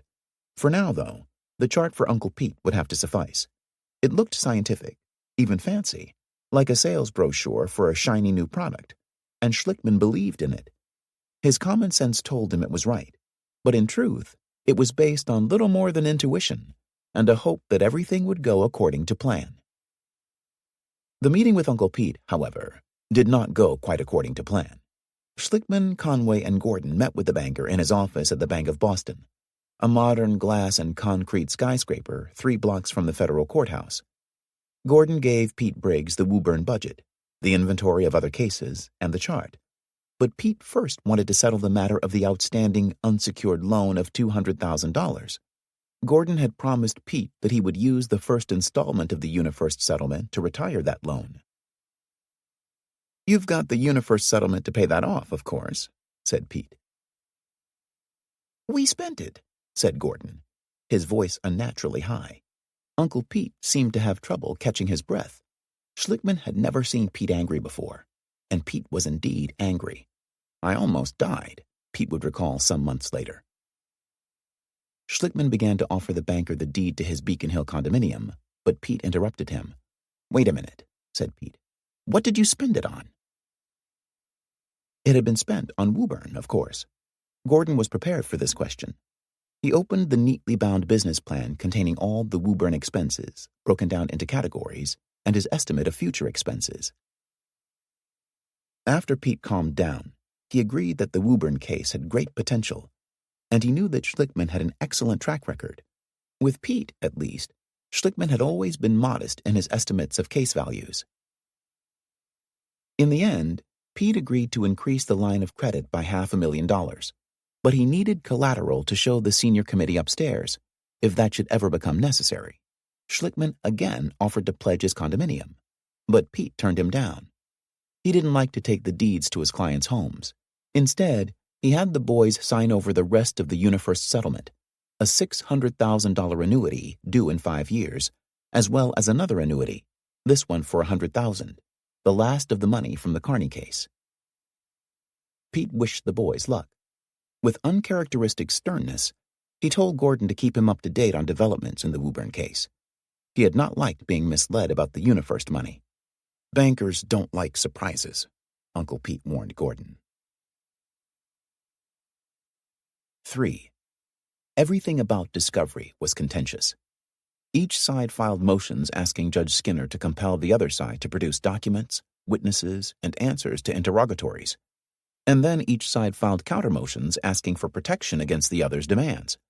These motions, hand-delivered by messengers who crossed each other's paths, arrived daily, sometimes hourly, at each firm. They seemed to fall like leaves from a tree and settle in a thick pile on Judge Skinner's desk. "So you're at it again," the judge said wearily to the lawyers. "I've been here a fair amount of time," the judge added, "and I've never had a case where there's been this kind of rancorous dispute over discovery. I hope it's the last one I have." When Judge Skinner did not have time to hear their squabbles, he sent the lawyers down to the 3rd floor, to his favorite magistrate, a judicial officer of lower rank who dealt with routine discovery disputes. The magistrate, a man in late middle age with bony, sunken cheeks and hollow temples, had taken a dislike to Schlickman at their first encounter. He had asked Schlickman how he intended to prove his case, and Schlickman, in reply, had given the magistrate 2 thick volumes of documents. "You can read that," Schlickman had said. This had infuriated the magistrate, and he was not one to forget a slight. "Every time you come here, you keep saying, 'You look at those 2 big volumes and maybe you'll find something,'" the magistrate complained at one hearing. "That certainly doesn't help me, Mr. Schlickman. That doesn't assist any court." Schlickman tried to make amends for his unintended insult by flattering the magistrate. "You raised certain questions in your opinion 2 months ago, and I think you did an excellent job," he told the magistrate on one occasion. But the magistrate would have none of it. "That's not going to get you to first base, Mr. Schlickman." Fasher and Cheeseman benefited from the magistrate's grudge with Schlickman. They filed one motion after another, complaining that Schlickman had not turned over test results when he had promised, that his witnesses would not answer questions, that he had arrived late at depositions and had taken too long for lunch. More often than not, the magistrate granted their motions, but when Schlickman made a motion, the magistrate usually denied it. "You're making an oral motion to take a deposition, Mr. Schlickman?" asked the magistrate. "Yes," replied Schlickman. "Denied," said the magistrate. A moment later, Schlickman tried again. He asked the magistrate to compel Cheeseman and Fasher to identify their expert witnesses. "Your motion is denied, whatever it is," the magistrate said. "Okay," said Schlickman. "No sense making any motions, I guess." "You already did. It's denied." "No sense even coming here," Schlickman muttered under his breath. "What are you saying, Mr. Schlickman?" "Nothing. Apparently not," said the magistrate. "Your Honor," Schlickman said to the magistrate, "do the rules of civil procedure apply equally in this court to defendants as to the plaintiffs?" "Absolutely." "Then I make a motion, and we'll see if it's granted or not, that the defendants today tell the court when their experts will be made available so I can depose them." "The defendant did not choose to be sued," said the magistrate. "You brought suit against them. The party that has to defend against your theories, God knows what theories, should be entitled to find out what they are first. From the beginning of this litigation, I had no idea what your experts would say. You wanted me to go through a 2-volume report. They're trying to prepare a defense." "That's right," said Schlickman. "They don't have one yet. I'm glad Your Honor recognized that." "I didn't say that, Mr. Schlickman. You should be ashamed of—" "I'm not ashamed of anything I've said today." "Well, that's your problem, right?" "There's a double standard in this court," said Schlickman angrily. "One rule applies to the plaintiffs, the other rule applies to—" "If that's your view, Mr. Schlickman, I suggest you file a motion for recusal. I will point out the statute to you. Those other motions are allowed," the magistrate added. "My motion as well?" asked Schlickman. "Not your motion. Your motion is denied." Schlickman muttered something else under his breath. "You wanted a ruling, Mr. Schlickman? You got a ruling." "Right, I got a ruling. I certainly did," Schlickman said. Nowadays, Schlickman saw daylight only from his office window or while walking to and from a deposition. His hair was turning gray at an alarming rate. Kathy Boyer attributed this to stress and overwork, although it was probably more a matter of heredity. But he had lost weight and grown pale. His tailored suits hung from his gaunt frame and no longer looked tailored. His hypochondria seemed to blossom under the fluorescent lights of the conference rooms. Sometimes he'd worry about his heart. Other times he'd worry about cancer. A prolonged headache started him thinking about brain tumors. He felt as if he were suffocating under the weight of the case. He could not hold all the things he had to do in his mind, and he was afraid of forgetting something crucial. In every other case, he'd always felt confident of his mastery of the facts. But Woburn was much more complex than any other case. After a long day, he'd fall into an exhausted slumber and dream of numbers, of T-cell counts, blink reflex milliseconds, parts per billion of TCE. He'd awake with a start at 5 or 6 in the morning, feeling as if he had worked through the entire night.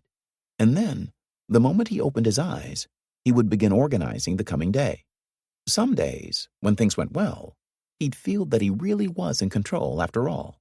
But the next day, he'd realize that it had just been an illusion. "It's like one of those kiddie cars," he said to Conway. "They give you a steering wheel, but it's not connected to anything. You think you're in charge, but you're not." He tried not to think about money. His credit cards were burdened with debt. Just recently, he had attempted to use one at a restaurant, and it had been refused. Teresa took him out to dinner and a movie on Saturday nights. She hoped to lure his mind away from the case, but he couldn't let it go, not even for an evening. Once, when she returned from a trip to the Caribbean, she began telling him about where she'd been and what she'd seen. She could see that he was trying to appear interested, but he asked questions in a mechanical way, and then he lapsed into silence. "What are you thinking about now?" she asked, and he looked up, as if in a reverie. One morning that fall, Conway stood at the office window, looking down on Milk Street as Schlickman departed for another deposition. He watched as Schlickman hurried across the street, directly in the path of a small van. Conway saw the van lurch to a halt and heard the driver blaring his horn, but Schlickman did not even seem to notice. "He never looks," Conway murmured to Kathy Boyer. What would happen if Schlickman was injured or fell ill? Conway wasn't a trial lawyer. He knew that neither he nor Crowley could take Schlickman's place. Conway also knew that nothing he said would do much good, but he had to try. "You're the only one, Jan, who has control of the facts in this case." "My brain," Schlickman said mournfully. "Fasher would crush me like a bug if he could." Conway was trying to get him to pay attention to traffic, but Schlickman couldn't even pay attention to his plea. "One high fever and it's all gone," said Conway, and he smiled. It was September, the 9th month of discovery. The trial was scheduled to begin on February 18th, 5 months away. When Schlickman's fears about money and his own flagging stamina threatened to overwhelm him, he told himself that if he could just survive discovery and get the case in front of a jury, then everything would be all right. Getting to a jury had always meant victory before. He had to endure only 5 more months, provided, of course, that there were no delays. And just now, the prospect of delay appeared imminent. He had to let Fasher and Cheeseman begin deposing his expert witnesses if he wanted to keep the trial date. But the medical experts had not finished all their work yet. Just as important, Schlickman hadn't found time to prepare them properly for cross-examination.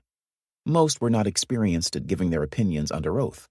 Schlickman had to convince them that the rules of evidence were different from the rules of science, that the witness stand was no place to express doubt or uncertainty.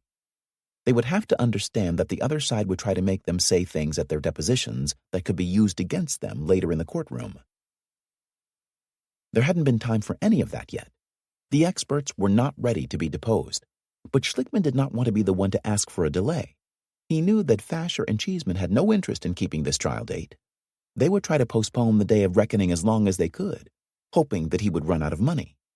Schlickman feared that one delay might lead to endless delay. In his darkest hours of insomnia, he feared that any delay might lead to no trial at all. So he agreed to let Fasher and Cheeseman take the depositions of 3 experts. Under the terms of this agreement, as Schlickman understood it, these preliminary depositions would be limited strictly to factual matters, the types of medical tests the doctors had performed on the families and the results of those tests. The doctors would not, according to the agreement, be asked to state their conclusions and opinions. That would come in the second round of depositions, after the experts had completed all their work. This agreement was, in retrospect, a mistake caused by haste and a burdened mind. Fasher and Cheeseman were no more likely to stay within the terms of the agreement than Schlickman would have been in their place. Schlickman was uneasy and skittish, and this first mistake led him to a series of further mistakes of intemperance. "I thought we were going to restrict the deposition to the doctor's tests," Schlickman said to Fasher's associate, Don Federico, 5 minutes into the first of those preliminary depositions. A few minutes later, Schlickman interrupted again. "Correct me if I'm wrong. The sole purpose of this deposition is for you to find out what testing was done so you can determine your own testing program. I know there's 1,000 questions you want to ask. You'll have an opportunity to ask 1,000, 2,000 questions, but not today. Today's for a very limited purpose." "Mr. Schlickman," replied Federico, "I'm not sure we have time for all your speeches."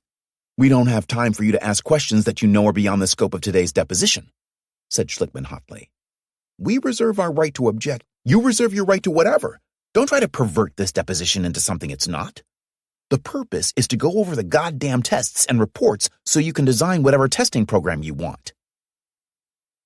"Please lower your voice," said Federico. "Are you instructing him not to answer?" "Don't pull that bullshit with me." "There's no need to shout or make accusations," said one of Cheeseman's partners. "You want to make it look like I'm obstructing this deposition," said Schlickman. "You want to push the trial date off. This little game, look, Judge, Mr. Schlickman is a son of a bitch and not cooperating, and we need more time. I won't play that game. I am cooperating. I've gone out of my way to help you. I'm going to make you abide by these agreements. It's good for the soul." The lawyers managed to get through the first deposition, although they left behind 250 pages of transcript cluttered with long arguments. The second deposition, of Schlickman's immunologist Alan Levin, was worse. "I'm here under false pretenses," Schlickman shouted at one point. "I've been abused." A dozen times he threatened to walk out. Then, instead, he began conferring with Levin before allowing him to answer many of the questions. Coaching a witness in the middle of a deposition is a serious violation, but Schlickman didn't care. These depositions, he contended time and again, were not regular depositions. "Before you answer that question, I want to talk to you," he told Levin. "Very important point. Come on." He got up and started to leave the conference room, pulling Levin along with him. "Do you have a problem with the clarity of the question?" asked Cheeseman's partner, a lawyer named Mark Temin. "I have a problem with the clarity of the question," said Schlickman on his way to the hall. "Don't leave the room, Mr. Schlickman, while someone is speaking." "I'm going to leave the room anyway. This isn't a regular deposition. You're going to get a second shot." "I object to your doing so." "I join in the objection," said Federico. "You all join together and do what you wish," said Schlickman. When Schlickman returned from the hallway, Temin said, "Now, Doctor, did you confer with Mr. Schlickman again?" "Oh, get out of here," said Schlickman. "Next time you make a comment like that, we're going home, okay? One more comment like that on the record, and we're getting out of here." "The record is going to reflect what is taking place." "No, it is not," shouted Schlickman. "Mr. Schlickman, your threats, warnings, and raised voice are totally inappropriate." "No, they're not. I will not be subjected to insulting behavior by you people. There was a question pending." "There's no question pending." "I'd like to complete a sentence without being interrupted. Mr. Schlickman conferred with the witness between the question and the witness's answer. I think he has no right to do that." "The conference had nothing to do with his answer," said Schlickman. "If you insinuate it again, I will assume you're bad, ill-mannered, and not worthy of conducting this deposition." "You can assume what you like about my manners. Continue with your question," said Schlickman. The record will reflect everything we've said. Continue your examination or we're going right now. This was an agreement with special limitations done as a convenience for you. Now you pervert it into something else. I resent it. I'm sorry Judge Skinner wasn't a party to the agreement. He won't know who's lying and who's telling the truth. I'm going to pay the penalty for trusting you. Fasher had not attended the first deposition, but he did come to the second one at Federico's urgent request. He sat at the far end of the table, looking on with pursed lips and narrowed eyes, not saying a word. After an hour, he departed silently. Judge Skinner met with the lawyers in his chambers 1 week after the first depositions had ended. Just before the conference began, Fasher handed Schlickman several new motions. Schlickman glanced quickly at them. Then he froze. One of Fasher's motions asked the judge to censure him. The motion accused him of undue interference with the orderly taking of depositions, unwarranted disruptions, rude and threatening statements, and conferring with the witness while under examination. Attached to the motion were 40 pages taken from the deposition transcripts, with his utterances, oaths and all, boldly underlined. Schlickman felt a stab of panic. Glancing at this material was like awakening the morning after to the faint, hazy memory of a terrible indiscretion. Judge Skinner took the bench and looked at the stack of fresh motions before him. "A whole lot of motions came in today," he muttered with disgust. "It looks like a hell of a mass of stuff." "There are some discovery things," said Schlickman warily. "I will not deal with it," said the judge. "I'll send that down to a magistrate." Schlickman groaned inwardly at the thought of the magistrate, but even that seemed better than facing the judge's wrath now. Fasher spoke up. He wanted the judge to deal with these motions immediately. "We thought the last time you said, 'Bring these discovery things back to me, and I will be a nanny in the case.'" "I now find myself up to my ears," said the judge. "Trials stacked up back to back. I don't think I can perform the nanny function. I'm sorry you need it," he added. "So am I," said Schlickman quickly. "I am too," agreed Fasher. "But I think we are getting worse and worse. The discovery is getting off the track. We have some conduct that I think we ought to deal with." Judge Skinner sighed. "I'll send it down to the magistrate with orders to put it at the top of his civil priorities. I don't want to change the trial date." "Neither do we," said Schlickman. "I want to try this case in February," continued the judge. "I don't think it is going to get any better with age." Schlickman picked up his coat and walked out of the courtroom, down the long corridor to a bank of elevators. He pushed the button and waited. It was 5 o'clock. Government employees were leaving work, and the elevators in the federal building, old and slow, were long in coming. A minute passed. Schlickman began to wonder why Fasher had not appeared in the hallway.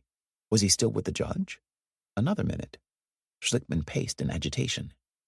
With each passing second, he became more certain that Fasher was showing Judge Skinner the motion, hoping to anger the judge. Finally, an elevator door opened, and Schlickman, taking one last glance down the corridor, stepped in. At that moment, he saw Fasher emerge from the courtroom. Back at the office, Schlickman told Conway what he had seen. He was certain that Fasher had stayed behind to speak privately with the judge, to convince him to look at the motion for censure. "Fasher is trying to poison the judge against me," said Schlickman. Conway doubted this was true. An ex parte conference between a lawyer and a judge, in the absence of the opposing lawyer, was a clear violation of the disciplinary rules. Perhaps Fasher had tried to talk with the judge privately, but Conway did not think that Judge Skinner would countenance such an act. "You're imagining things," he told Schlickman. Schlickman got a phone call early the next morning. It was from Judge Skinner's clerk. "The judge wants to see you in chambers at 3 o'clock. I've never seen him this angry before." "My God," said Schlickman. "I thought he was going to send all these motions down to the magistrate." "He's read the motions," said the clerk. "He's threatening to do things to you that I haven't heard him say in 15 years on the bench." "My God," said Schlickman again. "What's he going to do?" "I don't know, but whatever it is, it's not going to be good." Schlickman imagined the worst. At the very least, the judge would censure him and order him to pay a big fine. But Skinner could do much worse. It was within the judge's power to remove him from the case, and then to send the matter to the Board of Bar Overseers with the recommendation that his license to practice law be suspended. Schlickman spent the morning pacing the office, cursing and wailing. By noon, he had convinced himself that the judge would throw him off the case. His name would be blackened and his work wasted. He resolved that he would not go without a fight. "There'll be blood on the floor," he announced to Conway. An hour before the hearing, he rushed out of the office and went home. Tears sprang to his eyes as he changed into his favorite suit, a charcoal gray pinstripe that he wore only on the most important occasions. He thought of it as his lucky suit. It was the one he had worn for his closing argument in the Carney case. It was, he'd often said, like a suit of armor, which protected him from bad karma. Judge Skinner's chambers consisted of a single large and gloomy room among a warren of other smaller rooms and dark hallways that adjoined the courtroom's vaulted expanse. The judge and his staff of law clerks spent their time in a suite of more commodious offices across the corridor. As a consequence, the judge's chambers had a dusty, uninhabited feel. A single grimy window let in a shaft of sunlight from the canyon of tall buildings along Milk Street. A pan of water, crusted with a white, calcified residue, sat on top of a radiator. The judge's contribution to the decor consisted of 2 framed, faded photographs of sailboats, which hung on the government green walls. Dominating the room was a long wooden table, surrounded by 8 ancient oak chairs, padded with horsehair, upholstered in leather. Schlickman arrived at the judge's chambers with an entourage from the office. Conway, Crowley, Kathy Boyer, Peggy Vecchione, and several others, who came along to lend moral support. Fasher was already seated in the first chair on the right side of the table, immediately adjacent to the judge's chair at the head of the table.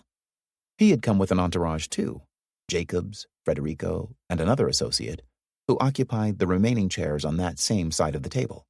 Across from them sat Cheeseman and his partner Mark Temin, and 2 other colleagues. Schlickman and his retinue were the last to enter the room. Schlickman took the chair at the far end of the long table. Conway, Crowley, and the others gathered around him on folding chairs. Fasher, who seemed in high good humor, said something to Jacobs, who smiled. Fasher chuckled. Schlickman sat in silence. Judge Skinner appeared at the door, looking pale and angry. He halted abruptly and glared at the gathering of lawyers, his stooped frame bent at the waist. He waved his arm in an impatient gesture. "Clear it out," he said. "1 lawyer for each side." Fasher and Schlickman remained seated as the others stood to leave. Kathy Boyer bent down to whisper reassurance in Schlickman's ear before she left. Cheeseman and his partners stood and consulted in low voices for a few seconds. Then Temin, who had attended the preliminary depositions, took a chair beside Fasher. The door closed. Judge Skinner looked down the length of the table at Schlickman. "I'm going to lower the boom on you, Mr. Schlickman." Schlickman cleared his throat. Judge, if this is going to be a hanging, I want the court stenographer here to record it. You don't want a court reporter for this, murmured Fasher. I will not tolerate behavior of this sort, said the judge. I've read things in these depositions, outrageous things, that I've never read before, and I've been here quite a while. Swearing on the record, instructing witnesses not to answer, counseling witnesses on their answers. Judge, said Schlickman, do you know what this is all about? I'd like to explain what... I know exactly what this is about, Mr. Schlickman. These are depositions. That's not exactly right, Your Honor. These are not regular depositions. Schlickman, alone at the far end of the table, felt at a disadvantage. He wanted to move up closer to the judge. He said, Your Honor, can I come up there and sit next to you? Skinner looked momentarily surprised. Yes, of course. Schlickman stood. He heard a loud rip. He looked down and saw that the lining of his suit had caught on a brass tack in the upholstery of the chair. My God, he said softly. That's not a good sign. When he looked up, he saw the barest hint of amusement cross the judge's lips. It passed in an instant, and Skinner's expression turned stony again. Schlickman moved to the empty chair beside the judge and tried to explain the circumstances of the depositions. He showed the judge the page in the transcript where he'd said, I'm sorry Judge Skinner wasn't party to the agreement. But the judge was not mollified. There is no excuse whatever, for this sort of conduct, no matter what sort of agreement you had. Swearing like that in a deposition. I was wrong to do that, admitted Schlickman, doing his best to appear contrite. But he could not stop himself from adding, but I had a reason to swear. I warn you, Mr. Schlickman, I will deal with this in a way that will make headlines in American Lawyer if it happens again. Schlickman nodded, his head bowed, again contrite. You are to say nothing in these depositions except to object to the form of the question. Do you understand that? Fasher spoke again, for only the second time. Your Honor, I don't see how we can possibly continue with discovery in this way. Mr. Schlickman wouldn't even get on the elevator with me as we were coming up here. This was true. When Schlickman arrived at the courthouse that afternoon, he and Conway and the others had encountered Fasher and his team at the elevators. An elevator door had opened, and Fasher had gotten on. Conway had stepped forward as if to board the elevator too, but Schlickman had grabbed him by the arm and pulled him back. They'd stood for a moment, a frozen tableau, facing each other, Schlickman glaring at Fasher. And then the elevator door had closed. The judge cast a baleful eye on Schlickman. Mr. Schlickman, let's have no more of this. You've got to get along with each other. Schlickman knew now that the judge had done all he was going to do. You're absolutely right, Your Honor, Schlickman said, nodding vigorously in agreement. I think Mr. Fasher and Mr. Timon and I should try to resolve this. Perhaps Your Honor could give us a few minutes to talk about it between ourselves? The judge considered this. I think that's a good idea, he said finally. He gave Schlickman one last stern gaze of warning and then rose from his chair and left the room. The worst had not happened. Schlickman felt that he had narrowly escaped disaster, but his sense of relief was mingled with defiance. He looked at Fasher and said, You're not going to knock me out of this case. We're going to trial in February. Your client's property is soaked with solvents. To Timon, who had not said a word throughout the entire hearing, Schlickman said, And your client is going to be indicted by the grand jury. If you're hoping that I'm going to run out of money, you're wrong. We've settled with UniFirst. In a soft voice, almost as if he were speaking to himself, Fasher said, I suspected something like that was happening. I've got enough to go the distance, and I'm going to get a jury in February, continued Schlickman. We better start trying to work together, because sooner or later we're going to have to sit down and talk about whether we want to settle this thing. 4. Fasher took to calling the meeting in Judge Skinner's chambers the Woodshed Conference. Whenever he felt that Schlickman had transgressed again, Fasher mentioned that day to the judge. I don't have to remind Your Honor of that little meeting back in the woodshed, Fasher would say. Fasher wondered how much money Schlickman had gotten from UniFirst. He could have asked, but he doubted that Schlickman would have told him. He had other ways of finding out. On the whole, he viewed the UniFirst settlement as an encouraging sign. It meant that Schlickman really was willing to settle rather than go to trial. And it seemed to Fasher that now, after being taken to the woodshed, Schlickman might welcome the opportunity to settle the case against Beatrice. As for Cheeseman, he would have to look out for himself and his own client. Fasher might cooperate with him from time to time, when it suited both their aims, but he owed Cheeseman nothing. It took Fasher one phone call to find out on good authority that Schlickman had gotten $1 million from UniFirst. This, too, seemed propitious. Fasher liked to boast that he had never paid more than $1 million to settle a case. But in this instance, he thought it might be worth $1 million to get Beatrice out of this case. He called Schlickman one evening, a few days after the woodshed conference. "You got your money from UniFirst," Fasher said. "Yes," said Schlickman. "You want some more?" Schlickman laughed. "Come on over. I'll give you some." Schlickman suggested that they arrange a meeting at a neutral place, the Ritz-Carlton, for example, with what he called the decision-makers, Beatrice executives and the corporation's insurance agents. Fasher brushed this aside. "That's too complicated. I do it the old-fashioned way. Come over to my office and let's talk." Fasher met Schlickman in Hale & Dorr's opulent reception room on the 25th floor. It was after 7 o'clock, and the offices were quiet. Schlickman had brought Conway and Gordon with him. Fasher did not mind that. He motioned for them all to follow him into his office. He sat behind his desk, and Schlickman and Conway sat across from him, their coats folded in their laps. Gordon took a chair by the door, near the small refrigerator in which Fasher kept leftovers from the firm's weekly buffet. The office itself was small, too cramped for 4 people.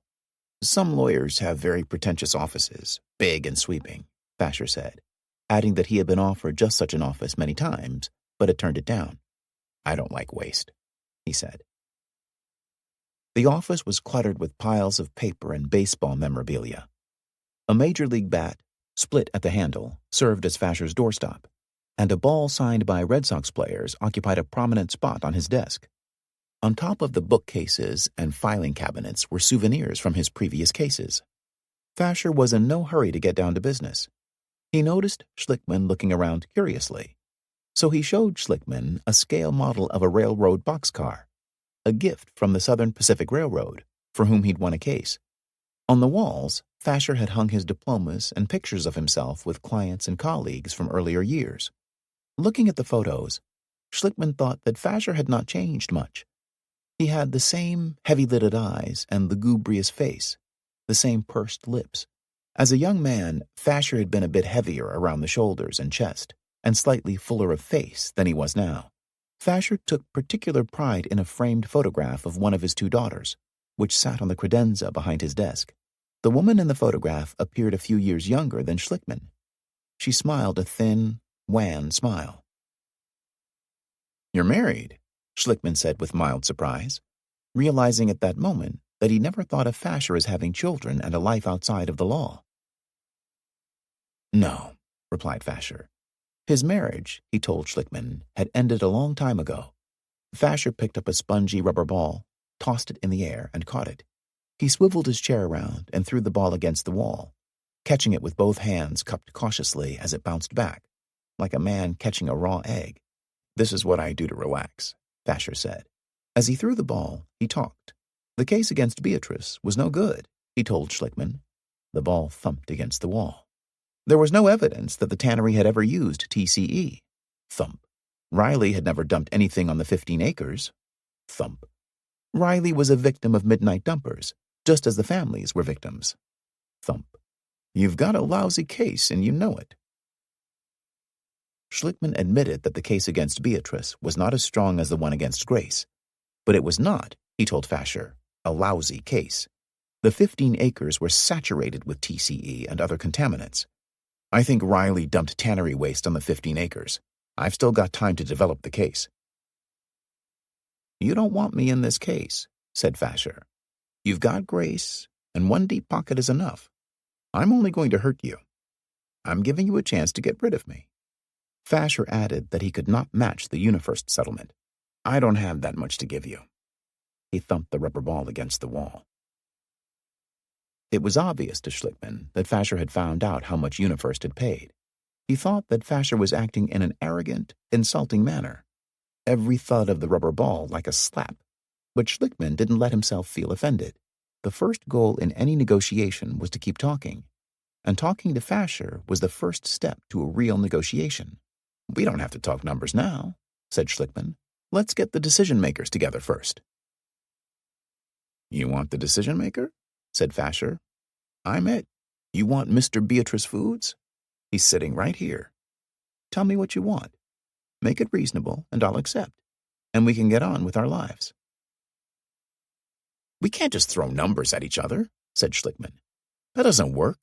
We need to set aside some time so we can discuss this, your people and my people, in a neutral place."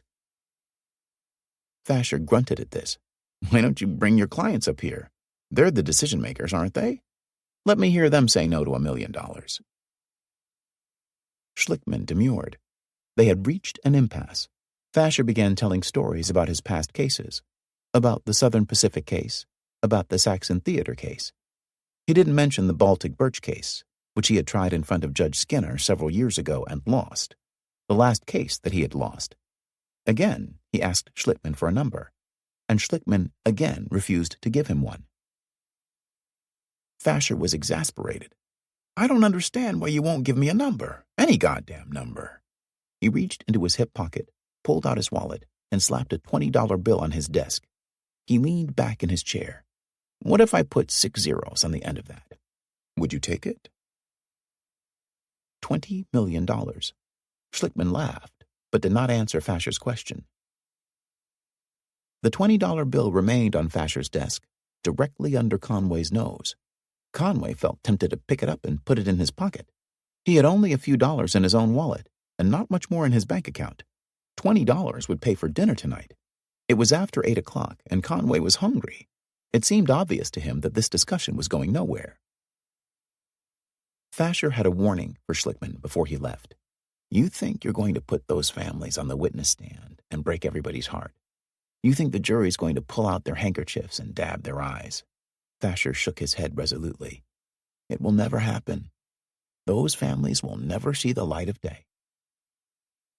Schlickman regarded Fasher's parting words as an idle threat. He did not give them a second thought. He could see no possible way that Fasher could stop the families from telling their stories once he had a jury impaneled. He had survived the woodshed, but the entire episode left him unnerved. There was an enormous amount of work to do in the coming months, and he could not afford another misstep. He had an ominous feeling about the judge. It seemed to him that Skinner treated Fasher with more respect and deference than he accorded him. Something the judge had said about Fasher at the Rule 11 hearing, 3 years ago now, had stuck like a burr in Schlickman's memory.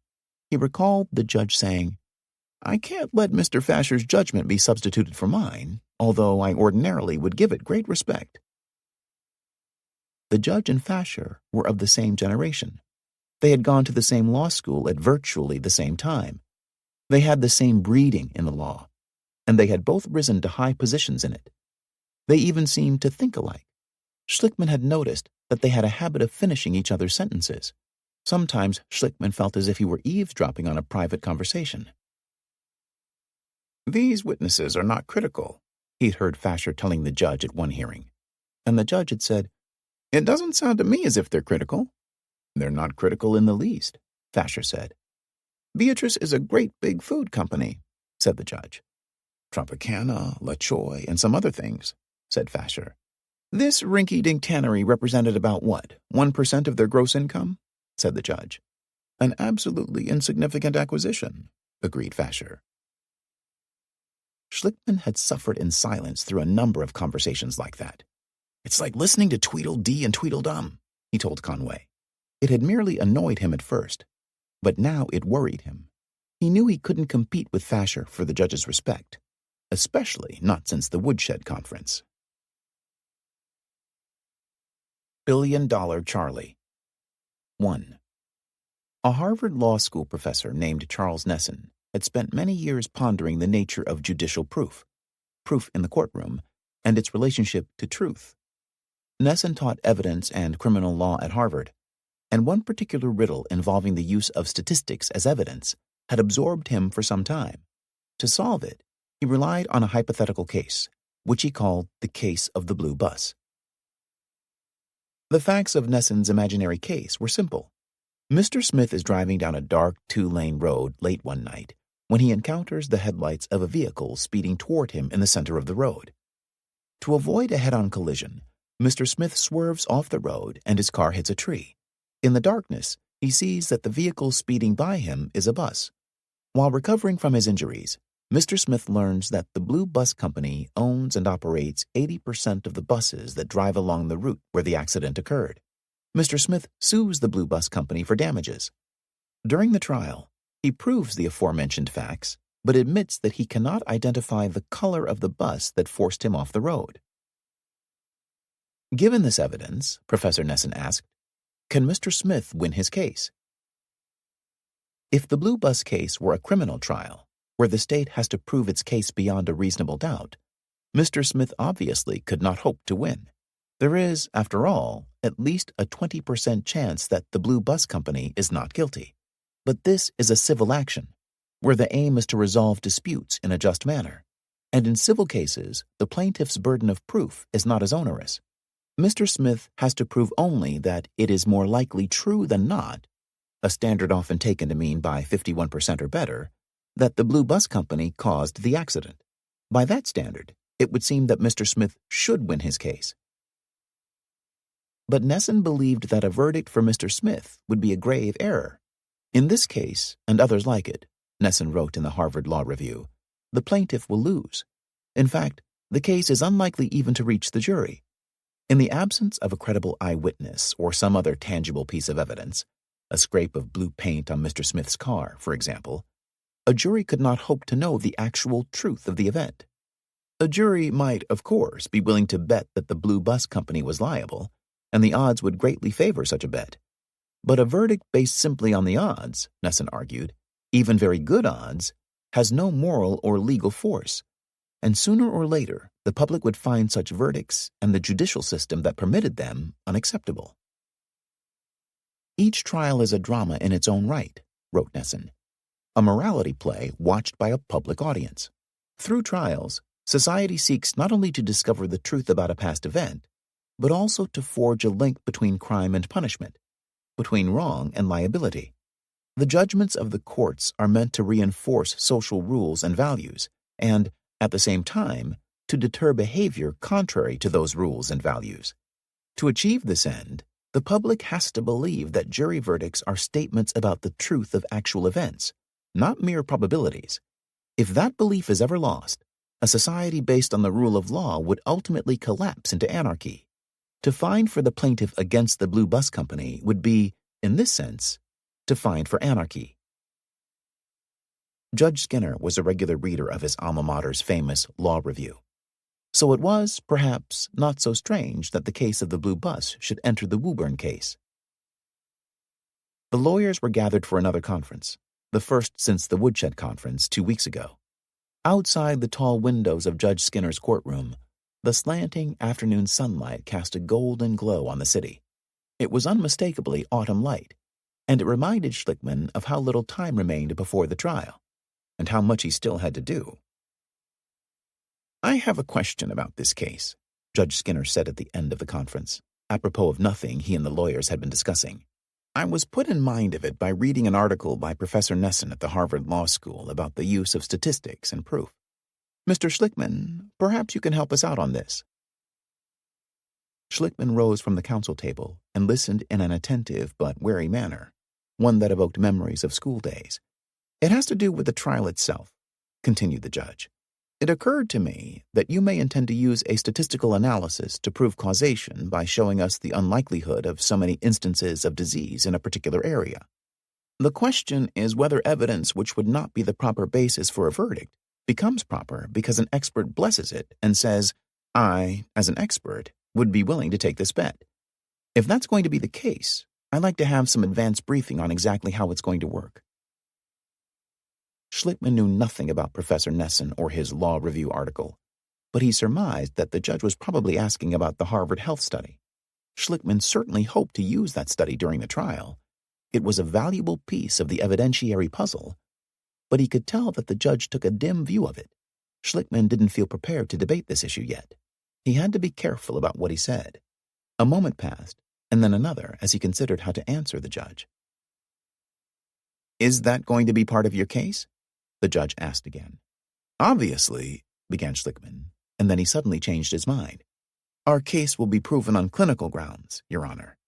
He had almost said yes, the Harvard study would play an important role, but he decided it was safer to speak about the hard, clinical evidence, Feldman's tests, Colvin's studies, the cardiology results, the physical examinations and medical histories of the families.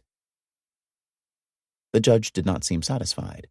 "Well, specifically, are you going to use the—" "I will not use statistics to prove causation," said Schlickman. "Okay, fine. Then my problems for the time being are resolved. May I say," Schlickman hastened to add, "that epidemiology and statistics will be important in the case." Fasher wasn't present at this hearing, but Cheeseman and Neil Jacobs were both there. Jacobs arose to address the judge. "The more direct question is whether the Harvard Health Study, which is this type of statistical analysis, will be offered as evidence in the case. I can't tell from what Mr. Schlickman said how that question will be answered." Cheeseman was also standing. "Your Honor, we do expect to challenge the admissibility of that study." But by then the judge had risen from his chair too. It was getting late, and he had already spent a long day presiding over another case. "I'm not inviting a pretrial conference," he said to Cheeseman. "I just wanted to find out if I was going to have to worry about that particular issue, and I wanted to get prepared to worry about it intelligently." 2. Schlickman felt exhausted as he left the courthouse that afternoon. He had expected Cheeseman and Jacobs to challenge the Harvard study, and it appeared to him that Judge Skinner was already disposed to rule in their favor. Researching and writing a brief that might change the judge's mind would take him dozens of hours. Imagining the work, he felt as if he'd already been up all night doing it. He had 100 other things to do: fieldwork in Woburn to oversee, experts to prepare, interrogatories to answer, before actually attending to that problem. On top of everything else, the Woburn families were scheduled to return to Boston that week for a second round of depositions. Schlickman felt it necessary to attend all of those depositions to defend his clients. There were 19 of them. They included all of the parents and 5 of the oldest children, and most of them took an entire day. For 3 weeks, Fasher and Cheeseman and their assistants questioned the families closely about their use of more than 500 brand-name household products, cleaning agents and detergents, rug shampoos, cosmetics, nail polish removers, insect repellents, paints, lawn fertilizers, cold remedies, cough syrups, herbal teas, coffee, even peanut butter. To Schlickman, the strategy behind this exhaustive list was obvious. These 500 items all allegedly contained a known or suspected carcinogen. Peanut butter, for example, ranked high on the list, right up with cigarettes. The reason? All peanut butter contains trace amounts of aflatoxin B1, a natural but potent liver carcinogen produced by a common peanut mold. Cheeseman and Fasher would try to suggest to a jury that, inasmuch as the cause of childhood leukemia was largely a mystery to medical science, dozens of substances used by the families might just as likely have caused the Woburn illnesses as the contaminated water. "Do you eat peanut butter?" one of Fasher's young associates asked Ann Anderson. "No," said Ann. "Did you ever eat peanut butter?" "I guess everybody living has probably tried it," replied Ann. "I've eaten it, but I'm not a peanut butter fan." "Do your kids eat peanut butter?" "Well, the same jar has been sitting there an awfully long time, so I guess we don't eat much." "What kind is it, plain or chunky?" "Plain. Smooth," said Ann. "You made your children peanut butter sandwiches?" "They ate some when they were small." "When you say some, could you quantify that? 1 or 2 sandwiches a week for the children?"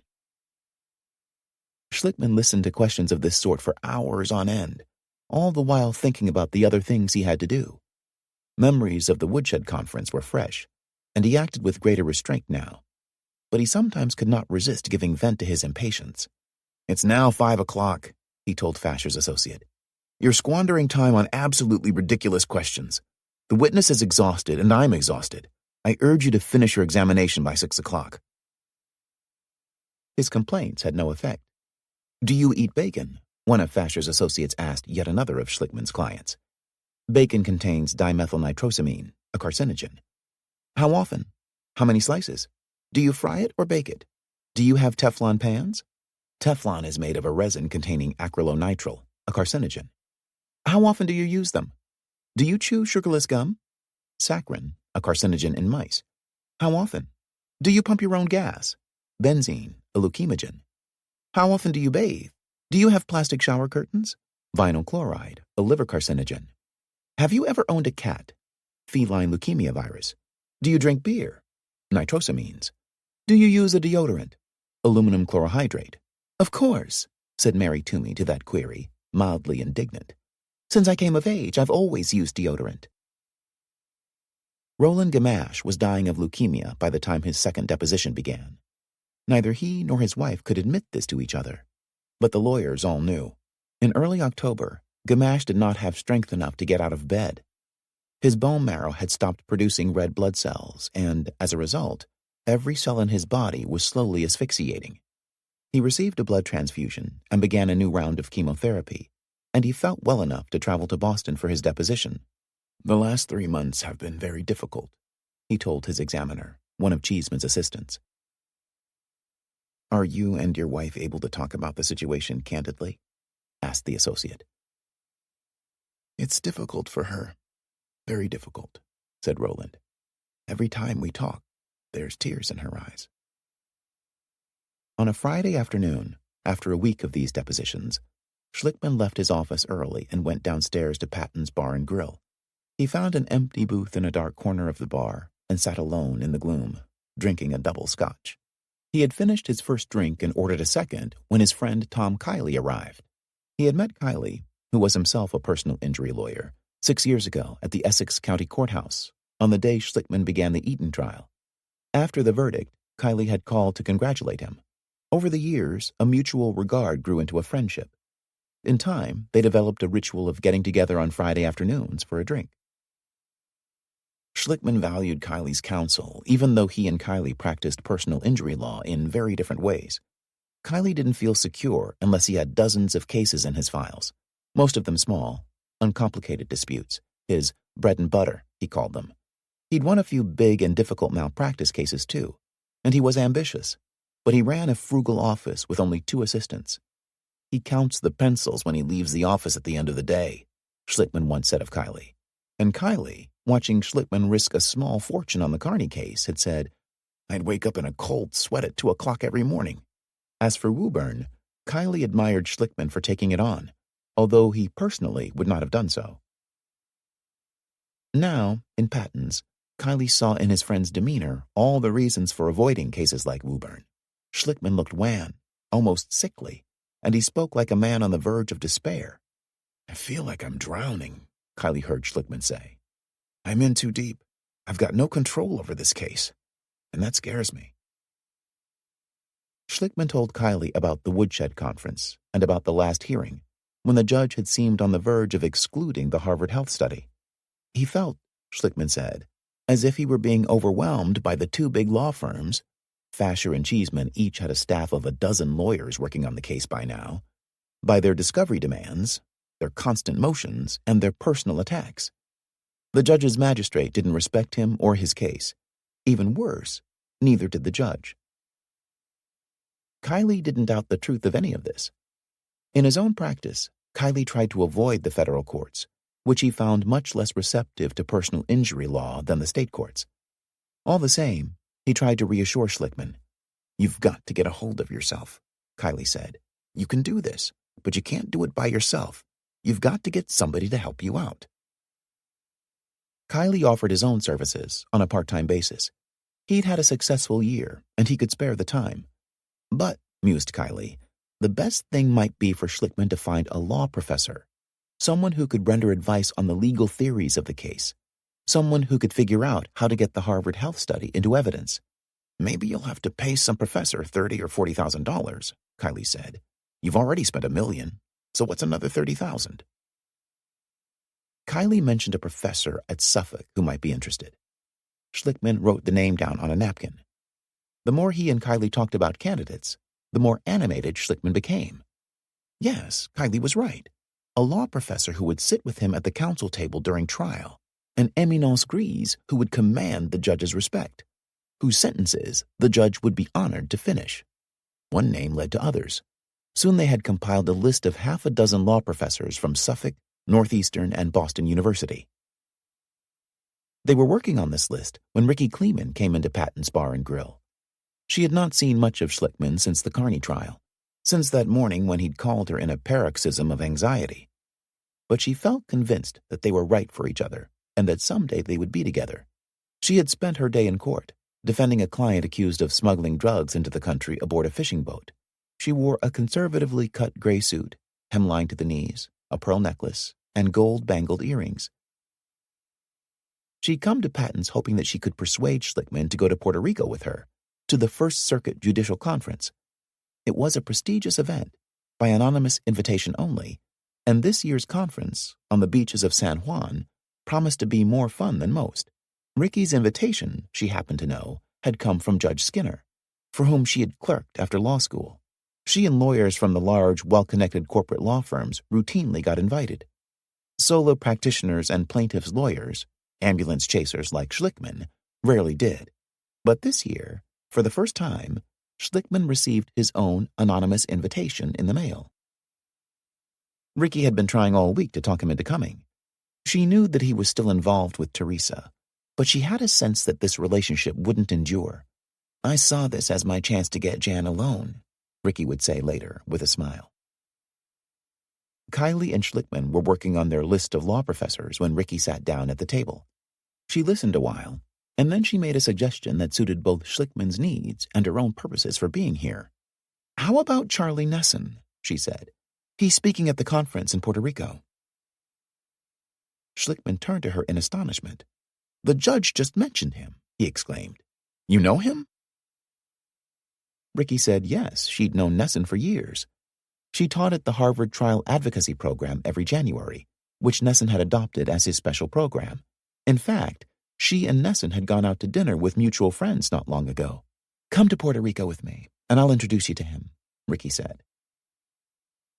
The coincidence seemed at first quite remarkable to Schlickman, and then, after a few moments, he decided it was not a mere coincidence at all, but a matter of destiny. Clearly, this Professor Nesson, author of articles that the judge himself cited, was the one whom Providence had chosen. 3.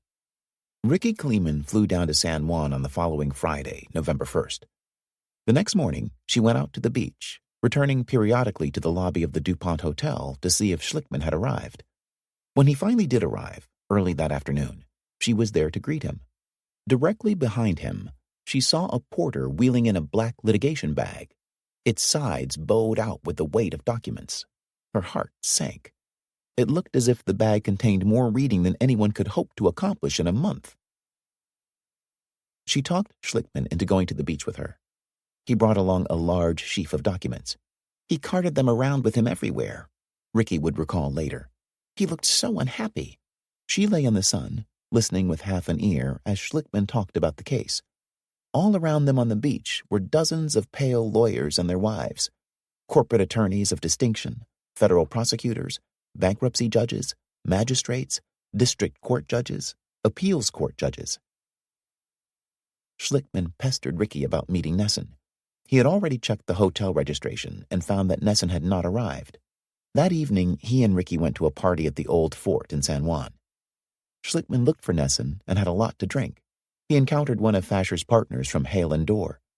The partner, who had consumed a number of rum punches himself, told Schlickman that Woburn was a career-making case, one that would no doubt lead to fame and riches.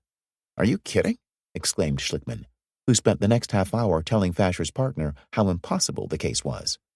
Ricky wandered off to find a more interesting conversation. She lost track of Schlickman that evening, and she returned to her room late and alone. She awoke early the next morning and went to the beach to lie in the sun. Her hopes of kindling a romance with Schlickman had not worked out on this trip, but she felt that wasn't the fault of either of them. Woburn absorbed him completely, and she understood that. She had spent the last 10 years of her own life completely absorbed in her career. She wouldn't give up on him yet. She decided to go on being patient. Nesson was scheduled to give his talk before lunch, and Ricky wanted to hear him. She had a professional interest in the subject, government confiscation of the assets of drug dealers. She folded her towel and returned to the hotel just before Nesson's talk began. She wore a loose shift over her swimsuit and took a seat in the back of the room. As Nesson concluded his presentation, Schlickman sat down next to her. "Go speak to him when he finishes," he whispered. "Not now," she said. "I've got to change my clothes." "Why? You look fine." "Jan, just calm down," she said, and she left for her room. Schlickman went to the dais, where Nesson, surrounded by a small audience, was engaged in conversation with an elderly federal judge named Charles Wizanski. Nesson appeared to be in his late 40s, slightly built, with pale, almost translucent skin. He had luminous hazel eyes and a broad and cerebral brow. His light brown hair, which had grown long over his ears and down the nape of his neck, was turning gray. Schlickman elbowed his way through the group around Nesson until he stood beside the Harvard professor. He waited impatiently for a pause in the conversation, for an opportunity to interrupt the old judge who was relating what seemed to Schlickman a complicated and interminable story.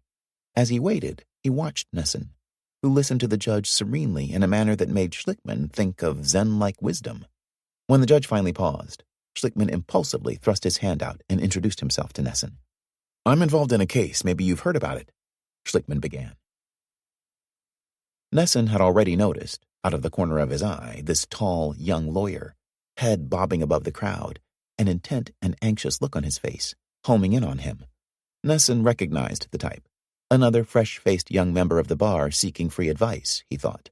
Nesson got paid handsomely to give speeches at conferences such as this, but he got no compensation for the advice lawyers inevitably sought afterward.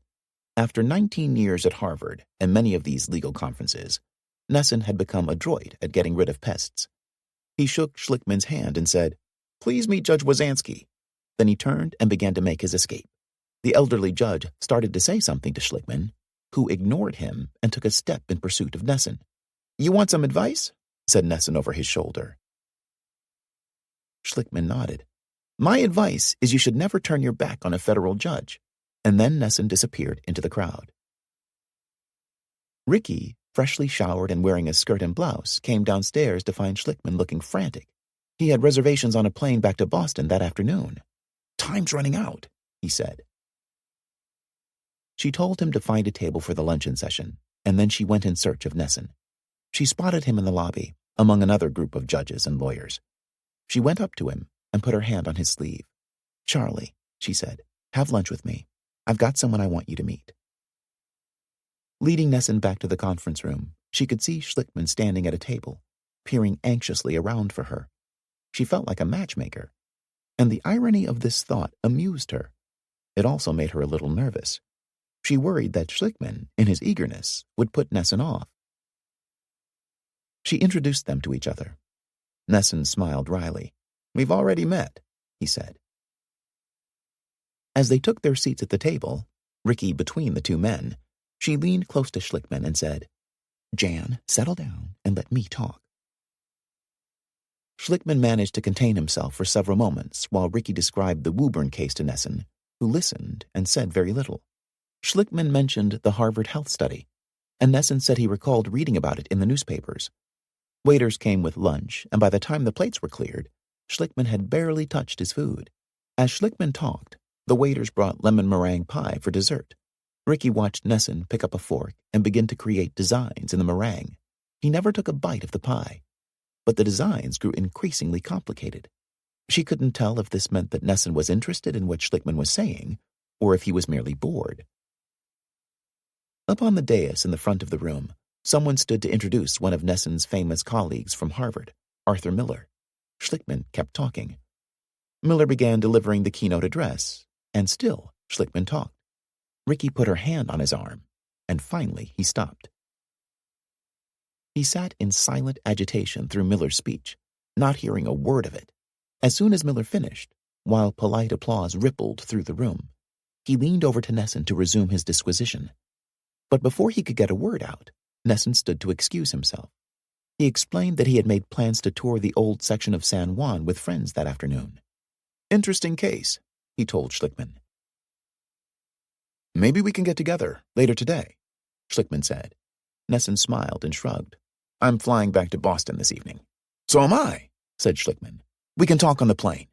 But Nesson merely smiled and walked away. "Jan, don't try to talk to him on the plane," warned Ricky. "Just let him think about it for a while. Please. Promise me." 10 minutes after the plane took off, Schlickman left his seat in first class and went back to coach to find Nesson. He brought a copy of his summary judgment brief and of the Harvard Health Study. "There's an empty seat next to me in first class," Schlickman said to Nesson. "Come on up. We can talk." Nesson shook his head. "I'm comfortable here," he said coldly.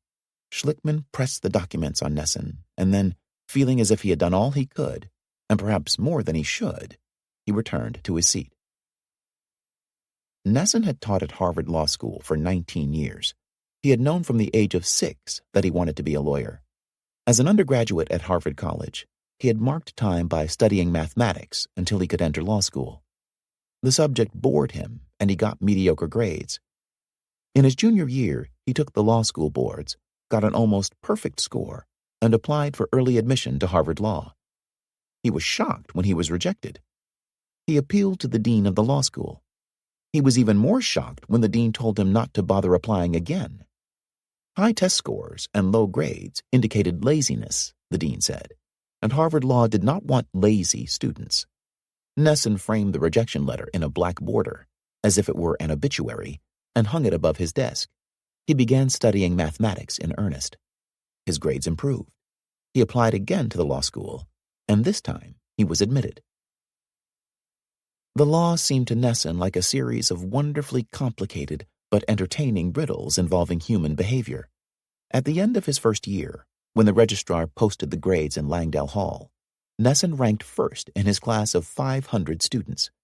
Given his undergraduate record, he considered this a fluke, as he put it many years later.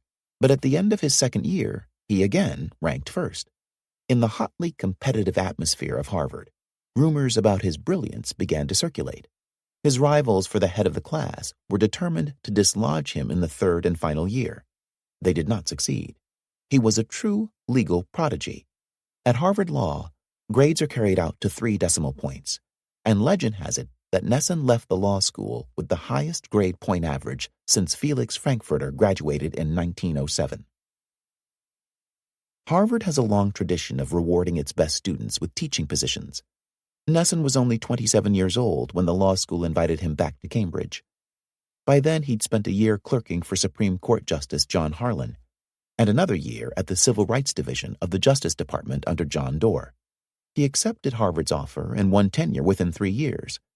He married one of his law students and bought a home in the most expensive district of Cambridge, not far from the Harvard campus. And then he began to think that perhaps he should have seen more of the world. He took time off from teaching to work on the celebrated Berrigan and Ellsberg cases. His job carried great prestige, and he made a good income, but it was only a fraction of what many of his former law school classmates, and even some of his former students, now made in private practice.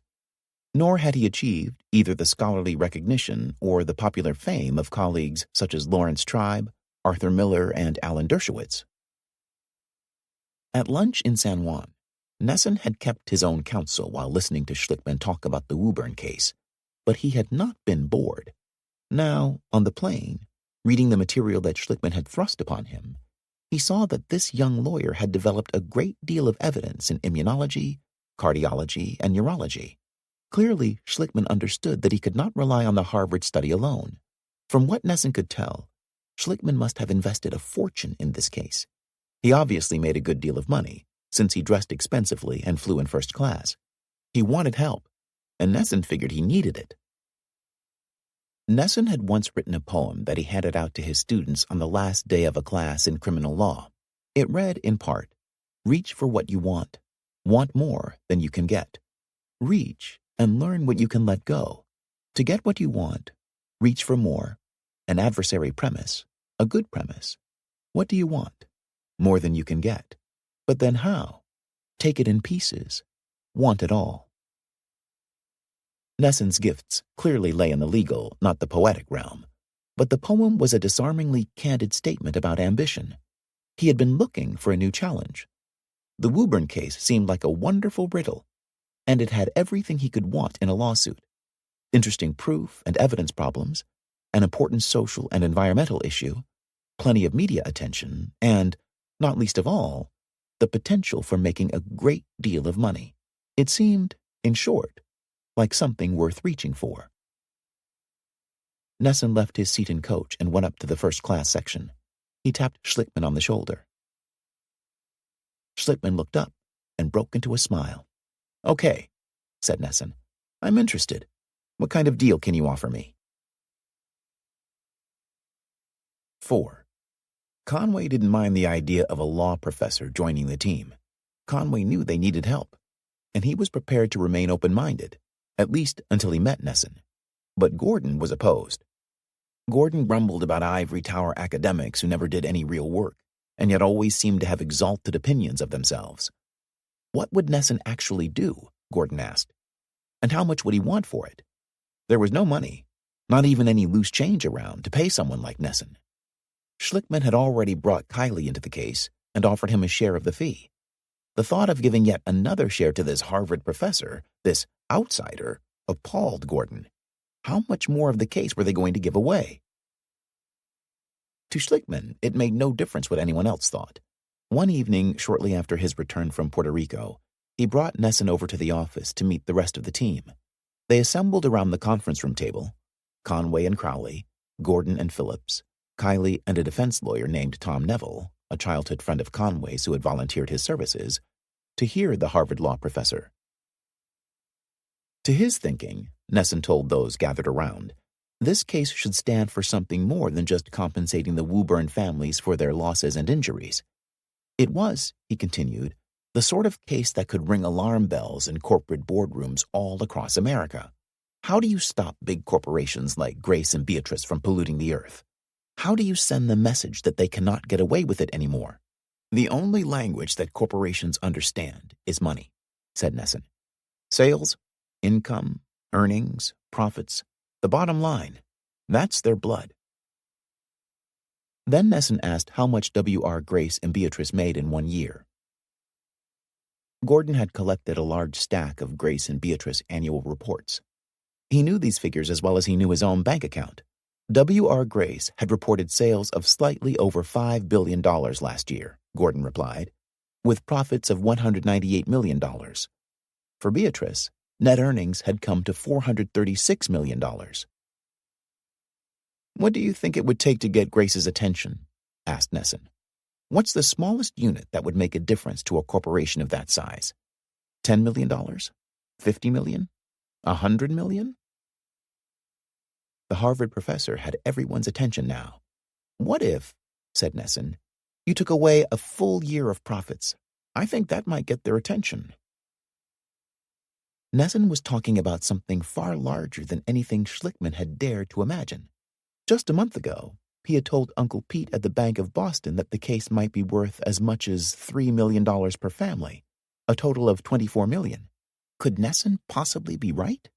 A year of profits from both Grace and Beatrice amounted, in round figures, to more than $500 million. You have a whole city poisoned, Nessen was saying.